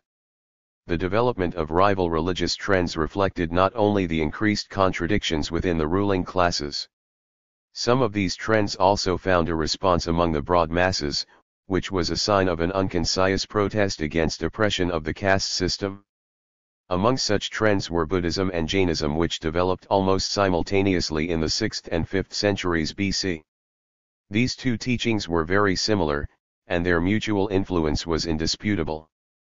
Both trends rejected the caste system, and focused on teaching people that their personal suffering could be relieved through their own efforts. Both religions believed in karma and reincarnation, and both placed in the forefront the ethics of leading a pious life. However, the fate of those two religions differed. Jainism, founded by the legendary Vardhamana. 173. Mahavira, or Jina, taught that the entire material world was evil, and man should strive to liberate himself from it. Hence the demand for strict asceticism, which went so far that the most consistent Jainists refused to even wear clothes, observed celibacy, and abstained from any kind of killing. People were not supposed to kill even an insect. That is why the Jainists drank water through a sieve to keep from accidentally swallowing a live creature. For the same reason they covered their mouths with a piece of cloth. Jainism was popular mainly among merchants and urban dwellers, with more liberal demands on followers. It is still practiced in India, having around 3 million followers, but, in contrast to Buddhism, it did not spread outside India. This was not true of Bhuktism, which emerged around the same time. In the latter centuries before the turn of the millennium, Buddhism became widespread among the people of India, much more so than Jainism, partially because it did not make extreme demands. At one time, during the Maurya and Kushana dynasties, Buddhism was even the national religion. This could not help but worry the Brahmanic caste of priests who were losing their former dominant status. The Brahmanas' fight with Buddhism was a struggle to preserve the caste system, and to maintain control over the population. For this purpose Brahmanism had to rearm. The old Brahmanic religion with its strict aristocratic nature and isolation from the masses had little influence on them. It was necessary to readapt the doctrine and cult to the needs of the people in order to compete with Buddhism. These new phenomena in Indian religion marked a new era, the period of Hinduism. The characteristic changes in this period were that cultic activities became more democratic, and ways were devised to influence the broad masses. For this reason it was necessary to enable the people to take part in the cult, to hold public ceremonies and rituals, have public sanctuaries, temples, and pilgrimage sites. For the first time in India's history temples were built. The most ancient Indian temples were Buddhist. 174. Brahmanic temples were built to imitate them, whose enormous size and extraordinary architectural style were intended to capture the Amagi-nation of and overwhelm the masses. Elaborate rituals, ceremonies, and processions were arranged. Huge statues of the gods were built inside and outside the temples. Some of the statues were driven through the streets during festive processions. At the same time, the very nature of notions about the gods became more democratic. The images of celestial gods that only the Brahmanas were able to deal with had no impact on the people. It was necessary to bring the gods closer to the masses. It was necessary to create the images of popular gods, saviors of the people. An unusual teaching developed about avatars. Each celestial god could have its own avatara on earth. Some avatars became folk deities. Some of them were created to imitate the Buddhist pantheon in order to have a greater impact on the masses. Savior gods were earthly gods. One of them, the most popular, was Krishna, one of Venu's avatars. According to a myth with Buddhist and Christian equivalents, he was born on earth, performed many heroic deeds, was charitable to people, and died on earth. Rama was also the same kind of savior god. He was the legendary chief of the Aryans when they conquered Ceylon, and was the hero of the ancient Indian epic of Ramayana. Numerous sects developed on the basis of worshipping savior deities.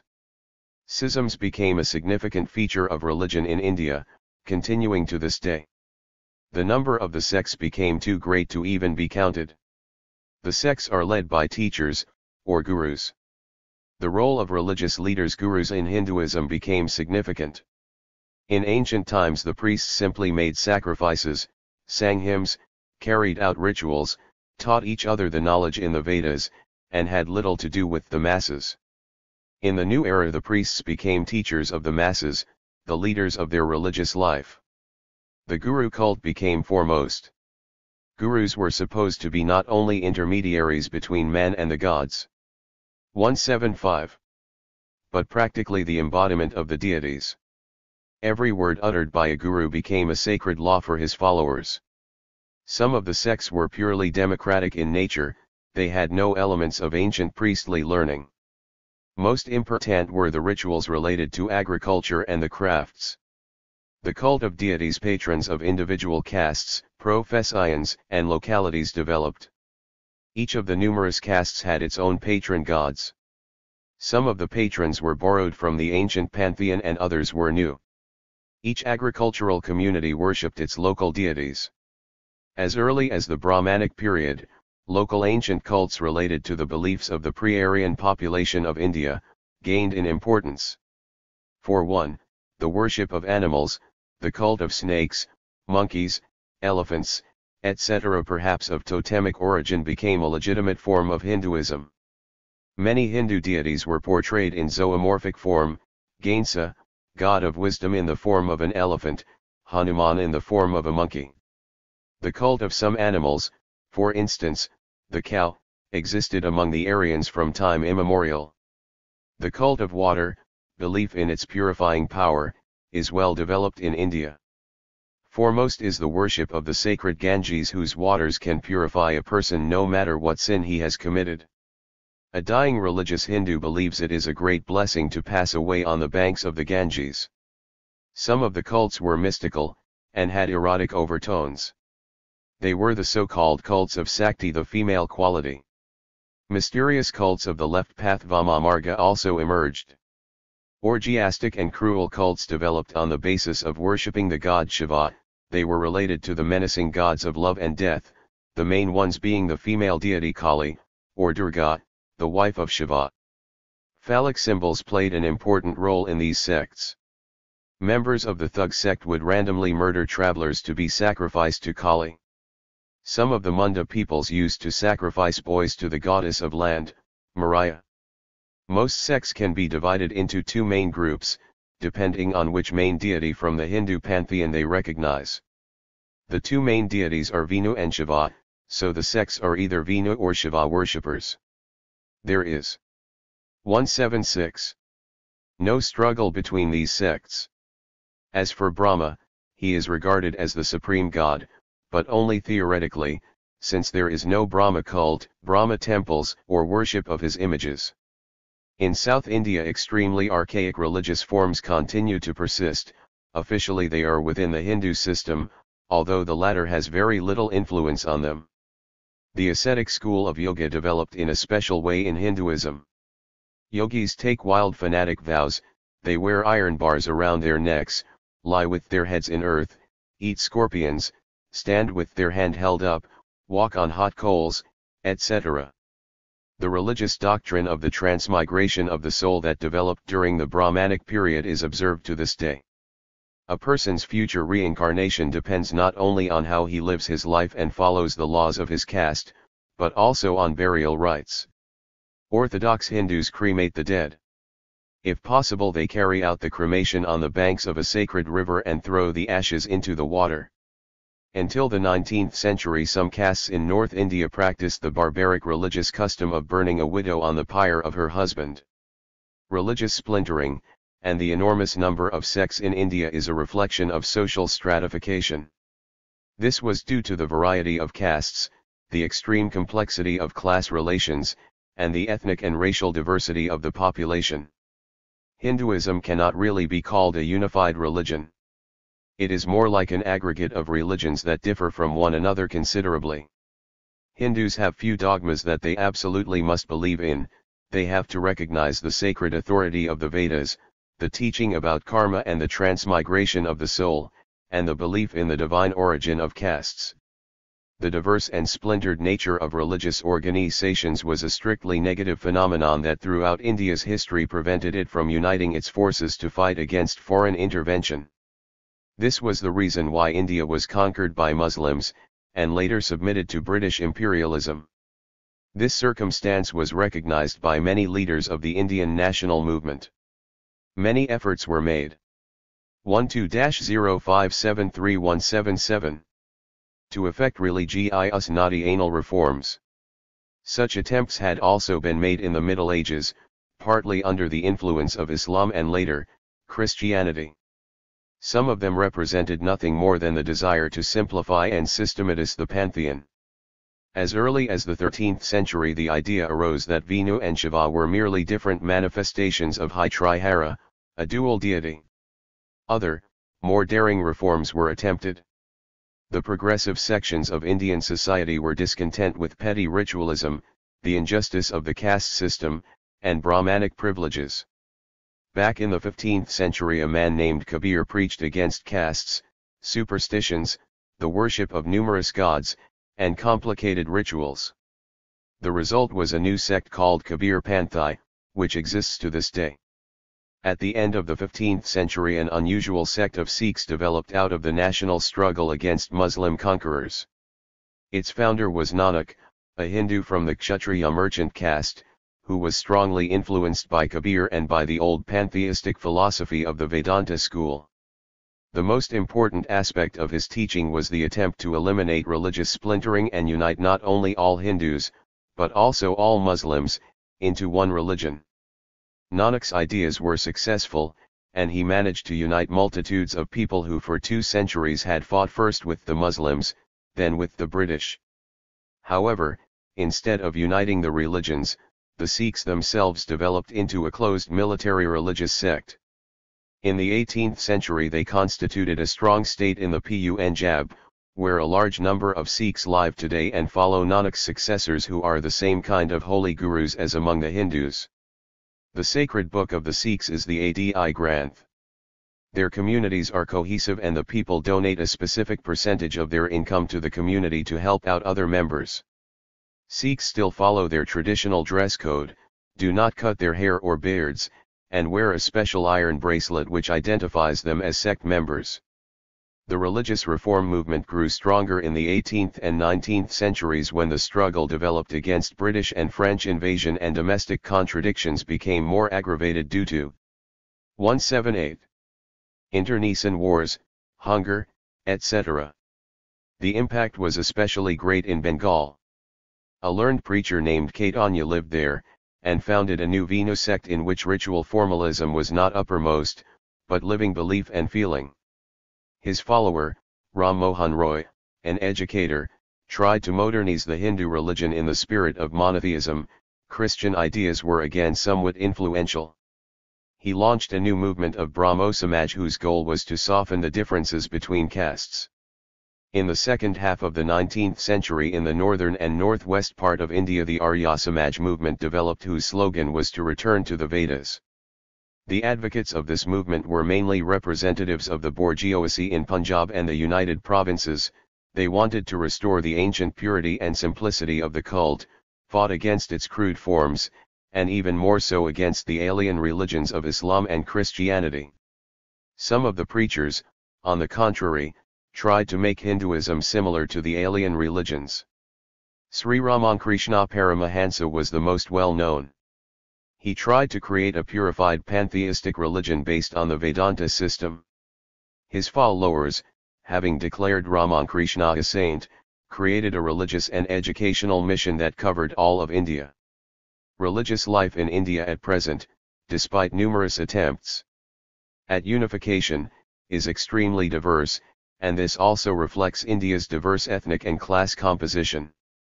Here we can see both the sophisticated forms of religious and philosophical metaphysical systems of Vedanta and others that even today enjoy much authority in Brahmanic circles, as well as the widespread popularity of the folk cults of Shiva, Vishnu, and Krishna, and various orgiastic rituals. Dravidian and Kolarayan peoples, which to a greater or lesser degrees were influenced by the Hindu pantheon, maintain their own isolated cults.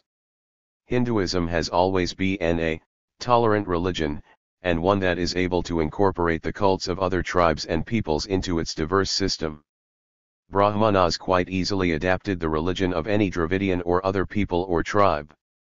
They did this by simply declaring the tribe's object of cult, even if it were an animal, a deity of its own or an avatar of Vishnu or Shiva. Theoretically, however, individuals cannot join the 12*179 Hindu religion if they were not born into one of its castes. Hence Hinduism, not allowing proselytism, closely related to India's caste system, could not function outside the country and become a world religion. This was only possible for Buddhism, which also developed in India. Netheless Hinduism has always had a major influence on the spiritual life of other peoples. Religion and religious philosophy in India hold a special attraction for certain sections of the intelligentsia in Europe and the United States today. Many Europeans and Americans, for instance, study yoga. Not so long ago India's spiritual life was decisively influenced by religious ideology. The Indian government is trying to do away with the more crude religious customs and beliefs and religion's relationship with the caste system. Religion is being linked with modern economic and political life. For instance, the popular goddess of fertility and beauty, Lakshmi, is now regarded as the patron of industry and industrialization. The goddess Sarasvati is the patron of education, science, and the arts. Not only the peasants, but also the workers and professionals hold on to their religion. Every person in the Brahmanic caste tries to engage an experienced Brahmanic guru to tutor his son in religion. Religious Hindus spend much time and energy on the observance of various rituals and numerous taboos, concern about ritual purity, constant purification, and sacrificial rituals. The ban on killing even harmful animals, beasts of prey and venomous snakes is bad for the people's welfare. It often gives rise to outbursts of religious fanaticism. The poor or untouchables, the most oppressed castes in India, suffer from the unjust caste system that is sanctioned by religion. 1/6 of the country's population belongs to these castes. Not so long ago they were deprived of basic human rights, the freedom to choose their occupation, use water from common wells and springs, means of transport, etc. Simply touching them would supposedly defile a Hindu from the upper castes. The untouchables are subject to numerous limitations and bans. Hinduism regards these rules as having divine origin. 180. Chapter 16. Religion in Ancient Egypt. The history of religions in the classical East is relatively well known because of numerous written and archaeological sources. These religions have been the subject of numerous studies. Although the peoples of the ancient East, especially Egypt and Mesopotamia, due to favorable conditions, developed class societies and great civilizations earlier than other peoples, the social and economic system, with its undeveloped slavery and strong agricultural communities, was quite conservative and immobile. Hence the stagnation and unchanging nature of the political system of the ancient Eastern states with their despotism and glorification of royal power. All this left its mark on the religions. For a long time they maintained profoundly archaic traits combined with the same complex forms that were fostered by the social and political conditions. This combination of primitive and complex forms was particularly evident in the religion of ancient Egypt. The most ancient form of religion in Egypt, as far as can be determined by historical monuments, was the worship of local nome patron deities. Nomes were the remains of ancient tribes that were united in the late 4th millennium BC under the general rule of a nomarch. However, the cult of nome gods was extremely strong, and persisted until the very end of the history of ancient Egypt, combining with the worship of general Egyptian deities. Profoundly archaic traits were preserved in these local 181 nome cults. Each nome worshipped its sacred animal that was related one way or another with a local god. The latter was often portrayed either in the form of an animal: sheep, cow, jackal, ibis, baboon, crocodile, cat, etc., or as a mixed, zoanthropomorphic figure. Perhaps this is evidence of the vestiges of totemism. The anthropomorphization of sacred animals occurred in the worship of local patron gods. For instance, the cat became the goddess Bastet, portrayed with a eat's head; the falcon became the god Horus. Thoth was pictured with the head of an ibis, Anubis with the head of a dog, Sebek with the head of a crocodile, the goddess Sekhmet with the head of a lioness, Hathor with the head of a cow, etc. This indicates that these zoanthropomorphic images originate from sacred animals. It is necessary to point out the large number of female deities among the local patrons: goddesses Nekabet, Hathor, Neith, Sekhmet, Nephthys, and others. It is a reflection of the strong survivals of matriarchal society among the ancient Egyptians. Even before the unification of Egypt there were gods worshipped throughout Egypt. When a nome would become the center of the state unification of Egypt, its patron god became the object of the common cult. Centralization of the cult was both the expression and the instrument of centralizing state power. The most ancient god worshipped throughout Egypt was Horus. The kings who worshipped Horus were the first to unify Egypt. They turned their tribal god into the Egyptian sun god. From the time the capital of the kingdom was moved to Memphis, Egypt's main official god was Ptah of Memphis. When the 5th dynasty came to power, in connection with the city of On, the cult of the local god Aten became popular, and it became Egypt's supreme god. The 11th and 12th dynasties made Thebes the center of Egypt's new organization, which resulted in Amon, a hitherto little-known local god, rising to the head of the Egyptian pantheon, and becoming closer to the former supreme god Ra. During the 26th Sais dynasty, the local Sais goddess 182 Neith became prominent in the cult. However, the Egyptian pantheon comprised not only the patron gods in the country's political centers that were able to take the lead. In connection with the country's unification, other local deities also gained followers outside the areas of their initial worship. As was the case in other countries as well, such deities gained a definite function and were regarded as the patrons of one or another human activity or profession. For instance, the god of Hermopolis, Thoth, became the patron of scribes and scholars; Anubis of Sut, god of the afterworld; Sekhmet of Letopolis, goddess of war; Men of Copta, patron of foreigners, etc. Many deities were related to cosmic phenomena. In fact, in some cases they had these qualities even while they were still purely local guardians. Most of the gods were connected in one way or another with the sun: Aten, Ra, Horus, Osiris, Amon, Anur, Sebek, and Munt. Others were related to the moon: Thoth, Isis, Khons; to the sky: Hathor and Nut; to the earth: Men and Geb. Some of these gods, such as Ged and Nut, did not have any connection with local cults. The creation of the Egyptian pantheon led to the theological and mythological connection between individual deities. That is the explanation for the well-known triads and groups of 9 deities that differed, incidentally, in the various areas. The triad of Thebes Amon, Mut, Khons, Ta and his wife Sekhmet and their son of Memphis.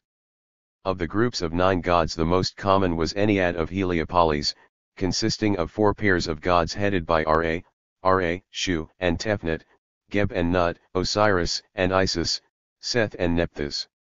All these divine groups were partly the result of the merging of local cults, and partly prompted by the purely theological speculations of the priests. As the gods came closer together, however, they sometimes became identical. The priests, for instance, identified with Aten Ra. Later, in the period of the Middle Kingdom, Amon and the crocodile Sebek were associated with the same Ra, and the goddess Hathor was identified with Tefnut. That is how the Egyptian pantheon evolved. Probably. 183. A consequence of this process was also the Egyptian worship of sacred animals. Local sacred animals and ancient totems became the objects of worship for all Egyptians. The cat, hawk, ibis, and crocodile were considered sacred throughout the country. Other animals were worshipped as well, although not as a species, but individually: the bull Apis of Ra in Memphis, the sheep of Osiris in Mendes, and other animals connected with the most honored gods. The totemic origin of this Egyptian animal cult is quite probable. Among the most ancient elements of the Egyptian religion are the folk agricultural beliefs and rituals. Relatively little is known about them because state, not folk religion, was reflected in the written sources. However, folk cults did affect the state religion. Traces of this influence are evident in the images of some deities in the official cult. The deities of fertility at first were Min, Amon, Pnum, Isis, and others. But Osiris was undoubtedly the central figure in the folk agricultural religion. Osiris was originally the local patron god of Busiris in Delta, but at the same time he was closely linked with the cult of fertility. He was always portrayed with either a lotus, or grapevines, and other objects from the plant world. Especially interesting are the silhouettes of Osiris that have been found by archaeologists. They were made out of sown wheat on a layer of soil that was sprinkled onto a special wooden frame. The sprouted grains created a vivid image of the god. On one typical picture, the grains are growing out the body of the reclining Osiris that is irrigated out of a priest's vessel.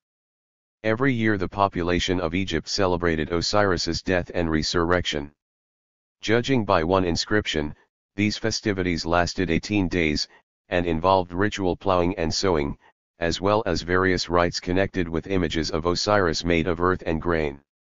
In these rituals, Osiris is portrayed as the direct personification of grain. There was a myth about the death and resurrection of Osiris, which we know in part. According to the myth, the god Osiris was the king of Egypt who was treacherously killed by his brother Seth, also a god. Osiris's body was chopped into pieces and scattered throughout the country. Osiris's sister wife. 184. The goddess Isis, after a long search, found and gathered together the pieces of the god's body and gave birth to his son, the god Horus, who later stayed Seth and residential erected his father. This myth is none other than a graphic account of the transitions that grain undergoes from the time it is sowed until the time it sprouts. It is a typical cult myth explaining a particular ritual. The folk cult of Osiris represented a variation of the popular ancient agricultural cult of the dying and resurrecting spirit of plant life. True, the very image of Osiris grew to be more complex because of various later revisions. Isis was closely related to the image and cult of Osiris. She was also originally a local deity that later became Egypt's most popular goddess of fertility. In the Hellenistic Roman period, the cult of Isis spread throughout the Mediterranean, at one point competing with Christianity. While Osiris and Isis were the main figures in folk religion, the focus of official cult from the time of the 5th dynasty was the sun god, at first Ra and then Amon of Thebes. The sun cult constituted the primary part of Egypt's state religion. During the 5th dynasty the Egyptians began building temples to the sun god with a standard obelisk, a symbol of the sun. The priests tried to connect the sun one way or another with various local deities Horus, Sebek, Mont, Osiris, and others. The role of Egyptian religion was especially great when it came to the deification of the pharaoh, the supreme ruler of the state. Even the most ancient pro-unification kings, who called themselves the worshippers of Horus, were under the special patronage of this god, and even took his name. Beginning with the 5th dynasty the pharaoh was regarded as the son of the sun god Ra. Belief that the king was the son of God, a living deity, was prevalent from the beginning to the end of Egypt's political history, all the way until the victory of Christianity. The king carried out the most important religious rituals, he founded temples, and he could alone at least in theory enter a sanctuary and bring the god an offering. Priests were merely acting in his name. The holy ceremony that encompassed all of court life falling on one's 185 stomach before the pharaoh, kissing the ground on his feet, not uttering the pharaoh's name, his use of religious emblems reflected and at the same time supported and strengthened belief in the divine origin of royal power. The idolization of the pharaohs was a powerful weapon in the hands of the ruling classes to suppress protest among the oppressed masses. Burial cults in Egypt were also influenced by class relations. Burials in the pre-dynasty epoch in Egypt were similar to those of other countries. The dead were buried in small oval pits in a crouched position on their sides, and a few personal items were buried with them. Sometimes the body was cut into pieces. But burial rituals changed considerably during the earliest dynasties, especially in the case of pharaohs. Graves and tombs gradually became larger and more complex, rising above the ground, and taking the shape of a stone mastaba, a tomb with a rectangular base and sloping sides, and from the 3rd dynasty, the shape of a huge pyramid. The pharaoh's corpse was embalmed, and turned into a mummy. Later the bodies of the pharaoh's close officials, and subsequently members of the middle class, were mummified too. This complex process of mummification gradually improved. The goal was to preserve the corpse as long as possible. The numerous well-preserved mummies that have been found indicate how skilled the priests were at this art, particularly starting in the 16th century BC with the New Kingdom. The pharaoh's mummies during the Old Kingdom were kept in special pyramids that were especially elaborate during the 4th dynasty. The mummies of the nobility were usually kept in mastabas. During the era of the Middle Kingdom, the 11th and 12th dynasties, the pyramids became smaller in size. Later the Egyptians stopped building pyramids completely, and instead made burial temples by digging hollows in rock. The middle class buried their dead, at least during the era of the New Kingdom, in common tombs, whereas the bodies of the poor were simply dug into the sand. In Egypt the art of embalming and the complex burial rituals were closely related to religious magical beliefs, particularly belief in an afterlife. The Egyptians thought that only a person's body died. 186.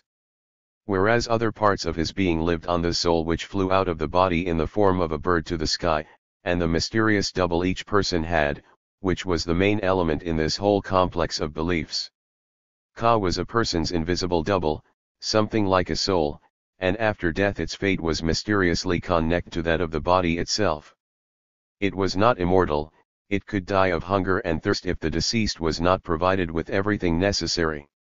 Ka could be eaten by monsters in the afterlife if it was not defended by magic formulas. Under favorable conditions, if the mummy, or at least a statue of the dead, were preserved, Ka could long outlive it. The Egyptians had different notions about Ka in various periods. The priests tried in vain to combine them into a unified system. During the Old Kingdom the people believed that the deceased, or his Ka, ended up in some kind of space situated somewhere in the west, and continued to live there as it had on earth. The deceased of the nobility and the wealthy had all the comforts of life, enjoyed themselves in shady gardens surrounded by their retinue and servants, and engaged in their favorite hunting sport. Scenes from this blissful life are depicted in the tombs of the aristocracy in the 5th and 6th dynasties. They are evidence that the afterlife was traditionally viewed as the simple continuation of life on earth, typical of backward peoples everywhere, but a notion modified by class relations. All the comforts were enjoyed in the afterlife by those who possessed them in this world. However, a happy afterlife was ensured by the means of magic, by drawing these scenes on the walls of tombs, bringing offerings, and uttering magical formulas. Back in ancient times the Egyptians developed a belief in special deities, guardians of the dead. We know of many such deities worshipped in various localities. But during the Old Kingdom two deities came to the forefront as guardians of the dead, and were related to the burial cult, the sun god Ra and Osiris, the dying and resurrecting god of plant life. Heliopolis was where the solar notions of the kingdom of the dead originated, and was the center of the Ra cult. According to these notions, the souls of the dead strived 187. To enter Ra's solar boat and move across the sky with him on a daily basis. The West was regarded as the country of the dead in connection with the sun's movement. When the sun set in the west it illuminated this country. The Egyptians had a vague notion of the mysterious country of darkness where the sun descended at night and where the souls of the dead arrived. However, much more important in the Egyptian burial cult was its connection with Osiris. We have already examined the origin and evolution of Osiris. At first he did not have any relation to burial rituals and beliefs. But already in the pyramid texts his name is mentioned in funeral formulas. Later Osiris turned into the master of the afterlife, and the judgment of the soul after death. The connecting link between the cult of Osiris and belief in the afterlife was the notion of him as a dying and resurrecting god. Being the first person to die, according to legend, Osiris was portrayed as the ruler of the dead, and his annual resurrection gave believers hope that with his help the soul of the dead could be saved from final death. Osiris was asked to protect the deceased. Furthermore, attempts were made to magically associate the deceased with Osiris. At first this was done only in the case of a pharaoh. In the pyramid texts a dead pharaoh was called Osiris. Later other people who died were called Osiris, starting with members of the nobility, and subsequently even those of simple origin. Osiris so and so was how the deceased were usually referred to in burial texts. The idea was simple. It was necessary to magically deceive hostile forces by passing off the deceased as a great god. Osiris became the main figure in the burial cult, especially beginning in the Middle Kingdom. In Abydos, the second center of his cult after Busiris, the people began worshipping Osiris's tomb, and each religious Egyptian wanted after death to be buried near the shrine, under the protection of Osiris, or at least to put his tombstone there.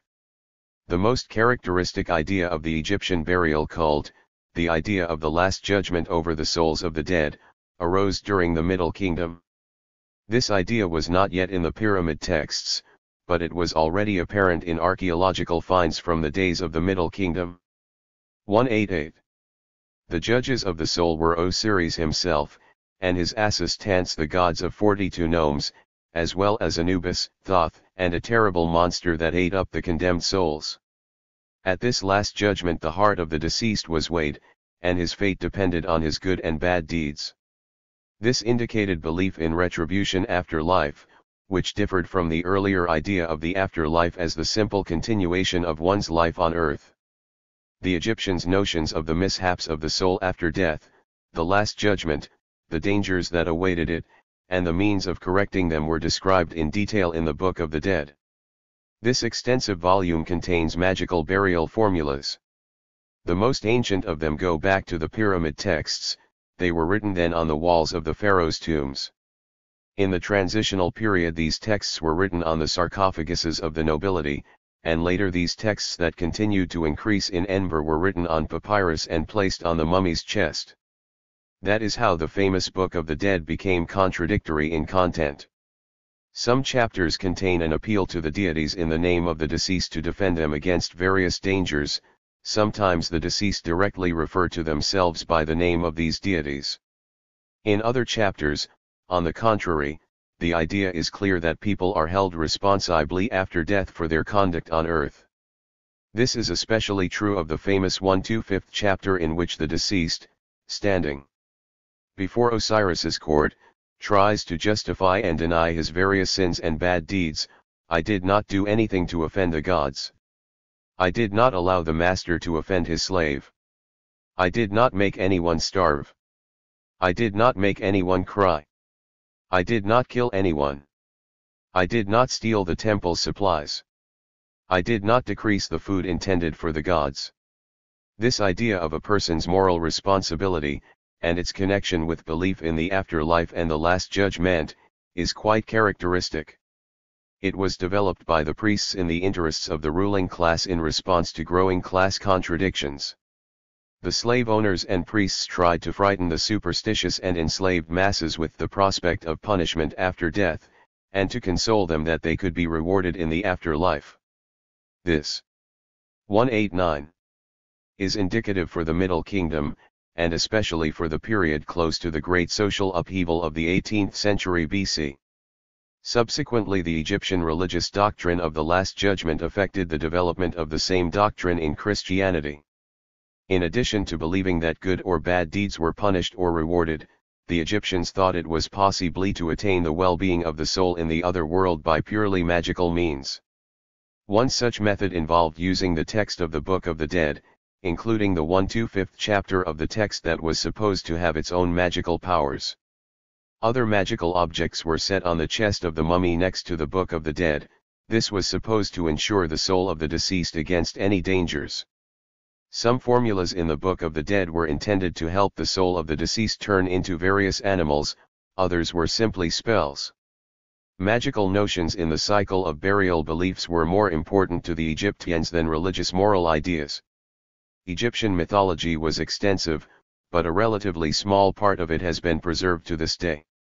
It reflects the religious ideas of the Egyptians. Mythology helps to see better the gradual evolution of the Egyptian religion itself, its consistent development, and to also determine local cults that vied with each other for dominance. The Egyptians had many cosmogonic myths, one contradisting the other. Each locality had its own myth about creation in which the main role was played by the local deity. The oldest of these myths attributed the creation of the world to the local god Te, who superseded Horus, Thoth and other gods, and supposedly created them too. The priests of Heliopolis attributed the creation of the world to their sun god Ra. According to Heliopolis cosmogony, Ra himself was born of his own father, the primitive chaos Nun. Out of this chaos Ra, copulating with himself, created one supreme god after another, as well as people and animals. He gave birth to the god Shu and Tefnut, and Geb, Nut, and other gods, comprising the Great Nine, were born of this divine couple. They gave birth to numerous offspring. Ra created people out of his tears. The sun was one of Ra's eyes, and the moon was his. 190. Other. Heliopolis cosmogony represents, consequently, a chain of personifications, combined with ideas of mutual creation. According to another myth, Geb and Nut, the land and sky, at first embraced each other. The god Shu separated them by raising Nut high. In contrast to most other peoples, the Egyptians considered the sky a female and the land a male. Views that had developed from a matriarchal society were reflected in this, although generally Heliopolis' sun mythology was the product primarily of patriarchal ideology. There were quite different cosmogonic and anthropogenic notions. Worshippers of the god Khnum in southern Egypt believed that this potter god made people on his pottery wheel. This notion was influenced by the development of the crafts. There are also signs of a myth about a universal egg that gave birth to the sun, and perhaps even the whole world. It was perhaps one of the Egyptians' most archaic cosmogonic notions. To the Egyptians, the sun was of primary importance in the mythological personification of natural phenomena.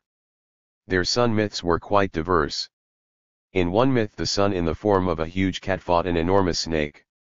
In another myth, the fight between Ra and an underground snake reflected the movement of the sun over a 24-hour period, and its setting over the western horizon.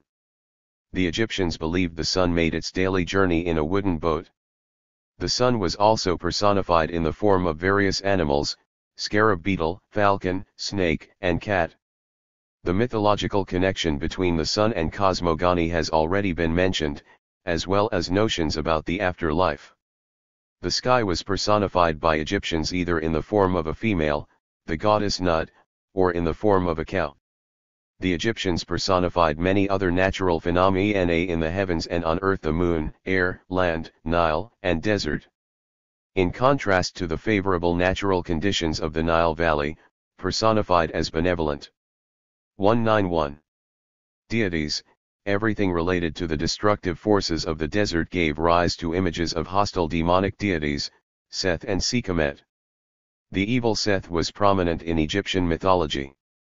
In the myth about Osiris, he was the sly and envious brother who was responsible for the latter's death. One myth discovered in 1931 told about an argument between Seth and Horus over Osiris's inheritance. This myth reflected not only a well-known natural phenomenon, the struggle between the evil forces of the desert and the fertility of the Vedas, but also social motives. Osiris's son fought the brother for his inheritance. Myths about culture heroes were also quite popular, but among the Egyptians all culture heroes were gods.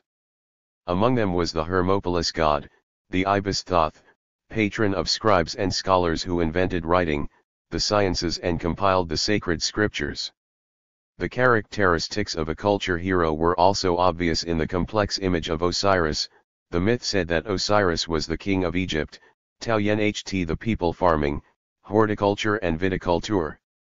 The image of a culture hero and the image of a god of fertility and agriculture merged into one. Another interesting myth was about how people were punished by the gods. The ideological thrust of such myths was that they justified calamities as the result of the gods' anger because of people's sins. In the Near East, the people were punished by a flood, but this was not so in Egypt. The myth about floods was alien to nearly all the peoples of Africa, including the Egyptians. Egyptians regarded the floods of the Nile to be beneficial, so they could not imagine them as a calamity. Punishment in Egyptian myths came in a different form. The god Ra, angered by the evil activities of men, sent against them his eye, his daughter Hathor, and then the goddess Sekhmet, the violent goddess of war with the head of a lioness. The bloodthirsty goddess set about destroying people with such fervor that Ra himself had to resort to cunning to tear her away. He ordered that the goddess be given lots of beer, and when she fell asleep in a drunken stupor, her bloodletting activities ceased. The practice of magic played a major role in Egyptian religion.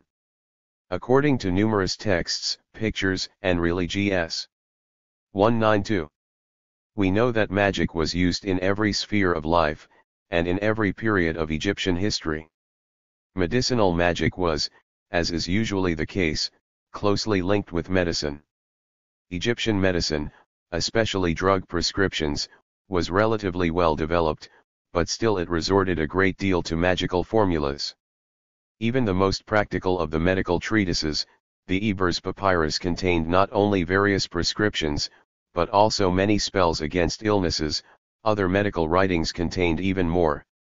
During the New Kingdom, Egyptian medicine ceased to advance, and was based mainly on magical notions and methods of healing. This is because medical practice was conducted mainly by priests. Preventive magic was also employed. Many magical practices and spells were intended to prevent the bites of snakes and poisonous insects, to protect a person from crocodiles and various predatory beasts. Different charms, drugs, and magic pictures were used for medicinal and apotropaic purposes.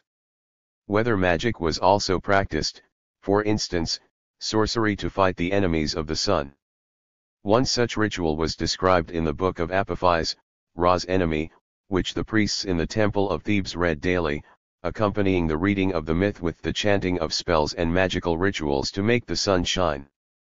The Egyptians also used black magic. They would utter ill wishes over the wax figure of an enemy, keep magical pictures, and chant spells. Egyptian burial magic was also well known, a system of magical means to ensure the welfare of the deceased in the afterlife. Often the magical notions of the Egyptians did not exist in pure form, but as complex images of the gods. The priesthood played an enormous role in Egypt's religious life, especially in the later period. It did not develop all at once. During the period of the Old Kingdom the priesthood was numerically small and dependent. Religious rituals were carried out mainly by the nobility and regional leaders, and in the center of the state, by the pharaoh. The priests acted on behalf of the pharaoh, as it were, simply substituting for him. More influence was held only by corporations of priests in the main temples, that of Ptah in Memphis, and Ra in Heliopolis. The oldest known theological texts emanated from those corporations of 13-0573-193. Priests. But in that period there were already cult centers that owned much property because of tributes to the kings. They were mainly sanctuaries connected with tombs. During the Middle Kingdom the status of the priests remained the same. There were few priests, and they were mainly members of the nobility. Approximately from 1700 to 1570 BC, in connection with the aggravation of ethnic sentiments in the Egyptian population, the absence or diminished power of the kings, the priesthood grew stronger, and to some degree independent of secular power. During the 18th dynasty the priesthood became hereditary. The corporations of priests in different temples united under the strongest of them, the priesthood of the Temple of Ammon in Thebes. Thebes once again became the capital of the revived state. The supreme priest of Ammon, the head of the capital's temple, became prominent in the political hierarchy. The great conquests of the pharaohs in the 18th dynasty brought an abundance of plundered wealth, much of which went to the temples. The pharaohs relied on the priesthood in their struggle for the support of the secular aristocracy, and placated it with generous gifts and treasures. The pharaohs took great pains to build and expand temples, especially in Thebes. As a result of the Asian campaigns of King Thutmose III, the Temple of Ammon in Thebes gained 3 conquered cities in South Lebanon, as well as much land in Egypt itself. Under King Amenhotep III the power of the priests grew so much that even the kings began to fear them.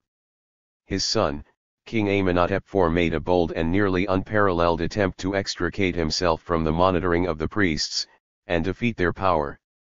At first he tried to rely on the priesthood of Heliopolis to counteract the priests of Ammon, but, after meeting with resistance, he took more decisive measures. He abolished the cult of all gods in the state, ordered that all their temples be closed down, and put forth a new god, Aten. He declared himself the supreme priest of this new and single deity, and renamed himself Akhenaten. He left Thebes, moving his residence to the new city of 194. Akhetaton. In his policies Akhenaten relied on some of the middle classes that had suffered from the tyranny of the aristocracy and priesthood. The religious reform was actually a political move, and the reform itself nearly amounted to a revolution. However, the conditions for a revolutio.n were weak. The old priesthood was allied with the nobility and relied on broad sections of the public, among whom it continued to enjoy much authority.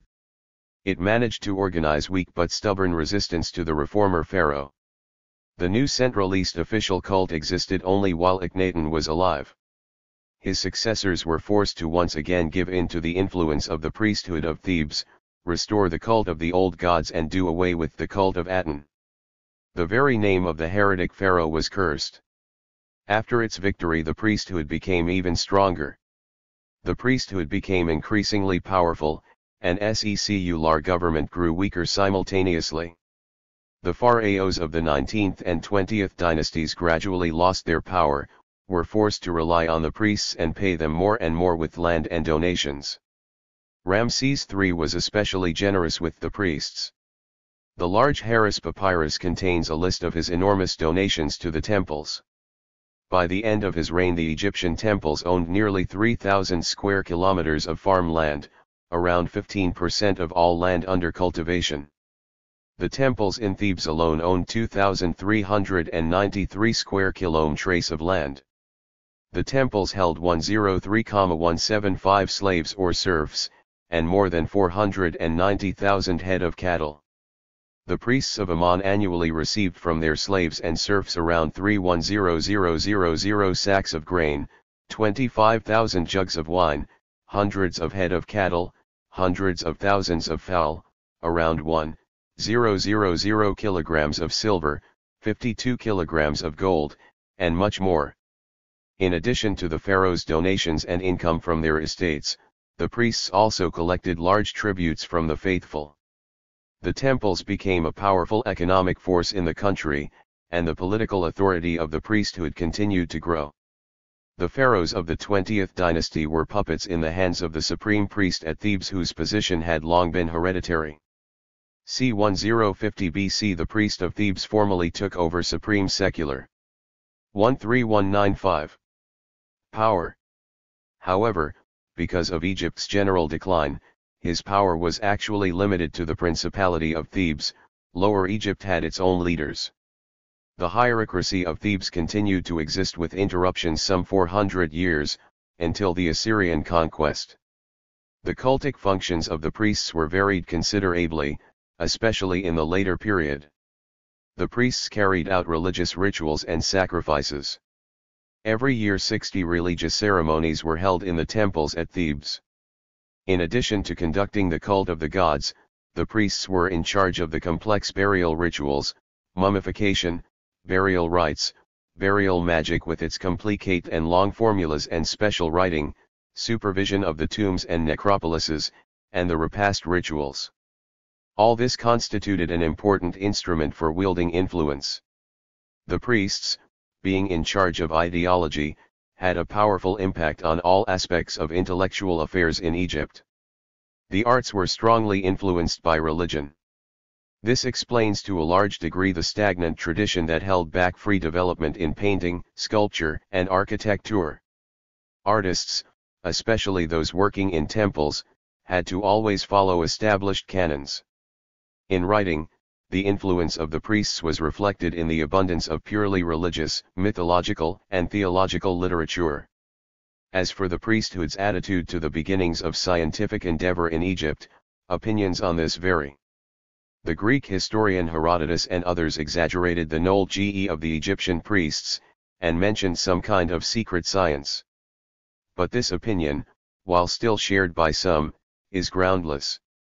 Egyptian priests did, of course, have something to do with such fields of knowledge as medicine, but they probably hurt its development more with their magical approach. In the field of astronomy the priests were quite knowledgeable.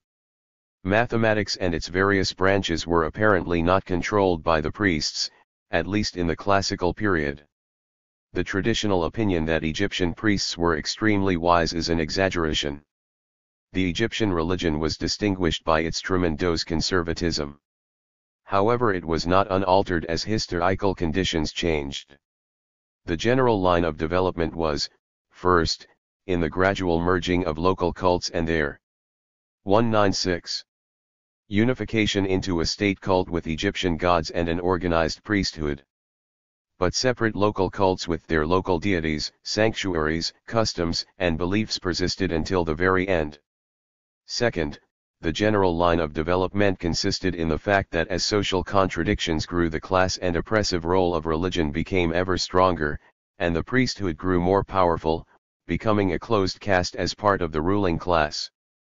Third, gradually there was a trend, although weak, to overcome the national isolation of the Egyptian religion. This reflected the expansion of Egypt's international political and cultural ties. Since the days of the Middle Kingdom, as Egypt's expansion grew and it entered into relations with neighboring peoples, alien gods began to appear in the Egyptian pantheon. That was the case, for instance, with the Nubian deity Bes, and the Libyan goddess Neith. During the era of the great conquests of the 18th dynasty, gods of the Semitic peoples of Asia appeared, Baal, Astarte, etc. During the 26th dynasty, when the policy was national restoration, alien cults were persecuted and the government strived to revive the worship of purely Egyptian gods. This, however, did not stop for long the process of the international mixing of gods and cults. As other gods entered the Egyptian pantheon, the opposite also occurred. Egyptian gods were worshipped elsewhere. Amon, Osiris, Isis and others were worshipped in Phoenicia, Syria, and even Greece. This phenomenon, leading to religious syncretism, had an especially strong impact in the Hellenistic and Roman periods. It reflected the early crisis of slave-owning societies and the isolated states of the Mediterranean. The strong religious ideology in Egypt notwithstanding, there were some signs of free thinking, and a critical approach to religious dogma. Free thinking reflected the increase in social contradictions, and semi-unconscious protest against the exploitive society. This protest was evident also among some sections of the privileged classes. The Song of the Harp Player, a literary work written during the Middle Kingdom, vividly reflected this mood of free thinking. The author X. 197 pressed unequivocal doubt that the soul continued to exist after death. Such skepticism was expressed in some sections of the ruling class. As for the masses, slaves, and peasants, their protest against social oppression was sometimes combined with hostility to religion. This is evidenced by the famous Leiden papyruses which describe the great social upheaval in the 18th century BC. The insurgent masses did not even spare the sanctuaries in their anger. The author of this document complained that a pyramid was opened and the mummies and their belongings were thrown into heaps. Apparently during the uprising the temples of the gods were vacated and the people stopped bringing sacrifices and donations. The author appealed to the people to resume the cult, return to libation, make offerings and say prayers. Chapter 17. Religion in the Near East. 1. Religion in Mesopotamia. Historical development in Mesopotamia was similar to that of Egypt, and in many respects, parallel. Therefore, although direct historical ties between Egypt and Mesopotamia were weak, at least in the early period, the forms of religion in both countries shared much in common. Of course they also had significant differences. The sources for studying the religion of ancient Mesopotamia are a large number of texts, mainly on clay tablets, discovered in the excavations of ancient Babylonian and Assyrian settlements and palaces, and the wealth of artifacts uncovered, including pictures of the gods, spirits, etc. The most ancient monuments of the developed civilization of Mesopotamia, based on irrigation farming and regulation of the flow of rivers, date back to the 4th millennium BC. The people who lived there were Sumerians, the most ancient, pre-Semitic population of Mesopotamia whose ethnic origins are still not completely clear. Ancient Sumerian communities, independent and small townships surrounded by farming regions, were primary territorial organizations, each having its own communal cult. Each community, at first possibly tribal, had its local patron god that was the master of the given principality. The person in charge of the cult was the ruler of the principality Patsi. The Patsi was both the chief and priest. The communal cults of the Sumerians, until the early 3rd millennium, were completely independent of one another, reflecting the independence of the communities themselves. These communities had probably developed earlier on the basis of small clan or territorial. 199. Groups. We have examples of how some communal patrons emerged. In the ancient city of Lagash the patron god was Ningursu. Gursu was a small town connected with the city of Lagash. Another town that was linked with Lagash had as its patron the goddess Bau. When these towns united the population regarded the goddess Bau as Ningursu's wife. In the Sumerian period national deities arose by just such combinations of local patron gods. The Great Trinity was especially significant Anu, Ea and Enlil. The origin of these gods is unclear. Anu comes from the Sumerian word An, and was apparently simply the personification of the sky. The etymology of the name Enlil is debatable.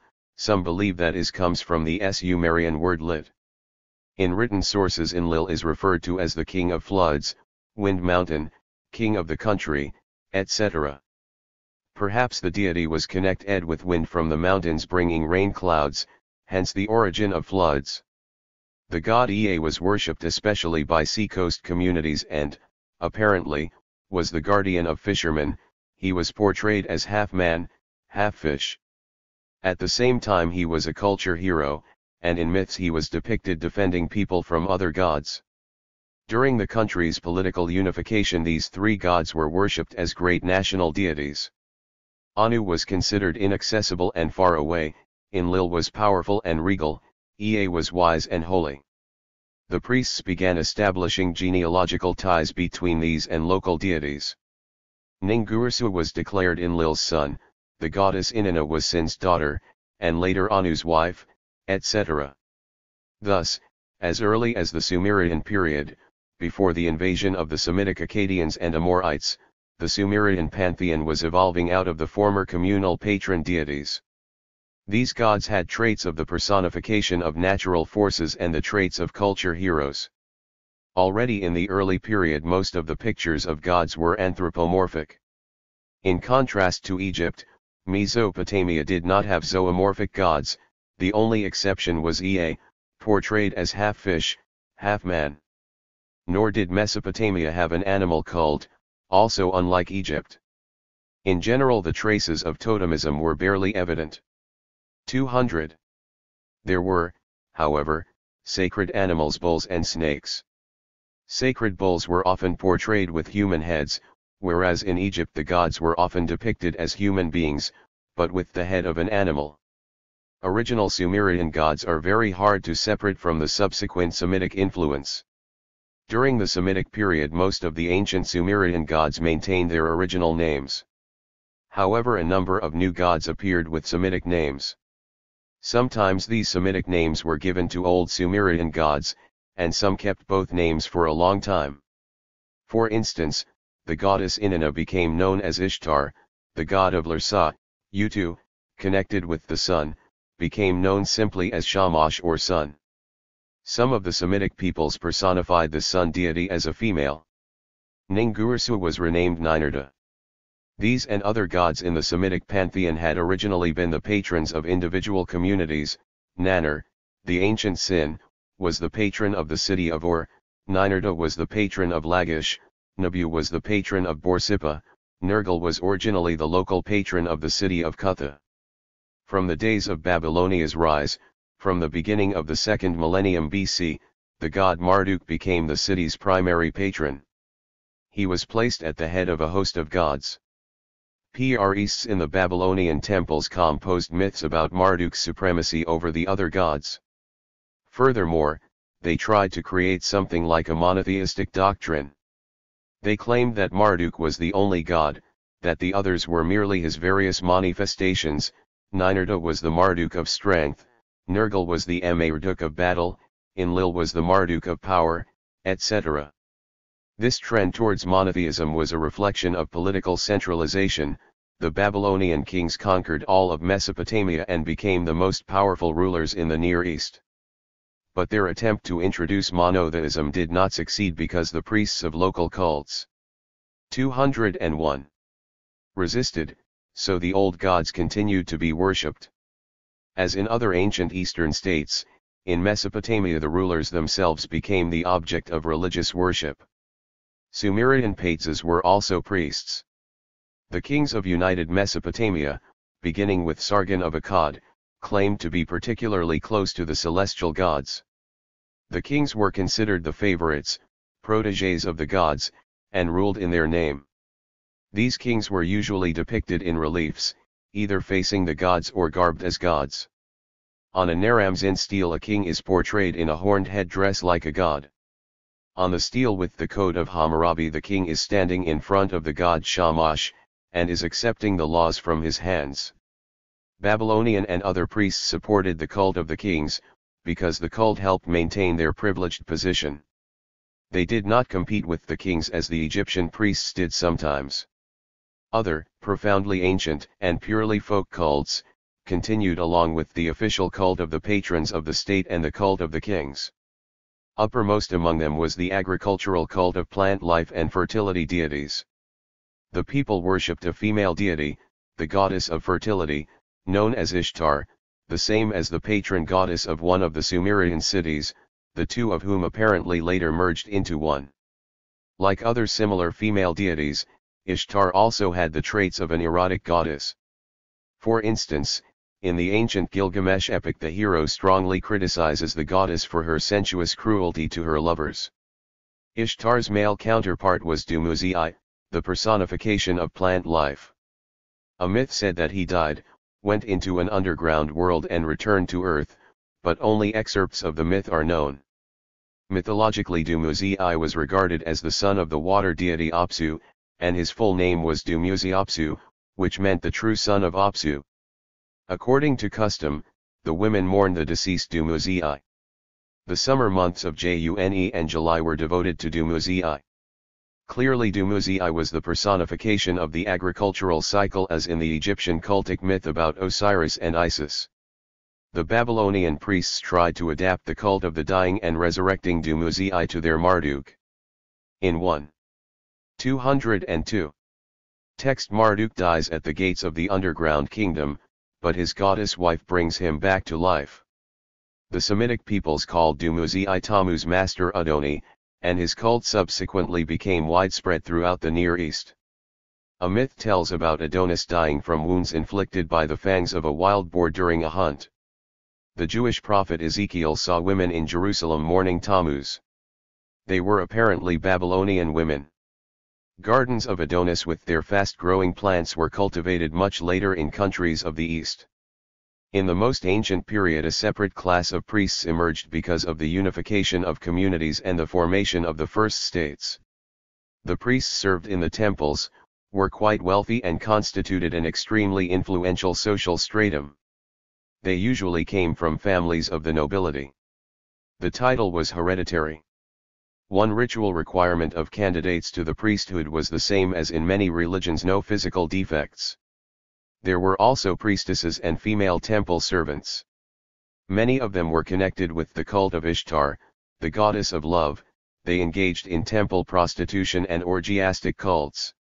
However, Ishtar was also served by eunuch priests who wore women's clothing and performed female dances.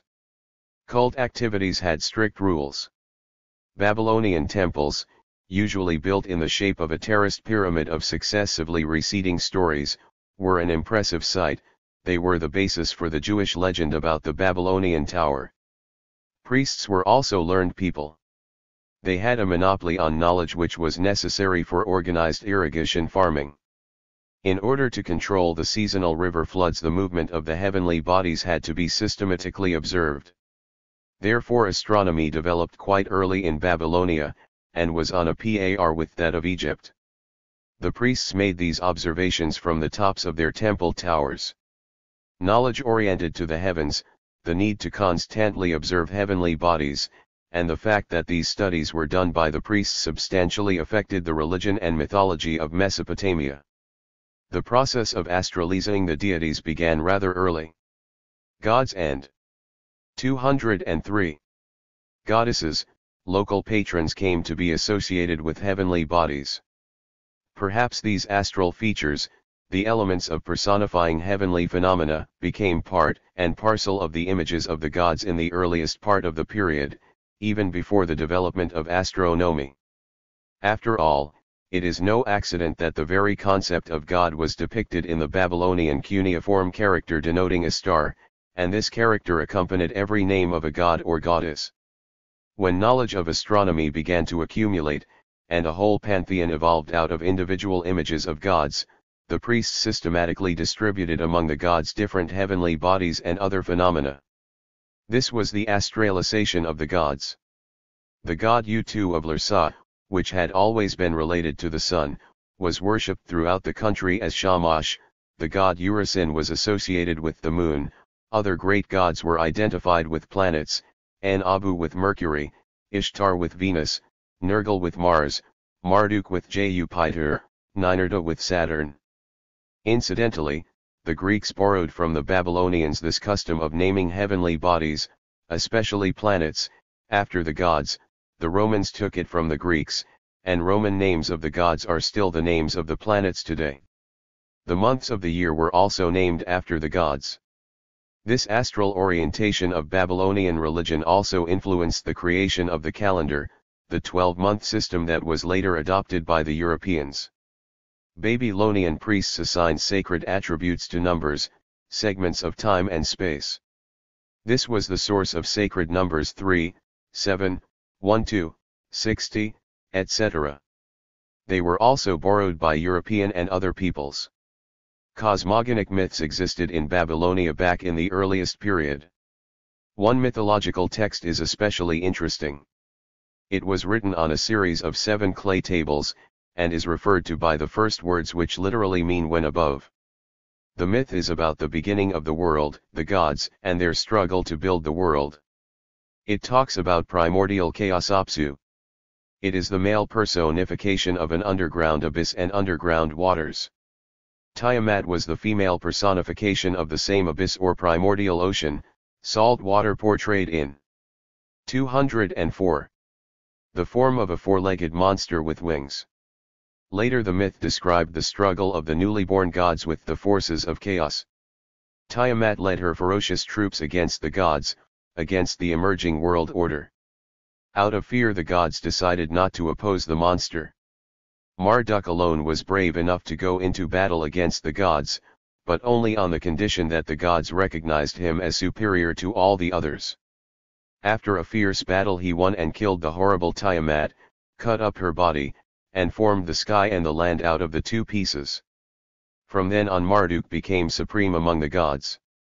This myth was created by the Babylonian priests and was intended to justify the superiority of the god Marduk over those of the other subordinate cities. Other mythological texts explained how the first man came into being, Oedipa, and how this first man lost his immortality, i.e., the origin of death.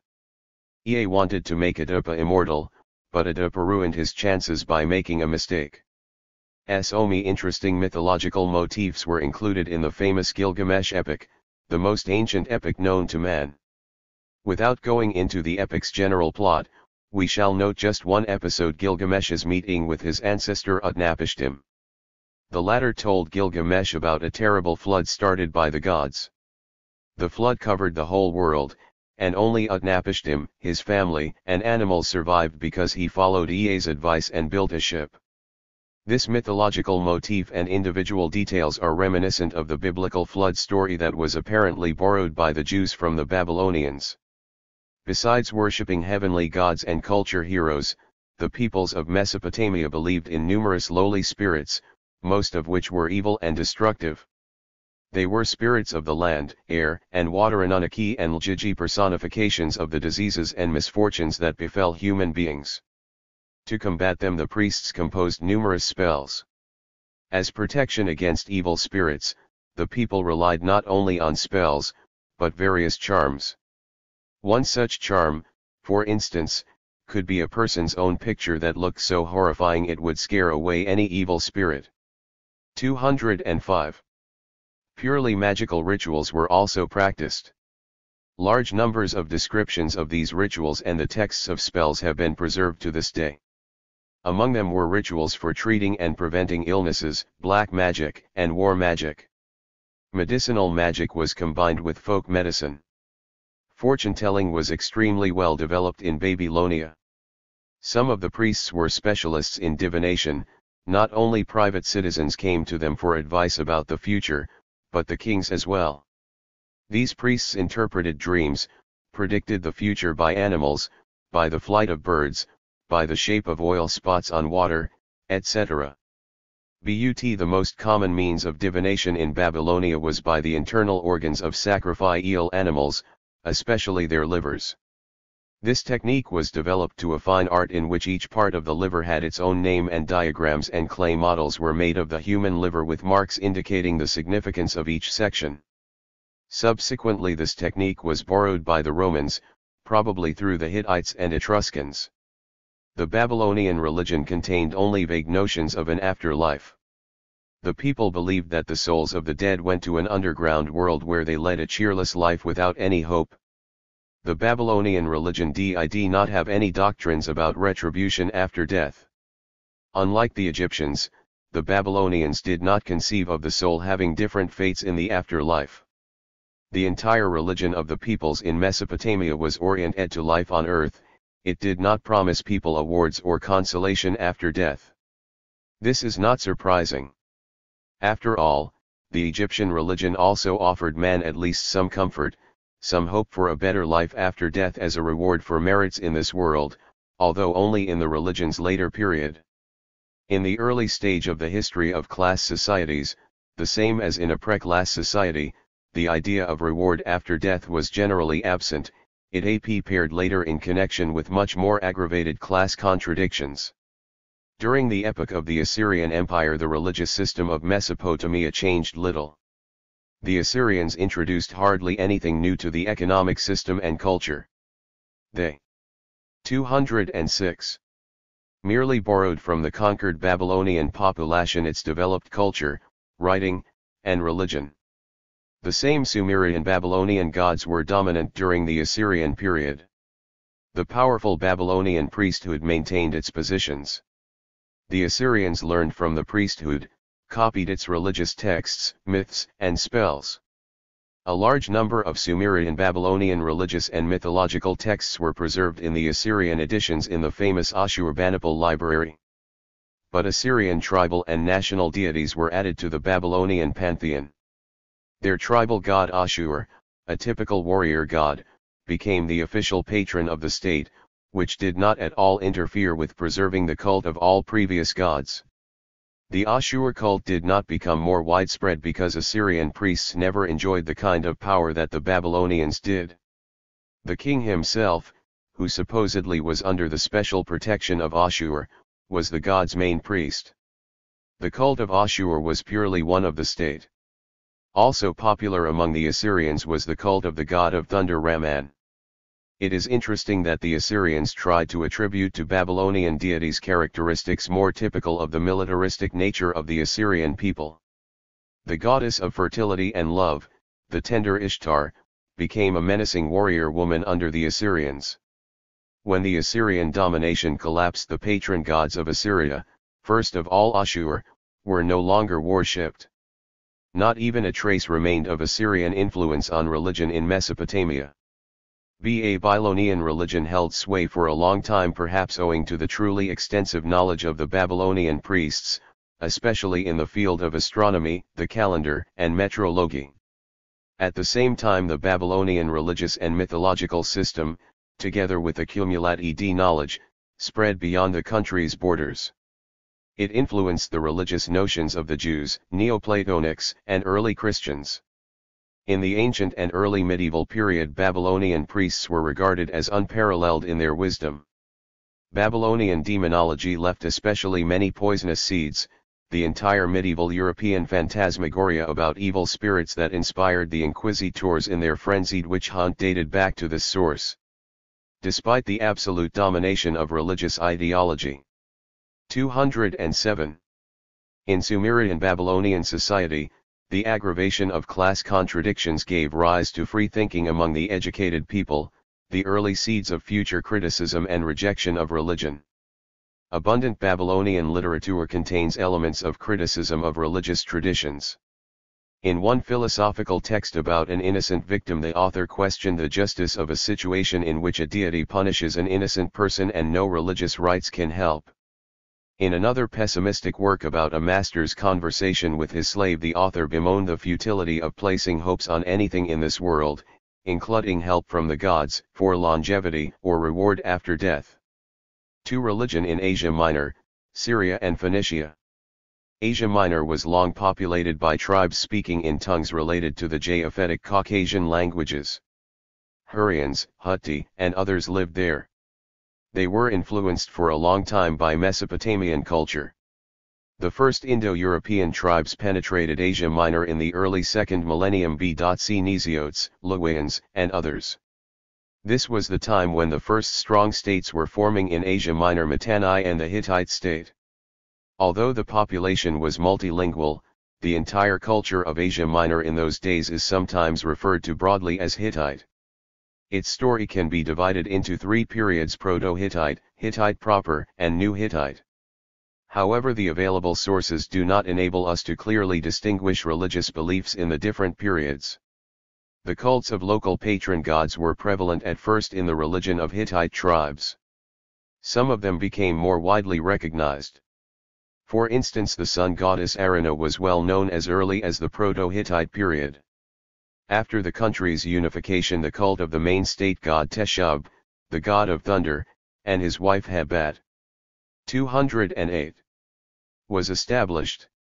The symbolic attributes of Teshub were a double axe and a two-headed eagle.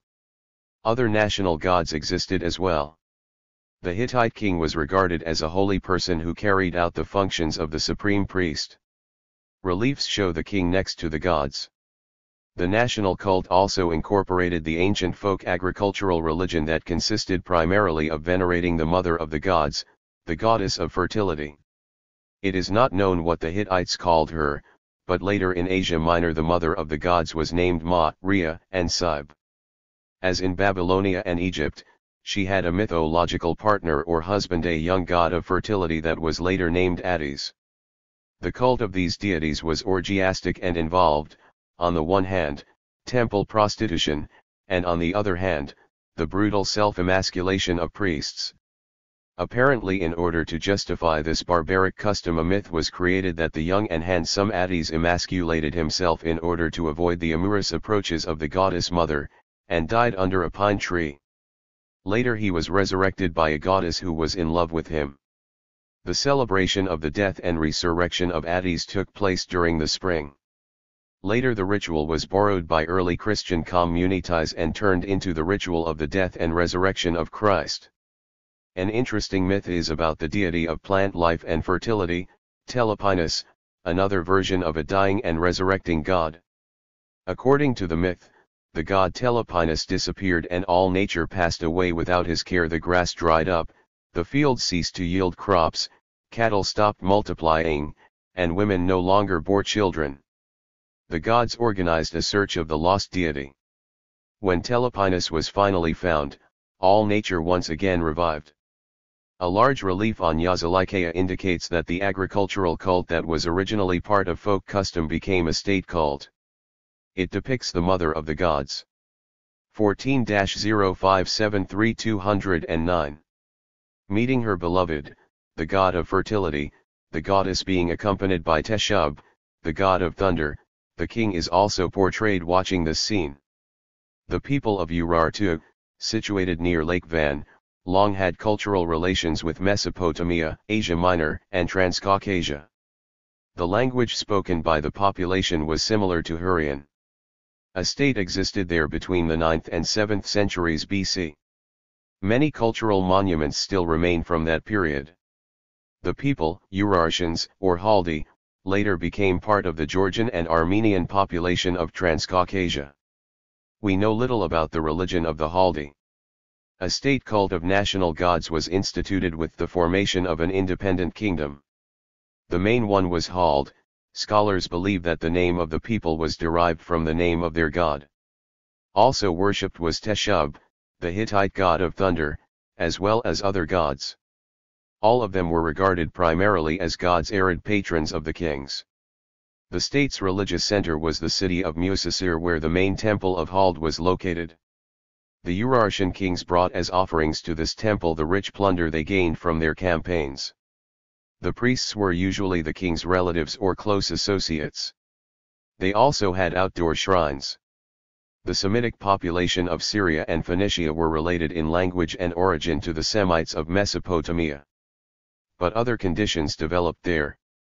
Instead of large states, there were mainly independent merchant city-states. Most of them were on the coast of the Mediterranean Sea: Ugarit, Byblos, Sidon, Tyre, etc. These cities were controlled by the enterprising merchant slave-owning aristocracy engaged in intensive trade with other countries. Cities were hostile towards one another and at times submitted to strong neighboring statist Hittites, Assyria, and Egypt. All of these conditions affected the religion of the Phoenicians and Syrians. In each city the people worshipped both male and female local patron deities. Most of them did not have their own names, but were attached to nouns: El God, Val Sovereign, Baalat Sovereigness. 210. Adon Master, Melech King. Sometimes the names of gods were individualized just the same, and had local distinctions. In Tyre the people worshipped Melkart, in Byblos Baalat, in Birit Eshmun. In Carthage the main deities were the goddess Tanit and Baal Hammon. Relations with neighboring countries led to the borrowing of alien cults and even the names of gods. The people of Phoenicia and Syria worshipped Astarte, the Babylonian Ishtar, The cult of Adonis was apparently brought from Babylonia. The Assyrian Adad was venerated in Syria under the name of Hadad. Cult activities took place in the temples and were extremely elaborate. Large treasures accumulated in the temples because of the constant offerings. Temple priests constituted powerful corporations, but only in their own city, therefore they could not elevate their local god over the gods of other cities, as had been done in the centralized states of Babylonia, Egypt, and others. The priests demanded brutal and bloody sacrifices. During important times human beings were sacrificed, and not only prisoners. The worshippers of the gods were required to offer the most precious sacrifices. Newborn babies, especially the firstborn, were taken away from their parents and killed in front of pictures of the gods. This bloodthirsty custom was indicated not only by writers in those days, but was confirmed by archaeological excavations uncovering large quantities of children's bones near the remains of altars and temples. The name of the Phoenician god Moloch became the noun signifying a fierce god, a devourer of human lives. Some scholars think that the name Moloch came from the word mok, signifying the sacrifice of children. In no other country was the cult of the gods as brutal as it was in Phoenician cities.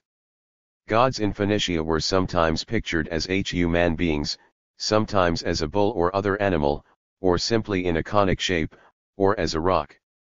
Although the Phoenicians were a seafaring people, their cult reflected hardly anything related to the sea. Their deities were not patrons of seafaring or sea trade. 14*211. They were more related to the pastoral lifestyle, hence the bull gods, and hence the conclusion that the Phoenician and Canaanite deities in general originated in the desert. If this is so, then the worshippers of these gods, the Phoenician Semites, originally came from the country's interior. The discoveries of numerous written monuments from ancient Ugarit revealed one more ancient and extremely interesting layer in the Phoenician religion, the farming communal cults of fertility deities Elaenaeun, Adonis, and others. Chapter 18. Religion in Iran. Religion in Iran developed in its own way, and adopted forms that were much different than the religions of other peoples in the ancient East. Scholars refer to the religion by different names: Mazdaism, after the main god Ahura Mazda; Zoroastrianism, after the legendary founder of the religion, Prophet Zoroaster; the religion of Avesta, after the main sacred book, fire worshipping, because of the special role played by fire in the religion. Later the offshoots of the Iranian religion were called Mitraism, after the god Mitra. The same religion, although transformed a great deal, is sometimes called Parsiism among the Parsis of northwest India. The study of Iranian religious history is complicated by the state of the sources. We have only fragmentary and unreliable information about the religion of the ancient Persians written by Greek writers, such as Herodotus. More reliable, but still fragmentary data, are contained in the inscriptions of the Achaemenid kings. Much more complete and abundant material is in religious texts written by the Persians themselves in their ancient sacred book known as the Avesta, which is also the main source for studying the ancient Iranian religion. The Avesta is quite difficult to study. Since from the 7th century AD, after the Arab conquest, the Persians and other peoples of Iran were almost completely converted to Islam, the worshippers of the old religion, having fled from Iran, remained mainly in western India, in the vicinity of Bombay. They are the Parsis. It became known in Europe only in the 18th century. 213. That the Parsis had preserved the ancient sacred writings of the Iranians. Since 1723 a list brought from India was kept at Oxford, but no one knew how to read it. A French scientist, Anquetil Duperron, went to India in 1754 to find the sacred books of the Parsis and to learn how to read them. He succeeded after many years of searching and much effort. In 1771 he published a French translation of the Avesta, so on afterwards a German translation appeared. Scholars argued for a long time about the authenticity, value, and ancient origin of the newly discovered texts. It turned out that the Avesta consisted of separate parts that were written in different periods. The most ancient sections Gathas were included in the main book of the Avesta Yasna, and apparently date back to the most ancient epoch, before the Achaemenid dynasty. They were written in the ancient Persian language, similar to the ancient Indian language of the Veda. The later parts were written in Middle Persian, Pahlavi, the language spoken during the Sasanian period. It contained Vendidad, the ritual code of the Iranian priests, Yasht, general prayers, and Visperd, prayers to the chiefs.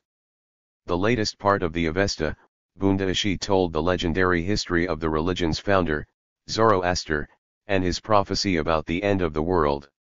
Supposedly the Avesta contained 21 different compositions, but far from all of them survived. Because these writing originated in so many different periods, it is difficult to establish what aspects of the Iranian religion are more ancient, and which ones evolved later. It is also unclear where the Avesta originated. Some scholars believe that the Avesta was compiled in northwestern Iran, in Midya, and that the religion was originally the tribal religion of the Midi arts. Another opinion is more likely, that the Avesta came from northeastern Iran, Bactria. Both legends about Zoroaster and information about the language point to this conclusion. The Avesta mentions only the areas and cities of eastern Iran.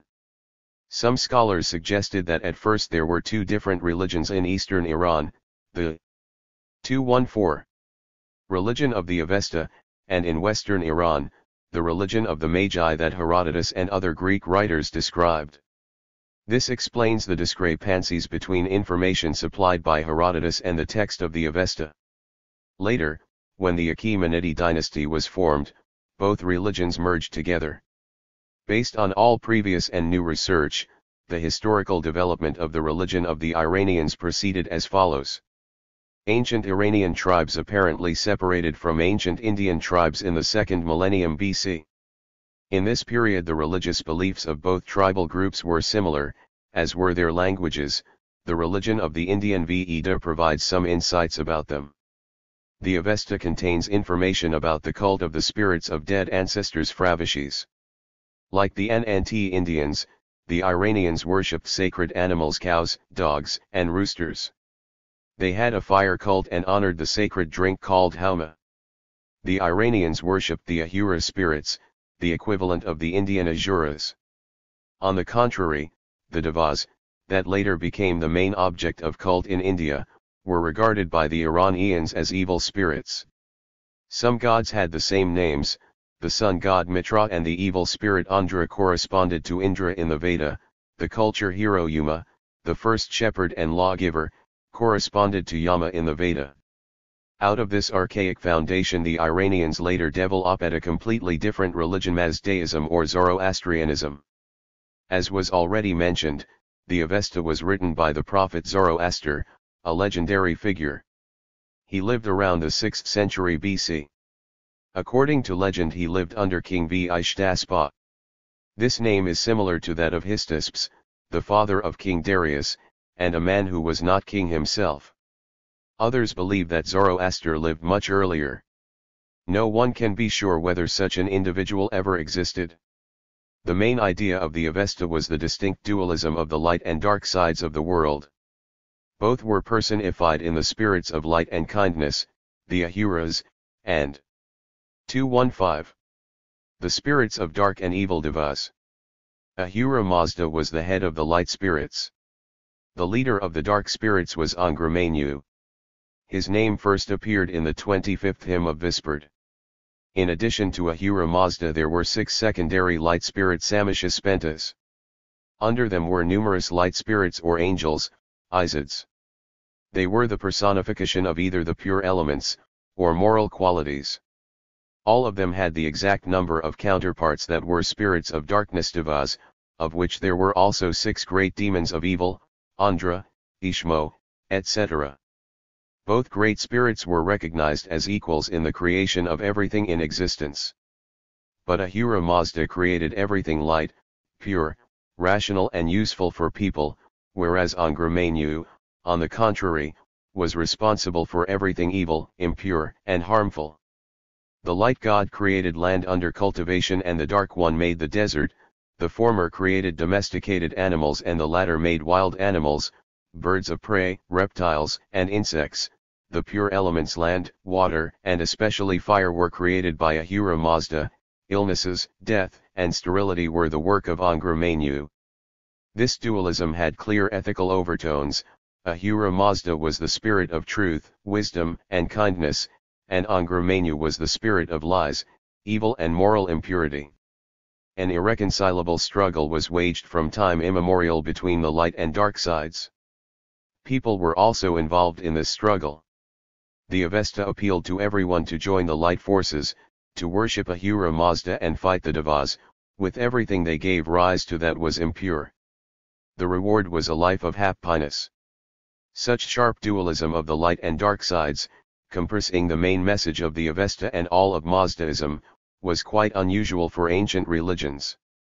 It was absent from religions in China, Japan, India, and not very noticeable in religions in Egypt and Mesopotamia.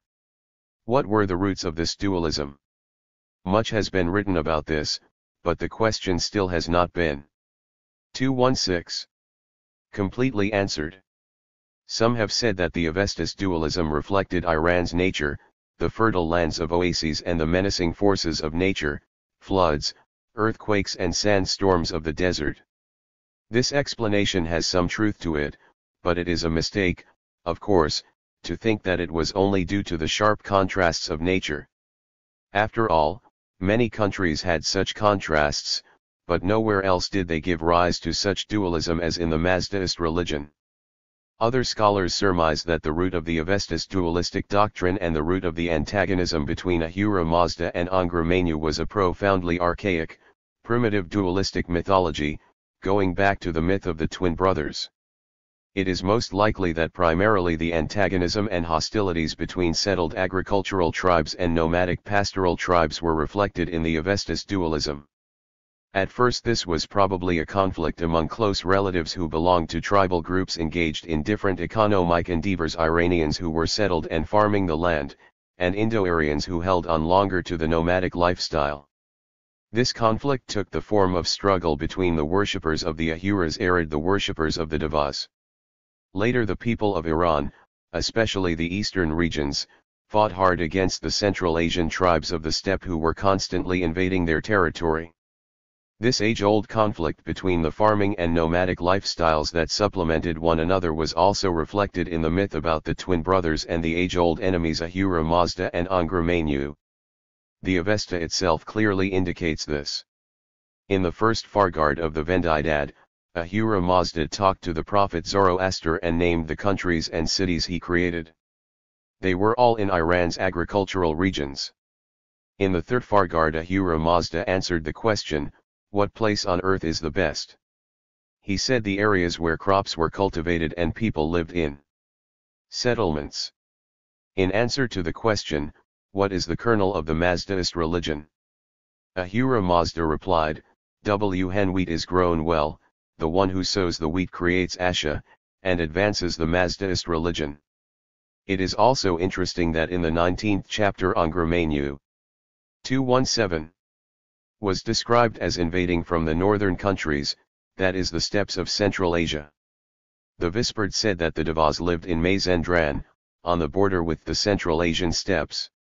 The dualistic doctrine took its final shape only after the formation of the Achaemenid monarchy, when it became the state religion. It is felt that the Achaemenid came to power in the middle of the 6th century BC in the wake of a semi-religious revolt. In the Median period the priestly caste of the Magi dominated the cult. They came from a particular Median tribal group. After overthrowing the Median kings in 550 BC, the Persian Achaemenid began relying on the priests of Ahura Mazda, Athravanos, to counter the Median Magis. It is possible that at this time, or not long before, Zoroaster arrived on the scene as a reformer. We know for certain that the Magis headed the biggest uprising against the Achaemenid kings in 523 B. C. These kings persistently declared themselves the worshippers of Ahura Mazda. This god was mentioned in all Achaemenid inscriptions as the king's divine guardian. And the enemies of the king, who were rebelling against him, were referred to as the worshippers of the devas. The human figure of Ahura Mazda, combined with the symbol of the sun, crowns the large Baisutun inscription of King Darius and can be seen on other Achaemenid monuments. It is possible that the final transformation of the devas, ancient Aryan tribal deities, into evil spirits occurred for political reasons. The Ahura Mazda cult was intended to first of all sanctify the religious nature of the king's rule. The religious policies of the Achaemenid were clever and cautious. They did not bother the cults that had existed in the Semitic and other states they had conquered in the Near East and Egypt. But in the Persian countries they introduced a strictly centralist cult of Ahura Mazda and strictly forbade the old cult of the devas. This religious centralism was reflected more so in the Sasanian state where Mazdaism became the national religion of the Iranians. It was their national banner in the fight against the Christian states of the Mediterranean. 218. And later against the Muslim Caliphate. During this epoch the Avesta was completed. The practice of the Mazdaist cult consisted of making offerings, conducting ritual purification, keeping the sacred flame, etc. These were the duties of the priests, Athravanos, who had monopolized all cult activities. No one but a priest had the right to carry out sacrificial rituals. The practical instructions of the Avesta, outlined mainly in the Vendidad, amounted primarily to observing ritual purity and avoiding anything impure. Primarily everything related to death was considered impure. Any corpse was contaminated. Under no circumstances could it touch the pure elements land, water, and especially fire. Hence the distinctive Mazdaist custom of burying the dead. To keep a corpse from touching the ground, water, or fire, the Mazdaists left it to be devoured by vultures. Special round crater-like towers called dakamas were built for this purpose. A stairway led down from the top of the structure into a pit below. Bodies were placed at the top of the tower on one of three concentric depresians. The outside one was for males, the middle for women and the inner circle for children. Special personnel brought the naked bodies there. Within a short time the bones were picked clean by vultures, and dropped into the pit. According to Zoroastrian doctrine, a dakama was where devas gathered and played demonic games. Believers were supposed to avoid the cursed place. The Mazdaists did not connect their notions of an afterlife with burial customs. In contrast to the Egyptians, who believed the soul was inseparable from the body, the worshippers of Ahura Mazda were not in the least interested in the body of the deceased. The fate of the soul of the deceased, according to Mazdaism, depended on how the person spent his life on earth. Devout worshippers of Ahura Mazda, who were faithful to all the religious customs, ended up after death in heaven, the kingdom of Ahura Mazda. The impious, those who did not believe in Ahura Mazda, those who violated the taboos or were guilty of unforgivable sins, ended up in hell, the kingdom of Angra Mainyu. At the end of the world the souls of sinners and Angra Mainyu himself would be completely destroyed. 219. Thus, the Mazdaist teaching about an afterlife involved the moral idea of retribution. The ethical features in the dualistic religion of the Avesta are clearly evident. The god of light, Ahura Mazda, had almost none of the features of a nature deity. He was the personification of kindness, truth, and wisdom. The word Mazda actually means wise. His antagonist was Angra Mainyu, the spirit of evil, lies and any vices. Secondary deities were also essentially the personification of moral qualities. Of the 6 immortal saints Vohumano personified kind reason, Ashurn Vahishtam supreme holiness, truth, and happiness, Orvidat welfare and health, etc. This accentuated ethical nature of the gods distinguished Mazdaism from other ancient national religions. However, the ethical doctrine of Mazdaism should not be idealized. Its ethical concepts originated in definite historical conditions and were distinctive. The Avesta taught that the main virtue of a devout person was to till the land and plant. The gravest sins were to violate ritual purity. The 3 most terrible, unforgivable sins that doomed a person's soul to eternal death were to cremate a corpse, use carrion in food and have unnatural sexual vices. The moral instructions in the Avesta were actually quite vague. One had to be pious, do good deeds, speak the truth, not break agreements, etc. The reward for such conduct was a blissful afterlife. Another aspect of Mazdaism was also peculiar. The fate of the soul after death also depended on a person's belief in Ahura Mazda and good spirits, and on belief in the dogmas of Mazdaism. Thus a person's religious convictions determined the fate of his soul. This was also absent from other ancient religions and made Mazdaism similar to world religions that a people adhered to not by virtue of their birth but their convictions. Thus Mazdaism, which was significantly different from other religions in the ancient world, was a generally more developed religion. It originated from the concrete conditions of the formation and development of the Iranian states, sharply aggravated class contradictions and the approaching crisis in the Asian despotic system. The ruling classes and the related priesthood felt the 220 need to stifle protest among the oppressed masses, offer them illusory consolation, hope in reward after death, and at the same time frighten them with the threat of punishment in the afterlife. The Mazdaist religion developed, in contrast to other ancient religions, the eschatological doctrine about the end of the world and the Last Judgment. This doctrine was explained in one of the later parts of the Avesta, the Bu-Endish. According to it, the end of the world will come about with the appearance of the Savior Saoshyants. He would be born of a virgin and would save the human race.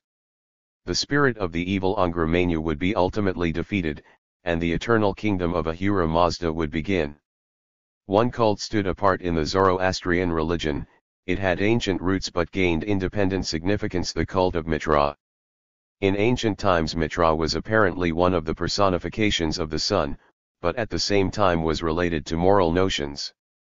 His name denoted faithfulness. In the ancient texts of the Avesta Mitra was not mentioned, but he was apparently worshipped among the people. King Artaxerxes II made Mitra's cult official. During the era of Parthian and the Roman Empire, the cult of Mitra became widespread not only in Iran, but other countries as well. From the days of the Pompeius campaigns this cult was carried far to the west, and was especially popular in the Roman legions. Mitra was portrayed as a great warrior who slayed a mythical bull. His birthday was celebrated during the winter solstice on December 25. This confirms Mitra's sun nature. At the same time Mitra was regarded the savior. Although Mazdaism remained Iran's national religion until the Muslim conquest, it also developed some cosmopolitan characteristics that were connected especially with the formation of the multinational empire of the Achaemenidi, and later the Sassanids. As early as the Achaemenid dynasty, Mazdaist ideas penetrated to the Jews, during the Epoch of Hell. 221. Hellenism and the Roman Empire. They spread throughout the Mediterranean and contributed substantially to the formation of Christian ideology. The dualistic doctrine of the Manichaeists developed on the basis of the unusual syncretism of Mazdaist and Judeo-Christian notions in the 3rd century. The same ideological beliefs gave rise in the Middle Ages to the Christian sects of the Polychians, Bogomils, Catharists, Albigenses, etc. In the Near East, the Yezd sect, still in existence today, arose among some Kurds on the basis of Mazdaist doctrine combined with other religious beliefs. Traces of Mazdaist influence are still evident today among some peoples in the Caucasus, especially in burial rituals. Until the 20th century there was a temple of fire worshippers in Baku. As a national religion, Mazdaism was preserved among a small group of Gabbars in Iran, and mainly, as was already mentioned, among the Parsis around Bombay and Gujarat. There are around 130,000 Parsis today. The leaders of their communities are priests who hold 3 different ranks: the Dasturs, Mobds and Urbads. The Parsis are mainly merchants. Their communities are closely knit. They strictly observe the rules of ritual purity. They pray in fire temples, and bury their dead in dakamas. Chapter 19.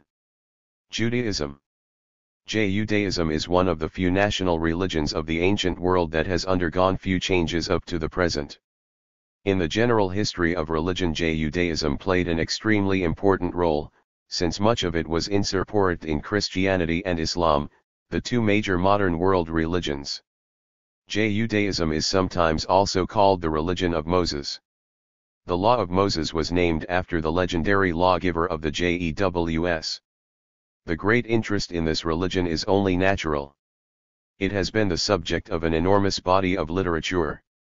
However, because of this special role played by Judaism, it is difficult to study its history. In Europe, the Jewish religious tradition adopted in the Christian tradition was regarded for a long time as the absolute God's truth beyond any criticism. Many free-thinking scholars paid with their lives for daring to question this truth. Even today, devout Jews and Christians, especially the Catholic and Orthodox clergy, regard the Bible, the main sacred book of the Jews, not as a historical source, but an object of belief and worship, unquestionable authority, a book inspired by the Holy Ghost. The Bible is the main source for studying the ancient Jewish religion. Other, independent sources are scarce. In Greek, the word Bible denotes books. It is not one composition but a large number of various literary writings. According to tradition, they are divided into three large groups. First of all, they are the law books, or the Pentateuch, the literature credited to the legendary mythological Moses. Included in it are Genesis, which gives the story about how God created the world and man, the life of the first people in paradise, their fall into sin and expulsion from paradise, the propagation of human. 223. Kind, ancient history, the world flood and Noah's Ark, and the patriarchs, the leaders of the Jewish people Abraham, Isaac, Jacob, Joseph, and his brothers, and the settlement of the Jews in Egypt. Exodus is the book about the life and work of Moses, the liberation of the Jews from Egyptian captivity, the famous Ten Commandments and other religious instructions. Leviticus is religious law, Numbers is the law and history of the Jews after their exodus from Egypt but before the conquest of Palestine, Deuteronomy is religious law. Also related to the Pentateuch is the book of Joshua, containing the story of how the Jews conquered the land of Canaan, led by Joshua the son of Nun. The second group of biblical books constitute the historical books. They are the books of Judas, Ruth, the 4 books of the Kings, the 2 books of Paralipomenon, the books of Ezra, Nehemiah, Esther, Job, the book of Psalms attributed to King David, the Song of Solomon, Ecclesiastes, Song of Songs. The final and third group is the books of the prophets Isaiah, Jeremiah, Ezekiel, Daniel, and the books of the 12 so-called small prophets Hosea, Joel, Amos, Obadiah, Jonah, Micah, Nahum, Habakkuk, Zephaniah, Haggai, Zechariah, and Malachi. All these books combined are called the Old Testament by the Christians, as opposed to the Christian New Testament, which is not recognized by the JEWS. In the earliest period of the history of Judaism, the first half of the 2nd millennium BC, the JEWS were a conglomeration of pastoral Bedouin tribes that led a nomadic life in northern Arabia. They had a patriarchal clan society and their religion reflected that lifestyle. Apparently they had a cult of clan guardians, perhaps ancestor spirits. Weak traces of this cult are evident in biblical writings. For instance, Genesis tells about the time that Jacob and his wives fled from their father Laban, and how Rachel, one of the wives, took away their father's household idols. In the Hebrew text of the Bible, the idols were called teraphims, which probably meant clan guardians. According to the Bible. 224. Laban was angered not so much because his daughters and son-in-law fled, but because they stole his patron gods. He caught up with them, admonished them for stealing the teraphims, and insisted on getting back the idols. Apparently the Jews then were quite serious about the objects of clan cult. The Bible directly mentions clan cult. The first book of Kings describes how the young warrior David, fearing for his life because King Saul intended to do away with him, declined an invitation to a royal feast, saying that he had to visit his hometown of Bethlehem. David said he was invited by his brother to attend a clan ceremony of a sacrificial offering. Legends about patriarchs were also related to clan cult. All scholars agree that the patriarchs mentioned in the Bible were not historical figures. But then who were the patriarchs? It is a mistake to think that their mythological names personified divine phenomena. It is more likely that the patriarchs personified clan-tribal divisions. In antiquity the patriarchs were conferred religious honors. In Jehovahist, the more ancient source of biblical writing, the patriarchs were active in those sacred places where cult rituals were practiced, whereas in the later priestly code, reflecting the priests' struggle to centralize cult activities in Jerusalem, the patriarchs were no longer part of these cult centers. The Bible contains signs that Rachel's sepulchre was worshipped. Little can be said about burial cult. The dead were apparently laid to rest in the ground, but it is hard to conjecture what religious notions were connected to this custom. Even in the later period the JEWS had vague notions about an afterlife. At any rate they did not believe in retribution after death. God punished people for their sins while they were alive, or he punished the offspring of sinners. The Jews believed it was possible to usher up the souls of the dead and talk to them. A spiritual notion about the deceased was evident during the royal period.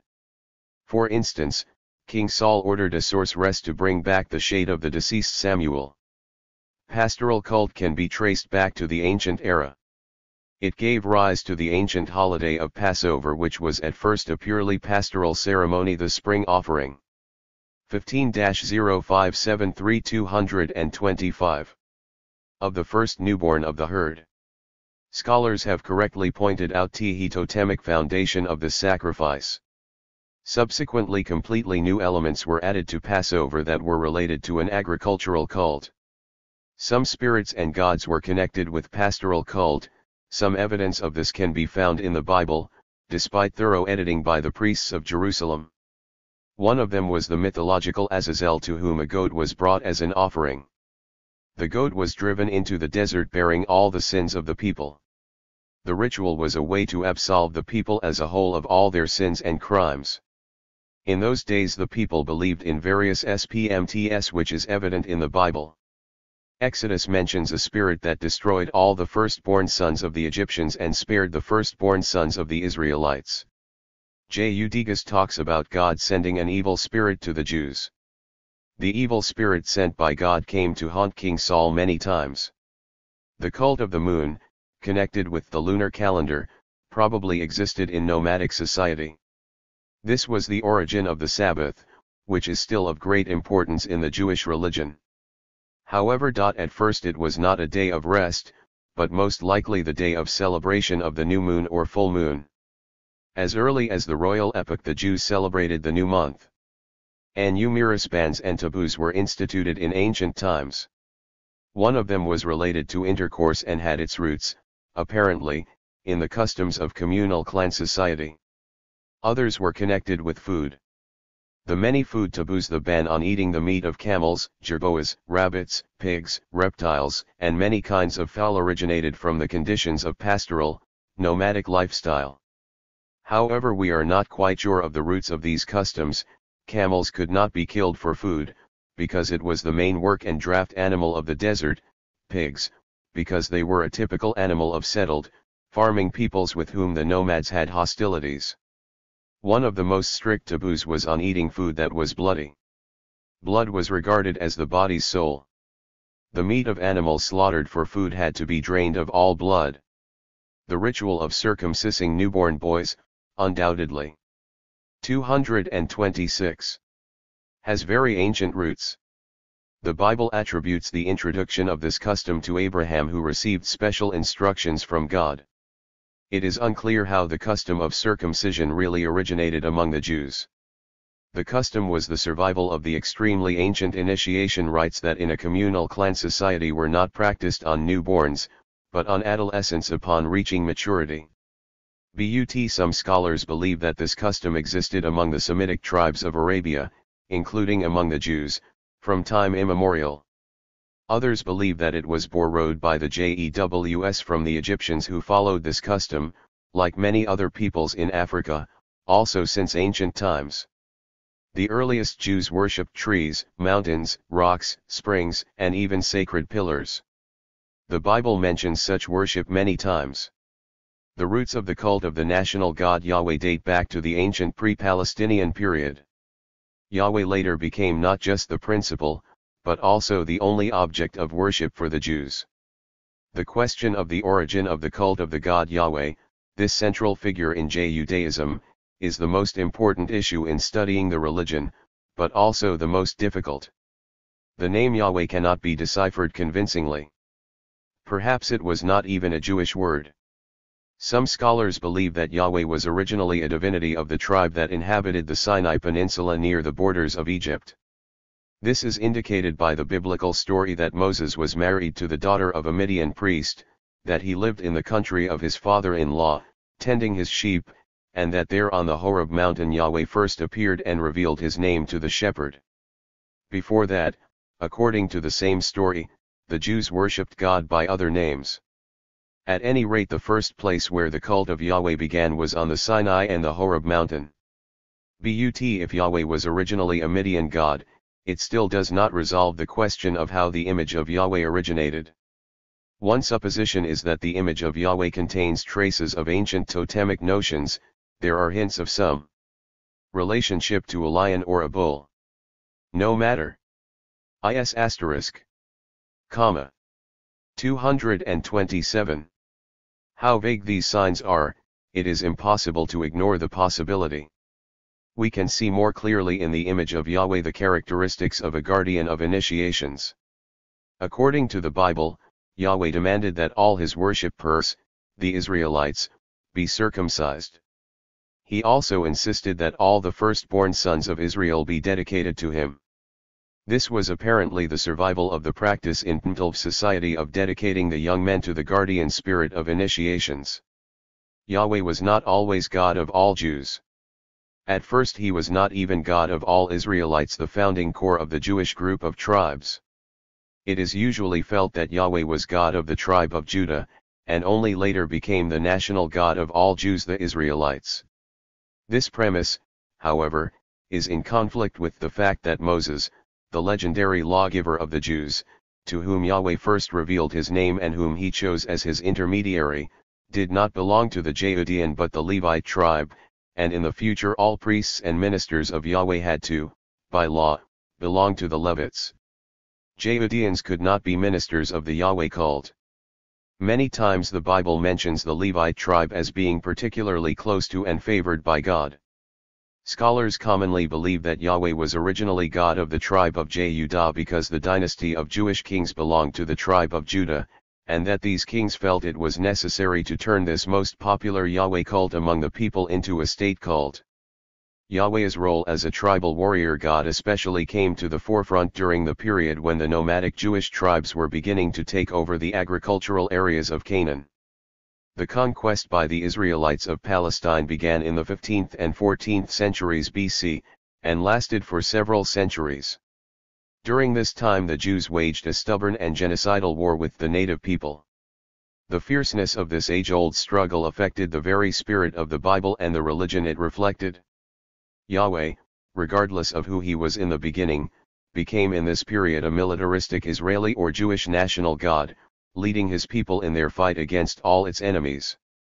This role, 228, played by Yahweh runs throughout the Bible. Hence the frequent epithet of Yahweh as Sabaoth, which means God of wars. God instructed that the native population of Palestine be mercilessly annihilated. The first captured city, Jericho, was razed to the ground and all the citizens were killed. The second city, Gai, shared the same fate. The only difference was that following Yahweh's orders not to slaughter the livestock, Joshua the son of Nun, took it as plunder. The rest of the wars waged by the Jews were just as bloody. Such violence was partly dictated by the stubborn resistance of the people who already knew they could not expect mercy. The country was laid completely bare. God kept the Jews from destroying only some of their neighbors, not out of pity, but because they would be instruments to test the Israelites in the future as teaching material, as it were, for military practice. It says in the Bible, "And now these are the nations which the Lord left, to prove Israel by them, even as many of Israel had not known all the wars of Canaan, only that the generations of the children of Israel might know, to teach them war, at the least such as before knew nothing thereof. The Israelites used these remaining peoples as living material in reserve. Later, having conquered the country, the Jews continued their unbelievably brutal conquests and murder of civilians. Yahweh constantly provoked them to do this, and punished any display of softness. For instance, Yahweh withdrew his blessings of King Saul for not being merciless enough in dealing with the citizens of Amalek. God's favorite, King David, did not simply kill all the people of the countries and cities he conquered, but did it with a great deal of sadistic pleasure. After taking over the Ammonite city of Rabbah, David rounded up all the people, slayed them with saws, harrows of iron and axes, and threw them into kilns. That is what he did with all the cities of Ammon, added the writers of the second book of the Kings. Yahweh manifested far more bloodthirsty traits than the Aztec Huitzilopochtli, and the Phoenician Moloch. As was already mentioned, this concept of especially bloodthirsty God was fostered by an epoch of persistent and bloody wars. 229. The Jewish conquest of Palestine resulted in changing their entire economic and social system and, of course, their religion. The Jews gradually made the transition from a nomadic to a settled lifestyle, from pastoral to agricultural communities. At the same time they intermarried with the local Canaanite population. During the wars of conquest, the so-called epoch of the Judegas, they maintained their clan tribal system and military democracy. Campaigns against the enemy were led by elected judges, military chiefs. But this system gradually disintegrated, the society became divided into the rich and poor, slaves and free people, and royal power was installed. All these changes affected the religion. When they mixed with the local people, the Jews began imitating the Canaanites, worshipping their numerous local deities, Baals. The cult of local Baals, community and urban guardians, had long been widespread in Syria and Palestine. King Solomon built an elaborate temple to Yahweh in the capital Jerusalem, but centralization of the cult had not yet consolidated. The JEWS borrowed a number of religious holidays connected with agriculture from the local Palestinian population, Matzoth, the spring holiday that merged with the ancient pastoral Passover, Shavuot Pentecostal, the holiday timed for the wheat harvest, Sukkot, the holiday celebrating the end of the fruit-picking season. All cult activities were controlled by a separate and hereditary group of priests who traced their origins to the Levites. During the Palestinian epoch the word Levi meant priest. In addition to having this traditional and hereditary priesthood, during the Palestinian period the JEWS instituted other more archaic types of religious leaders. Among them were the sorcerers and divinators mentioned frequently in the Bible. They predicted the future and communicated with the dead. At times the kings persecuted them, but they were always in abundance. The JEWS also had people called Nazarites, who were particularly pious and devoted themselves completely to God. The Nazarites strictly observed the rules of ritual purity, food restrictions, abstained from drinking wine. 230. Did not touch dead bodies and did not cut their hair. They could be either men or women, and were regarded as holy people and prophets with extraordinary capabilities. There were Nazarites who served temporarily or for life. The rules of temporary service were specified in the Book of Numbers. The permanent Nazarites portrayed in the Bible were such legendary figures as the strongman Samson and the prophet Samuel. The Book of Judegas contains a myth about Samson's unusual birth. It says that his mother was told by an angel, "Thou shalt conceive, and bear a son, and no razor shall come upon his head, for the child shall be a Nazarite unto God from the womb, and he shall begin to save Israel out of the hand of the Philistines." When he grew up Samson supposedly became an extraordinary strongman and successfully led the Jews in wars against the Philistines. All his strength came from his hair, but he lost it when he was deceived and his hair cut off. As early as the 8th century BC evidence exists of religious figures of a special and complex category. They were called prophets. They may even have emerged earlier. At first the prophets were apparently unassociated priests who engaged in predicting the future. They made these predictions while in a state of ecstasy evoked by beating on tambourines, playing musical instruments and dancing, sometimes even naked. In other words, they used purely shamanistic methods. However, in connection with aggravated class contradictions in the Israeli and the Judean kingdoms, the prophets expressed the people's discontent.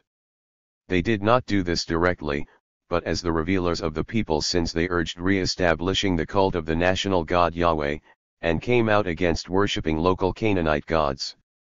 Some of the prophets expressed attitudes that were absent in earlier literature, the idea of moral sin, not purely ritual, as had been the case before. This was particularly clear from the statements made by one of the major prophets, Isaiah. He called on the Jews, "Wash you, make you clean, put away the evil of your doings from before mine eyes, cease to do evil, learn to do well, seek judgment, relieve the oppressed, judge the 231. Fatherless, plead for the widow." This appeal to moral purification, to truth and justice had a certain class-oriented significance. According to the prophets, social inequality and exploitation were not the reasons for evil or for the people's troubles, the reasons lay in their moral conduct, their violations of God's commandments. At the same time, the prophets were also political publicists. Some of them were well versed in international affairs, saw the danger threatening the small Jewish states from their stronger neighbors, Assyria and Babylonia. They warned the ruling circles of the dangerous alliance with Egypt, and predicted calamities brought on by enemy invasions. But they consoled the people with the hope that in the final analysis Yahweh would liberate and glorify his people. The prophets were not connected with the official priesthood of the temples, and even constituted the opposition, as it were. Some evidence exists that the prophets were persecuted. However, no real struggle was waged between the priests and prophets. The books of the prophets were included in the Bible's canonical text. The transition to the third period in the history of the Jewish religion, usually called the post-captivity period or that of the Second Temple, was marked by three major events.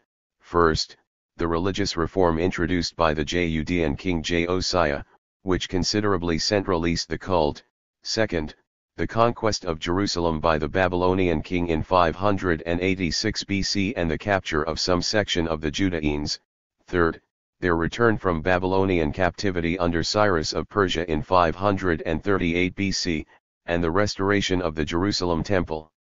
It was precisely during this period that Judaism took its final form, developed its characteristic features and qualities that worshippers regard as age-old and inherent: strict monotheism, strict centralization of the cult, and canonization of sacred biblical books.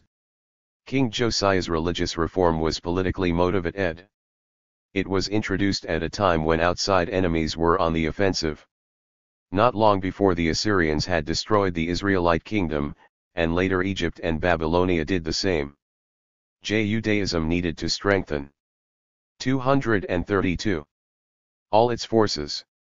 The fifth book of Moses, also called Deuteronomy, was the basis of the reform. The rumor was that the book had been found, but actually it was written during that period. The Deuteronomy strictly regulated the legal and ceremonial affairs of the JEWS. It contained laws against usury and bondage. The aim of the laws was to ease somewhat class contradictions. But the main thing in the book was the strict principle of worshipping one God, Yahweh. King Josiah ordered that the Jerusalem temple be rid of all objects of worship of other gods except Yahweh, to abolish all places of worship, kill all priests, all chanters of spells and sorcerers. He officially revived the ancient Jewish Passover that had not been celebrated for a long time. Centralization of the cult of Yahweh instituted by the king with the support of the priests at the Jerusalem temple was geared to strengthen political centralism in order to unite all forces in the country to rebuff the enemy. But this measure did not save the weak Judea from defeat. In 597 and 586 BC the Babylonian king seized Jerusalem twice and plundered it. The temple was ruined, Many Judeans, including most of the nobility and priests, were exiled to Babylonia. The 50 years of Babylonian captivity were long remembered by the Jews as a national tragedy, although it mainly affected only the slave-owning upper class and the priesthood. The 50 years spent in Babylonia could not help but have an impact on the Jewish religion. After the conquest of Babylonia by Cyrus of Persia, when he allowed the Jews to return to their homeland and restore their Jerusalem temple, the post-captivity period began that was largely unlike the previous period. After the agricultural and slave-owning aristocracy returned from captivity, class contradictions became further aggravated, and there was a great cry of the people and of their wives against their brethren the Jews. For there were that said, "We, our sons, and our daughters, are many, therefore we take up corn for them, that we may eat, and live." Some also there were that said, "We have mortgaged our lands, vineyards, and houses, that we might buy corn, because of the dearth. Yet now our flesh is the flesh of our brethren, our children as their children, and, lo, we bring into bondage our sons." 233. And our daughters to be servants, and some of our daughters are brought unto bondage already, neither is it in our power to redeem them, for other men have our lands and vineyards. It took much stronger measures to pacify the people. The Jews were no longer independent, they were controlled by Persia. The priesthood of Jerusalem gained enormous power because they no longer had to compete with secular government. Foreign rulers, Persian, then Greco-Syrian kings, supported the Jerusalem priests and relied on them to strengthen their own power over the Jews. No other cult centers were allowed besides the Jerusalem temple. Jews could only bring sacrificial offerings to Yahweh in Jerusalem. The priests were brought offerings from worshippers all over the country. Treasures accumulated in the temple because the worshippers of Yahweh were required to bring offerings for almost every little sin. In some cases sinners were required to do servitude for the temple. The priests used their wealth for the purposes of usury and became even richer, having no competition. The priesthood of Jerusalem was a strictly closed hereditary caste that was divided into two sections, preachers and Levites. Both groups were still considered the descendants of Levi and supposedly gained this privilege from Moses himself and his brother Aaron. Development of a hierarchic society also led to accentuated monotheism, which in the post-captivity epoch reached its full expression. The former tribal god Yahweh became the creator of the world and the Almighty. Judaism was thus the first religion in history to declare consistent and principled monotheism, and to put it into practice. The trend towards monotheism also existed in the Egyptian, Babylonian, and Iranian religions, and this trend was always the reflection of political centralization and the autocratic power of the king. Attempts to introduce monotheism were resisted each time by the priests of local cults and other centrifugal forces. This time the Jerusalem priesthood was able to establish strict monotheism because the priesthood of the Jerusalem temple had a monopoly on power, had no strong rivals, and had the support of the kings, Persian and other. 234. The Bible, and especially the main books comprising the Pentateuch, were edited in the spirit of this strict monotheistic doctrine.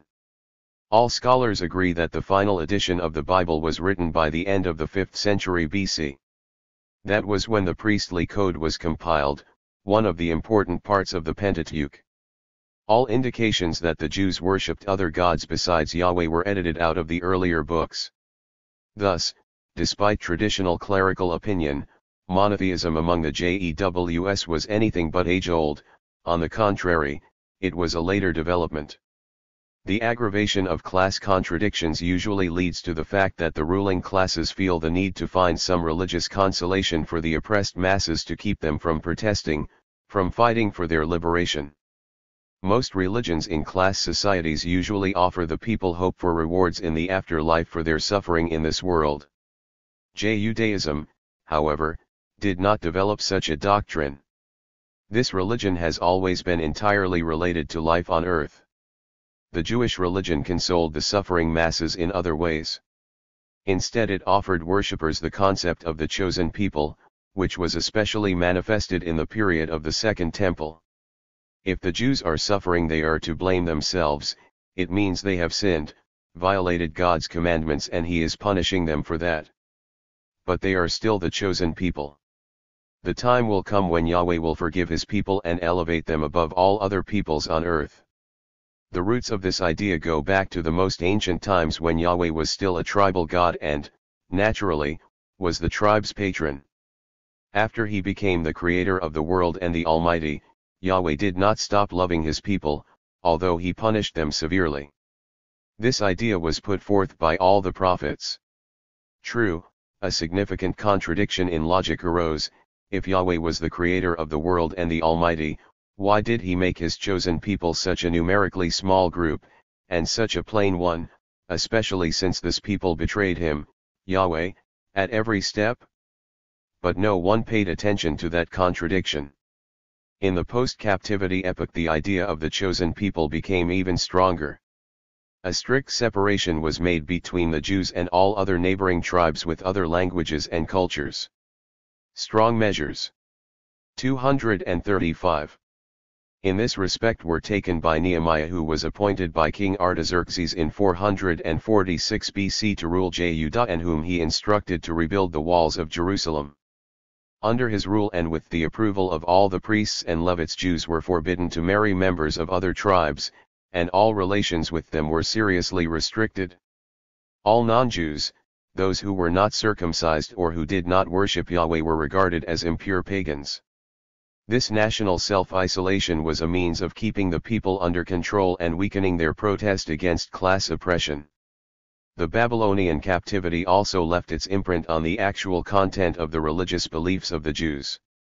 The Bible contains clear signs of the influence of Babylonian cosmology and demonology. For instance, the winged cherubims frequently mentioned in the Bible were none other than Babylonian cherubs, mythological winged bulls. The Assyrian-Babylonian cult of Marduk and Ishtar was reflected in the biblical story about Mordecai and Esther, when the Judeans saved themselves from impending destruction. The Purim holiday was supposedly initiated in memory of that event. However, scholars believe that the holiday was also of Babylonian origin. Finally, the story about the creation of the world by God, told in the first chapters of Genesis, was also influenced by the Babylonian myth about the beginning of the world. The biblical name of the first man, Adam, is similar to the name of the first person in the Babylonian myth, Adapa. The cosmogonic notions of the JEWS were confused and inconsistent. The first chapters in Genesis contain essentially two different stories, intertwined, about the creation of the world and man. According to one story, God at first created a man, then he planted a paradise garden where the first man was to live. Afterwards he decided to create a helper for this man, and so he made various beasts for this purpose. Man gave names to all of them, but could not find a suitable helper among them, so God finally created a woman. He did it by taking a rib from the man while he was sleeping. According to another story, God created the world in 6 days. On the 5th day he created fish, reptiles, and birds. On the 6th day he created beasts, and last of all, both a man and a 236 woman simultaneously. There are other discrepancies later on as well. Some scholars believe that the text in the second chapter of Genesis belongs to Jehovah's and was based on folk legends replete with mythological and other details. The later text was taken from the priestly code and, in contrast to the earlier text, was dull dogmatic. The biblical legend about the fall, and the origin of death is a distorted version of the Babylonian myth about the origin of death. In the Babylonian myth, the motive of death has a logical explanation. It is due to a disagreement between the gods and a mistake made by the first man. In the biblical myth, the motive of death is illogical. One and the same Almighty God makes man immortal and then immediately takes away this immortality. The biblical legend about the world flood almost totally repeats the Babylonian myth about the flood. The Noah who saves himself from the flood in an ark is the Babylonian Utnapishtim. But the biblical story lacks the logical consistency of the Babylonian myth, in which Ea, despite the supreme God Enlil, rescues his favorite, Utnapishtim, and thus saves all of mankind from perishing. In the Bible, one and the same Almighty God is responsible for both killing and rescuing people. Not only the Babylonian influence is evident in Judaism, but also Mazdaism, although much less. The Jews must have learned about Mazdaism when they were ruled by the Persian kings. Probably this influence explains the concept of the evil spirit Satan, God's antagonist. At first this idea was alien to the Jews, and it is nearly absent from the Bible. The idea of evil is. James George Fraser made the astute supposition that in the original text that did not survive to this day the myth was completely different and more logical. In this version God sent the serpent to tell people to eat the fruit of the tree of life, not the tree of death. But the serpent, more subtle than any beast of the field, deliberately distorted the message so that he himself could eat the fruit from the tree of light. In the revised biblical text the serpent was acting not as God's messenger, but on his own and without any personal gain for his deception. 237. Expressed in the Bible differently, Jews serving alien gods, for which they are punished by their own, authentic God. Evil spirits that sometimes visit people come from the same God.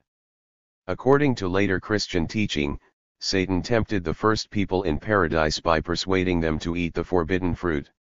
However, in the Bible it was not the devil that tempted man, but the serpent. It was only in the book of Job that Satan appeared. He wanted to destroy Job, undermine his strong virtue, but he did this with God's permission. The prophet Zechariah described his vision, and casually mentioned having seen Satan. The image of Satan and the image of God were mixed in the same text. In the second book of the Kings, God was angry with the Israelites and told King David to take a census of the population, but for doing just that God brutally punished all the people. In the first book of Paralipomenon, where the same story was revised in the later spirit of the priests, not God but Satan provoked King David to take the census. Nevertheless, the idea of a special evil spirit, God's adversary, the idea of an evil kingdom, essentially remained alien to the Jewish religion.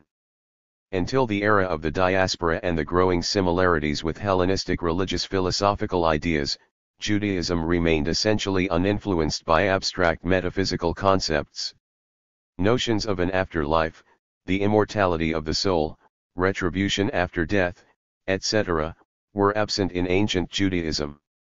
God rewarded and punished people or their descendants while they were on earth.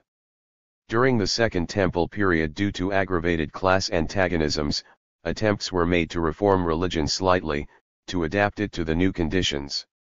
A group of Jewish scholars began teaching and interpreting biblical law and ethics. These Sopharim, the early precursors of rabbis, were not related to the temple priesthood. Were apparently even in opposition. However, they participated in editing the scriptures.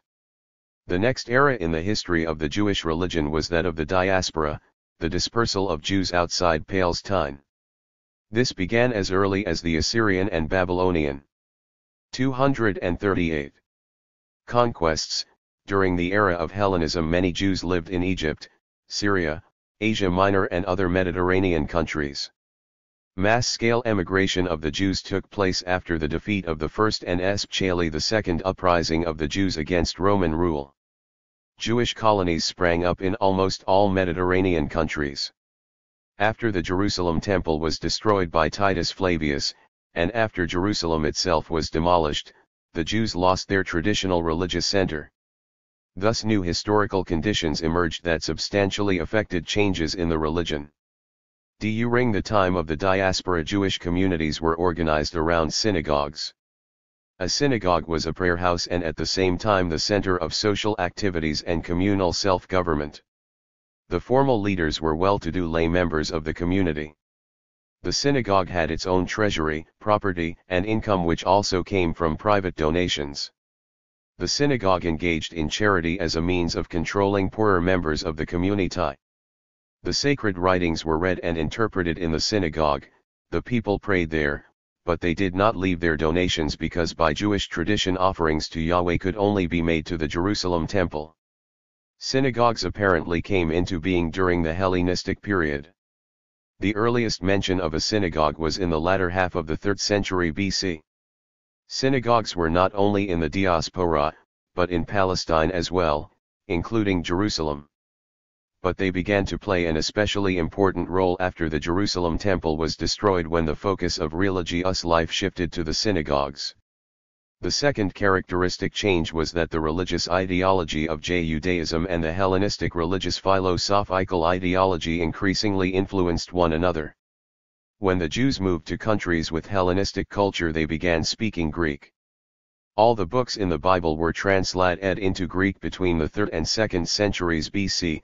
This earliest translation is known as the Septuagint. 239. Which was ordered by Ptolemy II of Egypt, mainly for the large numbers of Jews in the diaspora who no longer knew Hebrew, as well as for non-Jews interested in their religion. The Greek text of the Bible brought closer together the Jewish and Hellenistic religious philosophies, hence the syncretic religious idealistic systems which substantially influenced Christian doctrine. All this helped overcome the religious isolation of the Jews that had occurred during the Second Temple period. By living in the diaspora, the Jews came closer to people of other nationalities. The ancient tribal, and later the nation al-God Yahweh, ceased to be so narrow and gained worshippers among non-Jews, the so-called proselytes. These converts were always circumcised. The appearance of proselytism, the conversion of non-Jews to Judaism, was a characteristic feature of the era of the diaspora. The very ideological content of Judaism gained significantly new features prompted by the political and social conditions. For several centuries Jews were under alien rule and therefore had no political independence. The people rebelled more than once, but at best their insurgency was only temporarily successful. During the era of Roman rule, the increased foreign oppression prompted more frequent uprisings that were brutally suppressed by the conquerors. This increased belief that supernatural intervention would bring them freedom from the oppressors, belief in a Savior, the Messiah, a national leader that would come to save the Jewish people from foreign oppression. This idea of a Messiah, especially widespread during the Roman era, was a significantly new feature of the Jewish religion. This idea was instrumental in the origin of Christian ideology. Closely related to the idea of a Messiah was another new idea, the eschatological doctrine of the world to come, Olam Haba. In an earlier epoch, the Jews had dreamed only of restoring their independent kingdom and overthrowing the foreign yoke. In later literature, particularly in the Talmud, the idea arose of future bliss in another world, the 240 idea of Olam Haba, where the pious would enjoy their deserved reward. Vague notions developed of an afterlife and resurrection of the dead, ideas that had been totally alien in the previous epoch. These ideas about the end of the world, the resurrection of the dead and retribution after death apparently resulted from the influence of Mazdaism.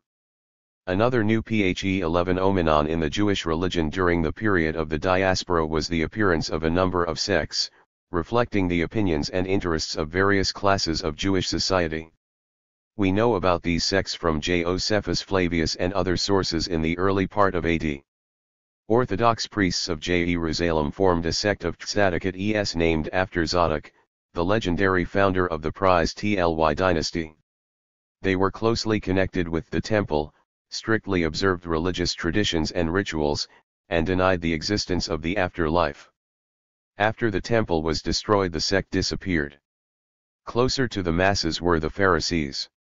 Some Western historians have regarded them as a democratic sect or party, but actually they were simply demagogues attempting to influence the religious masses with sanctimonious piety and ostentatious observation of rituals. They were of the ruling classes by birth and apparently connected with the synagogues, where they were engaged in interpreting religious law and teaching worshippers.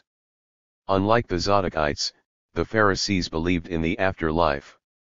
During the Judean uprising of the 60s, they sided with Rome. The lower classes, farmers and artisans, comprised a third sect, the Essenes. They were communities in which the people led an ascetic way of life and rejected rituals.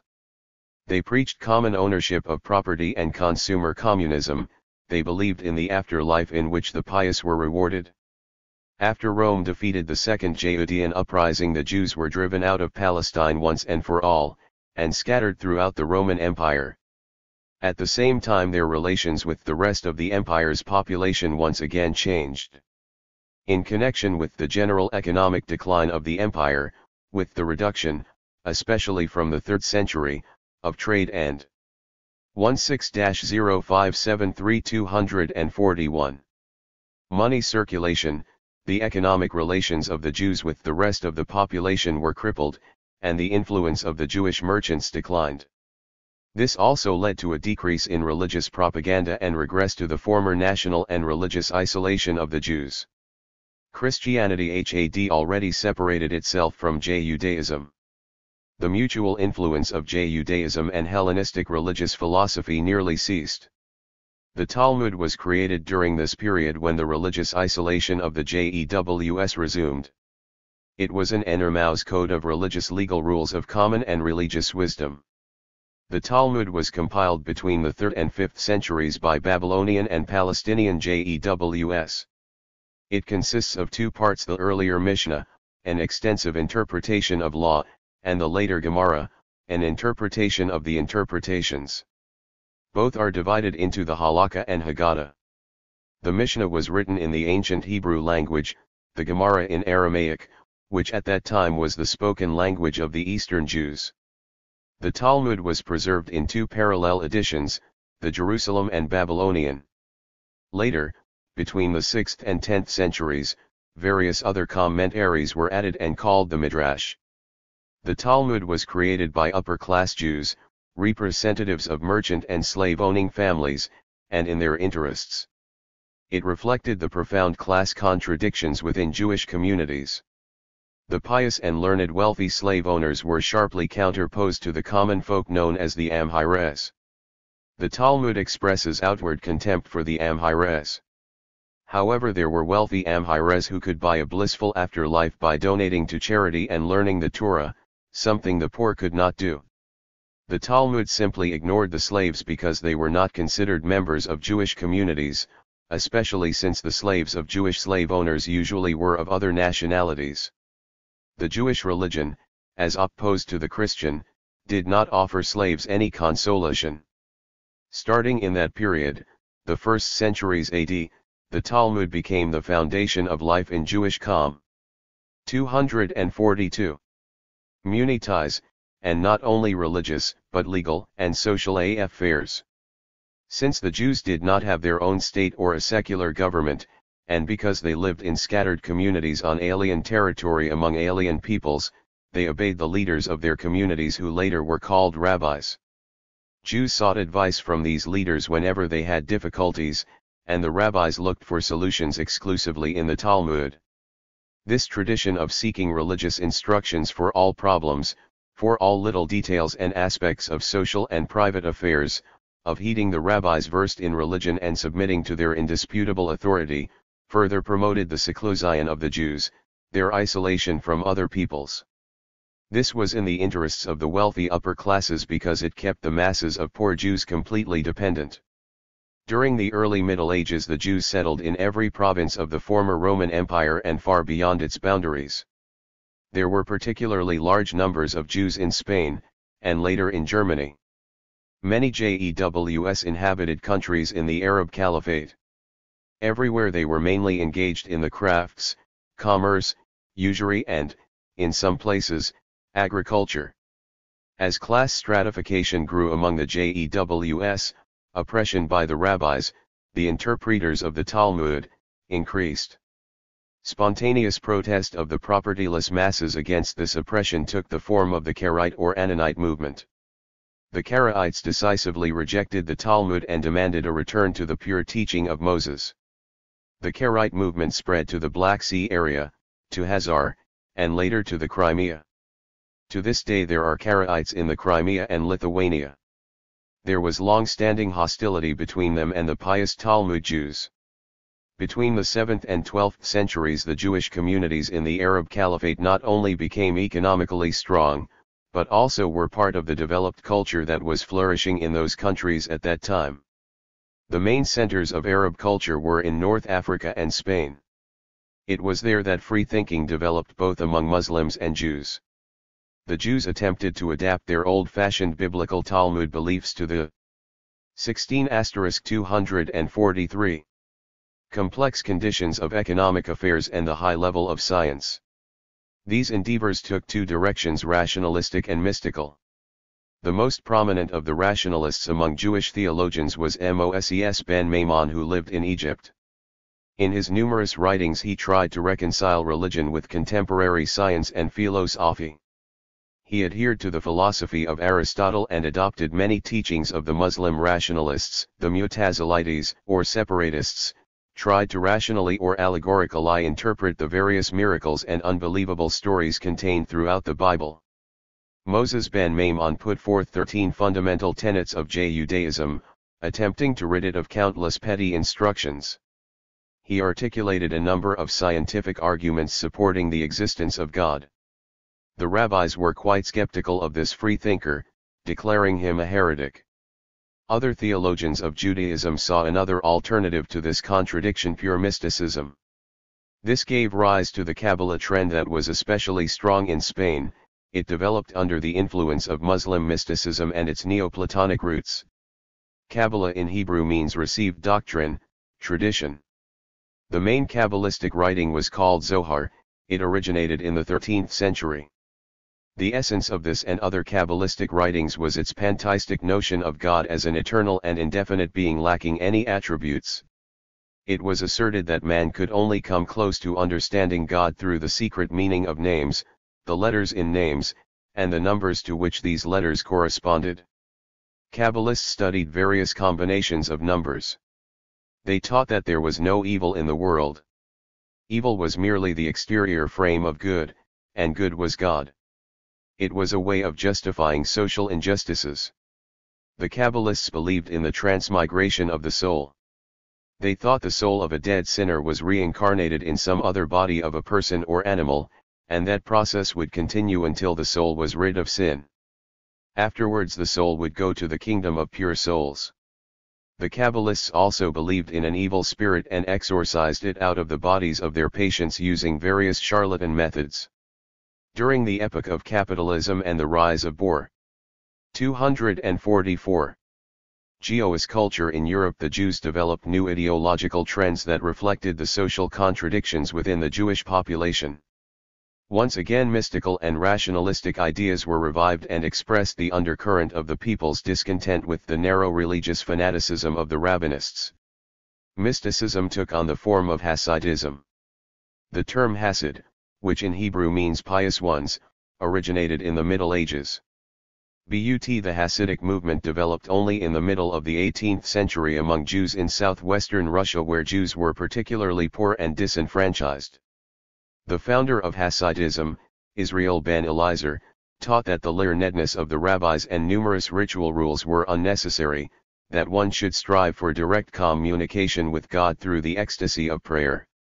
According to the Hasidic teaching, however, not just anyone could communicate with God, but primarily individuals who were especially pious tzaddiks. The Hasidic movement gave rise to entire hereditary dynasties of such tzaddiks, saintly people. In fact, these saintly people were merely charlatans who shamelessly fleeced the faithful, giving them their blessings in return. Sharp hostility arose between the Hasidic and rabbinic Jews, but subsequently it subsided somewhat. The rationalistic movement among the Jews in modern history took the form, especially in Germany, of Enlightenment, which essentially broke with religious tradition or attempted to liberalize religious law. Later the Haskalah movement developed into purely reactionary bourgeois nationalist Zionism, which called for re-establishing a Jewish state in Palestine. The vast majority of Jews, however, especially the poor, the artisans, small merchants and some members of the working class, continued to be spiritually submissive to the Talmudic rabbis. The spirit of the Talmud continued to dominate in synagogue communities. The Talmud specifies in the minutest details the various instructions and prohibitions faithful Jews must follow in each aspect of everyday life. It contains 613 such instructions and prohibitions. To make it easier. 245. To understand the extensive Talmudic rules, as early as the 16th century a book of religious ritual rules, the Shulchan Aruch, was compiled as a kind of handbook for religious Jews. No other religion in the world has so many detailed instructions. This is a reflection of the extreme archaic nature of Judaism. But very many of the ritual instructions are incompatible with the conditions of modern life, hence the need to interpret or simply get around the instructions. That is what the rabbis did. A rabbi could give advice that was essentially an order on how to conduct oneself in any circumstances, and how to get around a law while appearing to obey it.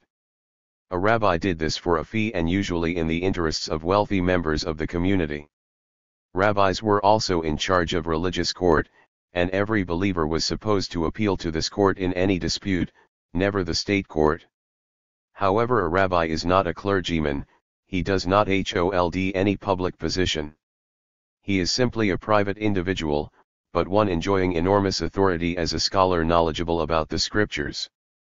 An important way to keep the masses of believers in submission was the system of charity practiced in synagogal communities. Societies of mutual aid existed for every possible situation. Charity kept the poor attached to the organization. Everything a religious Jew did was subject to religious ritual instructions and prohibitions relating to food, clothing, daily schedule, prayers, the observance of holy days. They told a person what could be done and when, and what could never be done. When an infant boy was 7 days old he was to be circumcised. Every step a religious Jew took had to be accompanied by prayer. Numerous food prohibitions and rules are still honored to this day. In cities with a Jewish community there are usually specialists in cutting meat according to kosher rules. Such meat is sold in special shops, any other is considered as impure. There are special rules about clothing. Men's clothing had to be long, made out of one kind of fabric, have pockets below the belt, and his head to be covered at 246. All times, even when sleeping. A religious Jew had to have a beard and long sideburns. When praying he had to put a special prayer cloth over his clothing. There were numerous rules about washing, especially for women, washing hanine to be done in a special ritual pool without running water. Strict rules were made about observing the Sabbath. It was not only forbidden to work on that day, but also to cook, light a fire, carry anything in one's hands, touch money, etc. Of the annual holidays whose origins have already been mentioned, the Jews still celebrate Passover, Shavuot, Rosh Hashanah, Yom Kippur, Sukkot, Purim and others. Religion had a particularly big impact on the affairs of Jewish communities due to the system of religious education. Boys were taught in synagogue schools Jeskiba, Heder from the ages of 5 or 6. The content of the subjects was singularly religious and purely mechanical. The boys had to memorize texts from the Bible and the Talmud. The teachers were people well read in religion but lacking any other knowledge. The Jewish religion not only sanctifies and justifies class oppression, but also encouraged inequality of the sexes. According to Judaism, women relay a subordinate role in the family and society. The Talmud places numerous restrictions on women. They cannot be witnesses in court, cannot go outside without wearing a shawl, etc.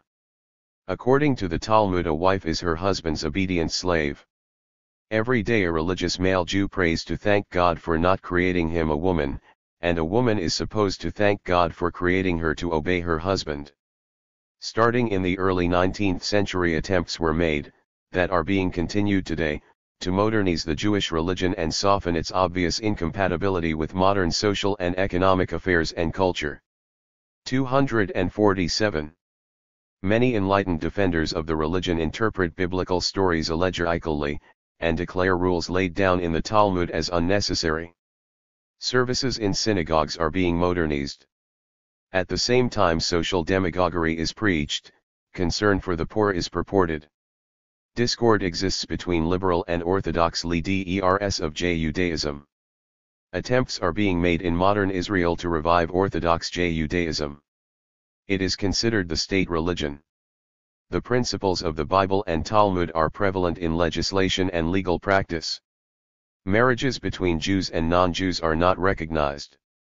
Education in the schools is religious. Chapter 20.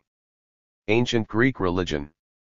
Scholars were interested in the religion of ancient Greece before they studied other non-Christian religions.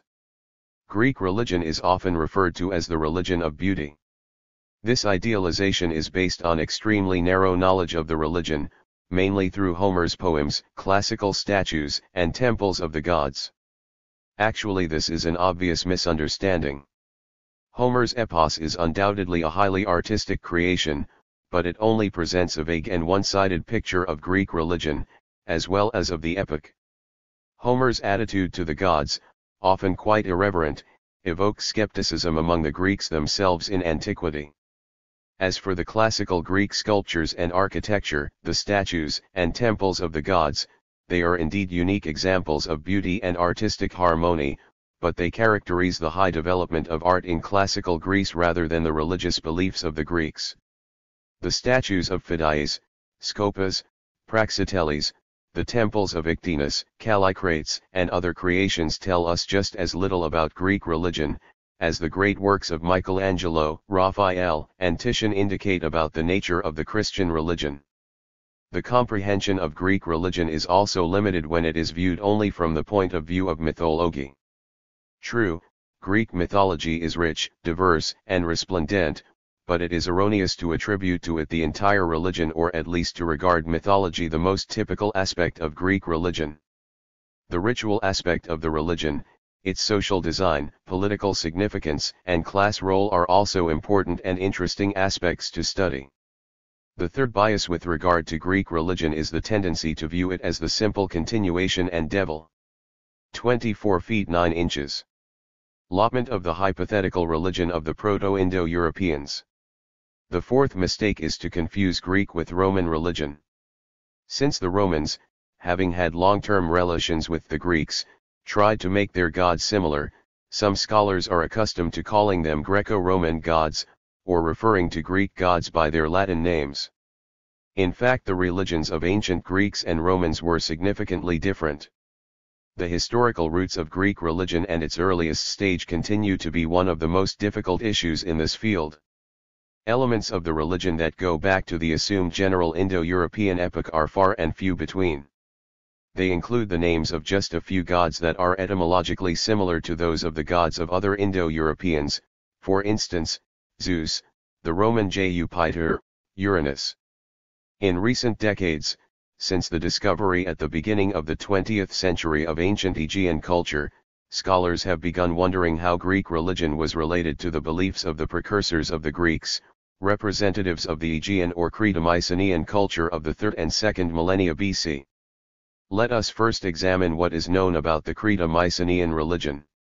A prominent object in the religious cult was a double poleaxe, perhaps a special fetish or maybe a symbol of some deity, presumably the god of thunder.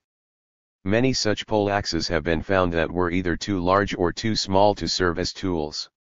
The cult of the double poleaxe apparently related the Aegeans to the peoples of Asia Minor, where the double poleaxe among the Hittites was an attribute of the god Teshup.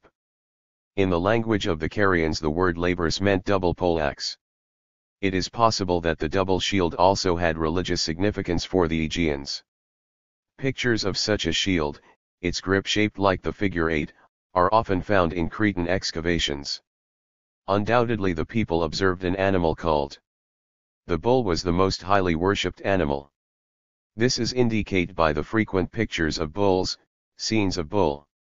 250. Fights, and particularly one interesting picture on a stamp of a monster with a human torso and legs, but with the hoofs, tail, and head of a calf. In front of the monster is a man with his arms by his sides. This scene is reminiscent of the Greek legend about Minotaur, half man and half bull, who lived in the Cretan labyrinth. A snake cult is evidenced by numerous pictures, particularly of women holding snakes. They are female figurines of the snake goddess or priestess of holy snakes. Probably the Cretans also worshipped birds, such as the dove. Pictures have been found of animals in the heraldic style, two animals symmetrically placed on the sides of the central figure. Most likely the Segeian animal cult had totemic origins. The people apparently also had anthropomorphic deities, mainly female. Female figures are frequently seen on cult pictures. For example, one picture depicts a woman with raised arms standing in front of a dog whose paws are also raised. Some names in recently deciphered inscriptions are similar to those of classical Greek gods Artemis, Poseidon, Hermes, Hera, Zeus, Hestia, etc. There is some hint of a cult of the sun or moon pictures of wheels. Apparently there was a cult of stones and sacred trees. The people had religious notions about caves, some intended for burying the dead, and some for performing rites. No special shrines have been found. Rites were probably performed outdoors, as well as in caves. Apparently there were priests and, most likely, priestesses. That is all we know about religion in the Crete-Mycenaean culture. It is hard to draw any conclusions from this information about the nature and forms of the religion. We now know that the people, at least in the latter period, were Greek Achaeans, but we are not sure about their historical relationship to the Greeks in the classical period. Apparently they were invaded by Ionian, and later Dorian tribes that were at a much lower cultural level. The Mycenaean culture was destroyed. Therefore it is wrong to view Crete-Mycenaean religion as simply an early stage of Greek religion. The latter constitutes an extremely complicated whole whose integral parts have different historical origins. However, it is clear. 251. That a large number of elements of Crete-Mycenaean religion were preserved, at least in a transformed and revised form, in the beliefs and rituals of the Greeks in the classical epoch. Scholars have information available to study the Greek religion over a relatively long period, nearly 1,500 years, from the beginning of the first millennium BC to the triumph of Christianity in the 4th century AD. The ancient Greek religion maintains slight but tangibly traces of such primitive forms of beliefs as totemism. One vivid example is the myth that the Myrmidons originate from ants, a myth backed up by the totemic etymology of the tribe's name, which means ant. Another example is the myth about the snake-legged Cecrops, the founder of Athens. Remote signs of totemic beliefs can be seen in the myths about Zeus, who took on different forms, either that of a bull, swan, or golden rain, with the aim of mating with a mortal woman. This is a familiar totemic motif of a woman conceiving from a totem. Reminiscent of totemism, although just vaguely, are the portrayals of many gods, anthropomorphic but maintaining traces of their animal origin or connection with some kind of animal and at the same time with a certain locale, for instance, Apollo a wolf, Artemis a she-bear or doe, Hermes a ram, Hera a cow or she-goat, etc. Also relevant perhaps were the local taboos on various animals: fish in Lake Poseidon in Laconia and turtles on a mountain near Tegea. There were also survivals of ancient hunting cults. One of the most vivid examples was the celebration held every year as early as the 2nd millennium AD in honor of Artemis Laphria in Achaea. On the first day of the celebration, a priestess rode a chariot driven by deers. On the second day, sacrificial offerings were made on a grand scale. Live beasts of prey were thrown in large numbers onto the altar: deers, chamois, wild boars, bears and wolves, as well as domesticated animals, fowl, and fruits. All this was then burned. This barbarically cruel ritual is reminiscent of hunting sacrifices and feasts, and does not correspond to traditional notions about religion in ancient Greece. Rituals for weather magic are also related to the Ansi. 252. Ant hunting cults. The original, purely magical nature of such rituals was already clouded by images of the gods to whom the rituals were addressed, but was nevertheless evident. Pausanias has extremely interesting descriptions of such rituals that were carried out in his day. For instance, in the small town of Methana, in order to drive away the sweltering hot Libyan wind, the following ritual was carried out. 2 people cut a white rooster in half, and each holding one half, ran in different directions around a vineyard.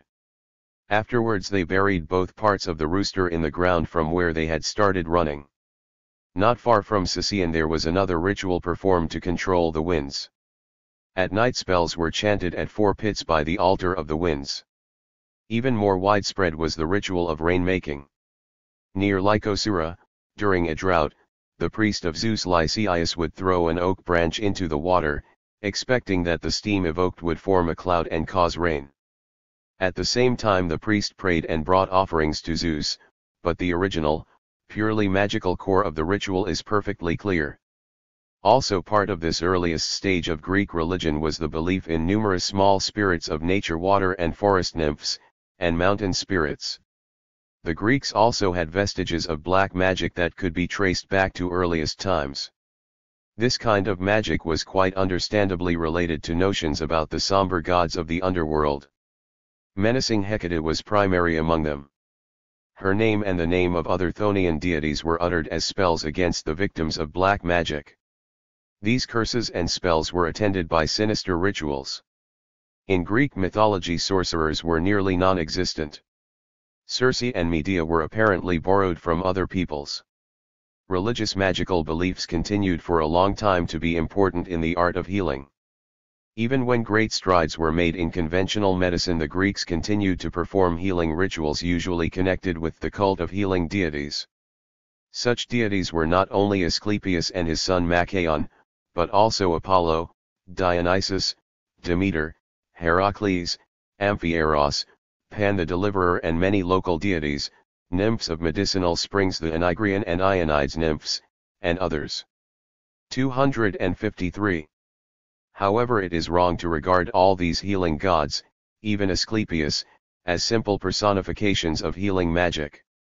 In most cases they were local guardian spirits whose cults also incorporated this practice, and whose images acquired the traits of supernatural healers. Among the survivals of extremely archaic forms of religion were the vestiges of male cults that could be traced back to male secret societies. In some places these male cults were combined with parallel female rituals. For example, the unusual celebration in honor of Demeter observed by men only in a sacred grove between Sicyon and Phlius, the women paid honor to the goddess separately, gathering for this purpose in Nymphon. A purely male holiday was celebrated every year in one of the temples of Ares on the Laconian coast. Also related to the ancient male societies were the famous national games of the Greeks, Olympian, Nemean, Isthmian, and Pythian games that were connected with religious ritual. There are indications that at one time women were not allowed to compete in the games. There were also purely female cults that did not allow male participation. They were, for instance, some local cults of Demeter, Cora, and Dionysus. The burial rites of the Greeks and their related notions about the afterlife can be traced back to even earlier times. The Greeks usually buried their dead either in the ground or in a tomb. This custom, going back to the Crete-Mycenaean epoch, was interrupted only for a brief time due to the introduction of cremation, probably by the Ionians. But the new custom disappeared soon, and the people resumed the local tradition of burying the dead in the ground. The practice of cremation left hardly a trace on the notions of the Greeks about the afterlife, except in certain mythological motifs, such as the ascension of Heracles into the sky out of the flames of a burial fire. On the contrary, the custom of burying the dead in the ground left its imprint on the Greeks' notion about the fate of the dead. According to these beliefs, well reflected in the Odyssey, the souls, or shades of the dead led a sorrowful existence in the underground region of Hades. At the same time, the fate of all souls, whether they were of valiant warriors or ordinary farmers. 254. Was nearly the same. All of them were destined to wander as despondent shades along the deserted and sullen territory of Hades. However, the Greeks believed people were punished after death for their crimes. People, who enraged gods, such as the legendary Sisyphus, Tantalus, and Danaides, experienced great suffering in Hades. Even more persistent and widespread was the conviction that the fate of souls depended on whether the proper rituals were carried out for the deceased. The soul of someone who was not buried would not find peace in the afterlife. Therefore the Greeks paid much attention to burial rituals. Nothing in the Greek religion was as important to worshippers as the attitude to the dead. Death itself did not strike any special fear in the Greeks, but the thought that after death the body might not be buried and be eaten by dogs was horrifying. Such notions influenced not only literature, but also political life. It is sufficient to recall the tragic episode of the final years of the Peloponnesian War, the condemnation and execution of Athenian strategists for not gathering and burying the bodies of soldiers killed in the Battle of Arginusi. The Greeks believed that the souls of the dead required food, and tried to feed them. Such belief still persisted in the 2nd century AD, this was reported by Lucianus. He wrote that the people believed that the souls, allowed to come up from below, get their dinner as best they may by flitting about the smoke and steam and drink the meat out of the trench. The burial cult was a significant part of family clan religion among the Greeks. Its survival was facilitated by the preservation of a patriarchal clan society. In addition to clan vestiges, the Greeks held on to the purely family hearth cult. The sacred household hearth was personified as a female goddess Hestia. The female personification of the hearth was a phenomenon characteristic of the religions practiced by many peoples as a survival of matriarchal society. As tribal society disintegrated and aristocratic families appeared, a new form of religion developed in Greece, the aristocratic cult of heroes. Some scholars have conjectured that the hero cult was a later phenomenon due to loss of faith in the gods. This seems to be incorrect. In the archaic language of tombstone 255 inscriptions, the word hero meant simply the deceased. At first, heroes were the guardian spirits of individual clans, early ancestors. As aristocratic families came into being, their ancestors became special objects of worship. Ancestor heroes of the most aristocratic and powerful families were elevated high above others, and the circle of their worshippers increased considerably. Heracles was the most prominent throughout Greece. He could hardly be considered a historical personality. However, it is impossible to agree with the old mythological view of Heracles as a sun god. Heracles was a hero appellation, a legendary ancestor, the forefather of the aristocratic Heraclid clan from which both dynasties of the Spartan kings originated. The legendary campaign of the Heraclids that led to the Dorian conquest of a large part of the Peloponnese was a true historical event.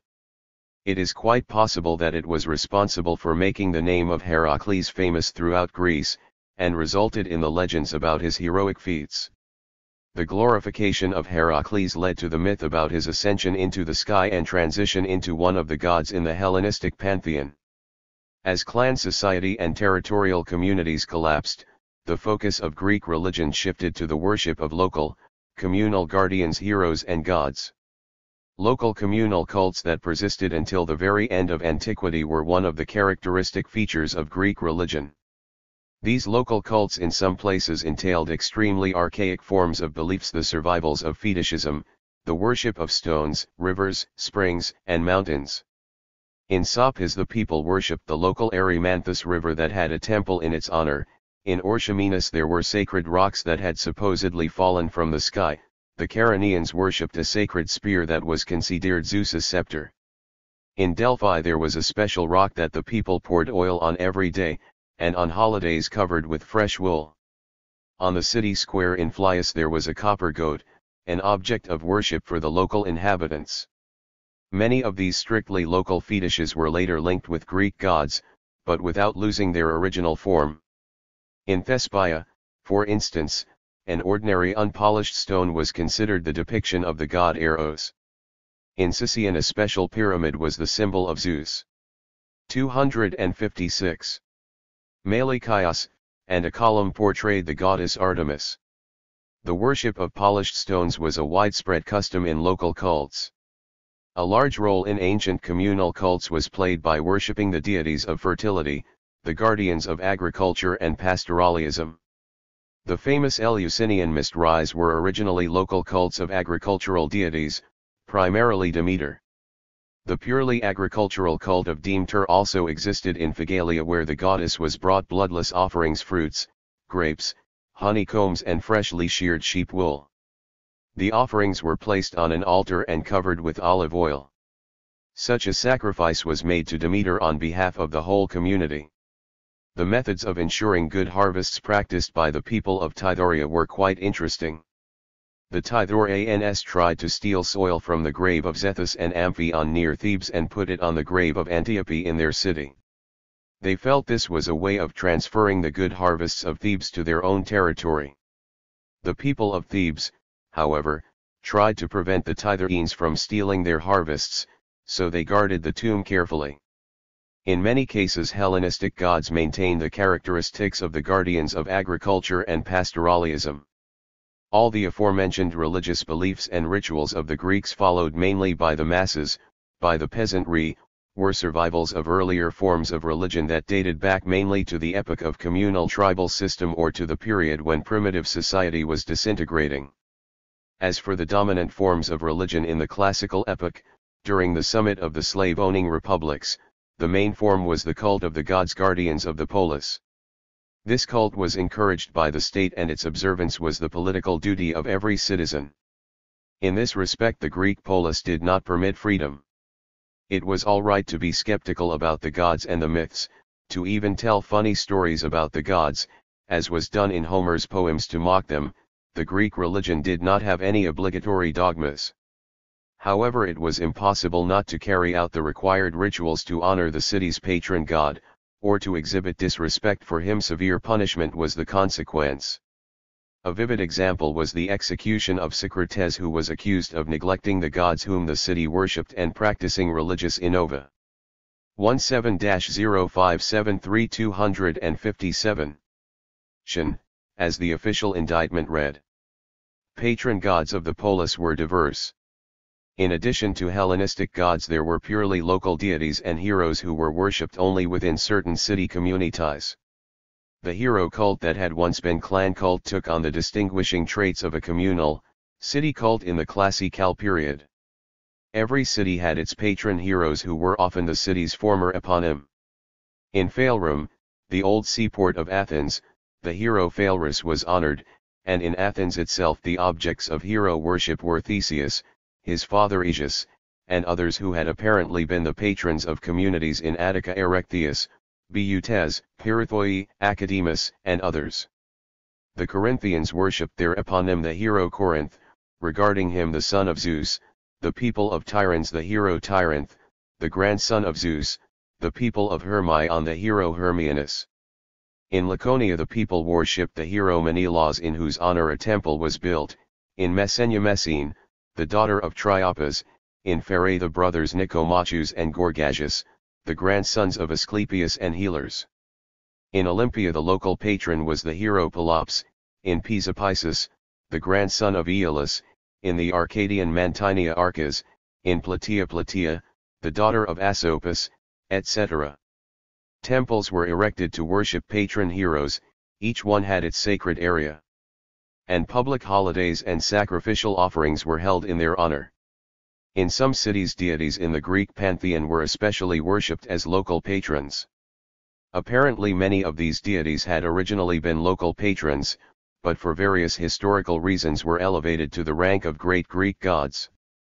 For instance, Asclepius was probably originally the deity of Epidaura, Artemis, the deity of Arcadia, Hera, the patron of Mycenae and Argos, and later of Samos, etc.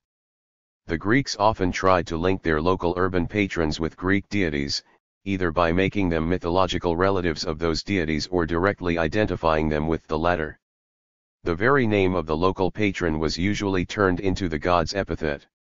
For instance, the deity of the Ismenus river at Thebes became Apollo Ismenium. To, the mountain patron god of a Boeotian community, became the Toan god Apollo, etc. Apparently some of the numerous epithets of Zeus 258 had originally been independent local deities. Zeus and Chesmion, worshipped on Mount Anchismus, was the god of that mountain. Zeus Hypatos was the deity of Mount Hypatos. Zeus Laphistion was the personification of Mount Laphistius. Zeus Crotiation was the local patron of the city of Crotia. While Greek gods were the guardians of the Greeks in their fight against foreign enemies, the local urban gods and heroes watched over their communities in their internecine quarrels. The cult of urban patrons, gods and heroes was consequently the ideological reflection of Greece's political splintering. When the great Greek gods supplanted these local patrons, it reflected the growing trend towards cultural and economic, if not political, unification of the Greek polis. This unification trend was not completed until the era of Alexander the Great, although signs of it can be traced back to early antiquity. The very creation of a Hellenistic pantheon next to the cults of local deities began, perhaps, as early as the Mycenaean kingdom. During the Homeric period, the cultural unity of the Greeks, at least the Achaeans, and clearly recognized by them, was reflected in the worship of the national Greek Olympian gods. This was facilitated apparently by migration during the Achaean and Ionian conquest and colonization of the Balkan Peninsula, the Aegean Islands and the coast of Asia Minor. A significant role in shaping the national pantheon was played by epic poetry and its originators. It is extremely difficult to determine the precise origin of the great gods in the Olympian pantheon. The images of these gods are quite complex, and each of them underwent a lengthy evolution. Some of the Olympian gods are, according to the most competent researchers, ancient Creto-Mycenaean pre-Hellenistic deities whose cult was adopted by the Achaeans. For example, Hera, the main goddess and wife of Zeus, was apparently the cow goddess who was the ancient patron of Mycenae. Signs of cow worship there were found in Heinrich Schliemann's excavations. In the epos, Hera is portrayed as the special patron of the Argolians. Later, Hera was an object of special worship in Argolid, where local myths existed about her. Poseidon was the ancient sea god in the Peloponnese. 17*259. Where he was worshipped by coastal fishermen. He is mentioned often in Mycenaean inscriptions. His cult was adopted both by the Ionians and Dorians, whose Poseidon shrine on Cape Taenarum was used by the Laconian Maritime Society. Poseidon was worshipped not only as the god of the sea, but also as the guardian of horses. The Poseidon cult that subsequently became widespread had incorporated a number of local cults and either supplanted or merged with local heroes. For instance, in Onchystus, a local hero was Onchystus, who was subsequently made Poseidon's son and even perceived as being identical. A temple and statue was built for Poseidon in Onchystus. Athena was an ancient deity, the patron of cities and city fortifications. There is reason to believe that each city had its own patron and was named after the city.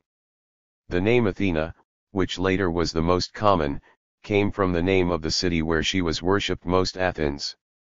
Another name for her was Pallas, which means one who brandishes a spear. Pausanias cited up to 50 different epithets for Athena. In his time she was one of the most worshipped deities in all of Greece. The description of Greece mentions at least 73 temples and sanctuaries built in her honor in different areas, not counting separate altars and statues. In this respect, Athena was superseded only by Artemis. The temples were usually situated in the citadel of a polis. According to classical mythology, Athena was a warrior goddess. She was always portrayed in full armor, and her totemic characteristics were also evident: the owl, snake under the shield, aegis goat skin, olive tree. Perhaps these were the features of various totemic images that later merged to constitute Athena. The goddess Artemis was one of the most worshipped pet deities of the Greeks. More temples, around 80, were dedicated to her than any other Greek god. Originally she had undoubtedly been a local deity. It is not certain, however, where the first center of her cult was. In Homer's epos, Artemis was a deity hostile to the Achaeans. Therefore it is usually assumed that the Artemis cult developed in Asia Minor, where she was considered the guardian of fertility. It was only later that she was 260. Shipped in Greece. But another opinion is that the Artemis cult in Asia Minor was brought there from Greece, from Arcadia, the cult's independent and most ancient center. In Arcadia, Artemis was an ancient local deity, the guardian of bear hunting. In classical mythology and iconography, Artemis is pictured as a virgin goddess of the hunt, usually together with a doe. The connection between Artemis and the doe is a mythological creation not reflected either in the beliefs or the cult. Apollo, a prominent god in Greek mythology and religion, is an extremely complex and unclear figure. His history was apparently related to the history of Artemis.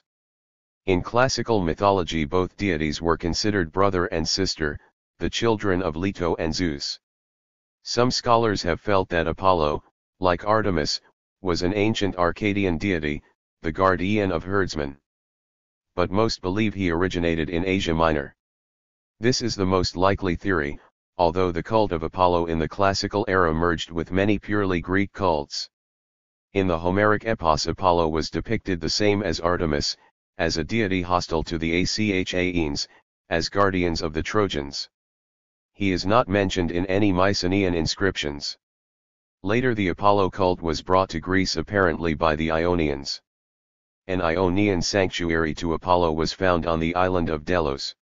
Another center of his worship in Greece in the classical period was Delphi, where the famous oracle was located. In the classical period Apollo was one of the most popular gods in Greece, despite his barbarian origin which had been completely forgotten. Some scholars regard him as the embodiment of the Hellenistic national spirit. Over 50 temples were built for him in various regions. The people attributed to Apollo the most diverse functions. The main one was foretelling the future, patron of the arts and science. Apollo Musagetes, that is the leader of the 9 muses personifying the arts and science, or Apollo Cytheroeteus, that is one who plays the cithara. Healing Apollo was a rival of Asclepius in this field, and had a special name, Paean, purification from any defilement, dei of light, proper and stable order in the world. As for Apollo's connection with the sun, it is not explained in most ancient written sources. It was apparently a later philosophical speculation. Asclepius, the healer god, was a simpler figure that evolved purely in Greece. At first he was a local deity, the patron of Epidaurus, but subsequently became one of the most famous in Greece. In the 2nd century AD in various parts of Greece there were at least 38 temples to Asclepius, almost as many as to Zeus. Pan, the god of herdsmen originating in Arcadia, was also a local deity. The goddess Aphrodite, however, originated in the east. During the Mycenaean era there were no traces of her name. According to Homer she fought on the side of the Trojans against the Achaeans. Her name was an epithet related to the myth about her birth from sea foam. Homer called her Cyprian after the ancient century of her cult, the island of Cyprus. The mythological connection with the purely Eastern god, Adonis, confirms that she was a female deity of fertility in Asia Minor. In Greece Aphrodite became the goddess of beauty, love, and the idealized personification of femininity. Mythology made Aphrodite the mother of Eros, a young god who personified love. In Greece the god Ares, borrowed from the Thracians as early as the Homeric era, became the fierce god of war. A special group of gods were those who directly personified phenomena in human cultural affairs, although some of these gods also incorporated certain elements of local cults. One such god was Hephaestus, the personification of fire on earth and the blacksmith's trade. At first he, too, was a local god on the island of Lemnos or in Lycius. In Greece itself his cult was not widespread, although this lame god held a prominent place in mythology. Hestia was also the personification of fire, only in the home. He was the deity of the family hearth. Hermes was the personification of stone heaps or stone posts that served as road signs in 262. Greece, he was usually depicted as a stone stele with a human head. The patron of roads and travelers, Hermes became the deity of trade and in mythology the messenger of the gods and the conductor of the dead to Hades. The image of Hermes also incorporated elements of local cults. Zeus, the supreme god of the Olympians, was the most complex figure. He also had the characteristics of different local deities. There were several different centers of the Zeus cult which inspired various cycles of myths about him, the main ones being Crete and Thessaly. Myths about the birth of Zeus on the island of Crete, myths related to the ancient local cave cult, the existence supposedly of Zeus's tomb on the same island of Crete lead us to the conclusion that the figure of Zeus involved elements of an ancient Cretan deity, the symbol of which was apparently the double axe of the Minoan period.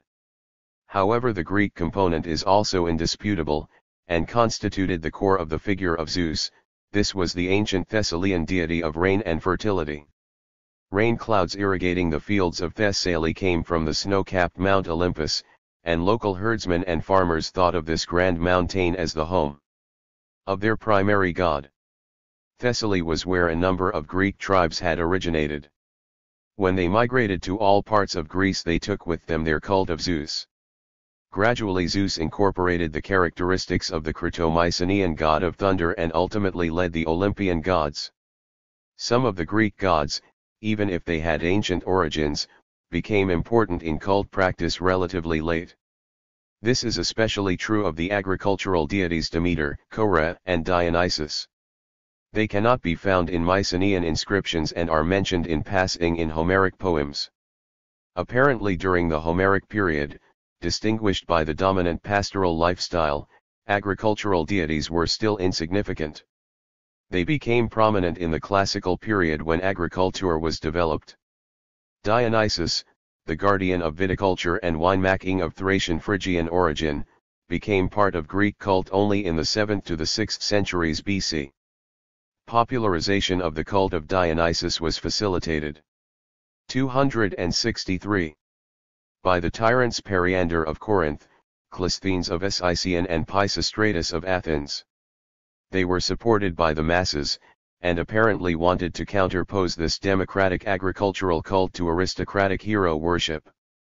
The goddess of fertility Demeter and her daughters Persephone were the personification of grains and were purely Greek deities. The most important center of their cult was Eleusis that had become so widely famous. The great underworld gods Hades and Hecate did not have a Greek public cult, but were prominent in black magic. It is possible, however, that these deities too, before being consolidated in Greek mythology as lords of the underworld kingdom and of death, were local patron deities.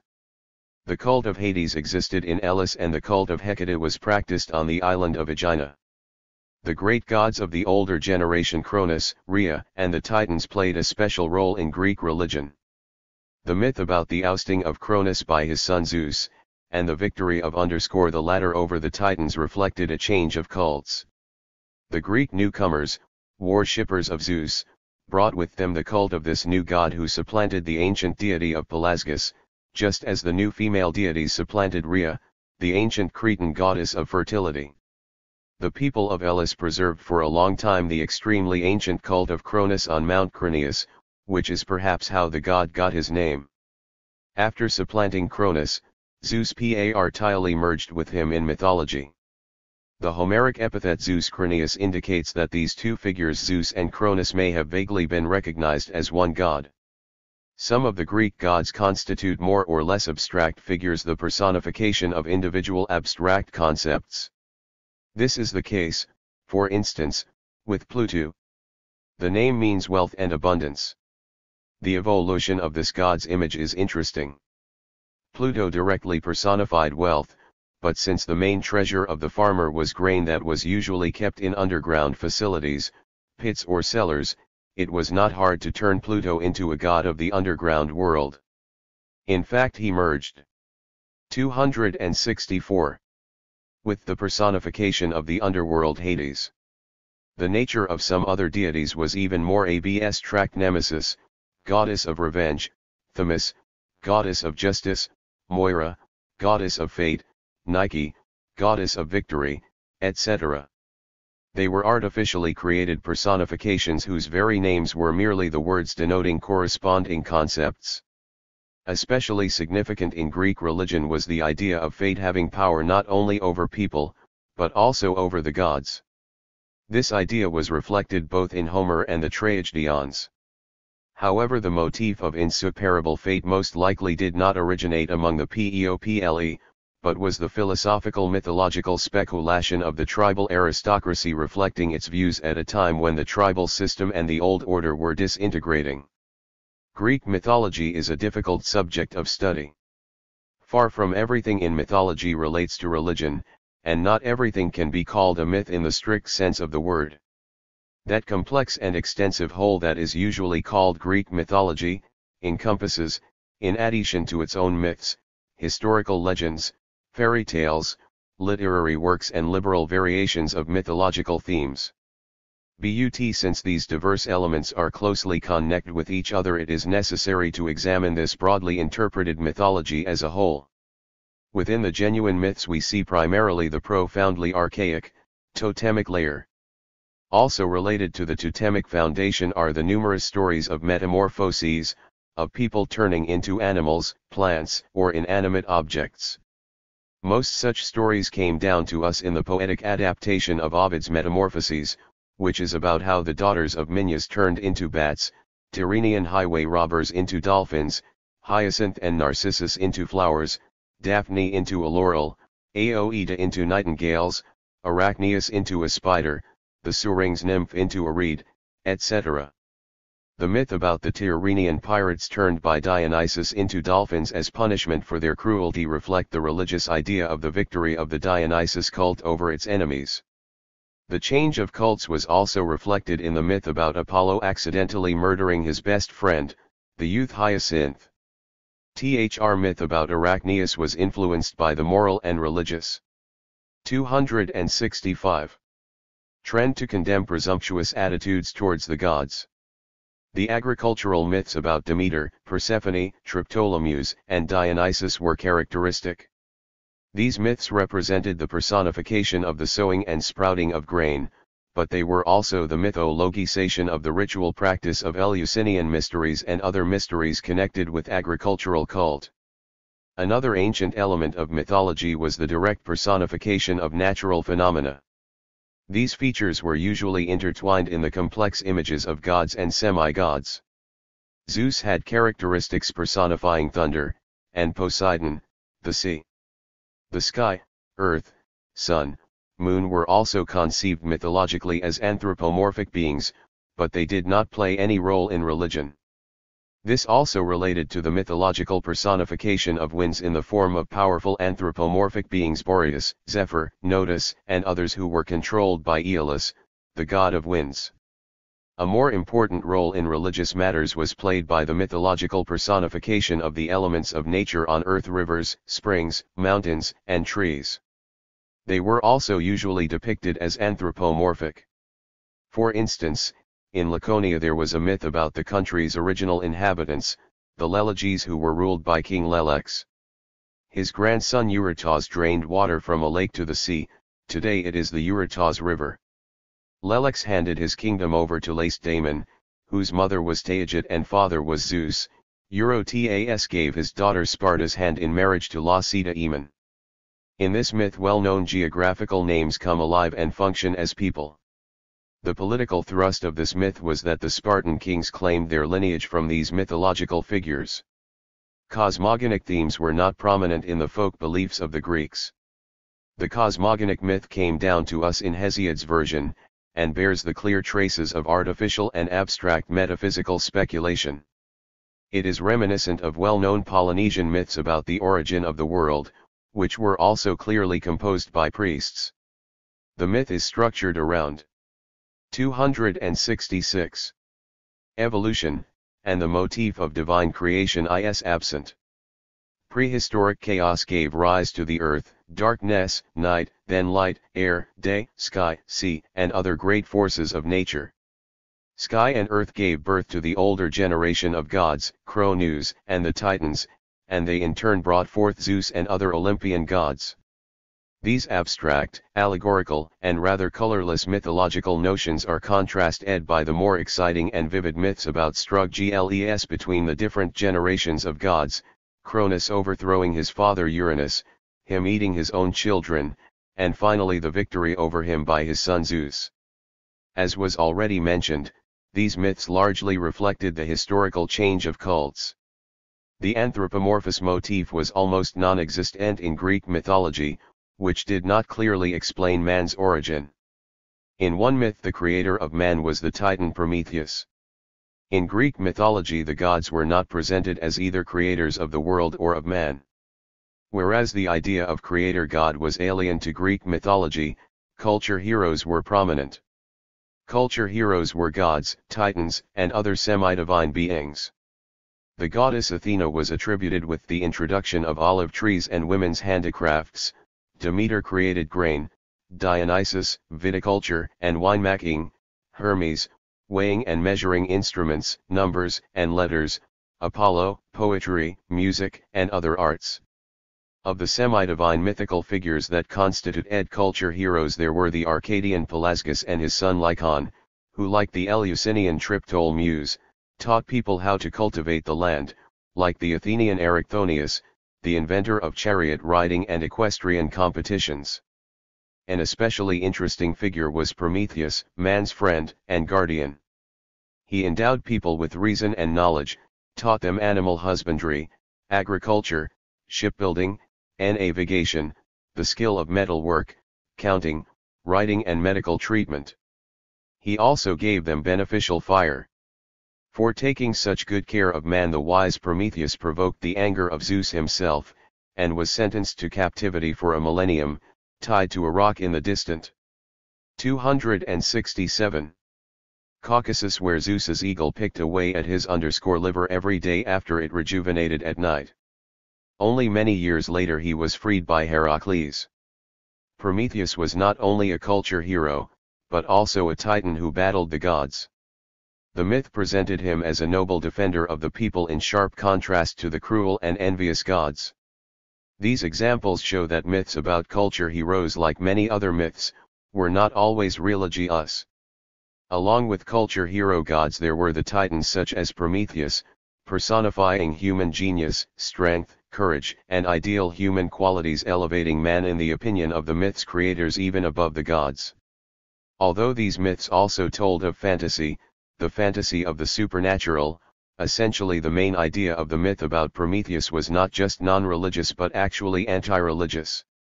It is no wonder Marx said that Prometheus is the most eminent saint and martyr in the philosophical calendar. 1. Lawgivers, founders and builders of cities, whether half legendary or half historical figures, as well as great artists, singers and poets, were similar to culture heroes and sometimes even identical. Among the heroes of the first type were Theseus, who was attributed with the Cenoicism of Athens, the division of Atticus' population into tribes, phratries, and clans, into estates and occupations, Lycurgus, the well-known Spartan lawgiver, Cadmus, the founder of Thebes, and others. They were people with the characteristics of historical figures mixed with the semi-divine and mythological notions. But there was an element of religion in these legendary founders of cities and lawgivers, most of them were objects of local cult. The political thrust of this cult and the legends themselves were clear. By attributing the existence of a socio-political system to semi-divine personages, the tribal nobility made its own privileges and power seem holy and inviolable. Karl Marx, Difference between the Democritean and Epicurean Philosophy of Nature, in Karl Marx, Friedrich Engels, Collected Works, Volume 1, Progress Publishers, Moscow, 1975, p. 31. 268. Another category of half-mythical and half-historical figures were the great artists, inventors, and poets. They were the artful inventor Daedalus, the artist Pyg Malayan, the singers Orpheus, Arion, and Homer. They were often presented as the personification of well-known crafts and trades. For instance, Daedalus was the term for archaic wooden statues, and the special celebration in which they were used. That was how the legendary inventor got his name. However, they were eponyms for the founders of famous families of artists and poets, or eponyms for the founders of religious fraternities. The social essence of these legends does not leave any doubt. Either the usual tendency is evident to glorify a particular trade or religious sect, and at the same time a desire to limit it to the realm of one family of fraternity. Some myths were interesting in that they contained vague recollections about vanished forms of society and ancient customs. Such was the myth about the trial of Orestes, who slayed his mother to avenge his father Agamemnon, This reflected the transition from matrilineality to patrilineality. This also applied to the numerous traces of human sacrificial offerings seen in Greek mythology. Cult myths were the genuine core of purely religious mythology. They were closely connected with one or another religious rite and were essentially their sacred text. The actual rites were often a way of enacting a mythological story. That is the case, for instance, with the myths about Hera-nymph and Heratelia, which were directly related to the annual ceremonial washing of Hera's statue in the sacred spring of Nauplia, the myth about the training of young Zeus and his introduction of the Olympic Games, the myth about the quarrel and reconciliation of Hera and Zeus, which was marked each year by festivities in Plataea, etc. Apparently in these instances, as is usually the case, the rites were not developed for the purpose of staging myths. On the contrary, the myths were created as a way of reinterpreting what were in most cases rather ancient rites whose origin and earliest intent were forgotten. 269. Greek mythology also contained a whole number of borrowed mythological plots and motifs. One of them is the myth about the flood, whose origin can be traced back to Babylonia, since such a calamity could not occur in the low waters of Greece. Others are the myths related to the gods who came from the east. The rich and vivid epos of the Greeks should not be confused with mythology, although it is hard to separate the two. The tales of the Argonauts, the Trojan War, the wanderings of Odysseus, and the Theban kings are not myths in the true sense of the word, although they often incorporate mythological images and motifs. In general, they are historical legends based on some historical fact. There are numerous fairytale elements in Greek mythology that are even more difficult to distinguish from myths as such. Various monsters and other imaginary beings such as Cyclops, Centaurs, Scylla, and Charybdis, Medusa and Harpies are closer to the fairytale genre than to mythology. This is evident if for no other reason than the absence of any connection between these images and religious cult. However, they are interwoven into the mythological fabric primarily as the opponents of gods and heroes. Also of interest are the literary and philosophical myths. Mythological tradition often compelled writers and philosophers to express their ideas in mythological images. Such is the myth about the origin of sexual differences and sexual love as described by Plato in the Feast and apparently composed by him. Greek mythology, despite the complexities and diversity of its elements, has great artistic strength. This is reflected in the profound humanism of the mythological personages of the Greeks.